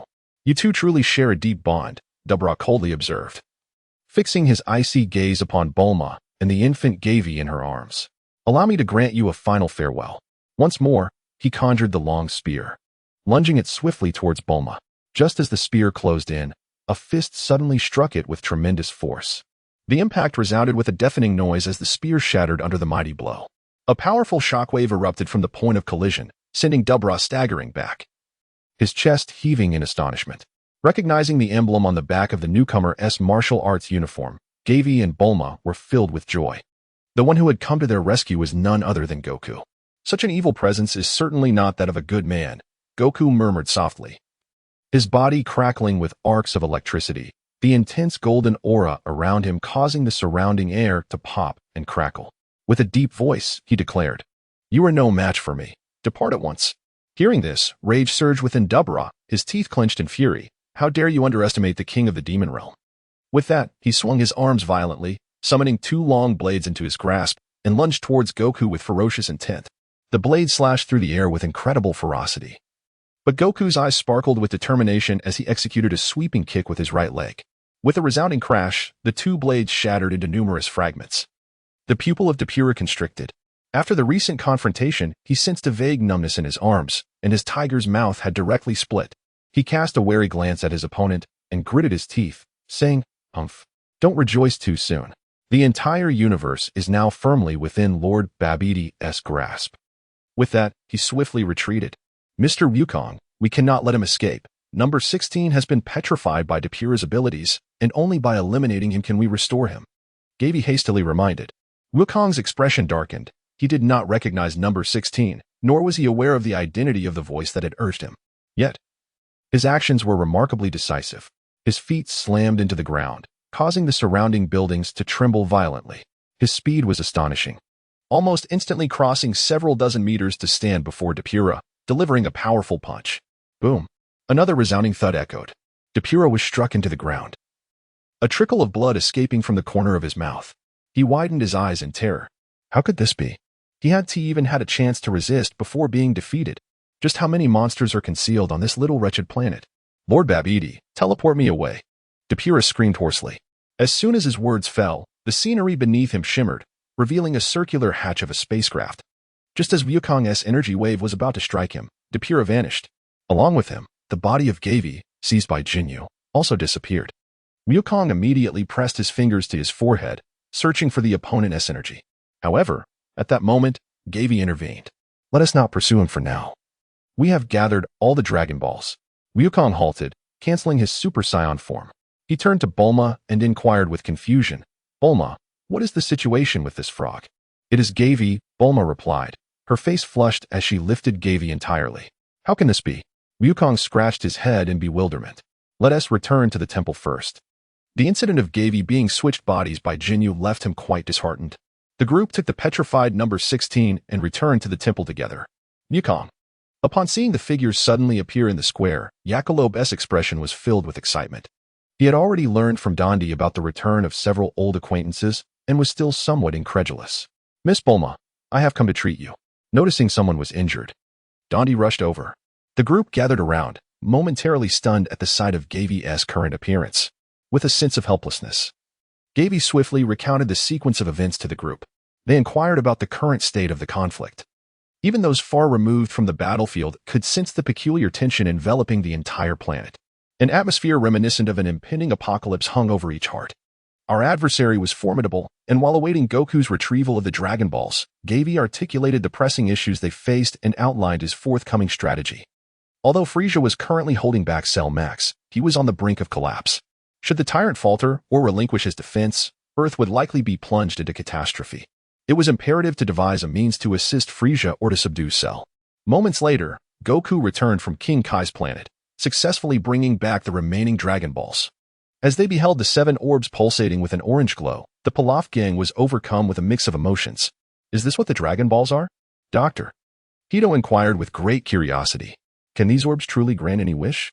No, not quite, Dandi quickly clarified. Wishes that exceed the capabilities of the dragon's creator may not come to fruition. What does that mean? Hito asked with intrigue. It means that one cannot simply wish for the demise of those villains intent on annihilating Earth, Akira replied. Gavie remained silent, quietly contemplating the 7 Dragon Balls scattered on the ground, as if lost in thought. In that moment, everyone held their breath, striving to ponder the situation. After a brief pause, Dandi nervously inquired, Mr. Gavie, what shall we do? We must prevent Cell Max from annihilating the Earth. While simultaneously addressing the troubles posed by Frieza and Babidi, Gavie replied in a solemn tone, then for our first wish, let us transport these villains far away from the Earth, shall we? Yuichiro proposed. Indeed, this is a commendable strategy to resolve the current crisis facing our planet. Who would have thought it could be approached in such a manner? The remaining 2 wishes can be dedicated to resurrecting the deceased and restoring the Earth. Goku felt a surge of hope. However, we must ensure they are sent to a distant star system. Otherwise, should they return, the Earth would remain in peril. Hyde remarked thoughtfully, cradling his chin. No, absolutely not. Bulma immediately countered, if that were the case. Gavie would have to wait an entire year to revert to his human form. She asserted firmly, he has done so much for us. I believe one of our wishes should be to restore his body. A profound silence enveloped the group. Gavie paused for a moment, declining Bulma's kind offer. There is no need to concern yourself with me. If we can resolve the crisis on Earth in one fell swoop, then temporarily becoming a frog is hardly a burden. To exchange bodies using the Dragon Balls would be excessively selfish, and it would not yield any positive change in the situation. Moreover, Gavie did not agree with the proposal of simply teleporting the enemies away. Such an action does not address the root of the problem. Focusing solely on the immediate crisis without considering the potential ramifications is not a viable approach. Having gathered the Dragon Balls with great difficulty, it is imperative to deliberate thoroughly before making a wish. The enemies on Earth are but one facet of the issue. There are several terrifying entities in the universe whose powers remain unknown. For instance, The enigmatic Broly is a matter for another time.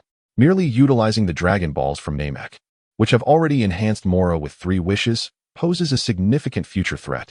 As a being that has existed for millions of years, Moro possesses an exceptionally acute sense of energy detection. He may have already noticed the concentration of life energy on Earth. It is conceivable that just after teleporting Frieza and his cohorts away, Moro could invade Earth, siphoning the energy from all living beings on the planet. Should the Dragon Balls still be in a cooling period at that critical moment, Earth would stand no chance of recovery.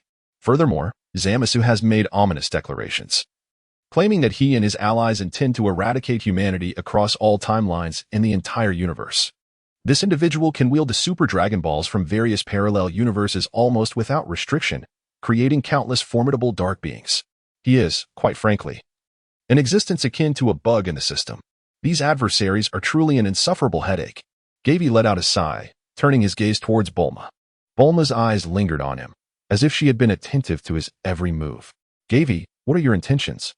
I plan to make a wish to the dragon and exchange bodies with Cell at his maximum potential. Deep within, Gavie felt a bitter sorrow. In order to survive, he had no choice but to forsake his humanity. If circumstances permitted, he would undoubtedly wish to reclaim his own body, but alas, that was not to be. The others were momentarily taken aback, only to soon experience a glimmer of inspiration, as if they found this method quite promising. With the formidable power of Super Saiyan Max, they could effortlessly eliminate the threats posed by Babidi and Frieza's minions. However, only Bulma furrowed her brow in concern. Why? Do you wish to become a monster? She asked. No, I am merely contemplating my own safety, Gavie replied solemnly. Do not perceive me as a paragon of virtue. This is merely the price of acquiring power. And what of the second wish? Dandy inquired immediately. For the second wish, let it be to resurrect Lord Kaioshin. At this, the group fell silent, puzzled as to whom Gavie was referring. Indeed, Lord Kaioshin is the deity who resides at the pinnacle of the universe. Gavie did not wish to reveal the symbiotic relationship between the Supreme Kai and the God of Destruction in front of so many people. Therefore, he simply emphasized the significance of the Supreme Kai and assured everyone that as long as the Supreme Kai is resurrected, he would undoubtedly step forward to protect the Earth. Gavie is uncertain whether the Dragon Balls on Earth can resurrect a Supreme Kai. However, he speculates that it should not pose a significant problem. After all, during the Buu saga, the Earth's Dragon Balls successfully revived the apprentice Supreme Kai, Kabuto. Furthermore, at the beginning of Dragon Ball Super, the Namekian Dragon Balls also brought back the Elder Supreme Kai. Should the current Supreme Kai be revived, it is likely that the God of Destruction would follow suit. As for whether Beerus would be willing to intervene to protect Earth, Gavie is not overly concerned. After all, as long as the Supreme Kai shows a modicum of compassion and is willing to protect Earth at the cost of his own life, Beerus would have no choice but to act. As for the third wish, Gavie stated, feel free to use it as you see fit. Chapter 71. The elimination round begins. For the third wish, let us use it to revive everyone? Bulma suggested. The group nodded in agreement. Noticing the petrified form of Android 16, Gavie took the opportunity to explain his situation.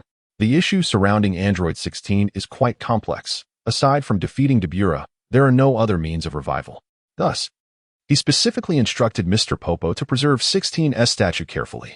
Gavie, I am the Supreme Kai. At that moment, a familiar voice echoed in Gavie's mind. It is the Supreme Kai communicating with me. He promptly responded. What is it, Supreme Kai? Majin Buu is about to awaken. How can this be? Gavie exclaimed in shock. Ordinarily, the energy dissipated from battles needs to be near Babidi's spaceship to be absorbed by Buu's egg. Has Babidi taken action on his end? The Supreme Kai explained. Dabura's attack on you is aimed directly at your body. Babidi is currently siphoning energy from your very essence. Dabura's sudden onslaught indeed has a clear objective. So that's how it is. Gavie, overwhelmed by the deluge of bad news, felt numb. There was no time to dwell on it. They needed to quickly use the Dragon Balls to exchange bodies with Cell Max. But the immediate concern is Babidi. He has already taken control of Cooler and is attempting to dominate the monstrous Cell Max. The voice of the Supreme Kai was unusually grave. What? Gavie gasped in alarm. Just when they thought they had come this far, an unexpected turn of events had arisen. Furthermore, this new development seemed even more dire in Gavie's eyes. Targets controlled by Babidi would experience a significant boost in power. In the original story, Vegeta exploited this very fact, allowing himself to be controlled by Babidi to enhance his own strength. One could only wonder how much stronger the bewitched Cooler would become. The most critical concern is that if Babidi gains control over Cell Max, the situation could spiral into an even more unpredictable direction. This news suddenly instilled hesitation in Gavie regarding the plan to exchange bodies with Shara Max regardless of whether the demonic mark is bound to the body or the soul. Such a transformation carries considerable risks. He lacked confidence in his ability to fully resist the encroaching control of magic after the exchange. Wait, Dandy, do not summon the dragon just yet. Gavie immediately interjected.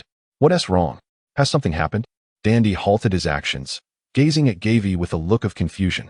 Babidi is likely to exert control over Shara Max. Gavie spoke in a low voice. Well, what? How could that be? The crowd gasped in astonishment. Gavie took a deep breath, reflecting on the fact that Babidi possessed the power to manipulate the hearts of men, as long as one harbored malevolent thoughts. His magic would infiltrate and dominate their minds, ultimately reducing them to mere puppets and slaves. Resisting the insidious encroachment of his sorcery was no simple feat. Upon hearing this, Hyde pondered aloud. Logically speaking, Shara Max lacks any semblance of rationality. Can Babidi truly exert control over it? Gavie hesitated, uncertain. Are you concerned that after exchanging with Shara Max, you might fall under Babidi's sway? Hyde discerned the crux of the matter. Indeed, Gavie replied calmly, I underestimated Babidi. I never imagined his level of trouble would rival that of Shara Max. Gavie, you must not blame yourself. You have already done so much, Bulma gently reassured him. There is no need for self-reproach. The others nodded in agreement. Suddenly, Dandy exclaimed, This is bad. That wicked creature, Frieza, will undoubtedly become a target for Babidi's control. The group shuddered at the thought. If even Frieza could not escape, then the fate of the entire Earth seemed dire indeed. What a headache. Goku scratched his head. But soon his expression shifted to one of resolve as he declared, In that case, we must first defeat Babidi. Just as Goku prepared to take action, Gavie suddenly found his surroundings blurring. Moments later, the voice of Babidi echoed in his mind. Hee. Earthlings, you have truly given me a delightful surprise. My journey to Earth has been immensely fruitful. My spirits are soaring, so now allow me to revel in the most thrilling contest among you participants. Haha. Listening to Babidi's smug proclamations, Gavie felt a foreboding sense of dread. He quickly surveyed his environment. There were many people nearby, including several of his comrades and acquaintances. It appeared they were enclosed within a vast chamber, spacious enough to accommodate nearly 1,000 individuals. Before he could examine further, he was seized by a figure covered in wounds, their face marred with bruises. Is this Frieza?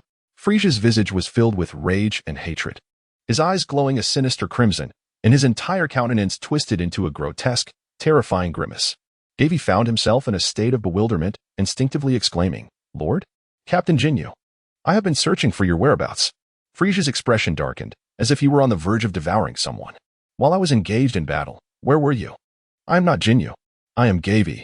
After Captain Ginyu seized my body, he disappeared, Gavie explained, genuinely frustrated. Frieza's gaze sharpened. What transpired? Unable to endure his existence as a frog any longer, Gavie recounted the events that led to this predicament, culminating in the revelation of the situation. Ah, I see. Frieza responded, furrowing his brow as he released the frog from his grasp. With a soft thud, Gavie landed on the ground, drawing the attention of several onlookers, who curiously turned to observe. Uncle Piccolo, that frog seems somewhat familiar, Gohan whispered. Piccolo frowned. His keen hearing allowed him to catch the dialogue between Frieza and Gavie. Despite the distance, my lord, I will take care of Gavie, Bulma remarked as she approached Frieza and picked up the frog. Frieza nodded slightly, narrowing his eyes. Indeed. Miss Bulma and Mr. Gavie share a bond that is truly unbreakable. Gavie felt helpless. The king often uttered words that could easily be misconstrued. After all, he was merely a frog. Yet, it was quite astonishing to Gavie that Frieza had not yet fallen under Babidi's control. It was only after being cradled in Bulma's arms that Gavie gained a clearer perspective of the surrounding space. Meanwhile, Piccolo, upon overhearing Bulma's conversation with Frieza, seemed to grasp something significant and discreetly communicated with his companions, including Gohan. Earthlings, the elimination stage of the martial arts tournament has commenced. There are no rules. Let the battle commence, and may the ultimate victor emerge. Babidi's voice reverberated through their minds once more. Chapter 72. Goku and the king join forces engage in battle. I shall ensure that the last survivor among you becomes my subordinate. Upon hearing this proclamation, the scattered individuals in the space quickly coalesced into 5 factions, the demonized faction. The Red Ribbon Corps and other Earthlings led by Satan. Goku's allies comprised the smallest group, consisting of only 7 members: Trunks, Piccolo, Gohan, Gamma 1, Gamma 2, Goku, and future Dai. Meanwhile, Bulma and Gavie aligned themselves with Frieza's army, standing in the same camp as the king. It seemed that Piccolo discreetly informed his companions about Bulma's situation, as they all pretended not to recognize her and Gavie. At that moment, Babidi's minions, the demonized beings, suddenly launched their attack, pouncing on the others with fervor.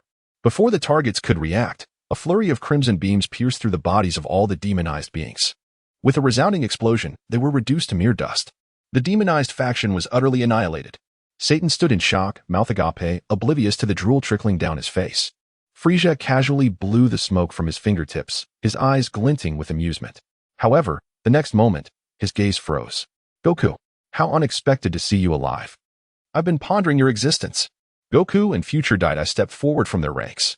I am technically dead, only able to return to the living world for 24 hours.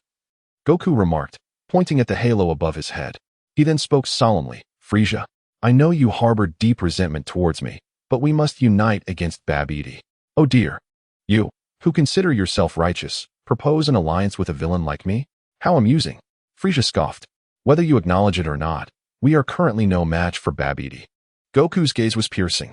Babidi has already taken control of your father and is attempting to dominate that monstrous creature, Cell Max. And if I refuse? Frieza inquired with interest. Then you shall forever be unable to control the entire universe and become the true emperor of the cosmos. Frieza paused, a hint of disdain flickering in his eyes. Humph. With your current power? Do you believe you are worthy of collaborating with me? Would you like to witness my abilities? Wukong curled his lips into a smirk. Frieza narrowed his eyes, a dangerous glint flickering within them. Observing the change in their expressions, Gavin felt an overwhelming sense of trepidation. Engaging in battle with the king at this moment would certainly not be a prudent decision. Just as Gavie was preparing to persuade Frieza, Babidi's voice echoed once more. Why are you still hesitating? Act now. My time is exceedingly precious. The individuals present were momentarily taken aback, seemingly unable to fully process the harrowing scene of Frieza annihilating dozens of transformed beings in an instant. Silence! Frieza exclaimed, abruptly waving his hand as a blast of energy pierced through the ground. With a resounding explosion, the crowd staggered, struggling to maintain their footing. As the dust settled, a gaping hole was revealed beneath them, unveiling that they were aboard a colossal spaceship. As Gavie's eyes sparkled with realization, it became evident that they were perilously close to Babidi. This presented the most opportune moment for a surprise attack to eliminate him. Suddenly, Frieza made his move, charging towards Goku. In an instant, the two figures collided with a resounding impact. Thud. Frieza's fist struck Goku's chest with tremendous force. Yet, simultaneously, an expression of disbelief crossed his face as Goku's knee forced inwards against Frieza's abdomen. A smirk played at the corners of Frieza's mouth as he launched another assault. Thud. Thud. The relentless barrage of blows sent shivers down the spines of those aboard the spaceship. Frieza moved with astonishing speed, each punch imbued with terrifying might. Goku, equally adept, remained composed and skilled, successfully parrying Frieza's strikes while also inflicting damage in their fierce exchanges. Gavie observed for a while, gradually feeling a sense of relief. Neither combatant had transformed, seemingly testing each other's strength. A dull thud resounded as both retreated several steps. Humph, your prowess indeed astonishes me, Frieza remarked ominously. But I have yet to unveil my true power. Goku replied with a grin, the same goes for me. Both stood their ground, appearing disinclined to continue the battle. Moments later, Babidi's frantic voice echoed again. If you do not commence your fight, I shall annihilate the Earth. Surely, it holds great significance for you? Goku and Frieza exchanged glances, narrowing their eyes in unison. The fate of the Earth matters not to me. Frieza smirked, however. I detest being threatened. In that case, let us temporarily ally. Goku suggested earnestly once more. With a swift motion, Frieza surged forward, a golden aura enveloping him as his speed multiplied several times. Reaching Goku in the blink of an eye, Goku hastily raised his arms in defense. Thud. Frieza's fist struck his wrist, sending Goku flying. Ho ho ho, Son Goku. That punch was merely a taste of what is to come. Once I dispose of that foolish jester, I shall ensure your suffering is profound. With that, Frieza darted toward the spacecraft below. Boom, boom, boom. Fiery explosions illuminated the scene. Though the Z fighters held no fondness for Frieza, The current situation clearly favored Babidi. Goku and the others quickly grasped the implications of Frieza's words, signifying an agreement to collaborate. Thus, they all soared toward the lower levels of the spacecraft. It seemed there existed an extraordinary bond between Goku and the king. Gavie mused inwardly. The king's consent to cooperate was an unexpected delight for Gavie. Once Frieza and his allies successfully vanquished Babidi, he could confidently allow Dandy and the others to wish for a body exchange with Cell Max. In this manner, the only adversaries he would face would be Frieza and his son. The Earth's salvation was drawing ever closer. Just as Gavie sought to communicate telepathically with the king of the realm, urging him to inform Dandy to be prepared for the summoning of the dragon at any moment. An overwhelming aura of terror descended, as if the weight of Mount Tai bore down upon them. Everyone was rendered speechless. Since you are unwilling to engage in mutual slaughter, let us see if you can evade my grasp. A figure enveloped in a purplish-golden flame descended from the heavens. It was the demonized version of Golden Curd. A distinctive M-shaped mark protruded from his forehead. A cruel smile twisted at the corner of Curd's mouth, exuding an air of malevolence, confidence, and dominance. The immense and terrifying pressure emanated from his very being. A heavy sensation enveloped Gavie's heart as he distinctly sensed the violent tremors coursing through Bulma's body. Such an overwhelming pressure instilled a sense of unease not only in Bulma but also in the others rushing towards the lower spacecraft. Chapter 73, Complete Cell Max. Boom. A series of fiery explosions erupted below. The fierce battle occurring in the lower deck of the spacecraft seemed to escape the attention of Curd entirely. A cruel smile twisted at the corners of Curd's mouth as he suddenly raised his hand. With swift motions, dozens of energy blasts surged towards everyone in the upper deck of the spacecraft. Bulma immediately projected a protective shield while hastily concealing a frog in her embrace. Witnessing the onslaught of energy spheres converging from all directions, Gavie felt his body stiffen, exclaiming in horror at the brutality. Just then, several figures emerged from the lower deck, deflecting all of the energy blasts. Babidi was not aboard the spacecraft. Goku spoke gravely. The entire spacecraft began to tremble violently. Curd's expression hardened as he suddenly broke through the top of the ship, vanishing without a trace. Darn it. That scoundrel Frieza intends to obliterate the entire vessel. Goku's gaze sharpened. I will withstand this shockwave. You must evacuate everyone first. Upon catching sight of the sky outside, the Z warriors felt a momentary relief. They immediately dashed into the crowd, escorting the remaining contestants away from the spacecraft. Meanwhile, Frieza's soldiers fled in a panic. Bulma also rescued a woman. Thank you. My name is Babidi. You're welcome, Bulma replied coolly before immediately searching for the sight of her other companions. Seeing that everyone was safe, she let out a gentle sigh of relief. As the last figure departed the spacecraft, a torrent of flames erupted from the vessel. Those nearby felt their hair singe and turn brittle from the intense heat. Mr. Goku, Trunks called out. However, the response he received was the more terrifying sound of an explosion. Babidi's spacecraft had been utterly dismantled from within. Whoosh! Two figures soared into the sky. Frieza, should you dare to slaughter the innocent again, I shall not spare you, Goku declared solemnly. Oh ho ho ho. Frieza narrowed his eyes, son Goku. Do you think my agreement to collaborate equates to a renunciation of malevolence? Darn it, you scoundrel. Goku's teeth clenched audibly. Just as the two were on the verge of a fierce confrontation, a towering column of purple light surged from the horizon, casting a shadow over the entire sky. With a swift rush, all warriors immediately soared towards the location of the luminous pillar. Moments later, they arrived at the scene in Shidu. Shidu had been utterly eradicated from the earth, replaced by an unparalleled gaping chasm where the city once stood. At the center of this abyss, a colossal figure furrowed his brow, gazing intently at the tumultuous lake of molten lava below. His skin, a vivid crimson, was fortified by an exoskeletal layer as tough as iron, and a remarkably robust tail, reminiscent of a pendulum, emanated an aura of profound intimidation and awe. An intense and powerful energy radiated from his form, his visage illuminated and shadowed by the flickering flames. He incessantly rotated his hands, marveling at this formidable force, the very power capable of governing the entire universe. Ha. Gavie gazed at the scene before him, his heart racing with an ominous premonition.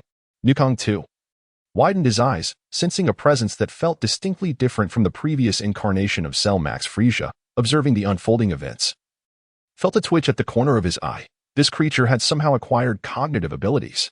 The irrational Cell Max had possessed overwhelming power, but now, a version of Cell Max endowed with true thought was a terrifying prospect.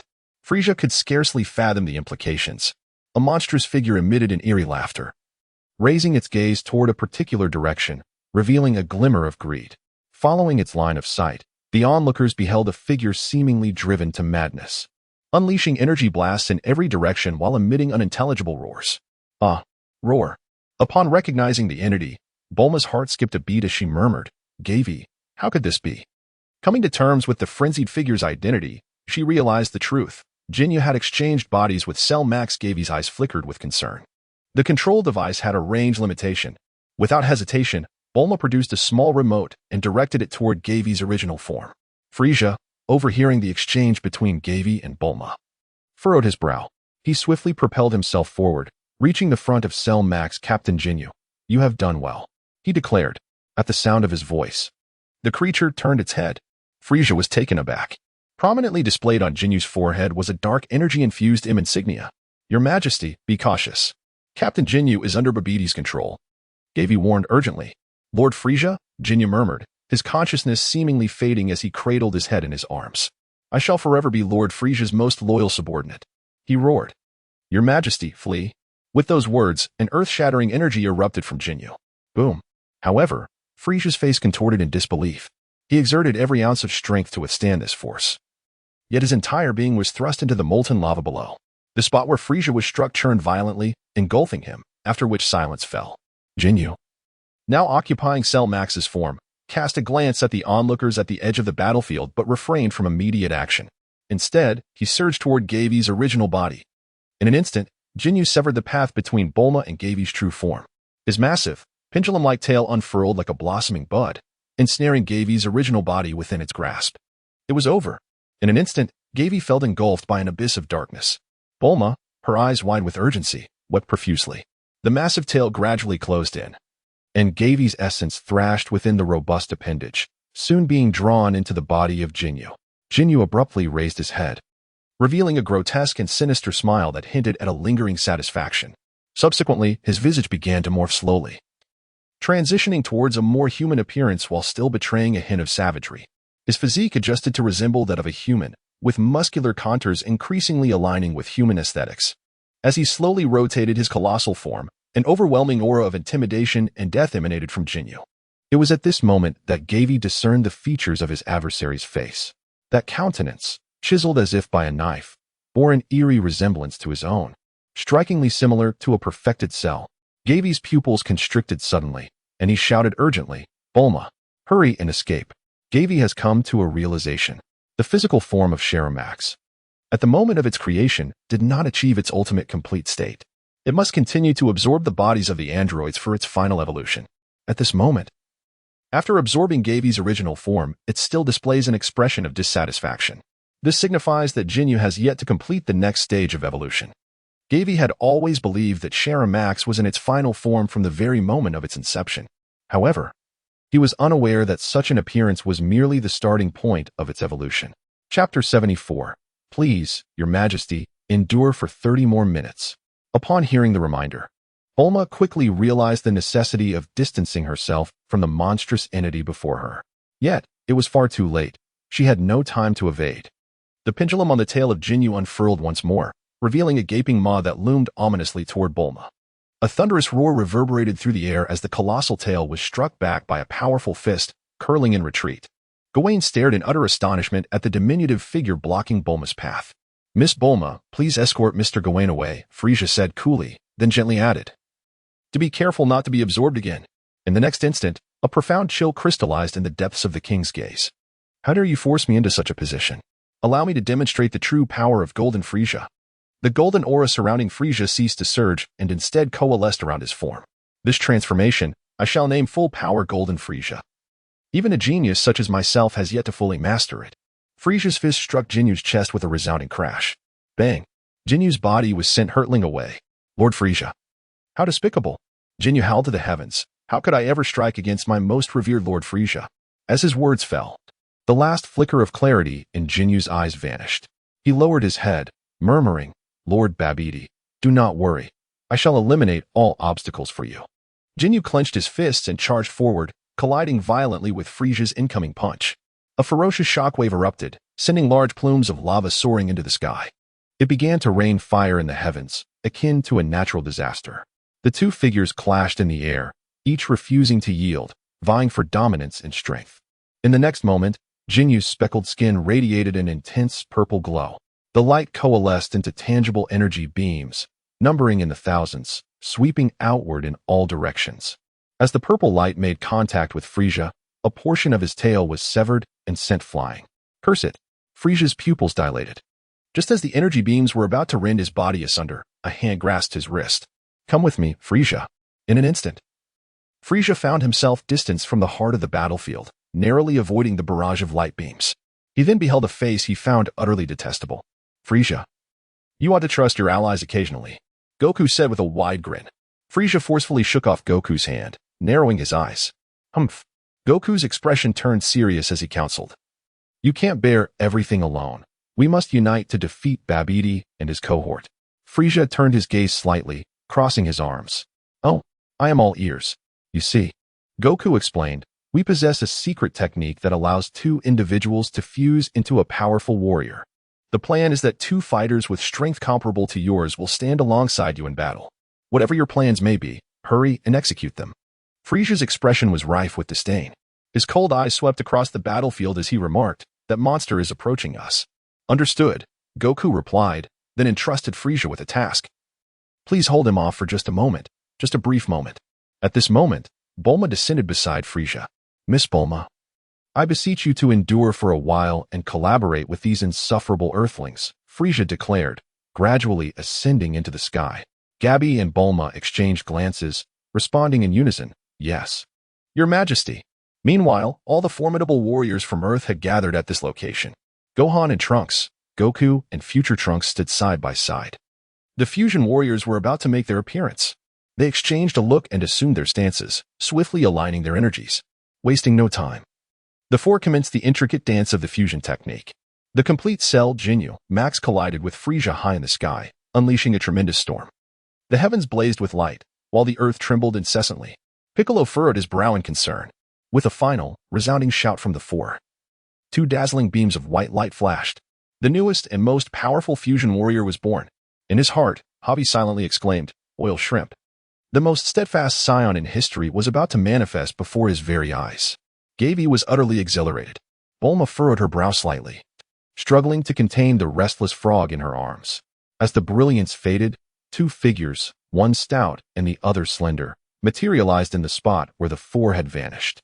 In that fleeting moment, the light in Gavie's eyes completely extinguished, as if all his strength had been siphoned away. Is this truly the mightiest of fusion warriors?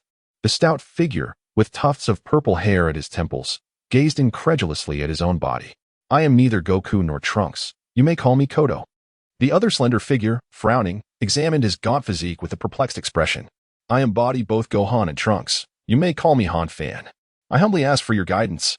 The two exchanged a glance, and a fierce determination ignited in their eyes. In unison, they proclaimed, then let us proceed. Wait. Before Gavie could offer a warning, Piccolo, with a grim expression, intervened to halt them. Piccolo's brow was tightly knitted as he spoke gravely. The previous shockwave was too intense. It affected your movements. Kodo, your fingers were misaligned in the final step. Ha Fan, the angles of your outstretched arms were inconsistent. Huh? The stout figure paused, seemingly recalling the earlier scene. This is problematic. The slender figure's expression turned serious. I attempted to take a few steps, and I felt utterly drained. What now? In that moment, the group found themselves devoid of any viable solutions. Gavie responded weakly, stating that they could only wait for half an hour for the fusion to automatically dissolve. Instantly, everyone's gaze was drawn toward the center of the battlefield, where a solitary figure fought valiantly. Frieza was once again thrust into the lava lake by Ginyu, but emerged instantly, resolutely placing himself before Ginyu. Witnessing the king's desperate struggle, the crowd fell into a heavy silence. At that moment, four figures entered the fray. Babidi had finally made his appearance. Beside him stood three formidable guardians, Majin Buu, Dabura, and Karedo. Jinyu's movements abruptly halted, granting Frieza a moment to breathe. He furiously yelled at the crowd, demanding to know how much longer they would take. Sorry, Frieza. Could you hold on for another 30 minutes? Just 30 minutes, the rotund Kodo said, scratching his head sheepishly. Frieza turned around, glaring at Kodo with fury. Wiping the blood from the corner of his mouth, the king roared in rage. What nonsense is this? Chapter 75, The Fall of the King, Additional Update. P.S. An update for leisurely fish. As Gavie observed the 4 formidable bosses surrounding Babidi, he felt a profound sense of despair. The warriors of Earth were filled with trepidation. Hee. Babidi commanded, Majin Buu, first restore some energy for Kaido. The damage inflicted by Cell is quite severe. Majin Buu hummed a tune, curiously glancing around, appearing rather cheerful. Dabura scoffed, Lord Babidi, with such powerful warriors at your disposal, why still concern yourself with this fool? No, it took me decades to break Majin Buu's seal. His power will not disappoint me, Babidi replied with unwavering confidence. From any angle, he seems to be nothing but a foolish and weakling. His aura is clearly less than half of mine. Dabura sneered at Majin Buu. Nonsense. Majin Buu is the strongest in the universe. Is he? Lord Babidi, allow me to test whether his strength is as formidable as you claim. Dabura raised his palm. A long blade coalescing. Stop. Dabura, do you wish to defy me? Babidi exclaimed, agitated. No, Lord Babidi, I mean no disrespect. But I believe this disobedient fellow deserves a lesson, Dabura replied respectfully. How do you intend to proceed? Babidi inquired cautiously. If he can withstand my strike. I shall acknowledge his strength, Dabura said, gripping the hilt of his blade, revealing a menacing expression. Babidi hesitated for a moment before finally nodding in agreement. Meanwhile, during their exchange, Majin Buu was joyfully swimming in the lava pool. Ha! I like it here. It's warm and quite a pleasant place. Majin Buu languidly reclined in the searing magma. A chilling glimmer flashed, and a long blade cleaved through the void. With a swift motion, Majin Buu's form was severed in two. And Majin Buu, my Majin Buu. Babidi gazed in disbelief at the dismembered body. Huh? Is this what they call the strongest in the universe? Pathetic. Dabura sneered. Lord Babidi, you have truly overestimated it. No, this cannot be true. Babidi struggled to accept the outcome before him. You dared to harm my most cherished Majin Buu. Lord Babidi, do you now believe my words? I told you he is merely a worthless waste. Dabura retorted disdainfully. No sooner had he spoken than a figure surged through the magma. With a resounding smack, a hand struck Dabura's face. Boom. Dabura was sent flying, crashing into a solid stone wall. Babidi stood agape, witnessing the spectacle, only to be enveloped in ecstatic joy. Majin Buu is indeed the strongest. Go, Buu. Dabura, struggling to rise from the rubble, fixed his gaze intently on Majin Buu. Majin Buu, whose body had been cleaved in two, exhibited astonishing elasticity, swiftly reassembling itself as if possessing a will of its own. Like modeling clay, it fused back to its original form. Subsequently, Majin Buu patted his belly, exclaiming, I'm so hungry. He turned his head, searching for something to eat. Babidi, observing Majin Buu's behavior, felt both astonished and delighted. Dabura, though your utility has waned, given your unwavering loyalty all these years, Babidi said with a sinister smile, I shall grant you a swift demise. Majin Buu, kill him. What? Dabura gasped in shock. He cautiously glanced at Majin Buu. Noting that the rotund creature showed no intent to attack, he hastily advised, Lord Babidi, a creature like Majin Buu will never be loyal to you. One day, you will lose control over him, and he will bring you calamity. If you do not deal with him now, it will surely lead to endless troubles. Silence! Silence! Silence! Babidi shrieked, interrupting him, and issued another command. Majin Buu, I command you, kill him now. Majin Buu looked quizzically at Dabura, then at Babidi, and suddenly made a silly face. Pfft. You insolent creature. Babidi fumed. If you do not obey my command, I shall unleash the spell to seal you back in your egg. Surely you do not wish to return to that state. Majin Buu hesitated for a moment upon hearing this, then flew to Babidi's side, donning a seemingly obedient expression. Hee, I'm going to eat him, Majin Buu grinned, revealing a sinister smile. Do as you please. Just ensure Dabura is dead, Babidi remarked nonchalantly. For once Majin Buu is revived, Dabura would be of no further use. Dabura stared incredulously at his master, whom he had faithfully served for many years, trembling all over. He could hardly believe that after dedicating himself so wholly to this lord, he was met with betrayal. Lord Babidi, Dabura's voice was filled with bitterness. At that moment, the creature Majin Buu gleefully shouted, transform into a cookie. A pink beam of light surged toward Dabura. He narrowly evaded it and hurriedly fled, not daring to look back. Ha! Babidi cackled. Majin Buu, pursue him. However, at that instant, a strong gust of wind swept past Babidi. Who goes there? Babidi exclaimed in a mix of anger and surprise, only to find Frieza standing before him, a finger poised against his back. Oh ho ho ho, Lord Babidi, you have been quite careless. With a swift motion, a crimson flash illuminated the air as a death beam pierced through Babidi's chest. His body drifted down like a rag, ultimately sinking into the molten lava pool. Enraged, the transformed Kuririn immediately engaged Frieza in fierce combat. Meanwhile, Jinyu charged at Frieza with ferocity. In that moment, the king found himself overwhelmed, receiving a brutal beating. Gavie suddenly realized that something was amiss. Babidi, that scoundrel, was still alive. Just as he was about to alert everyone to finish him off, Babidi's voice reached him.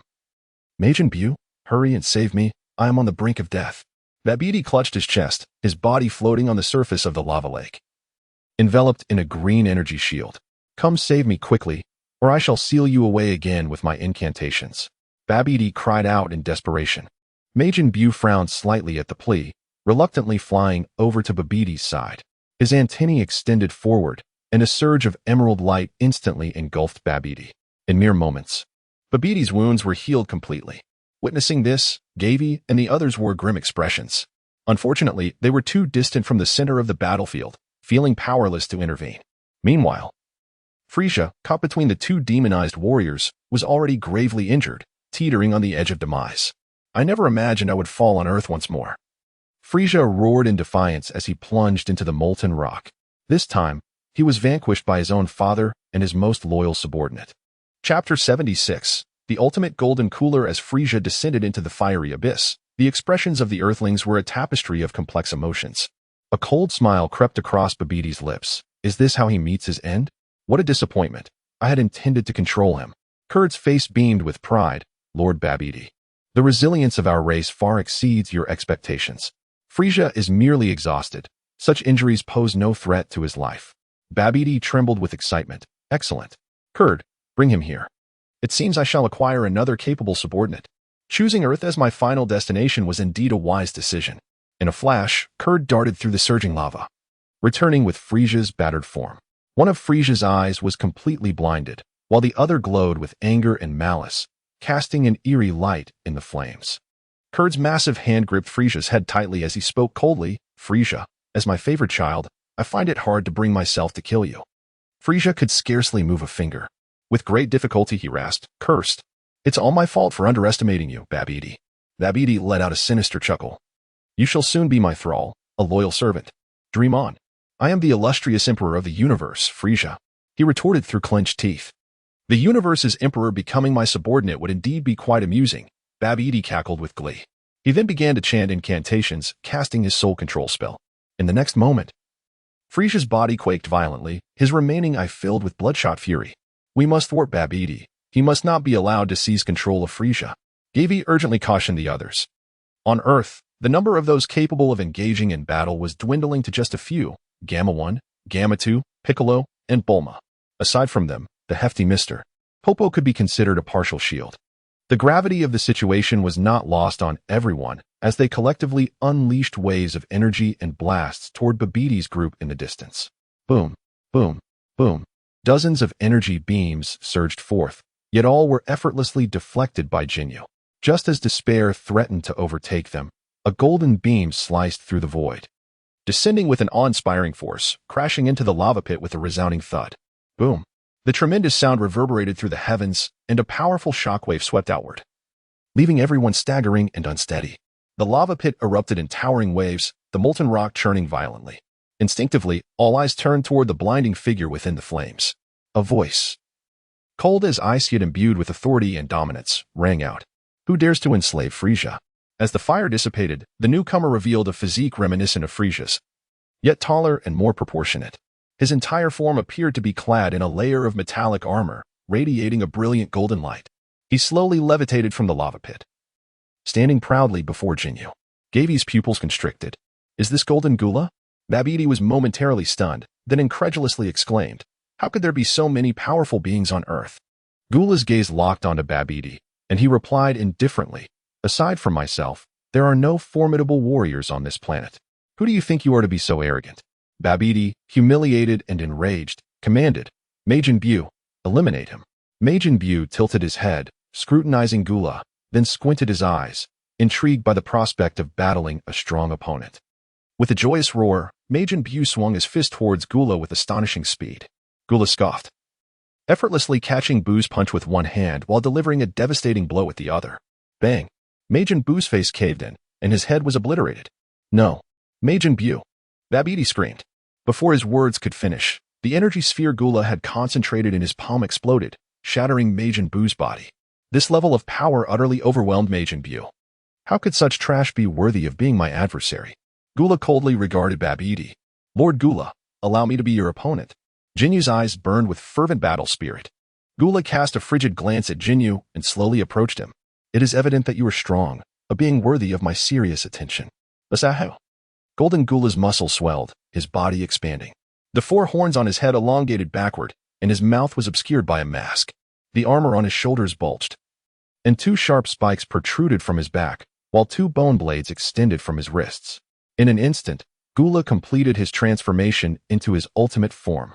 Unlike Frieza's transformations, Gula's metamorphosis did not evoke any unusual phenomena, and the aura he emitted was not as chaotic as that of others. Even Frieza had not reached this level. Gula explained coolly, raising his right hand to form a dark red energy sphere in his palm. Now let us begin, Gula shouted, vanishing from sight. The next moment, his palm was pressed against Jinyu's head. The small energy sphere erupted with a thunderous blast, radiating an eye-blinding brilliance that bathed the surroundings in crimson. The dark red flames of high temperature swiftly engulfed the colossal creature. Sizzling sounds echoed as the searing heat scorched the skin. Almost instantly, anguished roars emerged from within the flames. Soon after, the dark red glow receded. Jinyu sneered, "Is that all?" Gula's gaze sharpened, surprised to find a worthy opponent on Earth. In the next instant, Jinyu lunged at Gula. The massive afterimages and golden silhouettes intertwined in the air as the two top-tier warriors engaged in a fierce clash once more. Bang! Bang! Bang! Bang! The deafening roar of explosions echoed relentlessly. Two figures danced and intertwined in the air, leaving a path of shattered earth and dispersing clouds in their wake. A chaotic whirlwind of energy swirled, forming numerous tornadoes. Their fierce battle exhibited an awe-inspiring might. Witnessing the ultimate form of Golden Gula restraining the fully realized Jinyu Max, the Earth's warriors seized the opportunity to launch a barrage of long-range attacks at Babidi. No one hesitated to expend their strength. Each unleashed their most formidable techniques. Only Kurd remained to guard Babidi. Bang! Bang! Bang! Waves of shock rippled through the air, carrying an aura of inexorable destruction toward Babidi. His expression shifted dramatically as he urgently commanded Kurd to intercept the incoming onslaught. Turning his gaze toward the distant Jinyu, he muttered, "Damn it! Why hasn't that fellow dealt with the enemy yet?" Boom! Boom! A continuous stream of dazzling white light erupted around Kurd, who appeared increasingly strained under the pressure. Just a little more effort, and Kurd would surely collapse. At that moment, Babidi's face lit up with uncontainable joy. Excellent!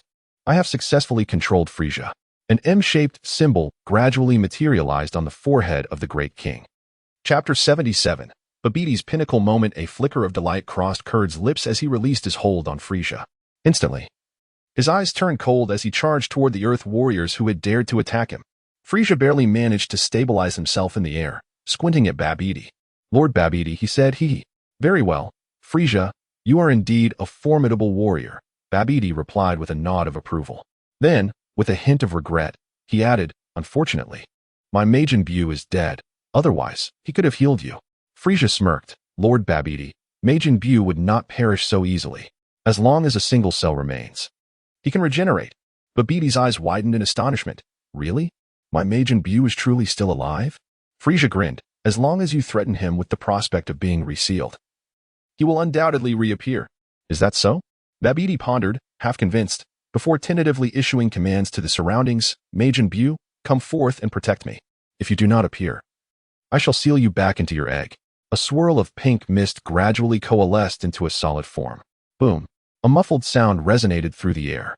Majin Buu reluctantly manifested before Babidi. "Ahahaha! It is true, Majin Buu, you are still alive," Babidi exclaimed joyfully, dancing with glee. However, he quickly regained his composure. "You clearly have not died yet you choose to hide away. Are you hoping to see me killed by those despicable earthlings?" Majin Buu pouted and hung his head, ignoring Babidi. "Humph. If you do not start obeying me, I shall truly seal you away. Majin Buu immediately nodded obediently. Upon witnessing Buu's demeanor, Babidi was filled with immense satisfaction. Excellent. Now, I command you to restore Frieza's strength. Majin Buu tilted his head, his antennae slightly raised, aiming at the smiling Frieza. A surge of emerald green healing energy enveloped Frieza entirely. Subsequently, a tremendous and terrifying wave of energy radiated outward from Frieza's center, causing those engaged in battle with Cool to stiffen in alarm. Frieza's aura had intensified. They were already struggling against Cooled, who lacked stamina. The prospect of facing a fully rejuvenated Frieza filled them with dread. The current form of the rotund count, still in fusion, lacked the energy to utilize instant transmission.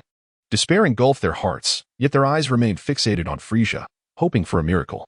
Frieza narrowed his eyes slightly, his crimson, deep-set gaze glittering with a chilling and merciless light. He raised his right arm and extended a finger, unleashing a violet beam of death that shot forth with deadly precision.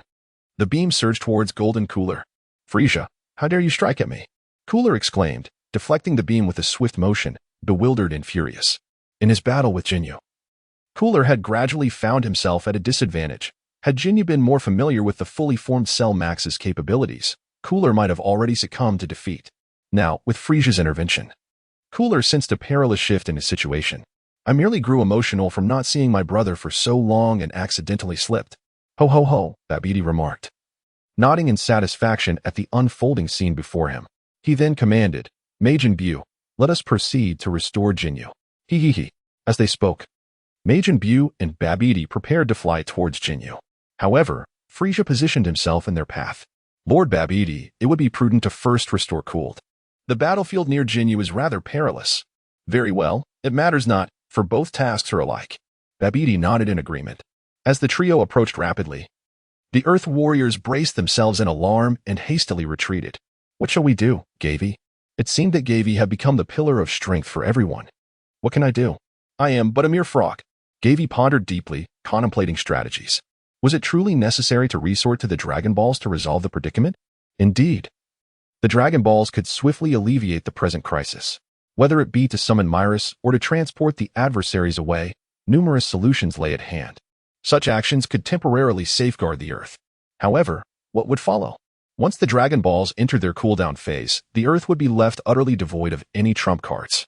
Seizing the body of Cell Max would be the most advantageous course of action, yet at this moment, the Eternal Dragon of Earth might not be able to fulfill that wish, for the body of Cell Max was currently occupied by Captain Jinyu. The wishes granted by the dragon cannot transcend the capabilities of its creator. Nevertheless, until the final moment, Gavie would not concede defeat. Majin Buu, you possess formidable power. Why do you submit to someone like Babidi? You cherish your freedom. Why then do you acknowledge him as your master? Suddenly, Gavie spoke up.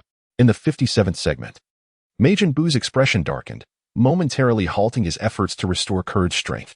He is my servant, and naturally, he must obey my commands. Babidi shrieked, as if it were an undeniable truth. Upon hearing this, Majin Buu immediately furrowed his brow, casting a silent glance at Babidi. What are you staring at? Am I mistaken in what I say? It was I who released your seal, and thus, you are obliged to heed my words. Otherwise, I shall seal you away once more. Babidi threatened maliciously, his face contorted with madness. Majin Buu's gaze towards Babidi subtly hinted at a trace of ferocity. Hurry and heal Curd, or I shall recite the sealing incantation. Babidi seethed with anger, thinking to himself that he already possessed other formidable warriors and did not need an insubordinate swine like him. Swine? A flicker of murderous intent crossed Majin Buu's face. Though it was deftly concealed, Gavie observed with a detached gaze, taking note of the subtle shifts in Buu's expression. Hurry and execute the command. You insufferable fool. Babidi shouted furiously at Majin Buu. Majin Buu cast a dispassionate glance at Babidi, offering no further words. Silently, he turned away and directed his healing magic towards Cooled. Gavie felt compelled to seize this opportunity to sow discord between Babidi and his minions. My lord, do you truly intend to entrust the universe empire you have painstakingly constructed to Babidi? Gavie inquired, casting a glance at Frieza. With all due respect, Babidi is hardly a suitable ruler. Frieza's cold, playful gaze was filled with amusement as he replied, You make a valid point, Mr. Gavie. However, I could manage these tedious affairs on behalf of Lord Babidi. Gavie was slightly perplexed, as Frieza's answer took him by surprise. Babidi, however, shrieked in a trembling voice. You detestable frog. Silence at once. Frieza, I command you to eliminate it immediately. Observing that Kuraid's injuries had healed and his strength was restored to its peak, the hearts of the people on Earth sank. Babidi had now reached the pinnacle of his power, utterly unstoppable. The sinister laughter echoed. Oh ho ho ho, Mr. Gavie. Your concerns are rather unwarranted. How could such a buffoon as Babidi possibly control me? Frieza's grin widened. I am merely taking advantage of him. Chapter 78. The fall of Babidi. Babidi's expression momentarily faltered, before erupting into a furious rage. Abominable! Frieza, I command you to dispatch this insufferable frog at once. A fleeting shadow of pain crossed Frieza's face as he pressed his temples, but his demeanor swiftly returned to normal. The king's lips curled slightly. You wish for me to obey your commands? In a flash, his figure darted forward, and in the next instant, his fist pierced through Babidi's chest. This cannot be. Babidi's eyes bulged in disbelief as he gazed at his treacherous subordinate. At that very moment, Kuraid roared and charged at Frieza. Frieza quickly retreated, simultaneously unleashing a barrage of energy beams that pierced Babidi's body. With a series of swift strikes, Babidi's form was sent careening through the air like a shattered kite. Majin Buu, come to my aid. Babidi barely clung to life, thanks to his protective shield, as he struggled to issue commands. In an instant, Majin Buu appeared beside Babidi, sporting a wide grin. With a sudden motion, Majin Buu grasped a significant portion of Babidi's head with lightning speed. I despise you. Majin Buu narrowed his eyes, his smile taking on a sinister twist. Without your voice, you cannot recite the incantation to seal me, can you? Hiki. Babidi's mouth was covered by Buu's enormous hand, his expression one of sheer terror. He writhed in futile struggle. Transform into a cookie. Zizi. To the astonishment of all present, Babidi's body was magically transformed into a large cookie by Buu. Crunch, crunch. Majin Buu stuffed the entire cookie into his mouth, chewing voraciously. This spectacle caused Frieza's eye to twitch. At that moment, the demonic marks on the foreheads of Frieza, Kuraid, and others shattered, vanishing without a trace. Oh ho ho ho. Frieza's triumphant laughter rang out. My power has increased yet again. Meanwhile, the conflict between Jinyu and Gula had come to a complete halt. Forgive me for my previous insolence, Lord Gula. Jinyu respectfully apologized to Guldo, who merely snorted in response, crossing his arms and silently hovering in the air. After his apology, Jinyu swiftly flew to Frieza's side, his eyes brimming with tears. Lord Frieza, I am finally able to serve you once more. Frieza nodded slightly, offering words of comfort. You have endured much, Captain Jinyu, during your time on Earth. Whatever hardships I must bear for the sake of Lord Frieza, I willingly accept, Jinyu proclaimed with immense pride. A satisfied smile crept across Frieza's face as he prepared to encourage his loyal subordinate further. However, he was taken aback when Jinyu, with a serious demeanor, announced, Lord Frieza, I can hardly contain my eagerness to showcase the dance moves I have developed over the years. Frieza's eyes twitched slightly. I look forward to your performance, Captain Jinyu. Jinyu's spirit soared, his face alight with ecstasy. Please, follow me, Lord Frieza. The entire West City had vanished, the ground having sunk several hundred meters. Beneath them lay a lake of molten lava, devoid of any foothold. Scorching air currents swirled around them, and had it not been for Bulma's protective energy shield, Goku would have been reduced to a mere desiccated frog. The situation had dramatically reversed. Babidi, having reached the pinnacle of his ambitions, collapsed before he could fulfill his dream of universal domination. Meanwhile, Frieza's group emerged as the greatest beneficiaries. Both Frieza and Kula had not only fully restored their stamina but had also experienced a notable increase in their strength, which included Jinyu, who had assumed the form of the complete Cell Max. They were undeniably the most formidable force on Earth, capable of obliterating the planet with the utmost ease.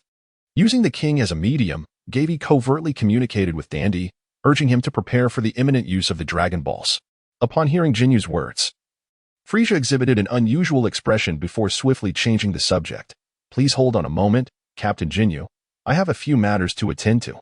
Understood, my lord, Jinyu replied, standing at attention with an eager countenance. Frieza then turned to Majin Buu and, with utmost courtesy, inquired, Mr. Buu, I would like to extend an invitation for you to join my legion. What are your thoughts? Majin Buu, satisfied, patted his belly and, puzzled, asked Frieza, Are there delicious foods? Frieza's expression faltered momentarily before he responded amiably, In my legion, there should be some chefs who prepare quite delectable dishes. Majin Buu's eyes narrowed into crescent shapes as he clapped his hands, exclaiming, Oh ho ho, delicious. Delicious. He then eagerly trailed behind Frieza. Kurd, observing the scene, furrowed his brow. Frieza, are we still adhering to the original plan? Their initial strategy had been to allow Jinyu to seize Majin Buu's body. However, the emergence of Cell Max had dramatically altered their circumstances. Frieza narrowed his eyes slightly, contemplating, let us observe for a few more days. He then cast a cold gaze over the gathering of Earth warriors and inquired, where has Son Goku gone? Instantly, the Earthlings felt an overwhelming pressure akin to a mountain, signaling the collapse of their fragile alliance. Piccolo stepped forward, declaring, Frieza, if you wish to see Son Goku, you'll have to wait at least 20 more minutes. A fierce glint flashed in the depths of Frieza's eyes as he looked at Goten and Trunks, sneering, is this what you call a fused warrior of comparable strength? Goten's face reddened as he retorted, just wait until my fusion is complete. I will demonstrate the power of a fused warrior. Frieza smirked coldly, stating, excellent. For years, I have been consumed by thoughts of vengeance against Son Goku. Since this opportunity has presented itself, what is another 20 minutes? Cooler interjected with a chilling tone, Frieza, you remain as naive as ever. Don't say I didn't warn you. You might find yourself bested by these scions once again. I stand with Frieza. Our clan must redeem this disgrace, Kurd said with a grim expression, casting a cruel glance at the Earth warriors. You shall not escape. Remain here obediently. If Son Goku does not appear within 20 minutes, I will annihilate all of you. The warriors hovered in the air, their fists clenched tightly. Gavie, however, disowned an opportunity within the chaos. He promptly alerted King Kai, urging him to prepare for the transfer of his companions and the Dragon Balls to King Kai's planet at the moment the fusion was undone. With this strategy, even if the Earth were ultimately obliterated, the Dragon Balls could be utilized for restoration. As Frieza concluded his dealings, Jinyu descended eagerly to the battlefield's periphery. The remnants of the cities had long since vanished, leaving behind only a desolate expanse of charred Earth. Jinyu could hardly contain his excitement as he declared, Lord Frieza, please indulge in the spectacle of my dance. Chapter 79, The King's Scheme. Frieza, appearing somewhat stiff, nodded subtly and positioned himself beside Jinyu. Meanwhile, Cooler compelled the Earthlings to land nearby. Jinyu's massive form began to move slowly, his arms stretched and bent before he propelled them forward with great force. Suddenly, his right leg shot up and extended straight, his foot arching back as he leaned forward, balancing on one leg. He then stood motionless, seemingly awaiting something. The Earthlings stared in astonishment, perplexed by Jinyu's insistence on maintaining such a challenging pose. Even Cooler and Gula were left bewildered. It seemed only Frieza understood Jinyu's intentions. Frieza's eye twitched slightly, and his cheeks flushed with an uncharacteristic hue. He offered a gentle applause, revealing a forced smile as he encouraged, Captain Jinyu, you are performing splendidly. Jinyu remained silent, yet his face betrayed uncontainable joy. He promptly presented another series of movements, again freezing in position. Frieza's smile twisted slightly as he continued to praise, excellent. Very commendable. Jinyu repeated his display, then resumed his pose once more. Frieza's expression shifted multiple times before he finally remarked, Captain Jinyu, please complete the entirety of your war dance at once. Cooler and Gula exchanged glances, each reflecting a shared confusion. After a moment's hesitation, Cooler ventured, Frieza, perhaps I should seek out the Dragon Balls first? Frieza's countenance darkened, and his tone grew colder. No need, father. We shall search for them only after we have witnessed Captain Jinyu's performance. Among the Earthlings, aside from Goku, who was utterly astonished, the others remained baffled. Encouraged by the king's approval, Jinyu was greatly invigorated, dancing with increasing fervor as if reveling in the moment. His movements became increasingly exaggerated, the difficulty escalating dramatically. Eventually, beads of sweat began to form on Jinyu's brow. He executed each transition with utmost care, fearful of embarrassing himself before his esteemed king. As time passed, the Earthlings found themselves in a state of dazed awe, simultaneously marveling at Jinyu's plethora of poses while feeling an undercurrent of embarrassment. Gavie initially believed that Jinyu would, as per usual, complete his pre-battle dance in mere moments. However, to his astonishment, it took a full 15 minutes. Even now, Jinyu's poses seemed to lack any semblance of repetition, showing no signs of concluding. Fortunately, during this interval, Gavie did not remain idle. He engaged in a mental exchange with his comrades via the King S connection. He first outlined his general plan and then advised everyone to be prepared for contingencies. Since Jinyu failed to recognize Bulma's true identity, both Gavie and Bulma found themselves in a relatively secure predicament, able to maintain their guise as members of Frieza's army while remaining close to the king. Gavie cast a glance at Bulma's watch, his expression darkening. The time agreed upon with Melis had arrived, yet there was still no word from the temple. Could it be that Melis had encountered some unforeseen circumstance? If such a misfortune had indeed befallen him, Gavie would find himself bereft of his greatest support.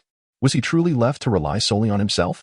With this thought weighing heavily on his mind, Gavie took a deep breath, forcing himself to regain his composure. Just as he was contemplating his next move, suddenly, the imposing figure of Jinyu came to an abrupt halt. In the next moment, Jinyu turned his gaze towards Frieza's location and raised his arms. Jinyu. He then bowed respectfully. Lord Frieza, these are all the battle stances I have painstakingly crafted over the years. Frieza exhaled deeply, caressing his palm. Captain Jinyu, you have worked diligently. Gavie raised his thumb in approval. Upon receiving encouragement from Gavie, Jinyu's gaze softened instantaneously, as though he had found a kindred spirit. After encouraging the veteran Jinyu, Frieza levitated slightly above the ground and, after a brief glance, spotted Majin Buu swimming in a pool of lava. Mr. Buu, please assist Captain Jinyu in replenishing his strength. Frieza said with a smile, gazing at Majin Buu. No, I dislike that fellow. Majin Buu vehemently shook his head, his expression one of disdain. His dancing is quite dreadful. Upon hearing Buu's critique, Jinyu's face darkened, but, mindful of Frieza's presence, he restrained his anger. Frieza's expression shifted to one of gentle curiosity. Then, Mr. Buu, what kind of dance do you believe would suit Captain Jinyu better? Without hesitation, Majin Buu replied, I don't like dancing. I prefer eating. I'm hungry, and I want food. You promised me delicious treats. After stating this, Buu fixed an eager gaze upon Frieza. Frieza appeared momentarily taken aback by Buu's response. Realizing that his new subordinate's thought process was quite different from that of ordinary beings. Nevertheless, he maintained his smile. Please, Mr. Buu, bear with us for a while. Once we return to the Frieza Force's base planet, I assure you that ample food will be provided. No, I don't want to wait. I want food now. Majin Buu puffed out his cheeks. Frieza's expression grew slightly colder, and he fell into silence. Observing Frieza's indifference, Majin Buu began to entertain himself in the lava pool. Cooled approached, casting a cold stare at Majin Buu. Given this creature's nature, it seems unlikely he will comply with our commands. Frieza, his face serious, nodded slightly. Cooled continued icily, since he cannot be of use to us, it would be best to eliminate him. Frieza's gaze flickered momentarily. Father, I believe we can still proceed according to the original plan. Cooled hesitated, but Captain Jinyu has now acquired a superior body. Exchanging it for Majin Buu seems rather unwise. Father, have you forgotten? We have another suitable candidate. This way, we can possess two powerful subordinates, and I value Majin Buu's healing abilities greatly. Frieza rested his chin on his hand, his eyes drifting towards a certain frog nestled in Bulma's arms. But would Captain Jinyu willingly relinquish his body? Frieza wore a confident expression. I believe Captain Jinyu will agree. Moments later, Frieza had explained the situation to Gavie and Jinyu and others. Gavie's eyes sparkled with sudden brilliance. Is such a maneuver truly possible? Majin Buu has, indeed, provided an extraordinary assist. However, Jinyu appeared exceedingly hesitant, his expression fraught with conflict. Pardon my candor, Lord Frieza, but I find myself quite content with this body. Moreover, that rotund figure is undeniably unsightly, and it detracts significantly from the performance of our battle dance. Should you deem it troublesome, I am more than willing to eliminate him on your behalf. Gavie, filled with indignation, exclaimed, Captain Jinyu, did you not promise to procure a suitable body for me? Captain Jinyu, recalling his vow, was suddenly engulfed by regret. He was exceedingly pleased with the form of perfect Cell Max and found the idea of being transferred into the corpulent body of Majin Buu utterly unacceptable. In such a guise, he feared he would be unable to execute the intricate maneuvers he had painstakingly developed over decades. How about this? Once I seize Majin Buu's body, I can then exchange it with you, Captain Jinyu, Gavie proposed. Jinyu hesitated, torn between indecision and the eager gaze of Frieza, who was watching him intently, leading him to a state of uncertainty. Captain Jinyu, with the presence of Lord Frieza and the other two esteemed individuals as witnesses. I would not dare to go back on my word, would I? Gavie blinked his eyes. Chapter 80. Jinyu absorbs Majin Buu due to concerns regarding a direct exchange with Majin Buu, which could potentially suppress the formidable power of perfect Cell Max. It was tacitly agreed upon that Jinyu would first swap bodies with the frog Gavie. Subsequently, the frog Jinyu would exchange with Majin Buu, and finally, Gavie would fulfill his promise to swap bodies with Cell. This sequence of exchanges was exceedingly advantageous for Gavie. Once he completed the first step, he would firmly hold the reins of the situation in his hands. From previous combat performance, it was evident that the power level of Perfect Cell Max slightly surpassed that of Ultimate Golden Cooler. Even if his stamina was not at its peak, it should suffice to contend with Frieza and his two subordinates. Moreover, Gavie possessed other hidden cards yet to be revealed. Contemplating the power he was about to acquire, Gavie's previously anxious heart instantly calmed, even the tension fading away. In this state of mind, he suddenly realized that the king's suggestion seemed more like a test of his and Jinyu's capabilities.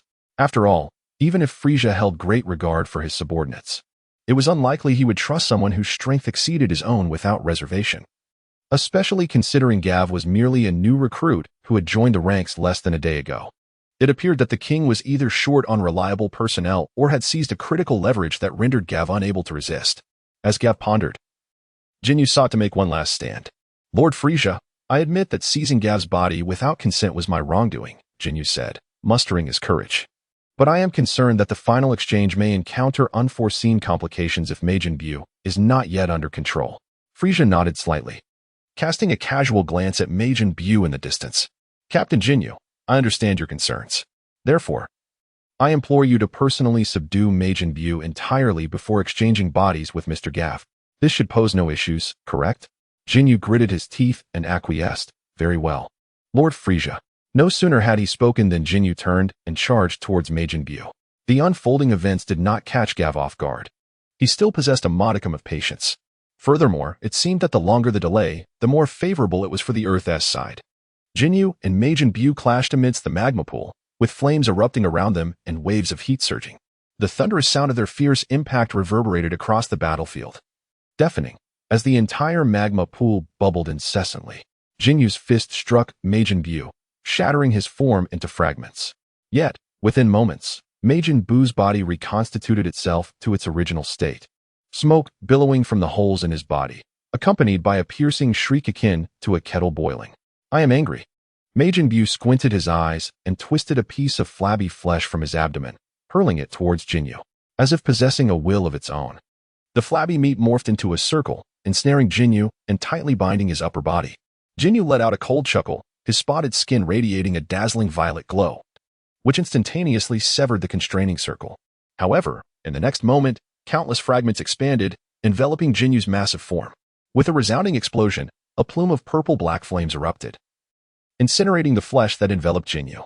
Majin Buu shouted furiously, I will devour you. A sizzling pink beam surged towards Jinyu. Unflinching, Jinyu coalesced a colossal energy shield around himself. Upon impact, the energy shield, seemingly imbued with annihilative power, caused the pink beam to dissipate into nothingness. This body is undeniably formidable. Jinyu cackled with delight. The energy shield expanded once more, disintegrating everything it touched. A crackling, purple-black energy sphere struck Majin Buu's chest with pinpoint accuracy, erupting beside him in a thunderous explosion. Majin Buu was once again shattered. Countless lava droplets splattered around, resembling a cascading waterfall of flames, creating an extraordinarily spectacular scene. Majin Buu's form reassembled yet again. However, the battle began to exhibit a clear trend of domination. Jinyu laughed heartily, becoming increasingly exhilarated. With every punch he delivered, he could rend Majin Buu apart. It was evident that the power tier of Perfect Cell Max vastly surpassed that of Majin Buu. Even Majin Buu's unpredictable absorption magic was forcibly countered by Jinyu's overwhelming strength. Majin Buu's form was repeatedly shattered, only to coalesce once more. Jinyu's impatience grew. What a pitiful creature, aside from incessantly utilizing the remaining cells for revival. Do you possess any other means? Jinyu's onslaught became increasingly reckless, his energy expenditure no longer restrained. As the intervals between Majin Buu's reformation lengthened, Jinyu became more adept with Perfect Cell Max's physique. His colossal tail unfurled, absorbing all of Majin Buu's bodily essence. Majin Buu had no means of resistance left. Hand-to-hand combat, magic, and strength could not alter the outcome. Ultimately, as Majin Buu's form was entirely consumed, Jinyu finally ceased his movements, a satisfied smile gracing his face. I inadvertently obliterated him. Jinyu erupted into triumphant laughter. Upon witnessing this scene, Gavie's heart sank. Could it be that the Demon Buu was truly absorbed by Captain Jinyu? What happened to their promised body exchange? Oh, that cunning Captain Jinyu, with his prominent eyebrows and wide eyes, resorted to trickery to avoid becoming a frog. Frieza, taken aback by the unfolding events, paused momentarily. Soon after, Everyone could distinctly sense that Jinyu's aura had grown even more formidable than before. Yet, his appearance remained unchanged. Still bearing that stern visage, Frieza furrowed his brow slightly and inquired, "Captain Jinyu, have you forgotten my orders?" Jinyu snapped back to attention and respectfully apologized to Frieza. "My apologies, Lord Frieza. It is exceedingly difficult to compel the Demon Buu to submit through sheer force. I momentarily lost control and am willing to accept any punishment." Frieza's eyes narrowed slightly, yet he remained silent. Subsequently, Jinyu turned to Gavie and said, "Gavie, I trust you will understand. As for the body exchange, please be patient a little longer. I will surely find a better body for you next time." Upon hearing this, Gavie's lips twitched. How could he possibly be unaware of Jinyu's intent? This fellow had no intention of reverting to his frog form. However, Jinyu's behavior would likely incur significant penalties in the eyes of Frieza. After all, he had defied the orders of the king, resulting in the complete disappearance of Majin Buu. Gavie took a deep breath and calmly stated, "I understand, Captain Jinyu. I hope you can swiftly acclimate to the form of Shadow Max and unlock the latent special abilities of the various races within." Kurd responded with an air of pride. "Within Shadow Max resides the cells of our lineage, and undoubtedly, its potential is boundless." Upon hearing this, Frieza's lips curled into a subtle smile. "Captain Jinyu, Majin Buu shall not perish so easily. Prepare yourself for the exchange of bodies with Mr. Gavie." Chapter 81. The final Dragon Ball. Jinyu was momentarily taken aback, immediately scanning the battlefield for the presence of Majin Buu, poised for action. No need to search further. Take advantage of the time it will take Majin Buu to regenerate and proceed with the exchange, Frieza said with a grin. Regardless of whether Majin Buu is alive or dead, the king is determined to have Jinyu switch bodies to prove his loyalty. Gavie quickly came to this realization. It all depended on whether Jinyu would obediently follow orders. Judging by his recent behavior, Gavie held little hope. At this very moment, it could be said that Gavie was closer to death than ever before. Jinyu might very well attempt to eliminate him directly, rendering the body-swapping plan moot. Fortunately, Bulma was astute and had not relaxed her vigilance against Jinyu. Her position was perilously close to Frieza, and should Jinyu rashly launch an attack, the tyrant would likely be able to thwart it. Jinyu scanned the surroundings and noticed that the eyes of Kurd, Goldo, and Frieza were all fixed upon him. "Lord Frieza, shouldn't we first ascertain the whereabouts of Majin Buu?" Jinyu inquired cautiously. Frieza's gaze was icy and devoid of emotion, his voice cold and commanding. "Majin Buu will be subdued by me personally." "Understood, my lord," Jinyu sighed inwardly, lowering his head while discreetly assessing Gavie's position from the corner of his eye. Subsequently, Jinyu called out to Gavie, "Gavie, come a little closer to me." His tone was gentle, seemingly filled with goodwill. Yet, everyone present could sense a suffocating atmosphere brewing silently. The sky appeared to darken ominously. In the outer space surrounding Earth, Lord Zampa, the signal from the wish orbs has reappeared, indeed very close by. Excellent. The being known as Zampa concentrated, forming a small purple orb in his palm. "Lord Zampa? What is it, Bados?" Zampa halted his actions, looking quizzically at the figure beside him. "What are you gathering destructive energy for?" Bados inquired, puzzled. "Of course, to clear the dust from the surface of the wish orb." Zampa replied matter-of-factly. Bados pointed his staff behind them. The shadows cast by 6 planets radiating orange light completely obscured the azure sphere before them. In comparison, Earth appeared woefully small. The diameter of the wish orb was 3 times that of this planet. It was obvious that it could not be the wish orb. Bados remarked with feigned seriousness. "Enough of your prattling, Bados. Do you think I am unaware of such matters?" Zampa retorted, dispersing the destructive energy ball in his hand. "Oh dear, since Lord Zampa is so clever, surely you know where the last wish orb is hidden?" Bados narrowed his elongated eyes. Zampa did not respond but crossed his arms, observing the sphere before them. After a moment, he furrowed his brow in frustration. "Bados, if you know anything, speak quickly." Bados teasingly replied, "Didn't he, Lord Zampa, just complain that I was being verbose?"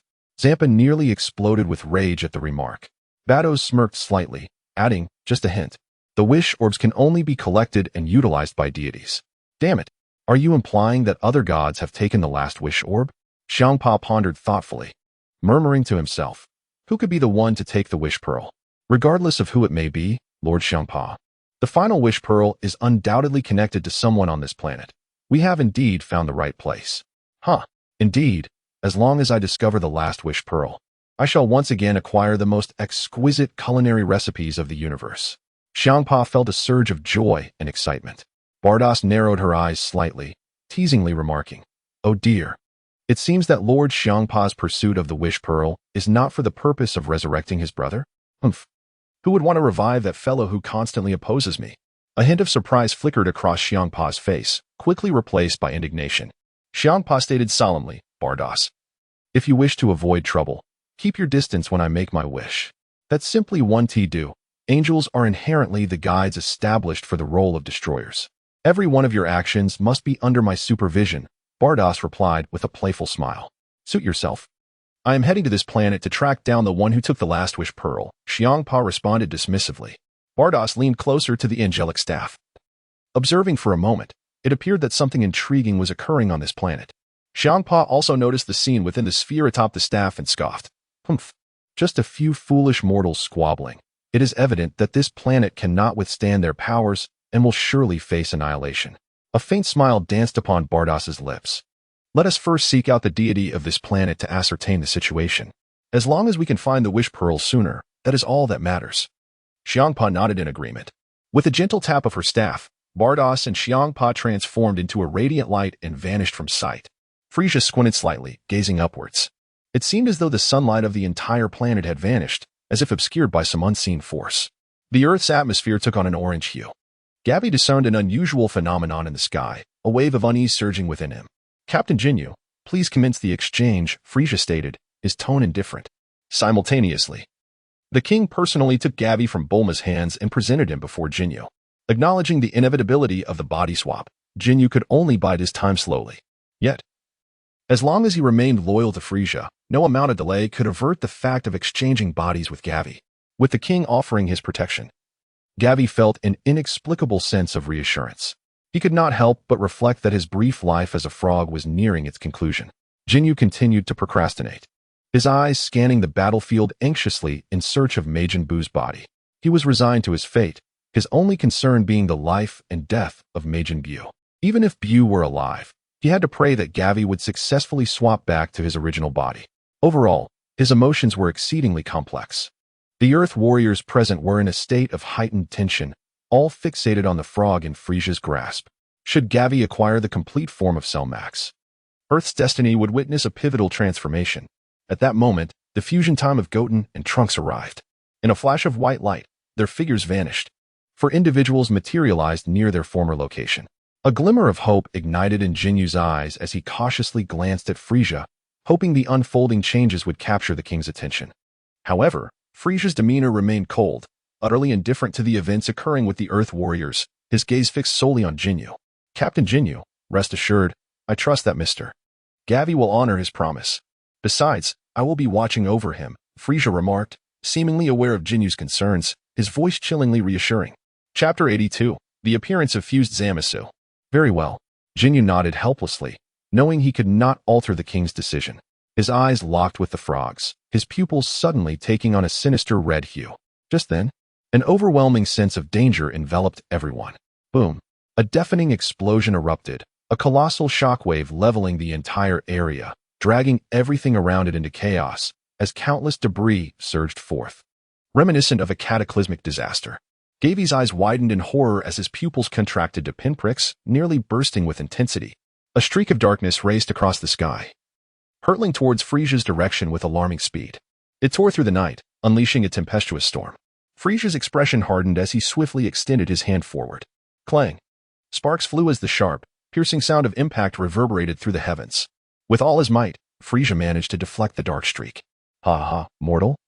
I never imagined you could withstand my strike."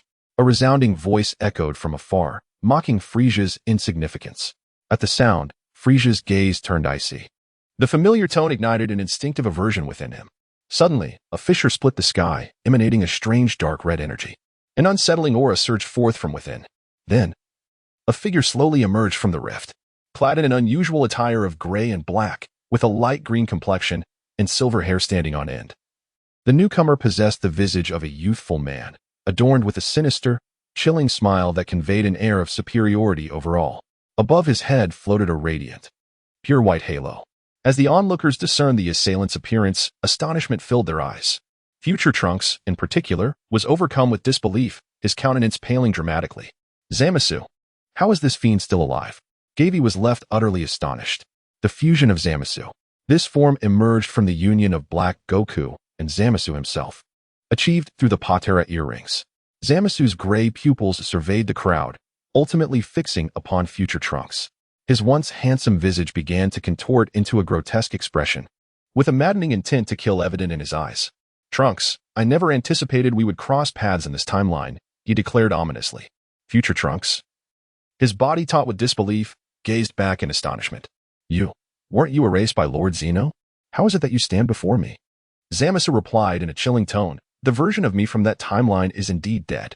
However, at this moment, ripples began to emerge from a profound and dark rift in time, revealing another figure. This individual was diminutive in stature, yet possessed an oversized head. His skin a shade of pink. As his features came into focus, a disconcertingly cold smile appeared on his ostensibly honest face. He slowly began to elucidate, "Yet I have altered the fate that led to his erasure by Zeno." The onlookers from Earth felt a slight relaxation, as this figure did not seem particularly formidable. However, Gavie's pupils dilated in alarm. Dark Manaka. In a colorful Easter egg from the original manga, Zamasu had mistakenly perceived Manaka, the victor of the tournament between the 6th and 7th universes, to be immensely powerful after watching the event on GodTube. Thus, when he utilized the Super Dragon Balls to exchange bodies, he opted for Manaka. Perhaps it was due to this Easter egg that another secret timeline was born. Gavie pondered silently within, growing increasingly alarmed with each thought. From the ominous words of Dark Manaka, it was evident that he had experienced all the events of the protagonist's future timeline. Dark Manaka's gaze shifted to future Trunks, his tone chilling. "Trunks, I was quite astonished when I first encountered you. However, your fortune seems rather unfortunate, as you have arrived in this timeline where the god of destruction, Beerus, has already perished. Who exactly are you, to possess the ability to alter history at will?" A look of surprise crossed future Trunks' face, while most others appeared somewhat bewildered. The emergence of parallel timelines necessitates the ability to traverse time, which is why future Big T was so taken aback. The Earth warriors of this timeline were unaware of the existence of the god of destruction, so Gavie refrained from mentioning Beerus, as the only individuals in the know on his side were Bulma and future Big T. As for the idea of utilizing the Dragon Balls to resurrect the Supreme Kai, it was merely a spontaneous thought. Gavie had not even formulated a coherent explanation for the others regarding Beerus's identity. "Lord Beerus has actually died?" Frieza smirked, his eyes glinting with amusement. Kurd and Gula exchanged a glance, seemingly taken aback by what they saw in each other's eyes. Dark Manaka continued, "Do not be astonished, Trunks. I am also Zamasu, though I have taken possession of this body due to unforeseen circumstances. You may now refer to me as Manaka Black, though I prefer the title Lord Deity." Upon hearing this, both Frieza and future Trunks were enlightened, grasping Manaka's true identity. Frieza narrowed his eyes. "So, Lord Manaka, what brings you to Earth?" Dark Manaka's smile twisted slightly. "It is, of course, to eradicate humanity. The human race is filthy and despicable. It has no rightful place in this world." Furthermore, the fused Zamasu spread his arms wide, his expression filled with fervor. "We shall also eliminate the gods who shelter humanity and create an ideal world." Ha ha ha. Eradicate all of humanity? Annihilate the gods? How could an ideal world possibly belong to madmen like you? Gula scoffed. "Madmen?" Dark Manaka sneered. "You have yet to witness our true power. We shall dominate all timelines across the cosmos, becoming the sole deities of this world." Such a hubristic declaration caused all present to furrow their brows in concern. Gavie perceives Zamasu as excessively narcissistic. According to the original manga, in terms of power levels, the fused Zamasu is comparable to a fully powered Super Saiyan Blue Goku. At present, the fused Zamasu is unlikely to be a match for a fully powered Cooler. However, due to his immortal nature, it is exceedingly difficult to eliminate Zamasu. It remains uncertain whether Cell Max could absorb him. Contemplating this, Gavie turned his gaze toward Jinyu. In this moment, Jinyu exhibited an eagerness that was unmistakable, with a glimmer of delight evident in his expression. Clearly, the unexpected interference from Zamasu's side provided him with a temporary justification to avoid exchanging bodies with the frog. Gavie felt somewhat speechless. However, his focus was not on that matter at hand.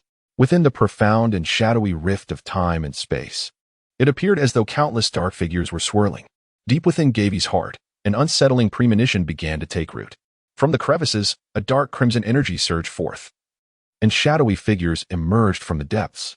A flicker of confusion appeared in the eyes of the Earth warriors as they exchanged glances. Meanwhile, future Trunks was filled with astonishment, exclaiming, "Mr. Goku! Father! And who are those two?" Upon witnessing the final two figures that emerged, Gavie succumbed to a profound despair. Chapter 83.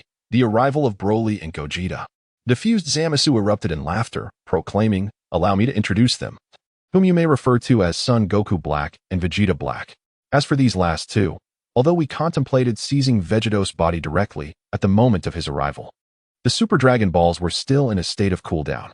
However, I unexpectedly gained an advantage in other timelines. They are none other than Broly and Gogeta, particularly Gogeta. For the sake of ensuring his everlasting existence, we utilized an additional wish from the Super Dragon Balls." Gavie gazed upon the individuals emerging from the rift in time and space, a profound sense of helplessness washing over him. The variables of this temporal realm were too numerous. From this moment forth, he could no longer foresee what the future held. Stealing a glance at the somber expression of the king, Gavie struggled to regain his composure, silently assessing the strengths of both parties. Broly and Gogeta, having exchanged bodies with Zamasu, were likely situated within the timeline of the new Broly film. At this juncture, the Tournament of Power, hosted by the Omni King, had concluded, yet the Moro arc had yet to commence. Thus, Broly had presumably not yet journeyed to the God of Destruction's planet for training, remaining in a state of incomplete growth. As for Gogeta, he was the fusion of Goku and Vegeta utilizing the techniques from the planet Metamor. Goku had already mastered Ultra Instinct in its complete form and had attained the Ultra Instinct sign, while Vegeta had achieved the Super Saiyan Blue form but had not yet breached the threshold of Ultra Instinct. Regardless, Dark Gogeta was undoubtedly the most formidable presence in attendance. Unless Gula and Frieza were willing to perform the fusion dance and merge into one, no one could rival him. Future Trunks, gazing upon those familiar yet foreign faces, felt a whirlwind of emotions. He promptly explained to his companions the true identities of their adversaries. In other words, the one bearing Goku's face was not the genuine article, nor was Vegeta the true Vegeta. Piccolo frowned deeply. Indeed, that was correct. "Hey, you two are also Saiyans, aren't you?" Goku inquired, looking at Broly and Gogeta, his eyes alight with fighting spirit. "The Saiyan physique is undeniably formidable, yet our true identity is that of deities," Dark Gogeta proclaimed from his elevated stance. "Goku, I never expected you to return to the realm of the living in this timeline." The fused Zamasu expressed mild surprise, soon replaced by a disdainful demeanor, declaring, "At this moment, you are no different from an ant before me." Upon hearing such arrogant words, Goku could no longer restrain himself. His figure abruptly vanished from sight. And when he reappeared, his right fist was aimed squarely at the cheek of the fused Zamasu. With a resounding impact, Goku's speed from disappearance to strike was rapid. Yet the force with which he was sent flying was even swifter. With a mere glance, the fused Zamasu effortlessly sent Goku crashing to the ground, rendering the arena silent in an instant. The three members of the Frieza family narrowed their eyes. Rising from the earth, Goku transformed into Super Saiyan 2, ready to continue the fight. However, he was intercepted by Future Trunks, who shook his head and cautioned, "Do not act impulsively, Mr. Goku. That individual's strength cannot be overcome solely by personal power." "Damn it." Goku wiped the blood from the corner of his mouth, clenching his fists tightly. Future Trunks further elucidated the power hierarchy of the fused Zamasu. As for Broly and Gogeta, their strengths remained unknown, yet judging by their auras, they were at least on par with the fused Zamasu, if not even superior. Ants are but ants, they possess no comprehension of the magnitude of divine power. He sighed once more, then turned his gaze towards Black Goku and Black Vegeta. "Very well, each of you shall select an opponent of equal stature. After pushing your bodies to their utmost limits, you may then utilize the pot era fusion." Gavie nearly doubted his hearing. "Your lineup is already invincible. And you want to conjure another Dark Vegeto? How is one to play this game?" After surveying the entire arena, Dark Gogeta disdainfully remarked, "It appears there is nothing in this place worth my effort. Since the Super Dragon Balls are nearby, I shall seize them first." Boom.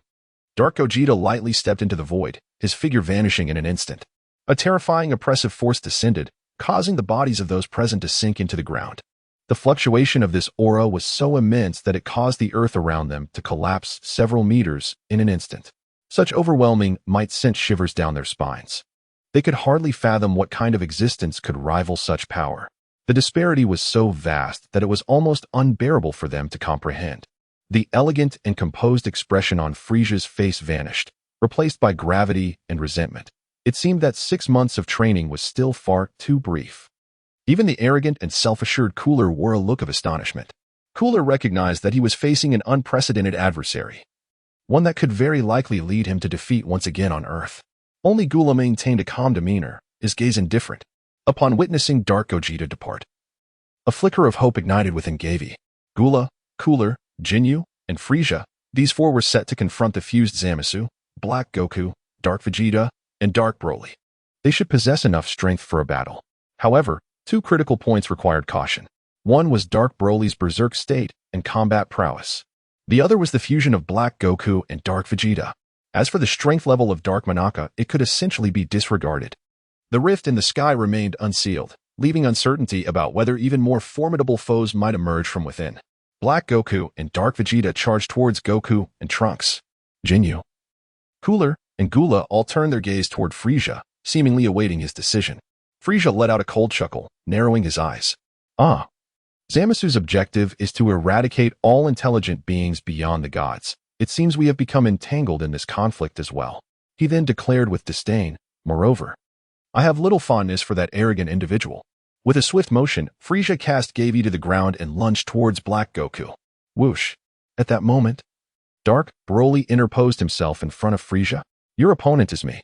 Frieza revealed a bloodthirsty and cruel smile, instantly transforming into his golden form. Since you were so eager for death, I shall oblige. Boom. Dark Broly and Frieza collided, unleashing a tempest of chaos. Just as Gavie was about to be swept away by the shockwave, a pair of gentle hands cradled him. Bulma once again enveloped him in her embrace.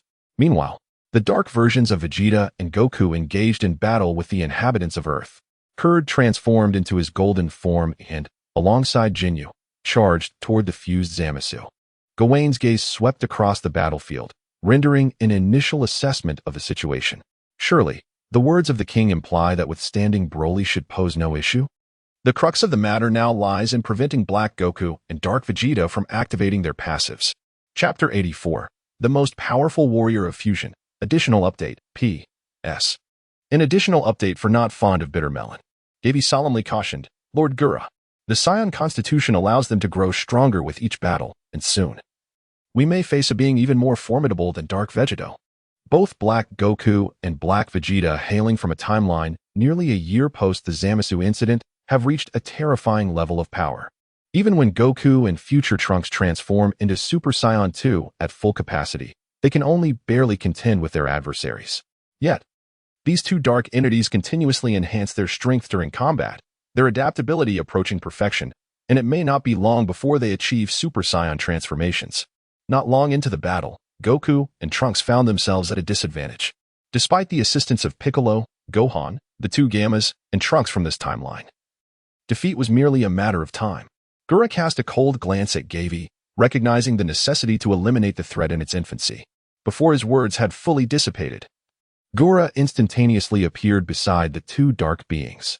With a resounding thud, both Dark Vegeta and Black Goku were struck in the abdomen simultaneously. Their bodies curled like shrimp, each spitting forth blood. A violent wave of energy surged from Gura, sweeping in all directions. The two dark figures and the Earth's warriors were sent hurtling away. Gura swiftly pursued one of them, delivering a sweeping punch that caused the sharp bone blade on his forearm to tear through Dark Vegeta's chest. Without the slightest hesitation, Gura unleashed a barrage of punches. Boom, boom, boom. Dark Vegeta's chest caved in, and his body fell to the ground like a ragged sack. In the next instant, Gura vanished again, reappearing behind Black Goku. He coiled his tail around Black Goku's neck and forcefully slammed him into the ground. Bang! The earth shattered. Ah! Black Goku let out a cry of agony. Gura, however, disregarded his opponent's wails, delivering several knee strikes before ultimately snapping Black Goku's neck. An eerie silence enveloped the battlefield. Everyone present was momentarily stunned by the horrifying scene before them, the grim fate of the two dark beings contrasting sharply with Gura's display of formidable power. Dark Vegeta struggled to prop himself up, coughing up bloodied spittle. Trembling, he removed his left earring, preparing to place it on the right side. Suddenly, a dark red beam pierced through Dark Vegeta's arm, sending the earring flying from his grasp. The expression on Dark Vegeta's face shifted from shock to terror as he beheld Gura rushing towards him and braced himself for the confrontation. The moment they clashed, Dark Vegeta was driven into the ground, the hard rock shattering into fragments. Gura closed in once more, his fists clenched, striking fiercely towards Dark Vegeta's face. Combined, Zamasu's pupils constricted, his mocking expression solidifying as a surge of energy erupted around him, forcefully pushing back both Kurd and Jinyu. Two swirling vortexes of deep purple materialized on either side of the fused Zamasu. With a sudden extension of his arms, he plunged into the whirlpool. And with a fierce pull, he drew the two gravely injured Dark Warriors through the fabric of space to his side. At that moment, Dark Manaka swiftly approached, administering a verdant beam to each of the injured beings. Guldo's lethal punch missed its mark, and upon regaining sight of his target, he beheld this astonishing scene. The two Dark Warriors, once on the brink of death, miraculously healed before his very eyes. In the next instant, the fused Zamasu extracted an earring from a new vortex and tossed it into Dark Vegeta's hand. You two should now be capable of transforming into Super Saiyan, correct? Inquired the fused Zamasu with an air of casualness. The two Dark Warriors gazed at their bodies in disbelief, sensing the surge of power suddenly awakened within them. Is this the characteristic of Saiyan's, that their strength drastically increases upon near-death revival? Murmured Dark Vegeta. Indeed, at this rate, you will soon fully adapt to your new forms, elevating your power to divine realms and achieving transformations unique to the gods, replied Zamasu. Dark Goku and Dark Vegeta simultaneously roared, their energy surging. With a crackle, their hair transformed to a golden hue, surrounded by faint arcs of purple energy. A sinister smile crept upon their lips as they charged towards Guldo. Boom. The three figures once again became entangled, each collision sending ripples through the very fabric of space. Meanwhile, Zamasu resumed his battle against Jinyu and Guldo. Yet at that moment, from another part of the battlefield, a synchronized chant echoed. Fusion ha. The blinding white light caused Piccolo to squint, his brow furrowing in concentration. As the brilliance dissipated, he beheld the newly manifested figures, and his expression softened. Very good. Two powerful auras surged forth, sweeping the surroundings as the ground slightly sunk, fissures spreading across its surface. The newly emerged figures bore balanced physiques, their towering black hair adorned with streaks of purple at the temples. Their facial contours closely resembled those of their pre-fusion bodies, yet their attire was markedly different, now clad in the traditional garb of the Metamorphs.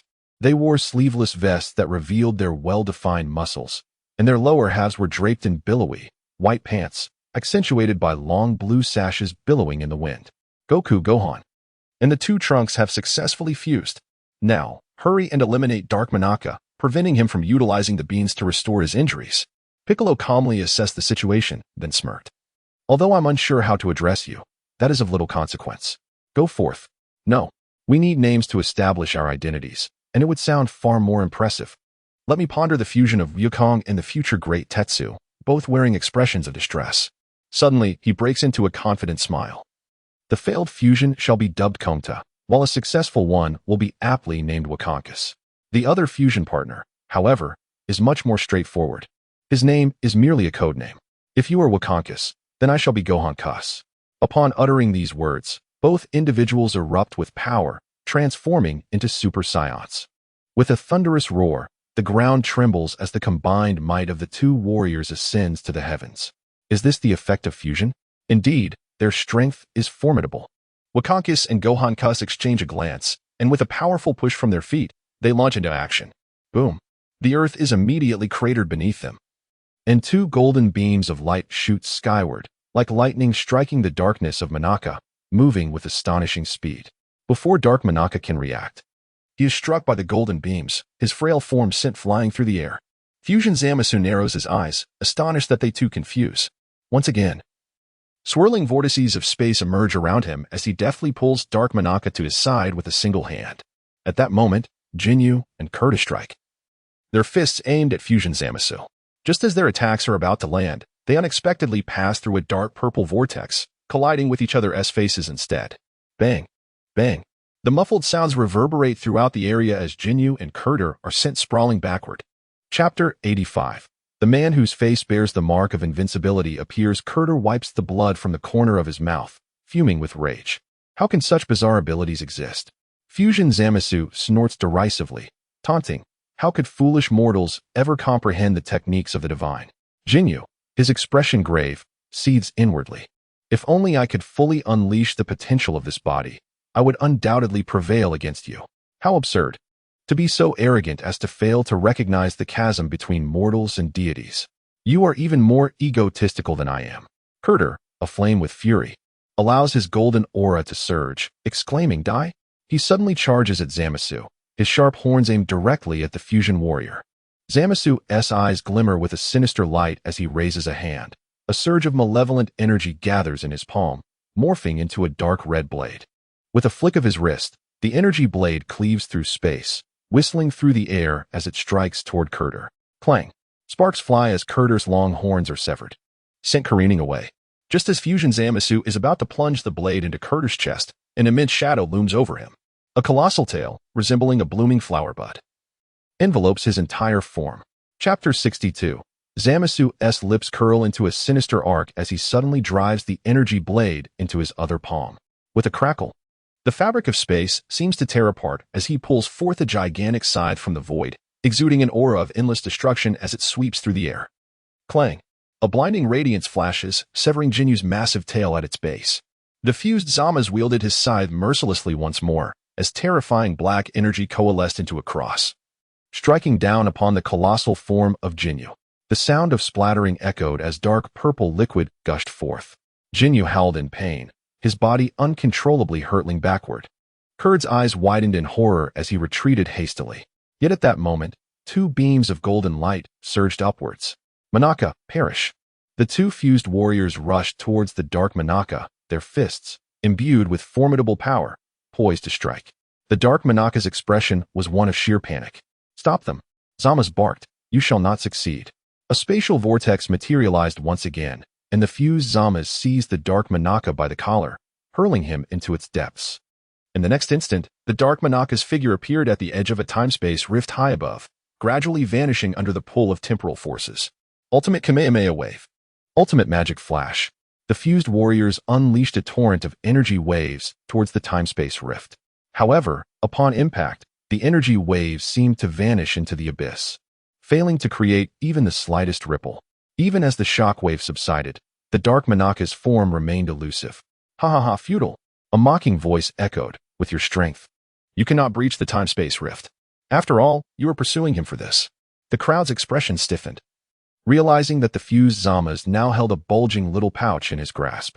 The two fused warriors exchanged a grave glance, their demeanor turning serious. "We must destroy the beans in his hand," Gohan exclaimed earnestly. Goku immediately nodded. "We must exert our utmost strength now." With a fierce roar, veins bulged on his forehead. Thunderous clouds gathered ominously, and lightning cascaded from the heavens, enveloping the area for miles around. The earth trembled violently, with countless stones shattering and magma pools erupting in searing waves. The air crackled with energy, producing a series of explosive sounds, as dense arcs of lightning danced chaotically like silver serpents. Goku's brow furrowed, his long hair cascading down to his waist. An immense surge of energy erupted from within him. In that moment, Goku's transformation captivated everyone's attention.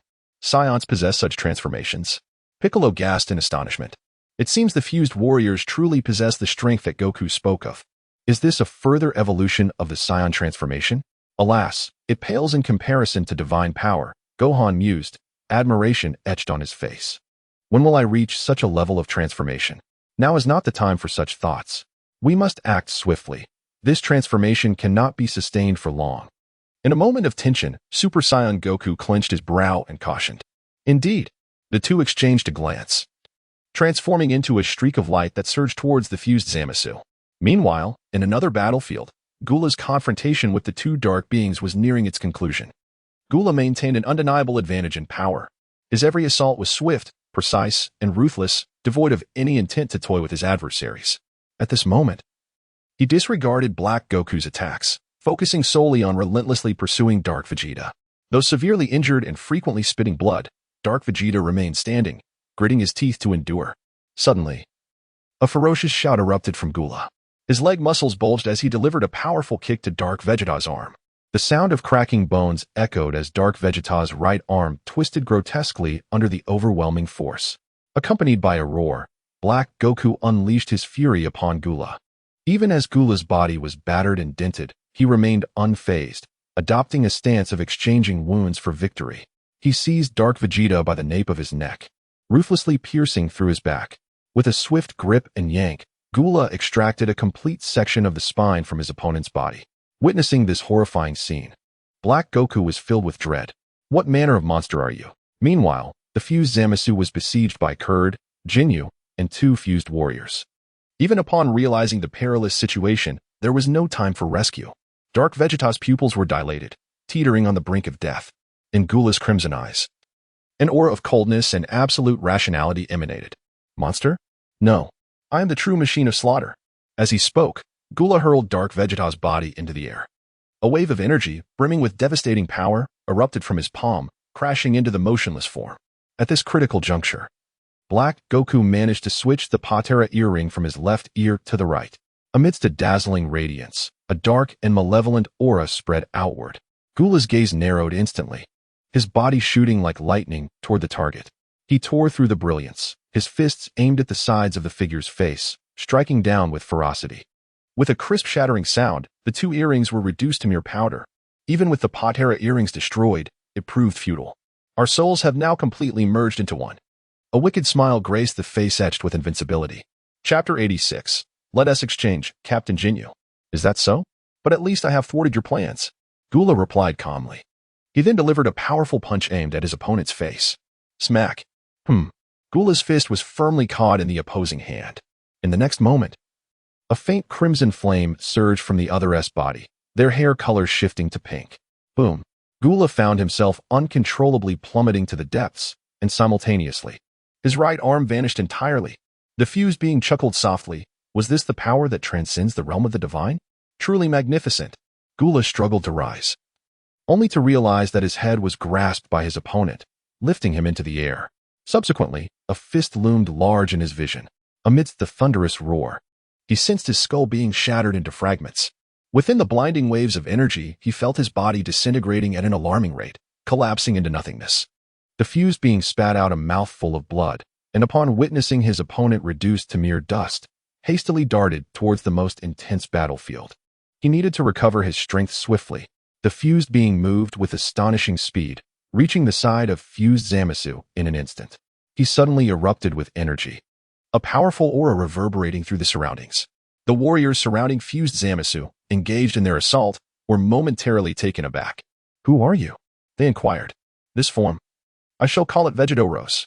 The pink-hued Vegeto's eyes glimmered with a hint of disdain, followed by a confident proclamation. You may also refer to me as the Divine One. I am the God, the singular true deity of this world. Surrounding Vegeto-Rose were 3 layers of fiery aura, transitioning from deep purple to pink to crimson, exuding an otherworldly charm. Fused Zamasu smirked slightly and tossed a senzu bean towards Vegeto. With a crunch, Vegeto consumed the bean, and an expression of disbelief washed over his face as he sensed the energy coursing through him. Although his body had yet to reach its ultimate potential, this power exceeded all expectations. The sensation was simply exhilarating. Meanwhile, in another battlefield, 2 figures flickered through the air, weaving countless afterimages. Suddenly, one of the smaller figures was forcefully knocked back several meters. At that moment, Frieza's lips bled, his expression grim, having been thoroughly battered by Dark Broly. Damn it! Are all Scions now monstrous beings? Frieza exclaimed. Frieza, I've heard you proclaim yourself the Emperor of the Universe. Yet, in our battle, you dare not retaliate? Dark Broly mocked. Humph. I am well acquainted with the characteristics of your kind. You are the most despicable race in the universe. Frieza retorted, wiping the blood from his lips. His teeth clenched in anger. Even if you endure the beating, I will gradually adapt to the strength of my body. Dark Broly taunted with a smirk. In fact, I am somewhat grateful for you being such a durable punching bag that won't fight back. At this, Frieza narrowed his elongated eyes slightly. You seek your own demise. If only I had more time to train, you jesters would perish at my hands. Alas, you shall not have that opportunity. Dark Broly replied. His brow arched as he continued his relentless assault. His strikes were sharp and swift, each one imbued with a formidable force surpassing the last. Frieza exerted every ounce of effort to resist and evade, yet was utterly outmatched, suffering increasingly severe wounds. Previously, although the main battlefield was in utter chaos, everyone united to confront the common foe with unwavering determination. On Earth, all were channeling their full strength, fervently assaulting the fused Zamasu. Though the 2 Gamma androids, Piccolo and Bulma, lacked the might to penetrate the heart of the fray, They relentlessly unleashed ranged attacks from the periphery, depleting Zamasu's energy. The Senzu in their adversary's possession were critically pivotal. Only by vanquishing him could a glimmer of hope dawn for Earth. However, when the pink-haired Vegito entered the fray, showcasing overwhelming power, the spirits of the onlookers dimmed considerably.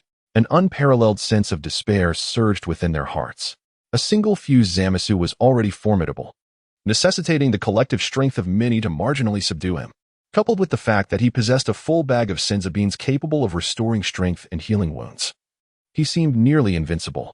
Now, with the arrival of pink-haired Vegito, the prospect of defeat for Earth's warriors loomed imminent. The battlefield abruptly fell into a deathly silence. No one dared to engage Vegito. At that moment, Goku Black's brilliance flickered, and he could no longer maintain his Super Saiyan 3 form, reverting to his normal state. This was disastrous. After exerting himself in battle, he lacked the energy needed to sustain that transformation. Goku Black felt immense regret. Gavie, what do we do now? Bulma inquired anxiously. Do not despair, there is still hope. Gavie responded calmly. Throughout the fierce conflict, he had been silently observing the battlefield. Simultaneously, through the telepathic connection with King Kai, he learned that two peculiar visitors had arrived at the temple. Although these individuals concealed their identities, Gavie had his suspicions. If his conjectures were correct, at least Dandy's situation would be relatively secure. Even if this battle resulted in their defeat and annihilation, Dandy could utilize the Dragon Balls to resurrect everyone afterward. Moreover, Zamasu's objective was not the destruction of the planet, hence Earth was likely to remain intact. By not summoning the dragon in advance, a thread of hope was preserved for Earth's inhabitants. With the Dragon Balls as a safeguard, Gavie's heart soon regained its tranquility. The sole chance for a turnaround rested upon Captain Ginyu. If he could exchange bodies with pink-haired Vegito, the tide of the battle would surely shift. At Gavie's words, Bulma's eyes brightened instantly.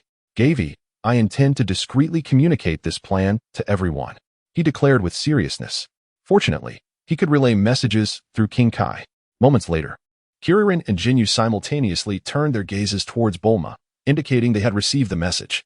Kurd let out a fierce roar, expending every ounce of his energy to suddenly conjure dozens of planet-destroying orbs, each pulsating with an essence of boundless annihilation. Die, he bellowed. In that moment, others unleashed their most formidable techniques as well. The light of destruction. Waves of energy imbued with a sense of devastation surged toward the fused Zamasu and the pink Vegito. A flicker of disdain crossed the eyes of pink Vegito. Mere insects are still mere insects. Just as he prepared to intercept the waves of light, he abruptly noticed a peculiar orange beam hurtling towards him. Realizing the peril, pink Vegito quickly summoned a protective shield, raising his hand to deflect it. You've fallen for it. Ha! Jinyu's laughter echoed, as another true exchange beam pierced through the waves of light, heading straight for fused Zamasu. The radiance, embodying the hopes of all, was about to strike its target. Yet at that moment, the fabric of space began to swirl. Fused Zamasu sensed something amiss and extended a hand, pulling forth a figure to shield himself. Oh no. It was Bulma. Chapter 87. Has someone secretly mastered the combo? The orange brilliance of the exchange beam became the sole hue in the eyes of the onlookers. However, before the intended target, it was obstructed by Bulma's form. Those witnessing the unexpected turn widened their eyes in shock, none anticipating such an event. Despair flickered in Jinyu's gaze. Once the exchange beam was unleashed, its trajectory could not be altered. It was over. Our final hope has been extinguished. Was the plan destined to fail? The orange beam barreled toward Bulma's chest. At that moment, a frog, cradled in Bulma's arms, looked up in bewilderment. Even in such a dire situation, Bulma's hands remained steadfastly shielded over her chest, protecting the fragile creature. Gavie suddenly found himself confronted by the crimson eyes of Ginyu and a dazzling beam of light. The occurrence was so abrupt that he barely had time to comprehend the situation before he and Bulma were thrust into the heart of the battlefield. Gavie's pupils contracted, his face a canvas of disbelief.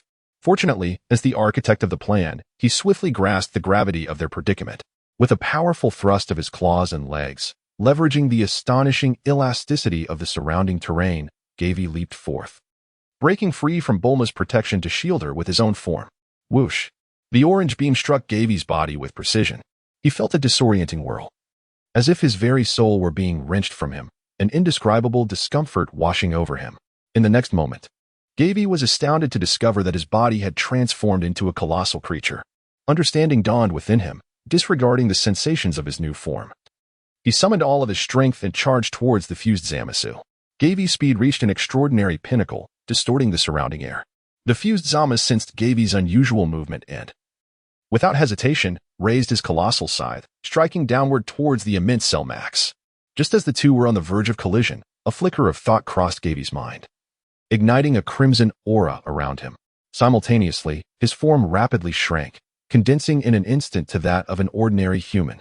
The scythe swept through the air, nearly tearing apart space itself, yet at the critical moment, the diminished Gavie evaded the attack. All eyes narrowed in astonishment at the transformation of Cell Max's body. Whether it was merely an illusion or not, Gavie felt an extraordinary affinity with Cell Max's form. The moment he contemplated the Namekian's ability to grow in size, an understanding of the reverse technique emerged in his mind, allowing him to effortlessly dodge Zamazu's assault. Moreover, as Cell Max's being was infused with the cells of Goku and other Earth martial artists, he encountered no hindrance while attempting to utilize the Kaioken technique, succeeding with ease.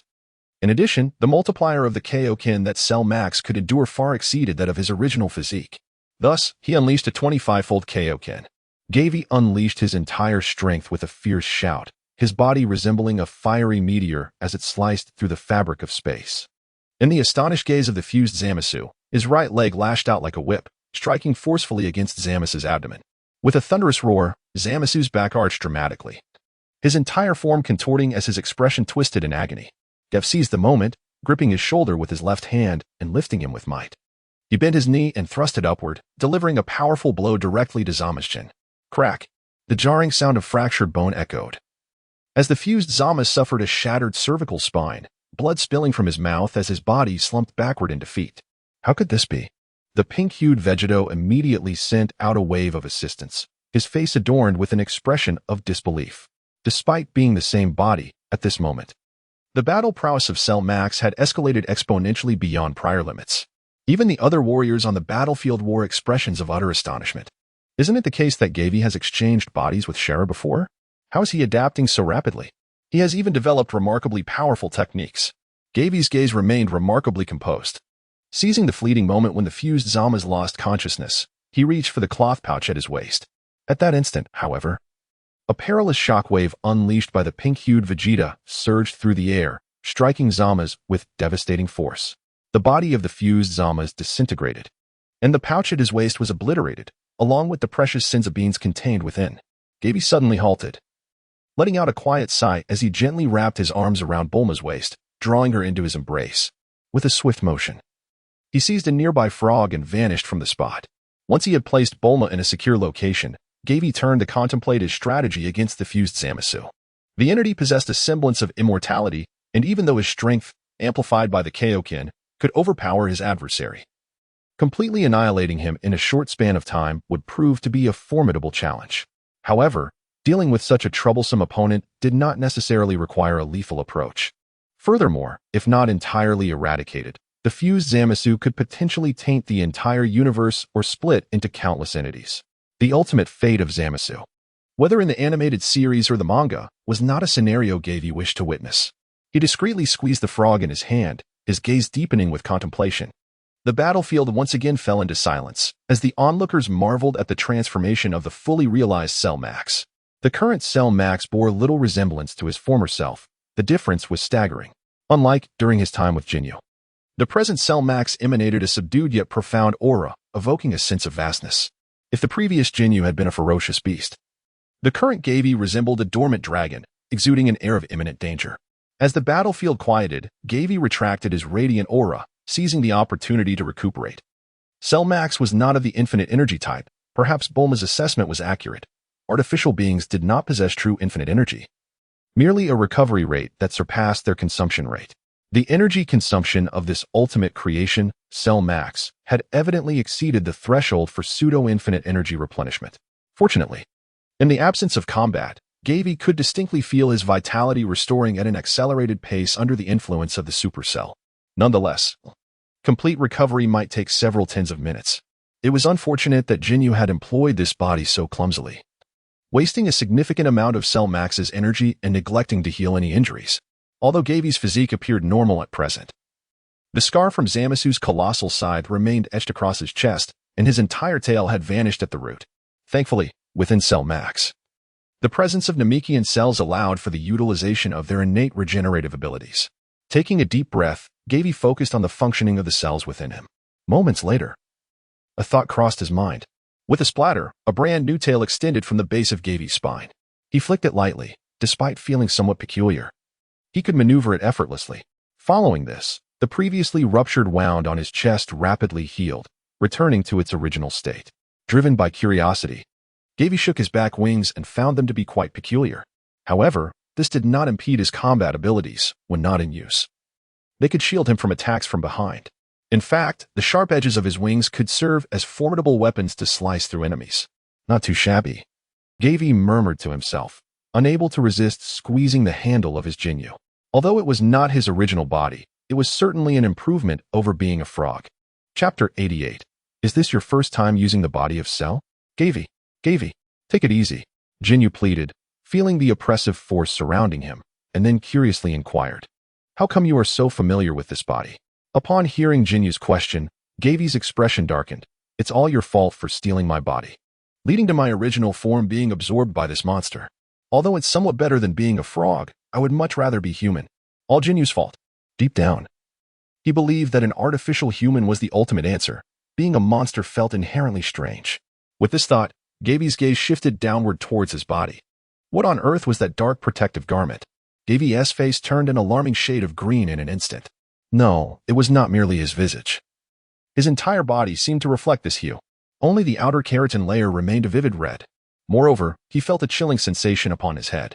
This was not solely due to his baldness. The more pressing concern lay with that grandson of Dr. Gero, who had designed a fatal flaw in Cell Max.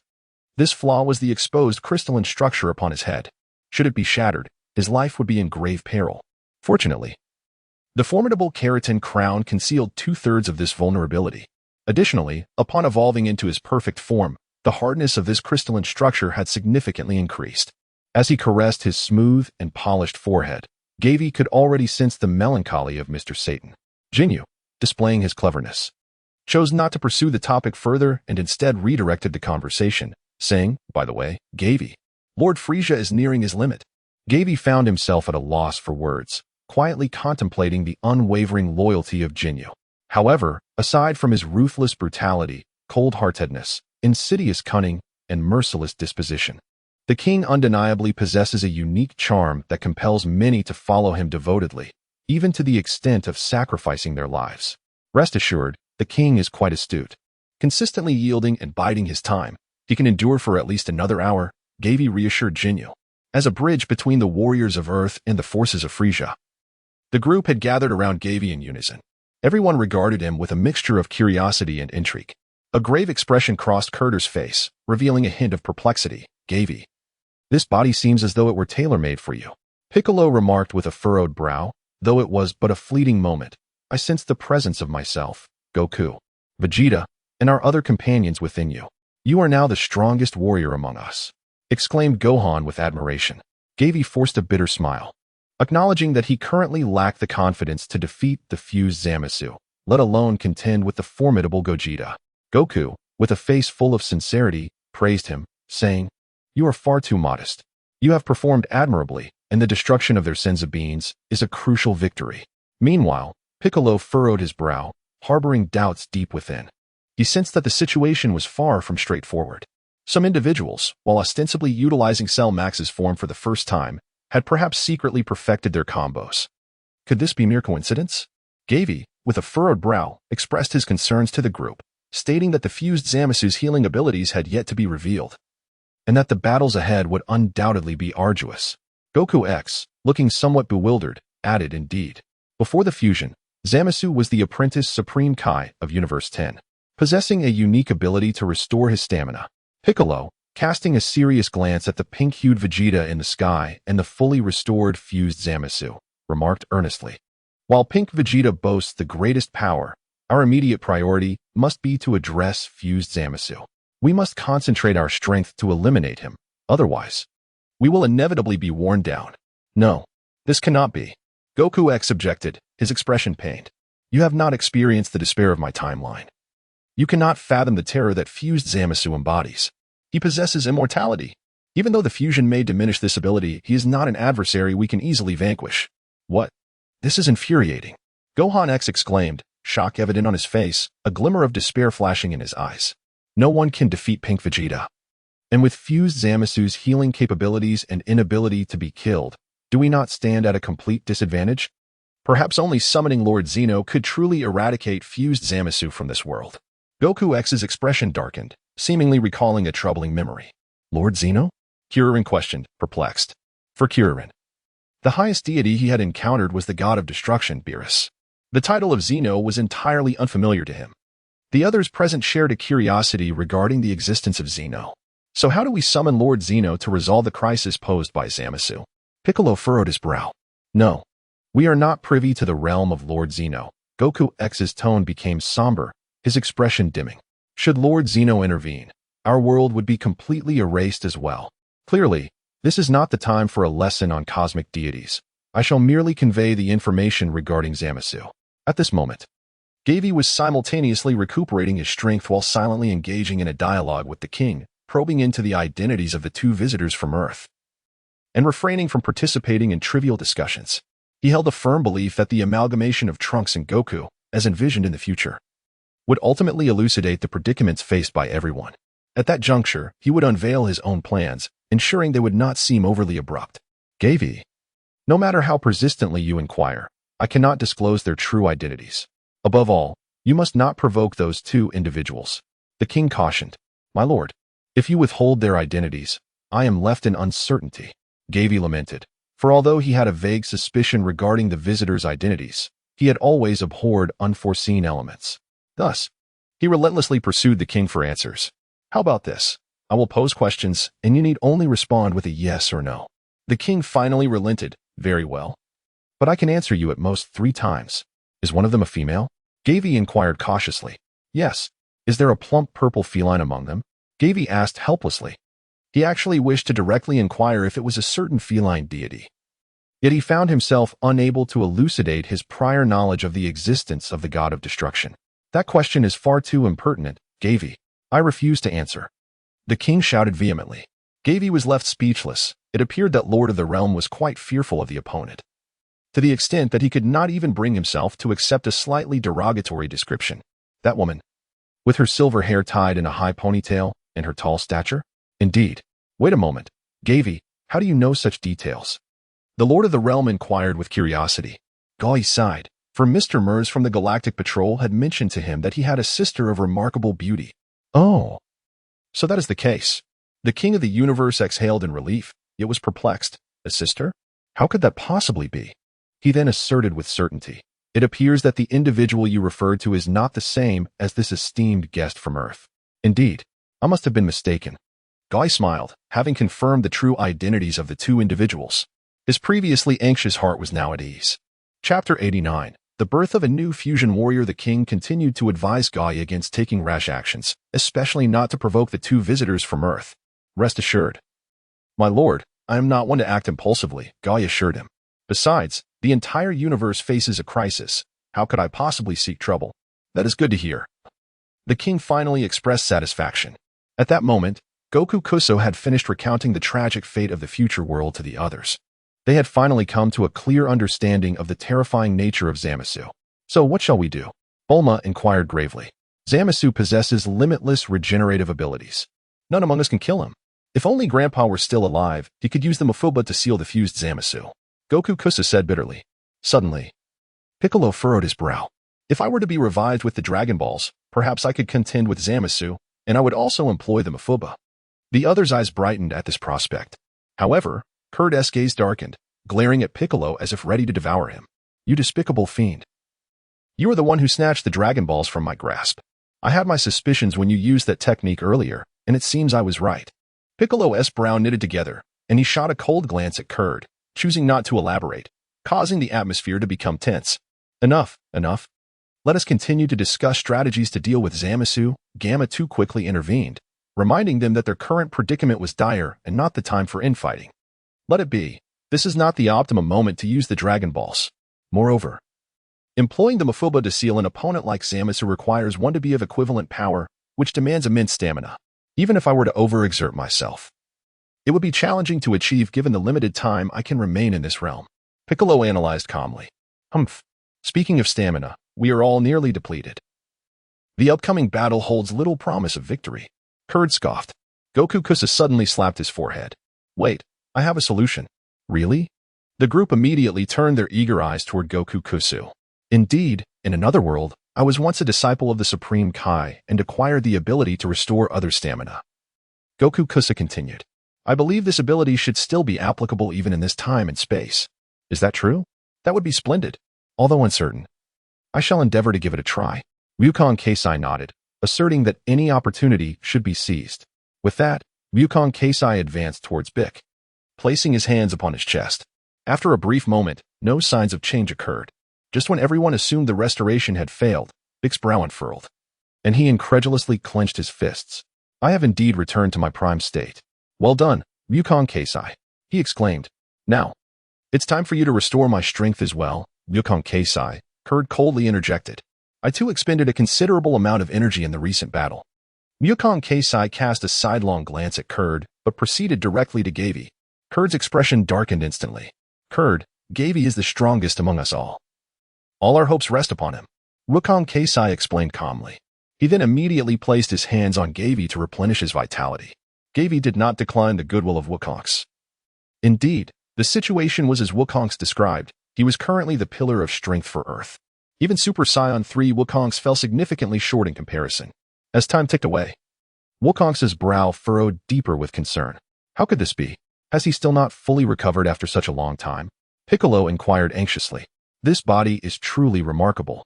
I fear my strength may not suffice to enable Gavie's complete restoration, Wukong's remarked, astonishment etched across his features. It's all right, just do your best, Gavie reassured him. Veins bulged on Wukong's forehead, and beads of perspiration dotted his face, clearly indicating that he was exerting himself to the utmost. Suddenly, a flash of white light enveloped him, and Wukong's vanished from sight. Their fusion had unexpectedly been undone. What is happening? Wasn't it said that the fusion could last for 30 minutes? Wukong's exclaimed, bewildered. The future grand strategist had anticipated the current anomaly. Previously, the extensive energy expenditure from utilizing Super Saiyan 3, coupled with the strain of employing restorative techniques, had resulted in insufficient energy to sustain our fused state. Gavie was not surprised. He quickly grasped the underlying reasons.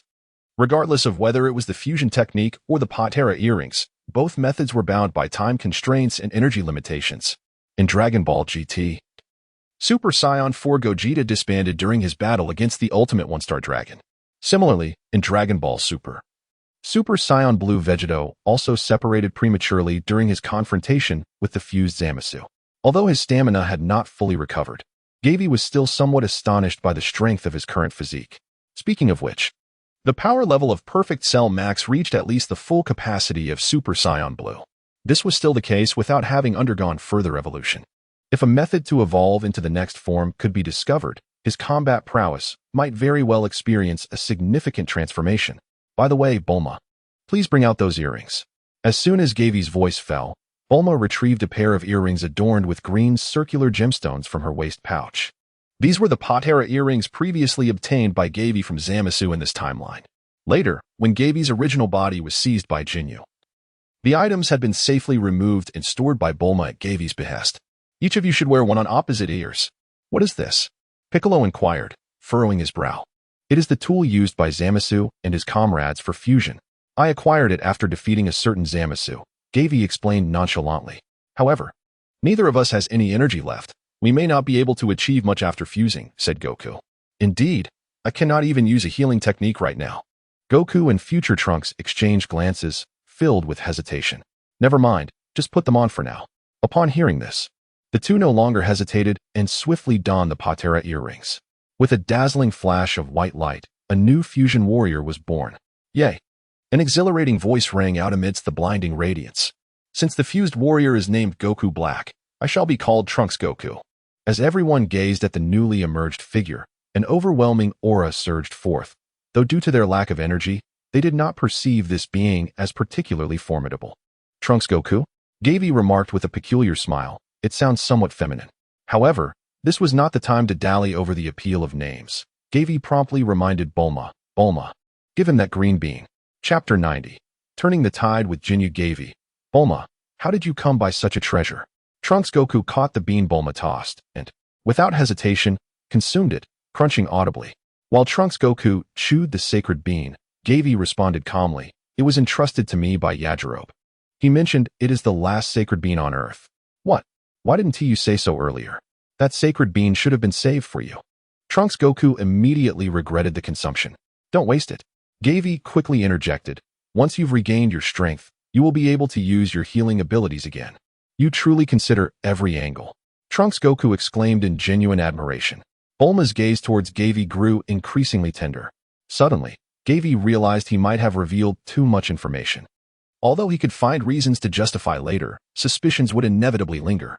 Once Trunks Goku fully consumed the sacred bean, an immense and overwhelming energy erupted from him, forcing everyone back a few steps from the tempestuous wave of energy surrounding him.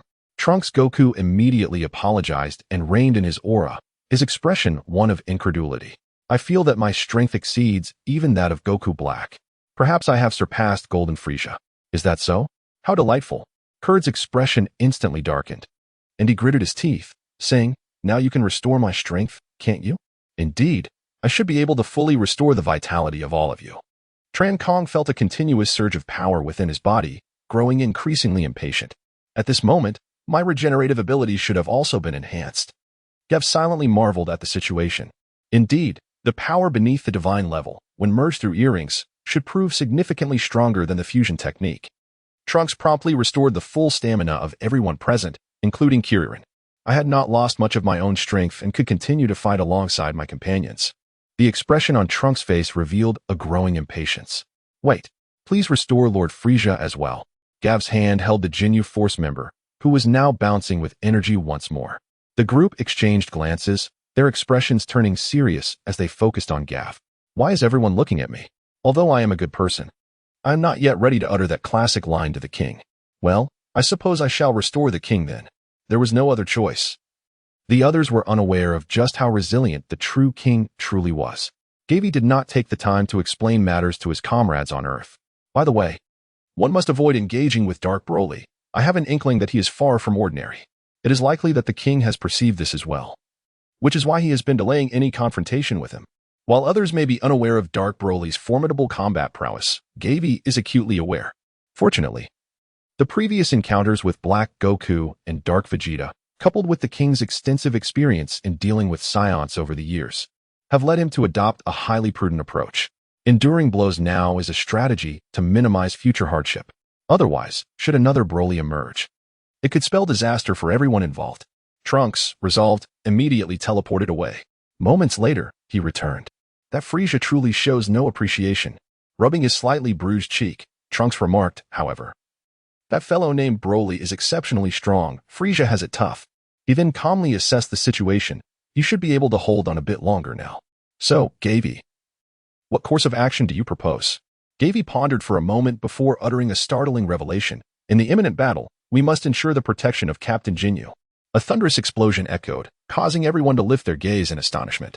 High above, the fused Zamas and the rose-hued Vegeta appeared to be embroiled in a dispute, consuming a considerable amount of time. Presently, the fused Zamas relentlessly channeled the power of his right-hand ring to further widen the rift in space-time, while the rose-hued Vegeta engaged in a similar endeavor. Within the ominous and shadowy rift, ominous claps of thunder reverberated, as if a dreadful calamity were unfolding within. A chill ran down everyone's spines. Should more dark beings emerge from that abyss, the prospect of a comeback would be utterly bleak. At this critical juncture, there was no choice but to engage in battle.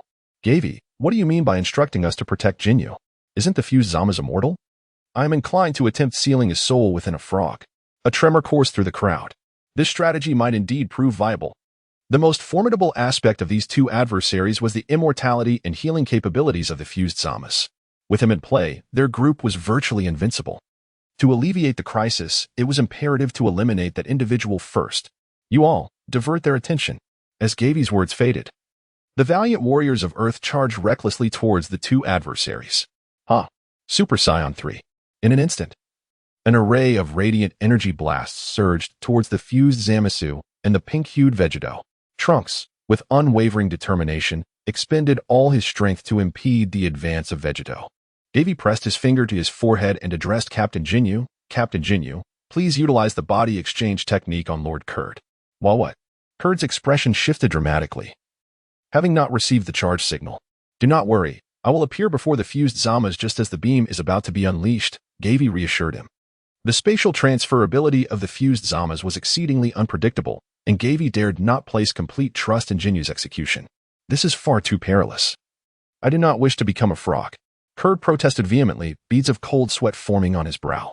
The rift in time and space was steadily widening, rapidly engulfing the entirety of the battlefield above them, leaving them with diminishing time. Do not hesitate.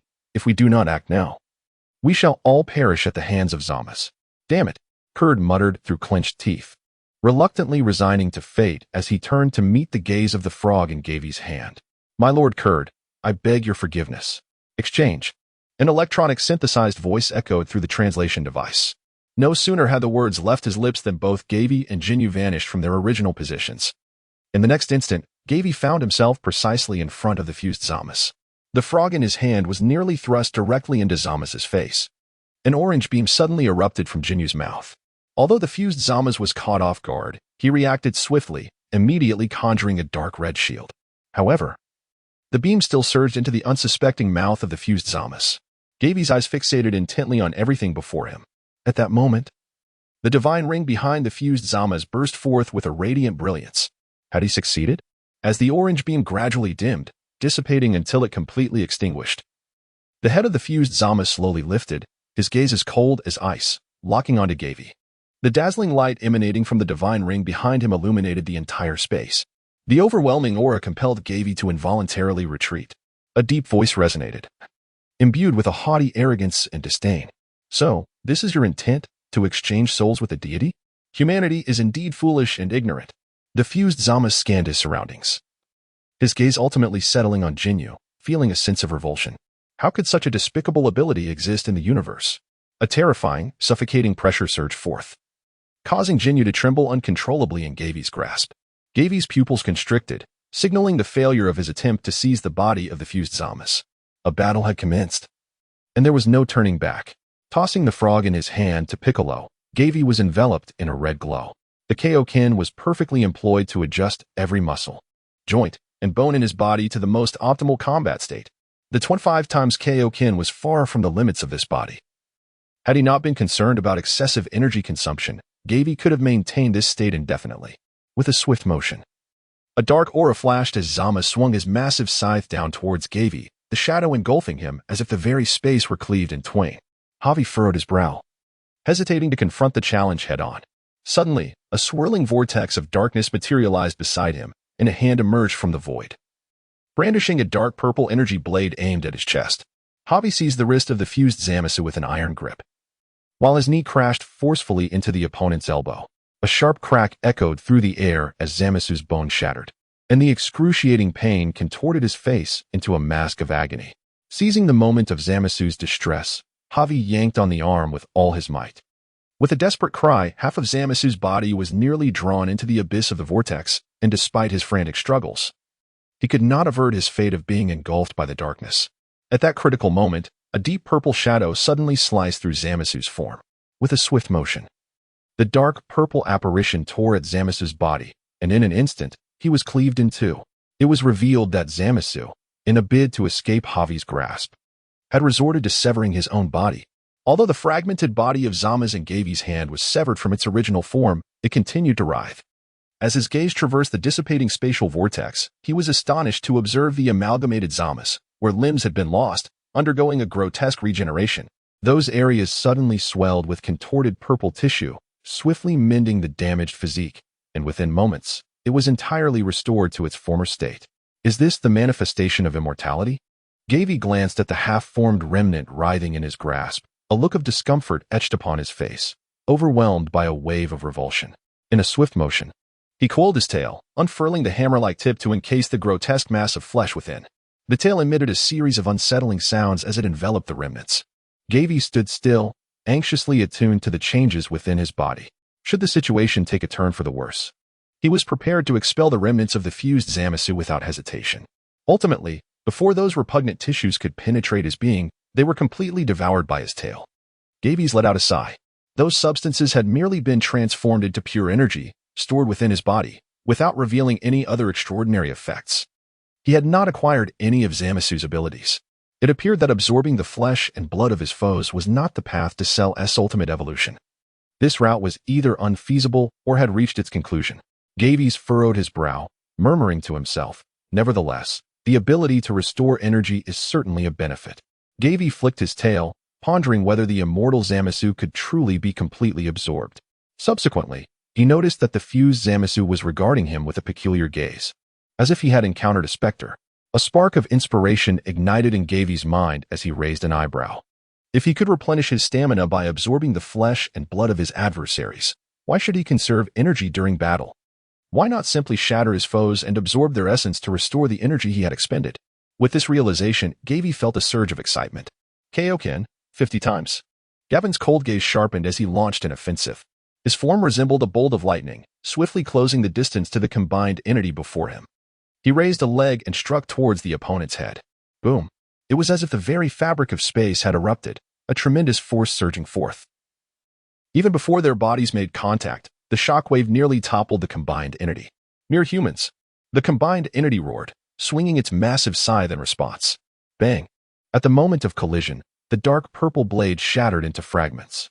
Gavie forcefully breached the defense, delivering a powerful strike with one leg against the head of the fused Zamasu. With a crack, the divine ring behind Zamasu erupted in a blinding white light, enveloping him. Yet, it could not withstand Gavie's ferocious assault, and a fissure emerged upon the divine ring. The fused Zamasu was propelled like a cannonball, crashing violently into the ground and penetrating hundreds of meters of rock layers. His body convulsed involuntarily, blood trickling from the corner of his mouth. Before the fused Zamasu could recover, Gavie charged forward again, landing another heavy knee strike to his cheek. Bang! With a crisp explosion, the divine ring behind the fused Zamasu completely shattered, disintegrating into countless specks of starlight, no longer able to provide him protection. A thunderous roar echoed, and the earth within 1,000 meters sunk by an unknown depth. The surroundings blurred past at an alarming speed as Gavie's hands transformed into mere shadows, relentlessly striking at the vital joints of Zamasu's body. With each thrust, the bones of the fused Zamasu shattered, leaving him paralyzed amidst the searing magma, only able to emit a series of rasping groans. However, illuminated by the crimson glow of the lava, Gavie could still clearly see the bones and flesh of his opponent writhing in a frenzied attempt to mend the injuries. An immortal body, truly repugnant. Human, what on earth are you? How can you possess such terrifying power? Gavie, disinterested in responding, flicked his tail, the tip of which blossomed like a pendulum, enveloping the entire form of the fused Zamasu within. Gurgles echoed as the body of the fused Zamasu struggled incessantly within the confines of the tail, ensnared in that space. Gavie discovered that the energy he expended was rapidly replenishing. However, the life force of the fused Zamasu remained undiminished. This predicament plunged the situation into a stalemate. The fused Zamasu continually regenerated, while Gavie incessantly absorbed its flesh and blood, transforming it into pure energy. Such an approach proved utterly ineffective in vanquishing the opponent. Truly, the wish granted by the Super Dragon Balls was formidable. Even a mere half-immortal form posed an immense challenge. The energy stored within his body also had its limits. If he continued to absorb at this rate, he might very well risk bursting from the strain. Gavie furrowed his brow, pondering a solution. Chapter 92, Gavie vs. Roast Vegeta. Suddenly, a spark of inspiration illuminated Gavie's eyes, and a bold idea emerged in his mind. Perhaps he could avoid being overwhelmed by continuously expending energy. What is the maximum multiplier for utilizing the Kaioken technique with this body? Gavie cautiously escalated his energy expenditure, an inexhaustible force surging forth from within him. As the aura of the Kaioken surged at an astonishing pace, 75 times, 100 times, the searing magma surrounding him was repelled by this extraordinary aura, creating his exclusive domain, where the very fabric of space appeared to twist and contort. Gavie felt an overwhelming surge of power coursing through his body, as if he could rend the very fabric of space and shatter planets. However, he had yet to reach the utmost limits of his complete form, the maximum capacity of Cell Max. He intended to elevate the might of the Kaioken to the critical threshold that his body could endure, 150 times. With a thunderous roar, the earth trembled and quaked, collapsing into the abyss as an endless expanse of fiery clouds spread outward, engulfing vast stretches of space, causing one's scalp to tingle with dread. Even the tumultuous rivers of molten lava surged forth from the depths, roaring and spiraling into the sky, as if seeking to transform the entire realm into a sea of flames. On the battlefield, every gaze was drawn toward the unfathomable pit. A brilliant crimson light pierced the heavens, dazzling beyond compare, painting the entire sky in hues of red. People stared in a daze at the fiery spectacle. What a terrifying aura! I can scarcely breathe. What manner of monster is Gavie? His power must be nearing that of the Majin Vegeta, surely? Majin Vegeta's expression sharpened, his demeanor shifting unpredictably. With a powerful punch, he sent Trunks flying, swiftly concentrating a wave of energy infused with terrifying destructive force in his palm, launching it at his opponent. Die. The ultimate Kamehameha. In a moment of urgency, Trunks bellowed, extending his arms forward to unleash his own wave of light. The collision produced a cataclysmic sound, unleashing a ferocious wind and shockwaves that ravaged all directions, spiraling into a tempest. In contrast to Trunks, the might of Majin Vegeta's energy wave was colossal. Trunks' wave was swiftly overpowered, destined to be consumed by the energy of Majin Vegeta. Humph! Majin Vegeta sneered, his eyes glinting with a fervent madness. Insufferable human, be obliterated. Yet at that moment, a figure enveloped in crimson flames suddenly appeared before Trunks, channeling energy to unleash a wave at Majin Vegeta. What?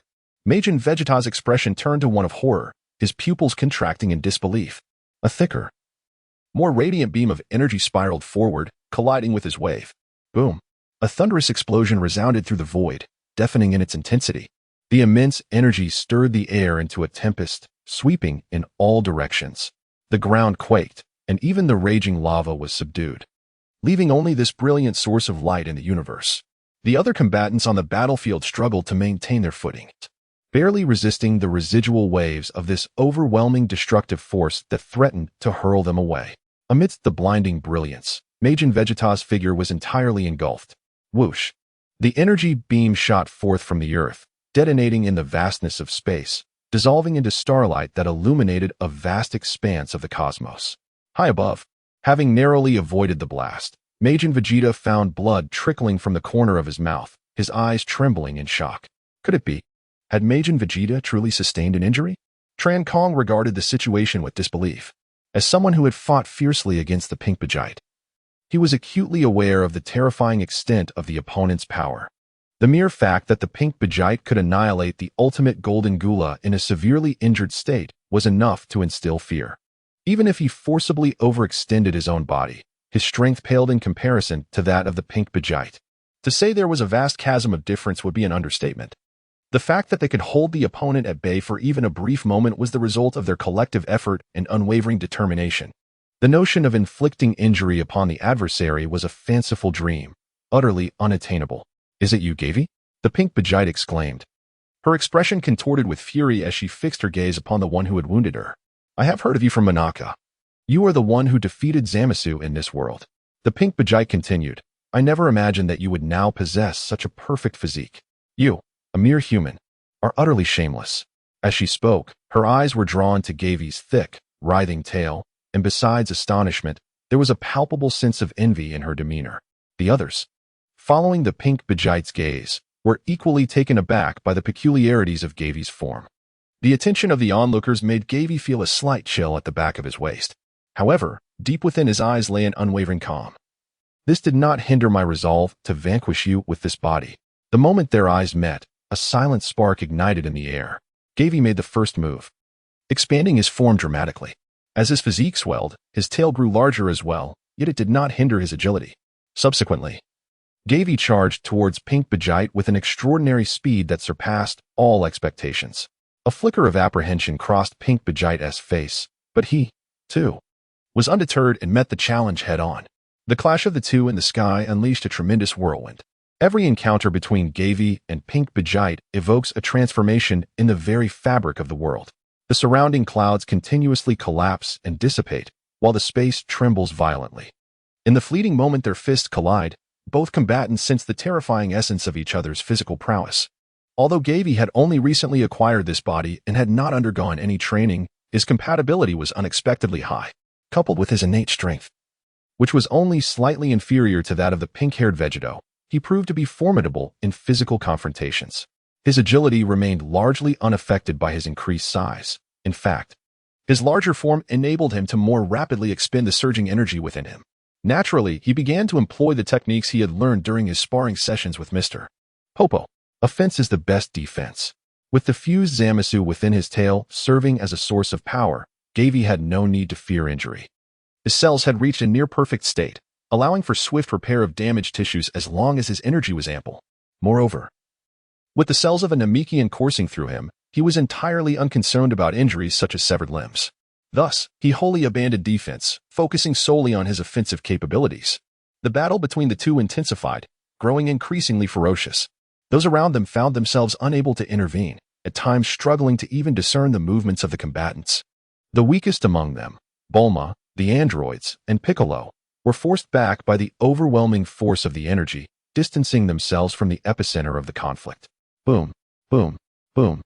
Gavie's reckless approach had driven the pink-haired Vegito into a disadvantageous position. He screamed in fury, "Despicable human!" Gavie remained silent, seizing the opportunity to deliver a fierce onslaught of punches to Pink Baguette. How infuriating! How dare he shatter my nasal bone? Chapter 93. The Earth can barely endure. Pink Baguette's expression turned menacing. Suddenly, his figure vanished from sight. Boom. The space trembled as a multitude of air currents surged forth, and in an instant, Pink Baguette's silhouette lunged toward Gavie. Gavie remained composed, lifting his leg to deliver a sweeping kick. A jarring crack echoed, a sound that sent shivers down the spine. "Ah, you bastard!" Pink Vegeta howled in agony. Moments ago, his shin had collided violently with Gavie's right knee, and after such a brutal clash, Pink Vegeta's left leg had suffered a fracture. Gavie struck mercilessly, seizing the opportunity before his opponent could recover from the excruciating pain, and swung his colossal tail like a pendulum towards the head of Pink Baguette. Bang! Pink Baguette barely had time to raise her arms in defense before being sent flying. Boom! The Earth's crust shattered repeatedly, sending countless fragments and dust scattering into the air. Gavie's eyes narrowed, shimmering with a fierce determination. This sensation was exhilarating. He had never imagined he could inflict such a devastating defeat upon the formidable Vegito. The opponent possessed an unparalleled physique, yet lacked the corresponding will and skill. Of course, this was not without the contribution of Gula, who had compelled the two dark beings to fuse prematurely, resulting in Vegito's form not achieving its optimal state. Were it not for this, given Gavie's current prowess, it would have been far from easy to overcome his adversary. Detestable humans. Vegito gradually straightened, wiping the blood that trickled from the corner of his mouth. He cast a maniacal grin at Gavie, proclaiming, "I no longer need this planet, this world. I shall annihilate you along with the entire galaxy." A chilling roar erupted from Vegito as his muscles bulged, tearing through his garments. With clenched fists, he pounded his chest, seemingly succumbing to a frenzy, his aura surging dramatically. A terrifying, resplendent crimson energy surged upward, forming a colossal beam of light that pierced the heavens. The Earth trembled. The entire planet quaked. Mountains crumbled in vast sways across the surface of the Earth, the seas roiled with tumultuous waves, and hurricanes howled mercilessly. In the sky, thunder rumbled, and dark clouds billowed ominously. All creatures fled in panic, while the remaining humans gazed in despair at the apocalyptic scene unfolding before them. The warriors' pupils dilated as they suddenly cast their gazes downward. The ground fissured, grotesque chasms tearing open. Streams of unknown black substances erupted from the Earth's core. This is bad. That fiend Vegito intends to destroy the Earth along with himself. He is recklessly exhausting his own strength. Such actions could lead to his demise. How could he choose this path? He must be stopped. A smirk curled at the edge of Vegito's lips, emanating an air of boundless arrogance. Humans. This is the wrath of the divine. As Gavie rushed towards the Pink Vegeta, he happened to overhear this declaration, reaching the level of Pink Vegeta. The notion of destroying a planet is indeed not an exaggeration. A mere thought is sufficient. Despite Gavie's swift arrival at the opponent's side, it was already too late. The very core of the Earth had been affected. He furrowed his brow, channeling his entire energy into a singular peak. Boom. His fist collided with the chest of the pink-hued Vegeta, unleashing a dazzling crimson radiance. Amidst the resounding crash, the ground shattered, and debris scattered in all directions. In an instant, their forms were engulfed by the intense brilliance. The pink-hued Vegeta let forth a beastly roar of anguish. Yet, Gavie remained unmoved, a glint of murderous intent flashing in his eyes. He forcefully stomped his right foot upon his opponent, immediately launching another assault. Each of his punches and kicks resonated with explosive sounds, striking relentlessly upon the pink Vegite like a heavy hammer. The earth trembled violently and all around the globe. Lava erupted, transforming the world into a purgatory of doom. With a resounding crash, the pink Vegite was sent sprawling several miles away, blood spewing from his mouth. His complexion as pale as parchment. Nevertheless, the manic smile on his face did not wane. Do you think you can prevent my destruction of the earth? It is futile. For beings of our caliber, annihilating a planet requires but a mere thought. The pink Vegite continued. You must have found it exceedingly arduous to restrain the extent of your power for the sake of the earth. Now, the very planet you cherish is on the brink of annihilation. Haha. Only those trapped in desperation would resort to such foolish actions. Gavie narrowed his eyes and spoke coldly. As Gavie spoke, an overwhelming aura suddenly surged around him, radiating outward like a terrifying pressure centered upon him. In an instant, Gavie struck with lightning speed, seizing the hair of the pink-haired Vegeta and yanking it towards his gaze. With his other massive hand, he gripped the opponent's body firmly. With a violent twist of his hands, a resounding roar erupted from him. The pink-haired Vegeta let out a piercing scream, struggling desperately. After a fierce struggle, the current pink-haired Vegeta had exhausted all her strength, utterly incapable of breaking free from Gavie's grasp. The crisp sound of snapping bones echoed repeatedly. The pink-haired Vegeta writhed in agony, trembling uncontrollably. Gavie showed no mercy, twisting repeatedly. With a sharp crack, the once invincible visage of pink Vegeta was now contorted and grotesque, his mouth spewing forth a copious amount of crimson liquid. Ah, damn those humans. I am a deity. Yet, what does divinity matter? Contemplating the impending destruction of Earth. Gavie's gaze darkened. With renewed vigor, he twisted his hands once more. The sound of snapping bones echoed as countless fractures riddled pink Vegeta's body, even his neck folding in a bizarre manner.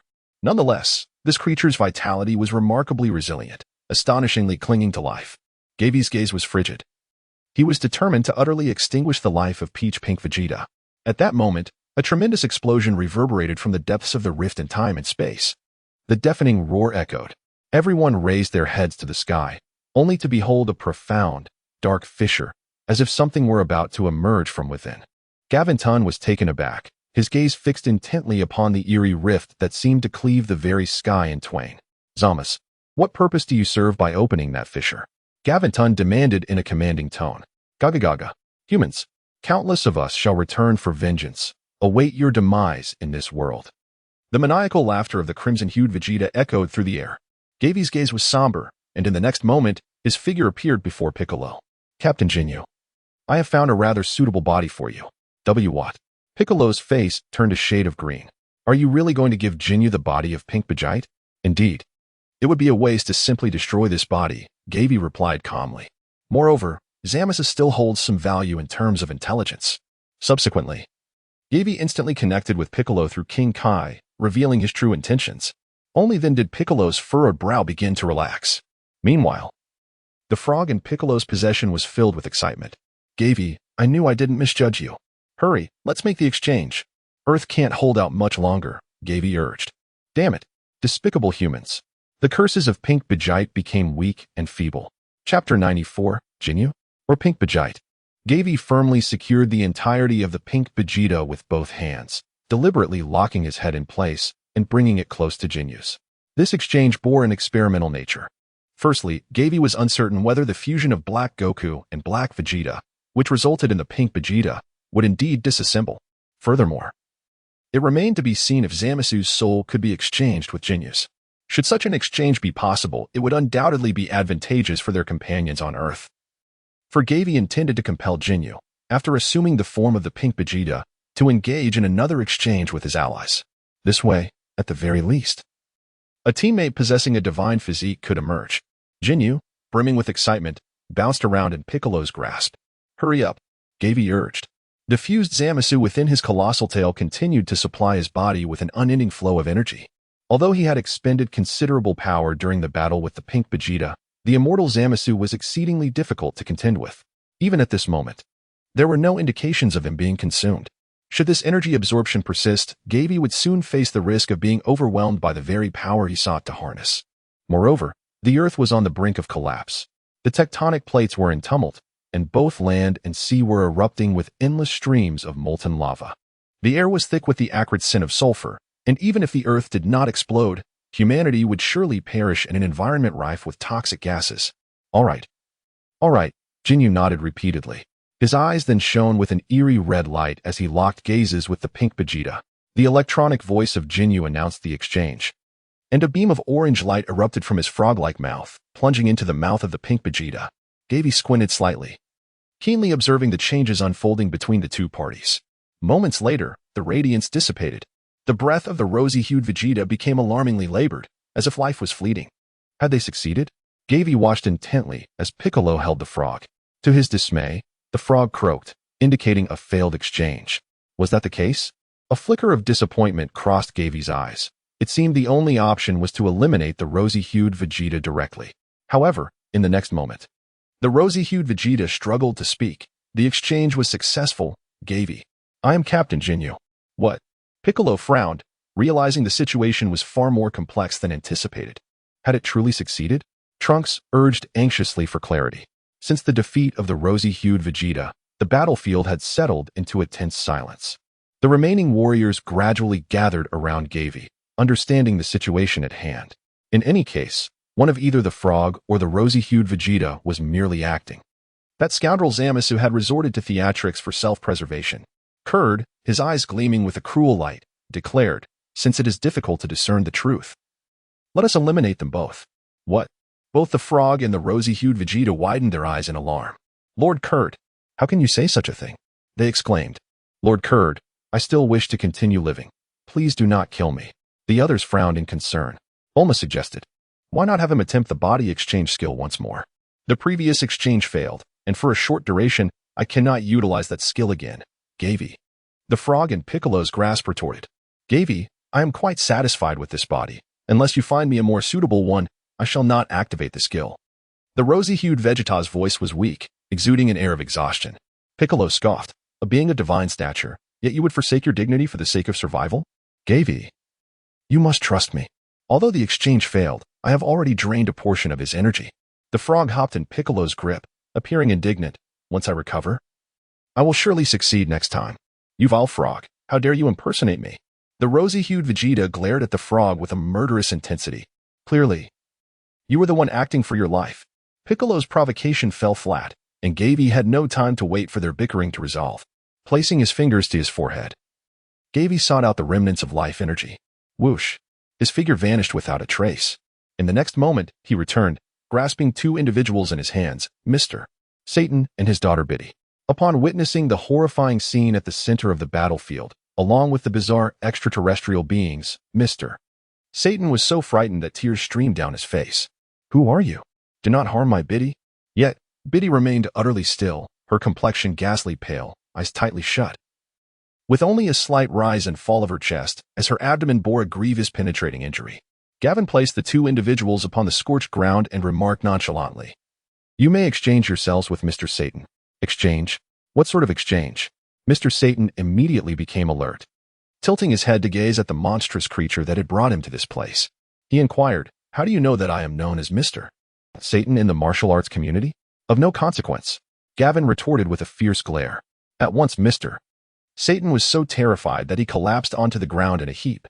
Gavie has no intention of providing explanations. Time is of the essence, and he has numerous adversaries to contend with. All right, Gavie. I shall change immediately. Have Trunks assist me in regaining my strength. The frog readily agreed. I too require a restoration of my energy to activate my transformation ability. Pink Vegeta chimed in. After a moment's hesitation, Trunks promptly approached to aid the frog in recuperating. Subsequently, he disregarded Pink Vegeta and moved to stand beside Videl, placing his hands upon her. Hey, what do you intend to do to my daughter? She is on the verge of death, Mr. Satan bellowed, rising in an attempt to fend off Trunks. Mr. Satan, he is treating your daughter's injuries, Gavie whispered. Ignoring Mr. Satan's frantic struggles, he lifted him and placed him in front of the frog. The frog glanced at Gavie and, somewhat awkwardly, remarked, Gavie, the appearance of this Earth gentleman does not align with my aesthetic preferences. I am determined to successfully exchange with Pink Vegeta this time. You must believe in me. Gavie had already formed a judgment in his heart and calmly agreed. Very well. Big furrowed his brow slightly and then gently nodded at Gavie. Gavie's released his grip on Satan's hand. Ignoring everything else, Satan, upon seeing Tranquil's hand resting on his daughter's shoulder, immediately erupted in a furious roar. "How dare you touch my daughter? She needs a doctor now." His fists clenched tightly, radiating a readiness to strike. However, when Satan confronted Tranquil, he was momentarily taken aback. His daughter's complexion was rosy, and her abdomen no longer bled. In her opened eyes sparkled an incredulous light. What on earth was happening? She had been gravely injured, nearly on the brink of death. An expression of disbelief washed over Satan's face. Was this an illusion? Tranquil shook his head slightly, his expression grave, and said, "This place is perilous. I shall take you to safety." Without allowing the father and daughter to refuse, he seized them both and vanished from the spot. Gazing at the frog in Piccolo's hand, Gavie spoke calmly, "Captain Jinyu, please proceed." Chapter 95. The Dark Ones reunite. The frog nodded, its eyes gradually glowing an eerie crimson. Yet, in the next moment, crack. The space shattered like glass, and a dazzling stream of red light suddenly burst forth, appearing at the heart of the battlefield. The onlookers were immediately struck by an overwhelming aura, snapping back to reality as they gazed skyward. There, a disheveled figure emerged, engulfed in flames of pink, red, and purple. "Pink Vegeto!" Gohan exclaimed in astonishment. Pink Vegeto, blood trickling from his lips and his attire tattered, nonetheless appeared to be in excellent spirits. His eyes flickered as he surveyed the battlefield, murmuring to himself, "It seems I have shaken off that fat cat." However, upon spotting the severely injured, near-lifeless Pink Vegeto, his pupils dilated sharply. With a furious shout, Pink Vegeto's surroundings warped, and he transformed into a streak of red light, vanishing from sight. So swift. Gohan and the others stood dumbfounded. In the blink of an eye, Pink Vegeto reappeared among them, channeling a sinister energy as he unleashed a powerful punch toward Gavie's head. Gavie's gaze narrowed sharply. The control over his body by Pink Gogeta surpassed that of Pink Vegeto by leaps and bounds. The opponent's punch was evidently a full-powered strike, imbued with an astonishing force that firmly locked onto him. Before the fist could land, the earth beneath Gavie could no longer withstand the immense pressure, collapsing entirely. The others were similarly pinned to the ground by the overwhelming force, rendered immobile. The head was the critical weakness of Perfect Cell, and regardless of whether this onslaught was intentional or not, Gavie dared not take any risks. Moreover, with comrades by his side, he had no choice but to withstand this blow. A protective shield, an ominous crimson barrier enveloped him instantaneously, as Gavie crossed his arms above his head in defense. Boom! A deafening roar echoed, and blinding light surged forth. The collision unleashed a cataclysmic shockwave, as if the very earth had been struck by a falling meteor, creating a colossal pit. The ground trembled violently, shaking as fierce winds capable of rending stone whipped around them. As the smoke from their clash dissipated, Gavie's figure emerged before the onlookers. He stood at the bottom of the massive crater, his armored exterior marred by cracks, and his robust muscles adorned with gruesome scars. That previous collision had the potential to obliterate the planet in an instant. Yet, Gavie had met it head-on, refusing to yield, forcefully suppressing the residual waves of their battle to the surface of the earth, delaying its impending doom.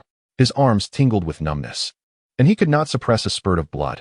As he searched for his adversaries, he was startled to discover that Pink Vegeto and Jinyu had vanished without a trace.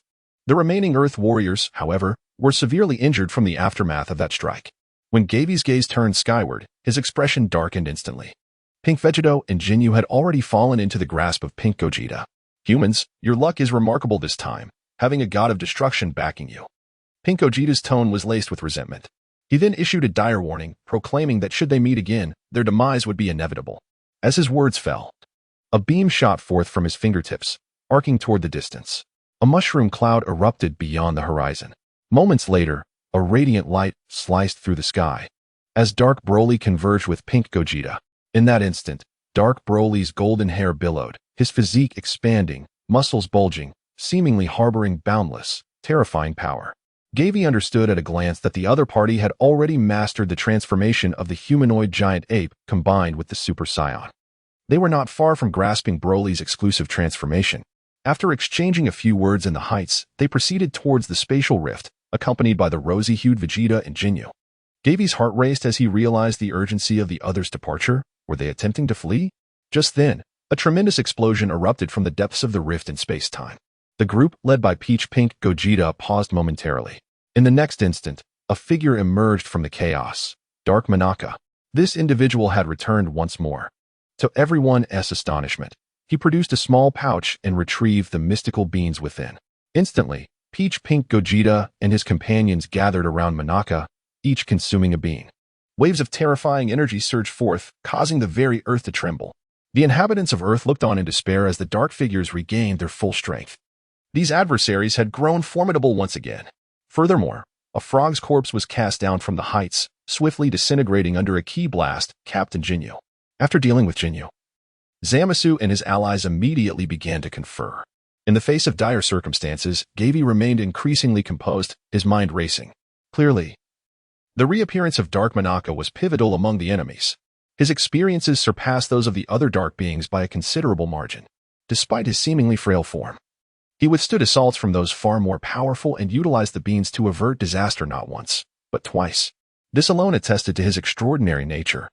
It was no wonder Zamasu was well informed about the Dragon Balls on Earth. He had previously located Pilaf's underground factory with precision, plotting to seize the Dragon Balls from Bulma.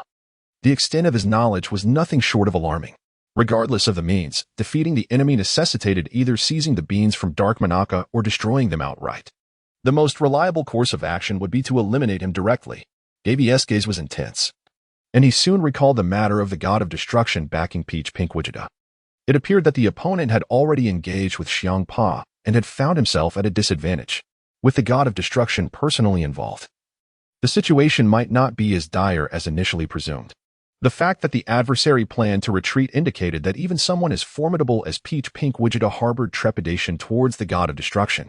However, Gavie had never been the optimistic type, especially after enduring a series of unexpected setbacks, and he was reluctant to envision a favorable outcome. In his current state, he believed that everything must be fought for through one's own efforts. After all, in this world, power was the ultimate currency. Gavie took a deep breath, his eyes gradually hardening with resolve. At that moment, Trunks re-entered the battlefield. His gaze trembled as he looked upon the figures in the sky. Yet there was no trace of fear in his expression. Instead, a fierce determination began to rise within him. Trunks immediately commenced healing the others. Gavie, do you feel confident in handling them? He inquired as he positioned himself beside Gavie. To be honest, not at all, Gavie replied calmly, then lifted his head to gaze at the looming figures of darkness above. However, I have no reason to retreat. A streak of light descended beside Gavie, revealing Frieza, who wore an expression of exasperation. These wretched scion monkeys are somehow bouncing back to life, he exclaimed. Hey, Frieza, we are currently on the same side. Trunks retorted in dissatisfaction. Humph. Frieza shot a venomous glare at Trunks. That does not prevent me from despising you. As their conversation concluded, everyone turned their attention to the four dark figures in the sky. Piccolo, I may need to rely on your Demon Seal Wave shortly, Gavie slowly began. Chapter 96, Demon Seal Wave. If you can buy me time to create the sealing talisman, I will unleash the Demon Seal Wave with all my might. Even at the cost of my life. Piccolo furrowed his brow deeply. Gavie nodded, stating that during the battle, he would strive to delay the enemy, taking advantage of their inaction, and suggested starting immediately. Without hesitation, Piccolo conjured a pen and paper with his magic. Upon witnessing the remarkable sorcery of the Namekian, Gavie's eyes sparkled with intrigue. By the way, are you familiar with something called a Matryoshka doll? He inquired. Piccolo appeared somewhat bewildered by the question. Gavie promptly elucidated the concept of the Russian nesting doll to him. You mean, smaller containers are nested within larger ones, layered upon one another? A seismic shock coursed through Piccolo's pupils, leaving him profoundly astonished. Indeed, inspired by this revelation, Piccolo immediately conjured a complete set of containers that bore identical appearances, yet varied significantly in size. He then promptly knelt down and began inscribing magical symbols on the ground. Mr. Gavie, though this idea is rather cunning, I find it quite appealing, Frieza remarked, inhaling sharply and forcing a smile of begrudging admiration. At this moment, the king, with one eye swollen to an alarming degree, bore a slightly crooked mouth, his left arm hanging limply by his side, and his tail severed at its base. It appeared he had endured a severe beating from Dark Broly. Frieza, your injuries are quite grave. Allow me to assist in your healing. Trunks, having completed the treatment for the others, had now clearly noticed the king's wounds. Humph. Frieza narrowed his eyes slightly, turning his head away from Trunks, and coldly replied, Very well. Now is the time to set aside grievances and unite in battle. Trunks, undeterred by Frieza's demeanor, gently placed his hand upon the king. Moments later, Frieza's injuries healed completely. Even his severed tail regrew. Once the treatment was concluded, the king swiftly swatted Trunks' hand away. Gavie stifled a chuckle within, refocusing his attention on Bick. In a brief span, the first sealing spell had already reached its halfway completion. He reminded Tran to remain vigilant in assisting Bick to regain his stamina. Should he exhaust his energy during the execution of the skill, the magical sealing wave could be abruptly interrupted. Just then, from the heavens above, the voice of Peach Pink Gogeta resonated in the ears of all present. My current strength has likely surpassed that of the god of destruction. If that is the case, let us commence with the mastery of this time and space. Peach Pink Gogeta's tone was calm yet brimming with confidence, instilling a palpable sense of pressure among the crowd. Suddenly, his words were cut off, and a thunderous roar erupted from the sky as countless clouds coalesced into a swirling vortex. The vortex spun with increasing velocity, gradually becoming a pitch-black abyss, exuding an aura of catastrophic danger. Simultaneously, the mist surrounding the vortex trembled violently, as if the very fabric of space were contorting. In the next moment, a dazzling dark light erupted from within the vortex, followed by the sudden descent of a colossal dark purple plasma sphere. The onlookers gazed upward at the plummeting orb of dark purple energy, their brows furrowing instinctively. They could acutely sense the terrifying power it contained. This strike seemed likely to be far more than mere devastation of the earth. Gavie immediately raised a colossal protective shield, sheltering everyone behind him. He assumed a formidable stance and bellowed with fervor, ultimate turtle school energy wave. A spiraling azure beam collided thunderously with a dark violet plasma sphere. Before the two forces could converge, they erupted in a dazzling brilliance, illuminating the entirety of the space. In the moment of collision, a violent shockwave surged outward in all directions. The ground beneath fractured inch by inch, soil was sent flying, and the surface erupted with profound fissures. The surface of the gigantic shield rippled violently under the impact of the aftershocks. With a crack, the shield's surface slightly dented, revealing spiderweb-like fractures. Witnessing this scene, the expressions of the crowd changed subtly.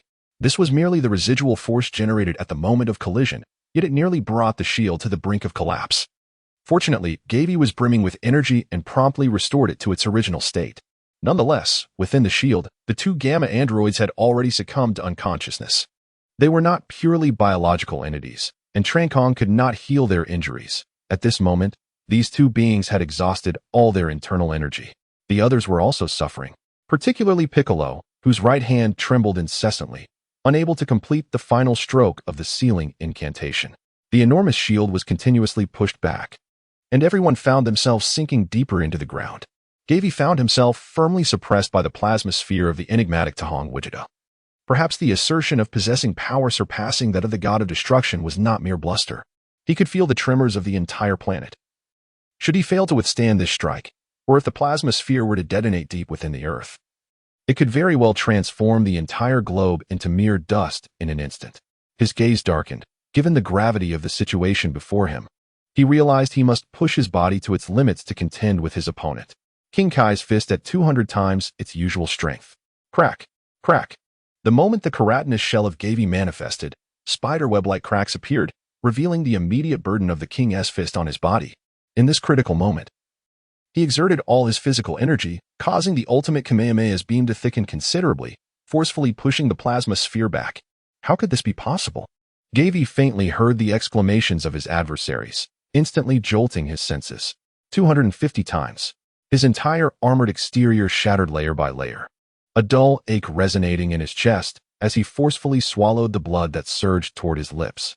The crimson aura enveloping him surged dramatically, ascending towards the heavens and radiating a blinding red brilliance. At that very moment, Gohan, the father-son duo of Frieza, and Bulma unleashed their energy waves, merging them with Gavie's own light wave. Meanwhile, Trunks promptly placed his hand upon Gavie, administering healing to his wounds. Boom. The pale-eyed Gogeta's pupils constricted sharply as he braced against the rebound of the dark violet plasma sphere. A tempest roared, dimming the world around them. The very fabric of space at the point of impact fragmented, rebirthed, and then collapsed. The matter caught in the blast was instantaneously evaporated and dissolved, compelling everyone to squint against the blinding light. How could this be possible? The incredulity echoed in Gogeta's roar.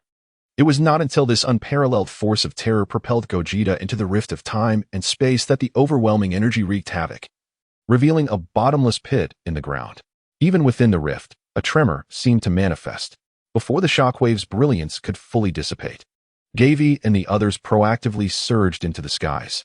Gavie, undeterred by the obstruction of Dark Broly, unleashed a barrage of energy spheres, creating a cloud of dust. He then surged towards Dark Manaka, intent on eliminating this pivotal adversary. Simultaneously, a green light flickered on the ground.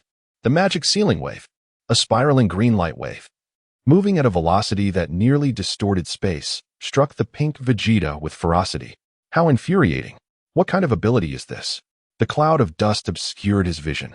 And caught off guard, the pink Vegeta was struck by the attack, his form being violently torn apart by the spiraling beam. He struggled desperately to free himself from the grasp of the light wave, only to realize that his entire body was twisting and rotating. Suddenly, he became aware that he was being pulled away from his original position by the beam. Piccolo furrowed his brow, sweat beading on his forehead as he gritted his teeth, desperately holding on. At that moment, Trunks placed a hand on him, replenishing his waning stamina. Piccolo relaxed his brow, focusing all his mental energy to guide the magic ceiling wave. At his feet lay all the containers and a completed sealing talisman. Moments later, the green beam abruptly turned downward, plunging towards the prepared container. Chapter 97, The Frenzied Pink Broly.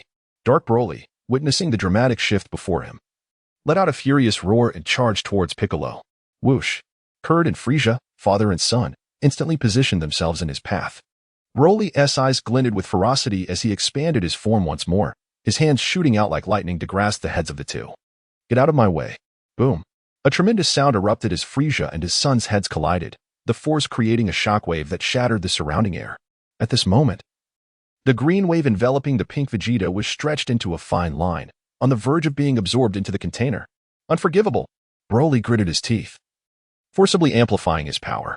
His aura surged dramatically, his upper garments bursting apart as his muscles expanded, disintegrating into countless strips. Most terrifyingly, his hair was tinged with a vibrant green. This was the Super Saiyan Ultra power combined with the berserk state of the great ape. Yet, at this moment, aside from Frieza and his son, no one paid heed to Broly's transformation. All eyes were fixated on the green light, guided by Piccolo. The green light, embodying the hopes of many, became dazzlingly brilliant.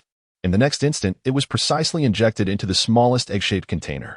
Rumbling, the green light flowed ceaselessly, causing the egg-shaped container to shake violently. Trunks rushed forward, pressing both hands firmly against the trembling vessel.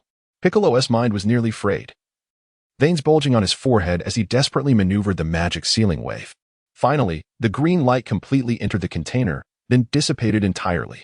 Without needing Piccolo's reminder, Trunks swiftly sealed the lid, grasping the sealing talisman and pressing it firmly onto the still-quaking container. Snap! The seal charm adhered firmly, and the egg-shaped container fell into silence. Piccolo's lips trembled with anticipation, while Trunks wiped the beads of sweat from his forehead, revealing a glimmer of relief. However, in the next moment, a faint trembling sound emanated from the egg-shaped container on the ground. Both Piccolo and Trunks, upon witnessing this scene, wore expressions of dread. The sealed pink Vegito was still capable of struggling. Without a moment's hesitation, Piccolo pressed himself against the ground once more, hastily drawing a second charm. Buy me 30 more seconds. Bulma immediately shielded the container in her hands, while Gohan stood protectively in front of Piccolo. Trunks took a deep breath, turning his gaze towards the raging Broly, who was rapidly advancing after sending Frieza and his father flying, his eyes ignited with fierce combat spirit. Transforming into Super Saiyan 3, Trunks gritted his teeth and charged forward. On the other side, the Dark Manaka was relentlessly pursued by Gavie, having been driven into a corner. Under Gavie's frenzied assault, he retreated step by step, his body marred with countless wounds, blood streaming profusely. Even as he desperately evaded, continuously utilizing spatial vortices to escape, he could not shake off Gavie's relentless pursuit. The sheer madness of his opponent filled him with dread. This individual truly seemed intent on ending his life. Had his identity as the nexus connecting all timelines been exposed? Yet, he had no information on this figure, only knowing that he was called Gavie, who had, through a series of unfortunate events, exchanged bodies with this monstrous entity. Their only previous interaction had been marred by Gavie's unexpected interference, sabotaging his efforts to collect the Dragon Balls on Earth. Now, it seemed that Gavie had become the greatest obstacle to his control over this timeline. Not only was the fused Zamasu firmly ensnared within him, but even Pink Vegito had been sealed by his gang's enigmatic abilities. Who exactly was this individual? If given a choice, a black pendulum swept towards him, rapidly enlarging in his vision. With a resounding boom, Monaka felt his entire body being crushed. Countless bones fracturing under the impact. An excruciating pain surged through him, and he was uncontrollably sent flying. As his opponent closed in once more, a colossal fist, radiating a brilliant red glow, descended upon him. It seemed he was about to be obliterated in a single blow.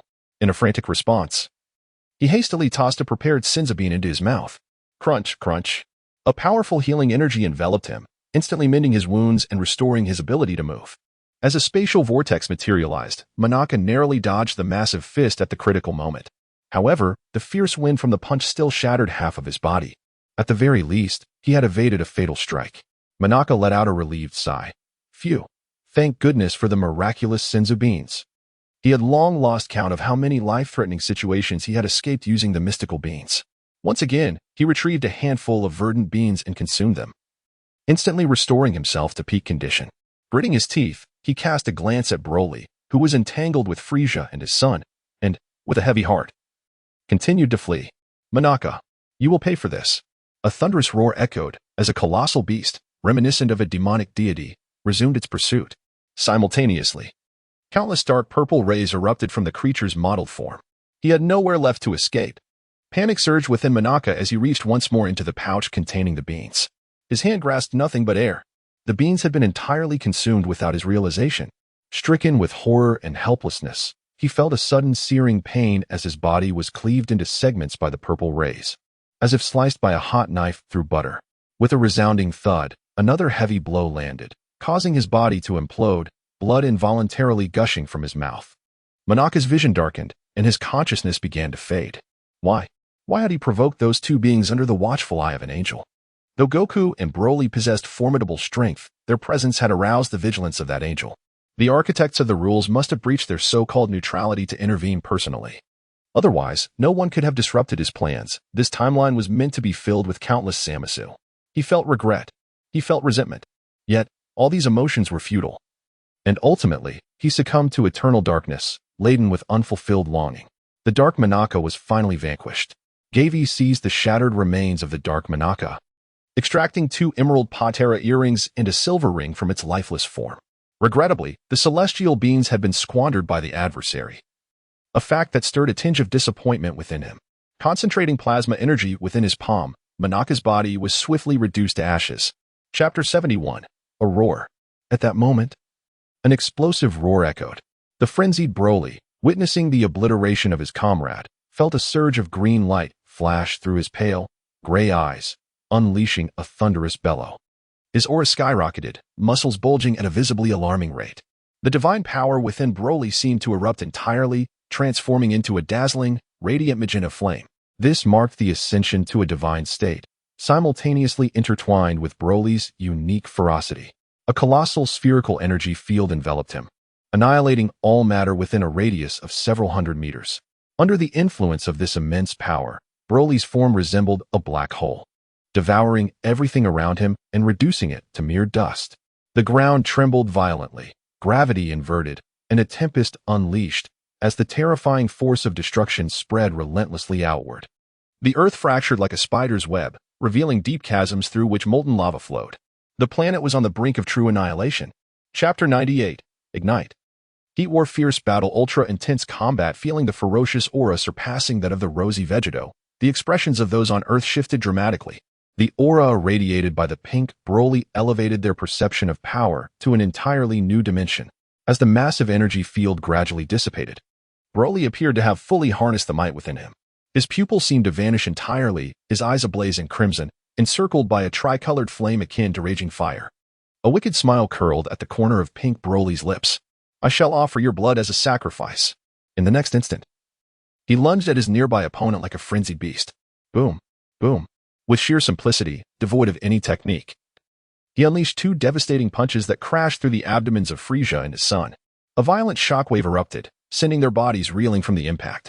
Seizing the opportunity during the assault, Super Saiyan Trunks gathered all his energy to unleash a final Kamehameha wave. Boom. The energy wave struck Broly directly in the chest, erupting into a breathtaking display of cerulean fireworks. Remarkably, amidst the explosion, Broly remained utterly unyielding. In an instant, pink Broly emerged from the brilliance, delivering a crushing blow to Trunks' chest. Trunks' back arched dramatically, a jet of blood erupting from his mouth. Like an arrow, Broly descended upon Trunks, driving him deep into the earth. The resilient rock was pierced through countless layers, reaching the depths below. Trunks cried out in excruciating agony. Immediately thereafter, Broly raised his foot, poised to stamp down upon Trunks' face. Die! The rose-hued Broly roared with fervor, his eyes brimming with a thirst for blood and unbridled savagery. Trunks sought to evade him, yet he could only manage to dodge a fraction of the onslaught. Thud! A colossal foot crashed down upon Trunks' shoulder, causing the ground to yield beneath them. The two figures descended closer to the Earth's core. Boom! Boom! Boom! Broly continued his relentless assault, each stomp reverberating through the planet, which could no longer withstand such a ferocious display of power, spiraling towards ruin. Hee hee hee hee hee. Ha ha ha. From the depths of the Earth's core, the maniacal laughter of the rose-hued Broly echoed. Boom. A gigantic fist, imbued with an aura of inexorable destruction, struck the back of rose-hued Broly. It arrived just in time, delivering a powerful punch. The entire space seemed to erupt and gave faintly glimpsed the shattering fragments of dimensions. A thunderous shockwave radiated in all directions, and the surface of the earth was instantaneously adorned with fiery crimson cracks. However, Broly, who had taken the full brunt of the blow, merely staggered slightly before swiftly regaining his composure. With a sinister grin, he turned to face Gavie, his blood-red eyes firmly locking onto the suddenly appearing figure. How fortuitous! Allow me to demonstrate the formidable strength of this body. Gavie felt as though his heart skipped several beats, but he quickly regained his composure, relentlessly launching his attacks. Broly's lips curled into a mocking smile, remaining utterly unmoved despite Gavie's frantic onslaught. In this moment, Gavie had pushed the Kaioken technique to its utmost limit, achieving an astonishing 250 times its normal power. Boom! The ground trembled with increasing intensity with each punch that struck. Gavie has ceased to concern himself with the safety of Earth. The planet's destruction is already a foregone conclusion. What remains is merely a question of how much longer it can endure. Each punch he delivers is imbued with explosive energy, capable of inflicting unimaginable devastation upon the Earth's core. Yet, despite his utmost efforts, he is unable to inflict any substantial harm upon the pink Broly. At that moment, Gavie's pupils constricted. The pink Broly made his move. His right arm, as unyielding as rock and shimmering with a roseate hue, was raised and fiercely struck towards Gavie's chest. The sound of a crisp shatter echoed in the air as Gavie's armored shell fragmented and burst apart. His body was propelled backward in an instant, crashing through countless layers of rock before finally halting. Uniran's dare to defy a deity? The pink Broly ascended slowly into the sky, looking down upon all his adversaries with a gaze filled with disdain. Trunks struggled to return to the surface, his usual demeanor shattered, drenched in blood, and in utter disarray. He spotted the surviving Frieza family in the distance. Their condition was dire, each member battered and bruised, their breaths faint and labored. Gavie swiftly leaped from the ground, hovering before the rosy Broly. Do you truly believe victory is within your grasp? Gavie scoffed, for no matter how formidable you may be, your minions have been systematically eliminated one by us.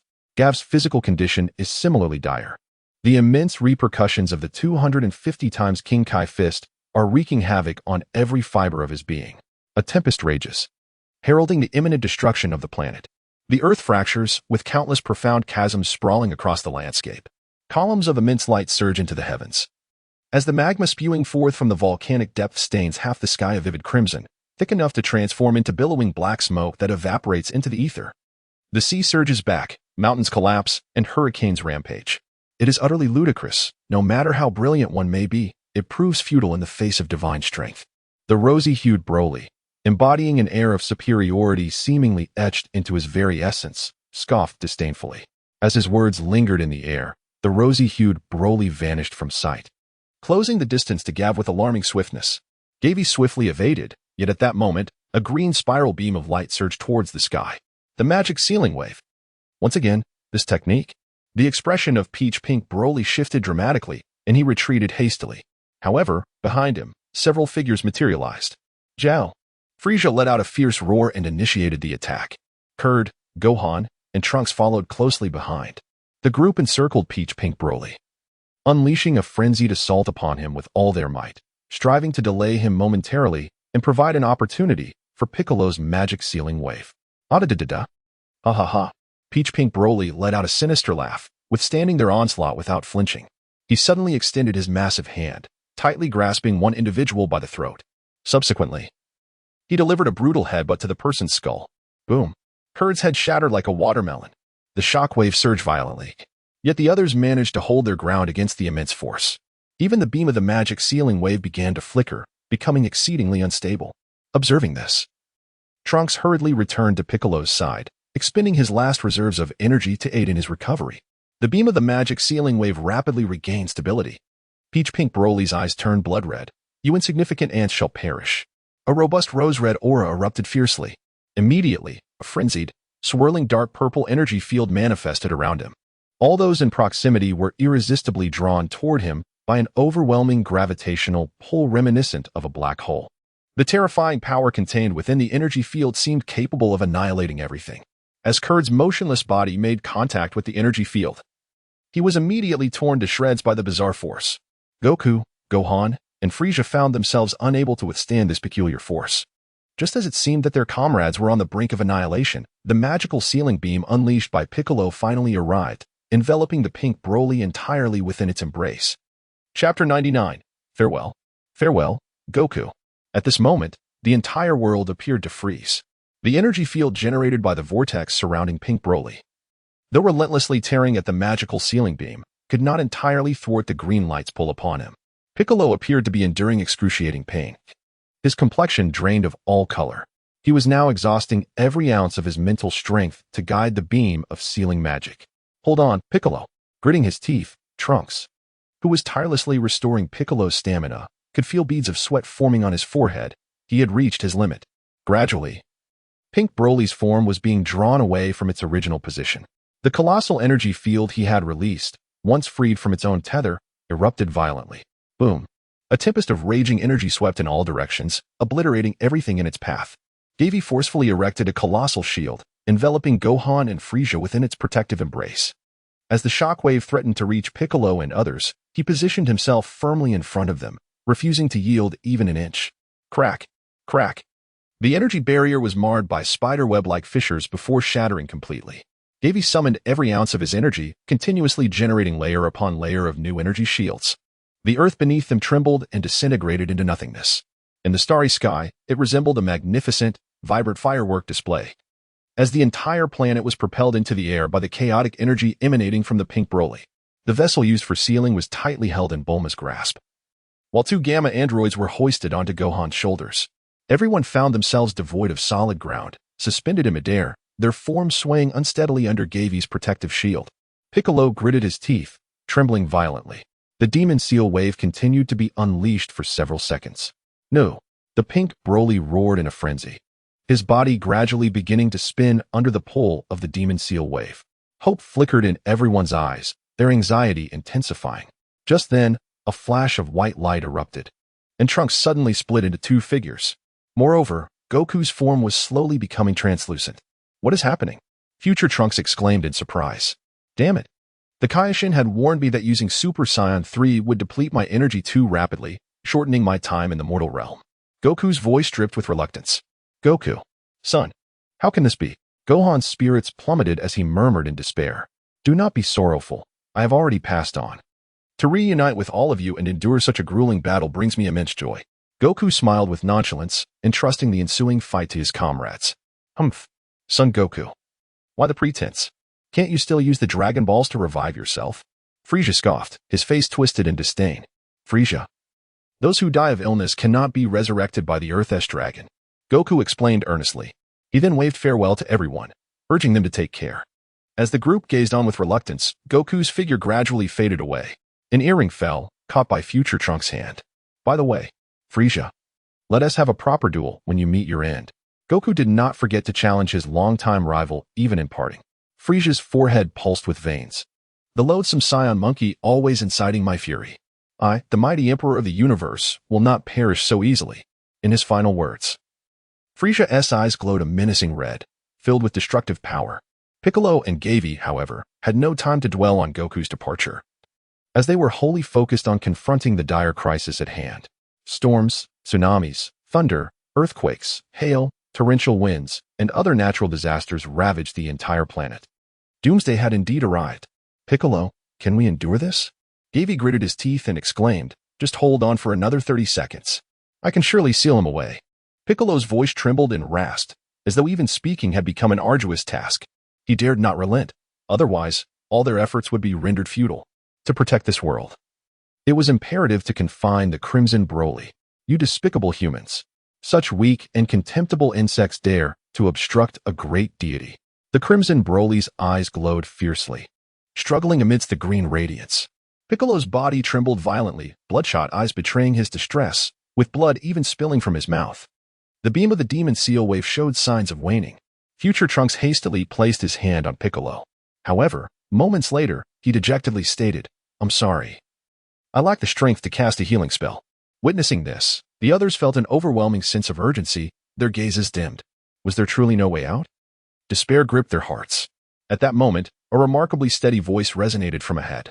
"Trunks, hand the earrings to the king." What? Future Trunks was taken aback. He immediately grasped the crucial point. The method to save the world was one he had never envisioned, leaving him momentarily stunned. Could it be? The others turned their heads towards Frieza. But how infuriating. Are you suggesting I merge with this brat? A sinister expression crossed Frieza's face. I would not mistake the foul scent of a scion. Frieza's visage contorted with revulsion, then transformed into a furious scowl. I would rather die than fuse with these uncouth wild monkeys. Gavie, left with no options, tentatively inquired, "What about merging with me? Perhaps a fusion between Cell and Frieza could indeed give birth to a more invincible warrior." Impossible. Frieza flatly refused. I would disdain to employ such a despicable tactic. I would accept defeat and death, yet never a humiliating victory. The others, upon hearing this, were rendered utterly speechless. Bulma slowly interjected, "Gavie, perhaps we should allow you to continue evolving." Most were somewhat puzzled by Bulma's implication. "Miss Bulma, do you mean you are willing to sacrifice yourself, allowing Gavie, who occupies Cell's max body, to absorb you?" Frieza queried. Upon hearing this, the others' expressions changed drastically. Frieza donned a contemplative look, then coldly remarked, "Though I cannot comprehend your emotions, this should not be an easy decision. Perhaps someone will suffer greatly from this."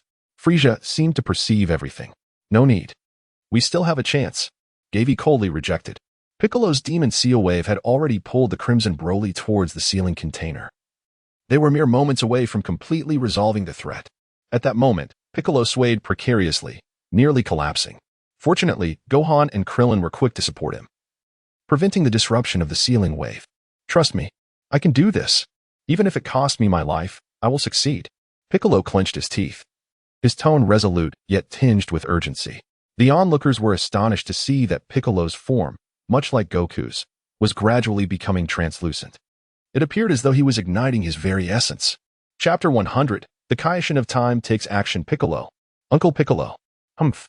That Namekian. Piccolo was sustained solely by sheer willpower, on the verge of complete dissolution. With a surge, the sealing wave precisely flowed into the containment vessel, a brilliant green light erupting forth. Broly, in his pink form, let out a roar of defiance, proclaiming, "How could I, a god, be reduced to this? At long last."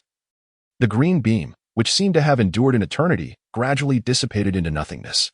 Piccolo successfully sealed the pink Broly within the vessel. A sense of relief washed over his face, and he soon closed his eyes, his figure dispersing like grains of sand.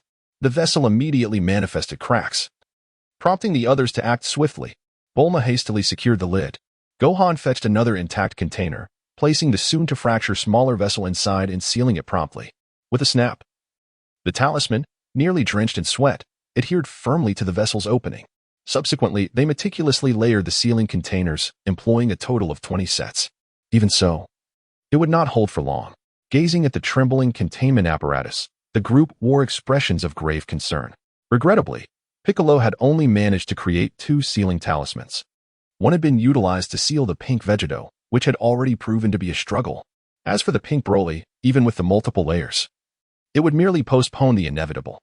Sooner or later, they would shatter the seal and re-emerge. "What should we do, Gavie?" Bulma inquired.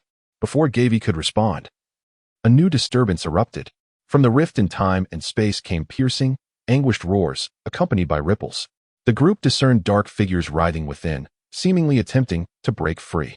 They recognized many familiar faces among them: Gohan, Trunks, Frieza, Cell, and Buu. Yet the majority remained unidentifiable. The aura surrounding these beings radiated a shared essence, an overwhelming depth of darkness and malevolence. They were all Zamasu. Gavie's expression shifted dramatically as he was once again engulfed by profound despair. While the others failed to recognize those shadowy figures, how could a devoted fan of Dragon Ball like Gavie not? Hit, Topo, Jiren, Super Saiyan 4 Goku, Super Saiyan 4 Vegeta, Granola, Gas, Elec, who knows how many timelines that rascal Zamasu has corrupted. Just as despair settled over everyone, a brilliant light pierced through the rift in time and space. In that moment, a woman clad in a white coat and fluffy yellow trousers, with a soft pink complexion, stepped gracefully into this world on the brink of destruction. Her exquisite features were accentuated by bright, clear eyes that radiated a sense of purity. The crowd gazed at this enigmatic woman in bewilderment, silently speculating about her identity. Who is she? Why has she appeared here so suddenly? The woman surveyed the chaotic scene around her, her demeanor calm and serene, before finally focusing her gaze on the rift in time and space. A slight frown crossed her brow. The affairs of the demon realm were already troublesome enough, and now this incident in the 12 universes? In the next instant, she waved her right hand. Countless mysterious runes cascaded down like meteors around the rift in time. In an instant, the dark purple space was filled with these enigmatic symbols. Following this, a golden radiance burst forth, forming chains that penetrated the rift. The light enveloped everyone, imparting a warm, indescribable sense of comfort and ease. The previously chaotic rift in time was instantly stabilized, and the fissures began to close gradually. The dark figures seemed to be confined, vanishing without a trace. While the cacophony faded away, the woman appeared weary, gently resting her hand on her chest, her breathing slightly hurried. It seemed that the earlier incantation had consumed considerable energy. Soon, her form began to shrink, transforming into that of a little girl. She turned to face the curious onlookers. With a smile, she explained, "I am Cronoa, the Supreme Kai of Time, tasked with ensuring historical accuracy and eliminating any incorrect elements." Upon hearing the title of Supreme Kai, the crowd felt a wave of reassurance wash over them. "I have temporarily halted Zamasu's plan to traverse this timeline. The rift will soon be fully repaired." However, at her words, the crowd, initially relieved, became anxious once more. "My divine powers are limited. I can only temporarily seal Zamasu within the folds of time." Unable to eradicate him completely, Gavie felt that the other party had done enough. At least this Supreme Kai of Time seemed reliable, and his strength surpassed that of an average Supreme Kai by a considerable margin. What will happen to Zamasu, who was sealed within the rift of time and space? Gavie inquired with curiosity. The Supreme Kai of Time sighed, stating that they would not be affected. The passage of time within the rift is nearly non-existent, rendering them unable to escape. However, there is also the Supreme Kai of the demon realm sealed within, and I am uncertain what the ultimate outcome will be. The Supreme